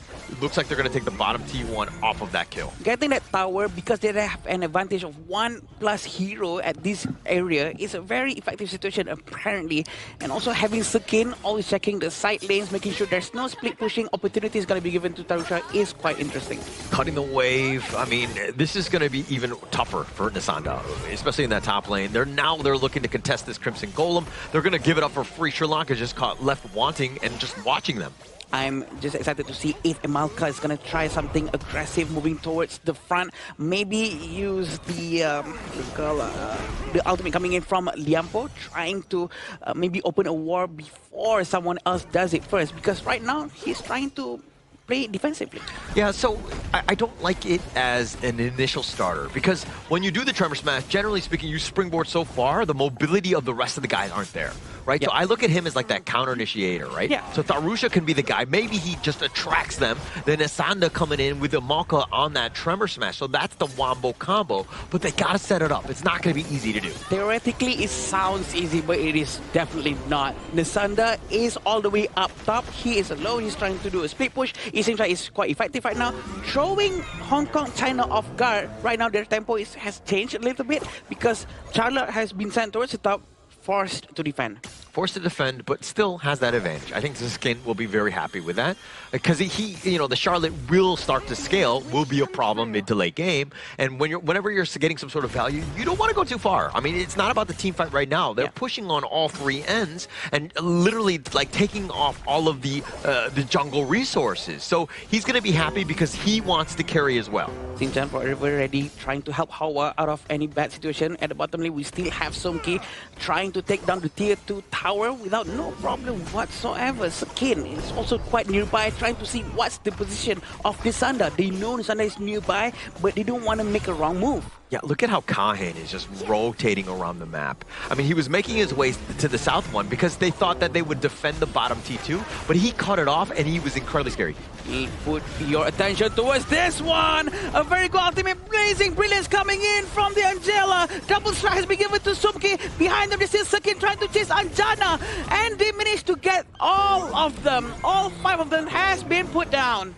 Well, that's a quadra strike, right? And just like that, it looks like they're going to potentially end the game off of this ace. I mean, the bottom T3 is going to be great in terms of just being able to take down those minions. So it's going to buy Sri Lanka a little bit of time before they go in. But as we go into this replay, look, he's trying to go for the burst ram. He gets frozen near the tremor smash, and they go all in together. They get caught on the edge, but then it was a little too far. And even on the backside, you're seeing King doing some serious work, finding the damage dealers, and just taking them down. Eventually, all the finishers actually goes to Sumki. That's the most important thing. He actually got quadra strike, which is super effective. And I think that this is going to be very good for him because a lot of goals going to be funneled down towards him. He also is using Frenzy, so he's going to be able to really benefit from the extra lifesteal and physical attack coming in from Frenzy. They can try to focus as fast as possible to move towards the bottom tower if they want to. Yeah, I was going to say, like, oh, giving it the gold to Sumki is probably worst case scenario. Probably, yes. But the rest of them, they know what to do with the gold if they were given it as well. So getting the quadra strike on the Sumki is probably not a great spot for Sri Lanka here. But now they're looking to split push because, again, you need a little bit of breathing space. Oh, no. He knows he's right there. Nisana's going to try to run away. But very good power gradation. But Sumki is here. He does have all the Doomsday and Spark Forge. He has to run away as soon as he can. But Nisanda seems like he's quite okay. But Sakin is not done yet. It's going to go in. But there's not going to be any support or backup coming in from the rest of the Sri Lanka. Yeah, you can't get away from this Hong Kong-China lineup. I mean, the mobility that they have, if you get caught out once, you're just going to get run down. I mean, the Monk has his own mobility, but it's an Arlie and a Charlotte. Those guys can find ways to just speed burst and get even on top of you. But look at this, Lei-Waste is quite effective of managing to pull Anjana into the team fight. And Janith has to run away. Destructive Deluge has been used just now. The high ground tower in the mid lane has also been destroyed. And Hong Kong-China looking to try to destroy the crystal. I mean, they're doing everything well. They're just going to wait and bide their time, but now they go in. Tremor Smash has been used. Look at this. A very good ulti coming from the Zilong, but it seems like he's going to go down very quickly. Double strike has been given towards the Angela. And the last one also goes down. The crystal is going to be focused by Hong Kong, China. A very clean game coming from them with 14 strikes versus 2 strikes to Sri Lanka. I mean, it's looking like it's going to be the end. He just tried to maybe go for the minion wave. No way Anjana makes that save. And it looks like Hong Kong, China are going to take a clean 2-0 sweep in the series. Further cementing themselves coming in towards Group D here. Currently, their score is 4-0 in terms of the match points. And in terms of series, they're comfortably at a 2-0 after this defeat, sending Sri Lanka further down the depths of this Group D. We knew Group D was going to be tough. We knew Hong Kong, China were very good, and they were definitely one of the favorites in the group. But to see them perform on the stage and the way they do it, man, it's clean, and it is incredibly fun to watch a team like this. Yeah, incredibly fun for sure. And the fact that they did not go down without a fight, that's the fun of it, right? Because Sri Lanka actually tried their very best. Also, we saw on how the rotation coming in from Hong Kong, China was just too fast. And they already cleared all of their own resources until to a point where even the farm lane joined the jungle trying to clear the red buff just to make everything quicker. And you know what? It works. It really works, right? As we saw from the highlights later on that we can see, it's about the early jungle invasions, right? How they managed to get the lane win coming in towards the mid lane. I appreciate the enthusiasm and the proactiveness in going to try the mid lane roam build into the jungle funnel strategy, because you need mid to be able to buy the knowledge gem. You need roam to be able to buy the jungle item so you can cross out that effect. But that's the problem, right? You have a Bai Chi, Charlotte, and also a Diadia, so much healing. Yeah. But you're delaying the Venomous Staff so slow on that Lady Zone. I don't think that's really much of a value, considering the fact that Zilong is also not the best hyper carry jungler that can benefit off so much gold. Yeah, I think they were taking a huge risk with this kind of itemization, right? Because usually people would just go straight away with a proper roaming item for a Liampo and not the Lady Jan's going to buy the roaming item. But I think they might have an idea that they want to try to apply, and where better could they try to apply rather than at this match. Yeah, a little bit more standard build, a little bit more standard play, maybe a little bit more standard draft. I'm not a huge fan of the Zilong pick. I think it can be a little underwhelming. We didn't see too much value in this game because I feel like just like Hong Kong, China, we're just able to roll in it. I think it also goes back to our discussion just now. Would you play meta against a team that is far above your league, or would you want to try something that is potentially feasible, maybe like a pocket pick or a comfort pick like a Zilong, or also the roam item mid, right? Because this is not the first time that we've seen Tarusha and also the mid lane do this kind of combination. Before this, when they played their first series, they also tried the exact same way. Yeah, I think I myself would actually try to do these pocket picks, make it a bit different, try to take more risk, because for sure, even the enemy team wouldn't be expecting of the same thing. I believe in one thing. If I don't know what I'm doing, maybe the enemy wouldn't do.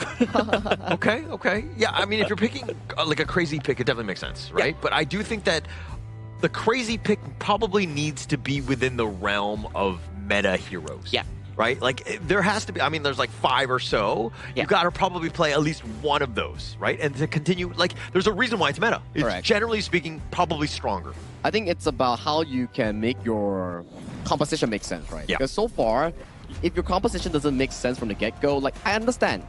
You want to be funneling gold to your jungle so that your jungle has a decent lead in making sure that they can find impact. But I think it's not really feasible to give it over to a Zilong per se. Because if you give it over to Zilong, it's like, yeah, you jump in and then you get blown apart, you trade like 1-for-1, and that's everywhere of your gold going into the dumpster, right?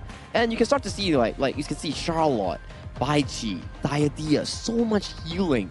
But where's the venomous staff coming in from the side of the Lady Zhen? Yeah, that's the most important thing, right? For the Lady Zhen to actually get venomous staff as soon as possible to reduce any sort of healing coming in from Hong Kong, China. But maybe not everyone really focus down on the supporting items. Sometimes they want to really focus on getting damage first. But again, this Janith, the mid lane, is the one who bought the roam item, Redemption. Yeah, it was all about sustain, right? Hong Kong, China were able to just, again, take some damage and then just like out-heal it, right? And I think that Xinjiang did a good job of just ensuring that they had that sustaining moment so that the team fights could continue.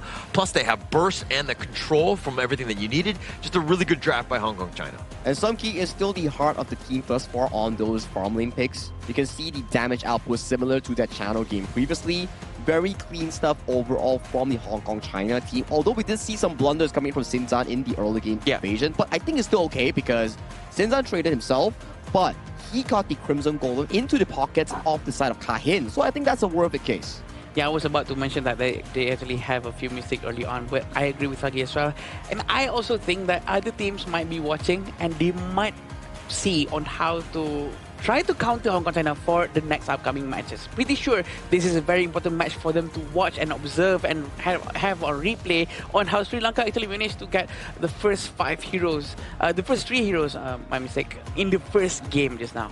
Yeah, so, I mean, when you're watching that, though, I'm like, that's not a whole lot of data. You know what I mean? Yeah, it's hard to kind of get specific items. Maybe, you know, like the movements and things like that. You're not really getting too much because it was, you know, a little bit of a shorter game, right? Yeah. You need them to play a little bit longer and to kind of sustain and not have a gold grab that just completely shifts in, of course, Hong Kong China's favor. I think the better thing to observe when you're watching Hong Kong China games is not your own mistake.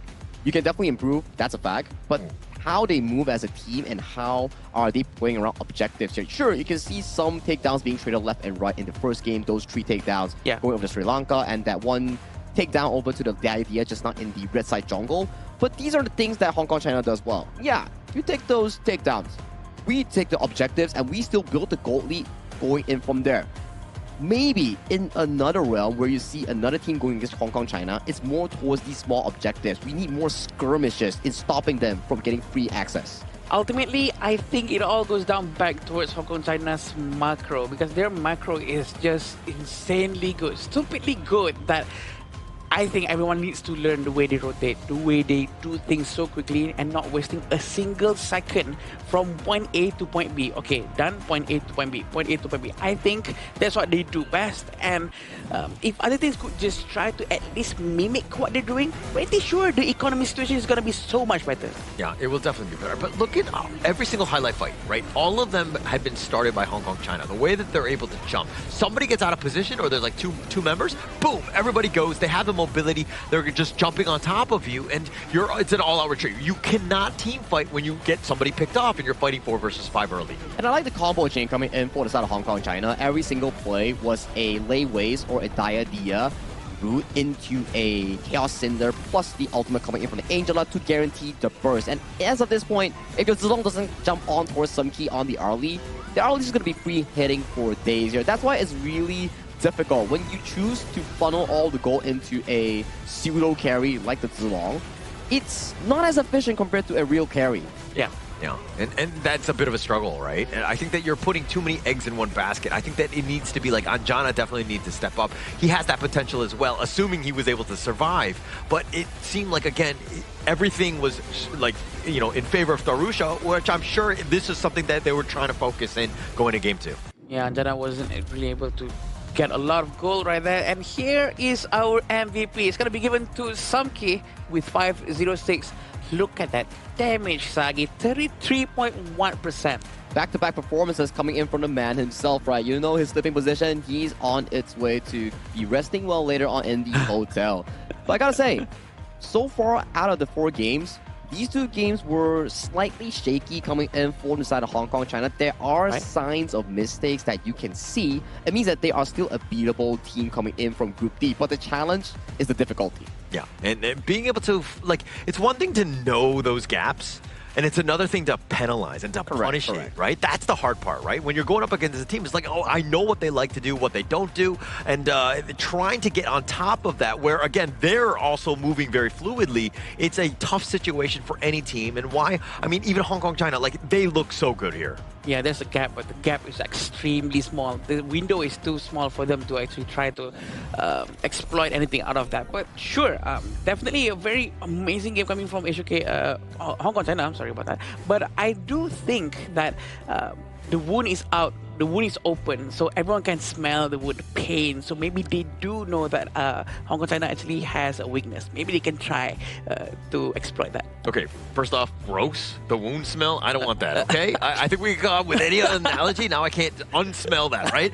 But I think that it's still, it definitely was there, right? I think that the teams are aware that the wound is open and not smelly. Okay, go ahead. Yeah, it means there's a sign of they are defeatable. They are not like unable to be pierced, right? Because it's not Hong Kong, China, nor Sri Lanka's last game in the group itself. They've only played 2 games each. But if you're on Hong Kong, China side, you're pretty happy about yourself because you're on your way in qualifying with 1 more game. And for Sri Lanka, it's the flip side, right? 1 more game and you're potentially out of the tournament contention to the main event. So it's a bit of a tough situation for Sri Lanka. Yeah, I agree for sure. And I think, you know what, Sri Lanka don't feel too bad, don't feel too discouraged. That's the most important thing because they still have more matches after this. And what's the most important thing is they can take a lot of experiences and lessons from this match. I think the numbers that we should be looking at is that if you hit 3 wins, generally speaking, you're good, right? Yeah. You're going to be guaranteed on thin. Yeah. You lose 3 times, you're out. Yeah. Right? So on the other side, you're just looking at the 2-on-2 area, and maybe you get into 3rd place, you slide into that one. That's like best case scenario. Sri Lanka still has a chance at the end of the day. It's going to be a tough road ahead, but nothing is impossible here. But something good for our viewers at home here. Do spectate to claim the commemorative badge on June 21. It can be used in the Grand Venture, and more rewards will await you in Heroes Gorge and Honor of Kings. So mark your calendars down, and we will see you there. Definitely a lot of rewards are waiting out there for you. And today, there's a lot of updates, right? So don't forget to open up your HOK, update them, and try out all the new things that's available. So yeah, that's exactly what I'm going to do after this. Yeah, exactly, Kira. But you know what? Let's do Save the Talk and throw it over to Mara to check out who will she be interviewing coming in as the representative coming in from Hong Kong, China after that spectacular win. Take it away, Mara. Sumki gets double MVP from Team Hong Kong China. Congratulations! How happy were you with that double MVP? 好開心，好開心可以攞到 MVP。 Yeah, really happy. You were spectacular. And we noticed such a great combo with this Angela Dayadia, and that it gave your team incredible mobility and pressure on the map. What makes this pairing so great with your system? 我哋知道呢兩隻鷹嘅組合係可以企到，可以俾對面好大嘅壓制力，可以令到對面好驚。 We know that this using this combination can give a very big pressure to the opponent, and then we know the effects of this combination. That's why we use this combination. You know what we also noticed that's so great about Hong Kong China is that you guys were able to recover really fast. Usually other teams, when they make mistakes, they lose momentum in the game.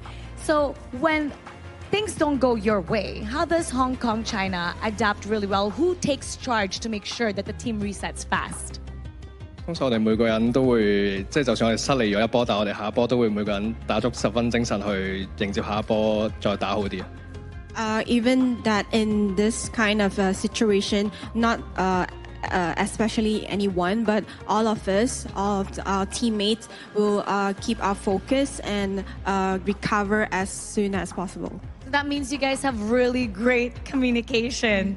Now, a lot of people are watching. What would you like to say to everybody and invite them to watch you for your upcoming match? 喺接下嚟嘅比賽，我哋中國香港隊，我哋會繼續努力去做好自己，打好自己嘅以下嘅比賽。 We will continue our efforts and then to make more great games. And what a great game that was. Once again, congratulations. Thank you. Now we're going to head back to our casters. Lead the gorge. Thank you so much, Sumki, and also Mara for the interview. You can hear the advice that he's trying to relay. I mean, he didn't really directly give advice, but it's more on, so like Mara asked, like, hey, how do you recover back from a bad play? And then Sumki was like, you know, it's about us reminding each other of what we need to do next instead of sulking on the previous play. You can be like sulking on it after the review, like whenever in the practice room or in the waiting room. But in the game itself, focus on the next play. Yeah, and definitely a very good advice to be given, because we do know that sometimes we get tunnel vision in the game and we don't see anything else, and maybe our friends are in a better mindset that they can try to help us fix our state of mind. I think that's quite important. Yeah, that's such a championship mentality that he's got, right? I think that being able to be like, no matter what happens, we've been there. We know how to play from behind, and we're able to find ways to get back in. And I think that those are the teams that are incredibly tough to take down. I think that's just mobile games in general, like whereby you never want to be able to be fixed in one situation, because it's always different when you start a new game, even with the same draft. Nothing is always consistent in the mobile game like Honor of Kings, where it's always different situations. Maybe this exact matchup that you play between Achano and Arlie, like a 14 element comes in and disrupts the piece. It's like, okay, it's like a 6-4 matchup, but there's always things that are different that's going to be affecting the flow of the game. Yeah, definitely. And there's a lot of factors for sure. The state of mind, what they eat in the morning, maybe it gives them more energy, less energy, what they talk about, how the coach prepare the mental state of all of the players. I think it's a very heavy job for you as a coach as well, right? To make sure that all the players are always reminded about all of these things, to always perform at max, even though you're back into a corner. Yeah, actually, you keep talking about it. Like, I mean, there's so many responsibilities that the checklist, if you will, by the coach, right? So a lot of respect to the coach when you're seeing like resilience on stage and the way that they're able to kind of, you know, to take down some of the emotion, to just look at this as just like X's and O's of playing the game so that we can overcome. And again, hats off to the coach here and all of the teams here. Exactly, right? I think coaching staff is one of the most important one, because it's not only about teaching the game to new players or the existing players and helping them be better. It's about nourishing these new talents, right? Because no one knows anything when you are born, nor you are starting a game like new. You can be like very mechanically gifted, but when you come into a international stage or competitive stage, you start to notice that mechanically gifted can only bring you so far. That's why you need a coaching staff to whip you in shape. And let's check out the updated groupings here, the standings. after this full day. After Philippines beat Uzbekistan just now in the opening match, they have qualified themselves into the Asian Games main event. And Uzbekistan and Pakistan are currently tied for 3rd and 4th with the same match win-lose. They should be able to, I would say, determine their placing for that 3rd spot later on, depending on who they face. But sadly for Mongolia, after yesterday's game, they have lost their chance to qualify to the main event. Coming to Group B, Myanmar versus Nepal. Myanmar have broken the win streak coming in from Nepal and is still the undefeated coming in from Group B. And Kyrgyzstan is coming in hot for the 2nd place spot against Nepal. But for Jordan, there is still a slight ray of hope coming in for Group B as they still have a chance to qualify. For UAE, sadly to them, their fates are as same as Mongolia as they are out of the tournament. Coming for Group C, Laos and Vietnam. Currently tied, same situation with Myanmar and Nepal today. They will be facing each other really soon. But for India and Saudi Arabia, they're already out as well for tournament contention. And India has finished their tournament journey thus far in the Asian Games qualifiers here. But for Group C, is what I'm the most excited about. You have Laos, Vietnam, Kazakhstan, all 2-0 and 2-1. Any single win in between them in the BO3 setting will immediately change up the entire Group C dynamic here. And finally in Group D, we have another game featuring Hong Kong, China in match number 5 yesterday and today. And they're sitting very comfortably as the 1st placer here. But the other teams are waiting for more matches in the coming days. Yeah, and actually tomorrow, if we're looking at some of the matches, I think that the Sri Lanka, we're going to be seeing them again. So if you happen to be one of those fans, but walk me through at least tomorrow's matches here. Well, tomorrow we'll be debuting with a Group A match with Indonesia heading over to Pakistan. Indonesia needs to win this to qualify for the main event smoothly in a 3-0 fashion. Pakistan needs to win this as well. If they lose, they are out of the tournament contention for the Asian Games qualifiers here. And coming in for Group B, Jordan comes up against UAE. For UAE, their situation is like India today, where they've already finished their spot in the Asian Games qualifiers, and they can play spoiler against Jordan looking for their 1st win. Group C, that is the exact highlight that we're talking about here. Vietnam going up against Kazakhstan. Whoever wins, qualifies. Whoever loses, struggles. Now, Group D, Korea, finally coming back once again, going up against Sri Lanka. For Sri Lanka, it's a difficult one because they're going back after back against strong teams in the group itself, like Korea and Hong Kong, China here. And talking about Hong Kong, China, to close out the day tomorrow, they will be going up against Singapore. Back at it once again for another match. Yeah, this is going to be a very fun match tomorrow for sure. We have a lot of strong teams going up against each other. And yeah, it's definitely going to be quite difficult for Sri Lanka. I think they just need to bounce back. I think that Hong Kong, China are definitely one of the top tier teams, right? And going up against Korea, no, it's going to be no small feat as well. But if they're able to kind of bounce back, learn the lessons, and do it quickly, unfortunately, right? They're going to be going into tomorrow, like to just kind of figure out how to bounce back in that amount of time. It's not going to be easy for them. It's going to take a while, but do check the tapes back for Sri Lanka against their games with Hong Kong, China, and see what the enemy did that was so good in putting themselves correctly in the gold lead. Because if they can actually take a few tips from their opponents, they could grow really well and potentially make it out of their group. I agree. The macro, again, is just so good from their opponents just now. The fact that they try to steal every small little jungle as possible. I think that can be applied to any teams out there, right? Anyone who were watching this now, you will know what just happened with Hong Kong, China. Even their games yesterday also showcased the exact same thing. How they managed to do such clean rotations and try to maximize the gold. Yeah, but they're not perfect. There were definitely moments where they're vulnerable. And I think that other teams are like, dare I say, frothing at the mouth, being like, we can figure this out. We just take advantage of it. You just need to take some time. And talking about another event that our viewers at home can actually participate in, do try to create a creative cheer text in your native language to support your nation or region in the Asian Games qualifiers here and submit it to support your country. After qualifiers, the top 1 voted voice pack will be voted by the community. It will be recorded and turned into an in-game voice pack for you to use from your region. And what other device would you guys like to use to hear all of these voice packs in your Honor of Kings? That will be iQOO 15R, the official gaming phone 2026 Asian Games Esports qualifiers for Honor of Kings.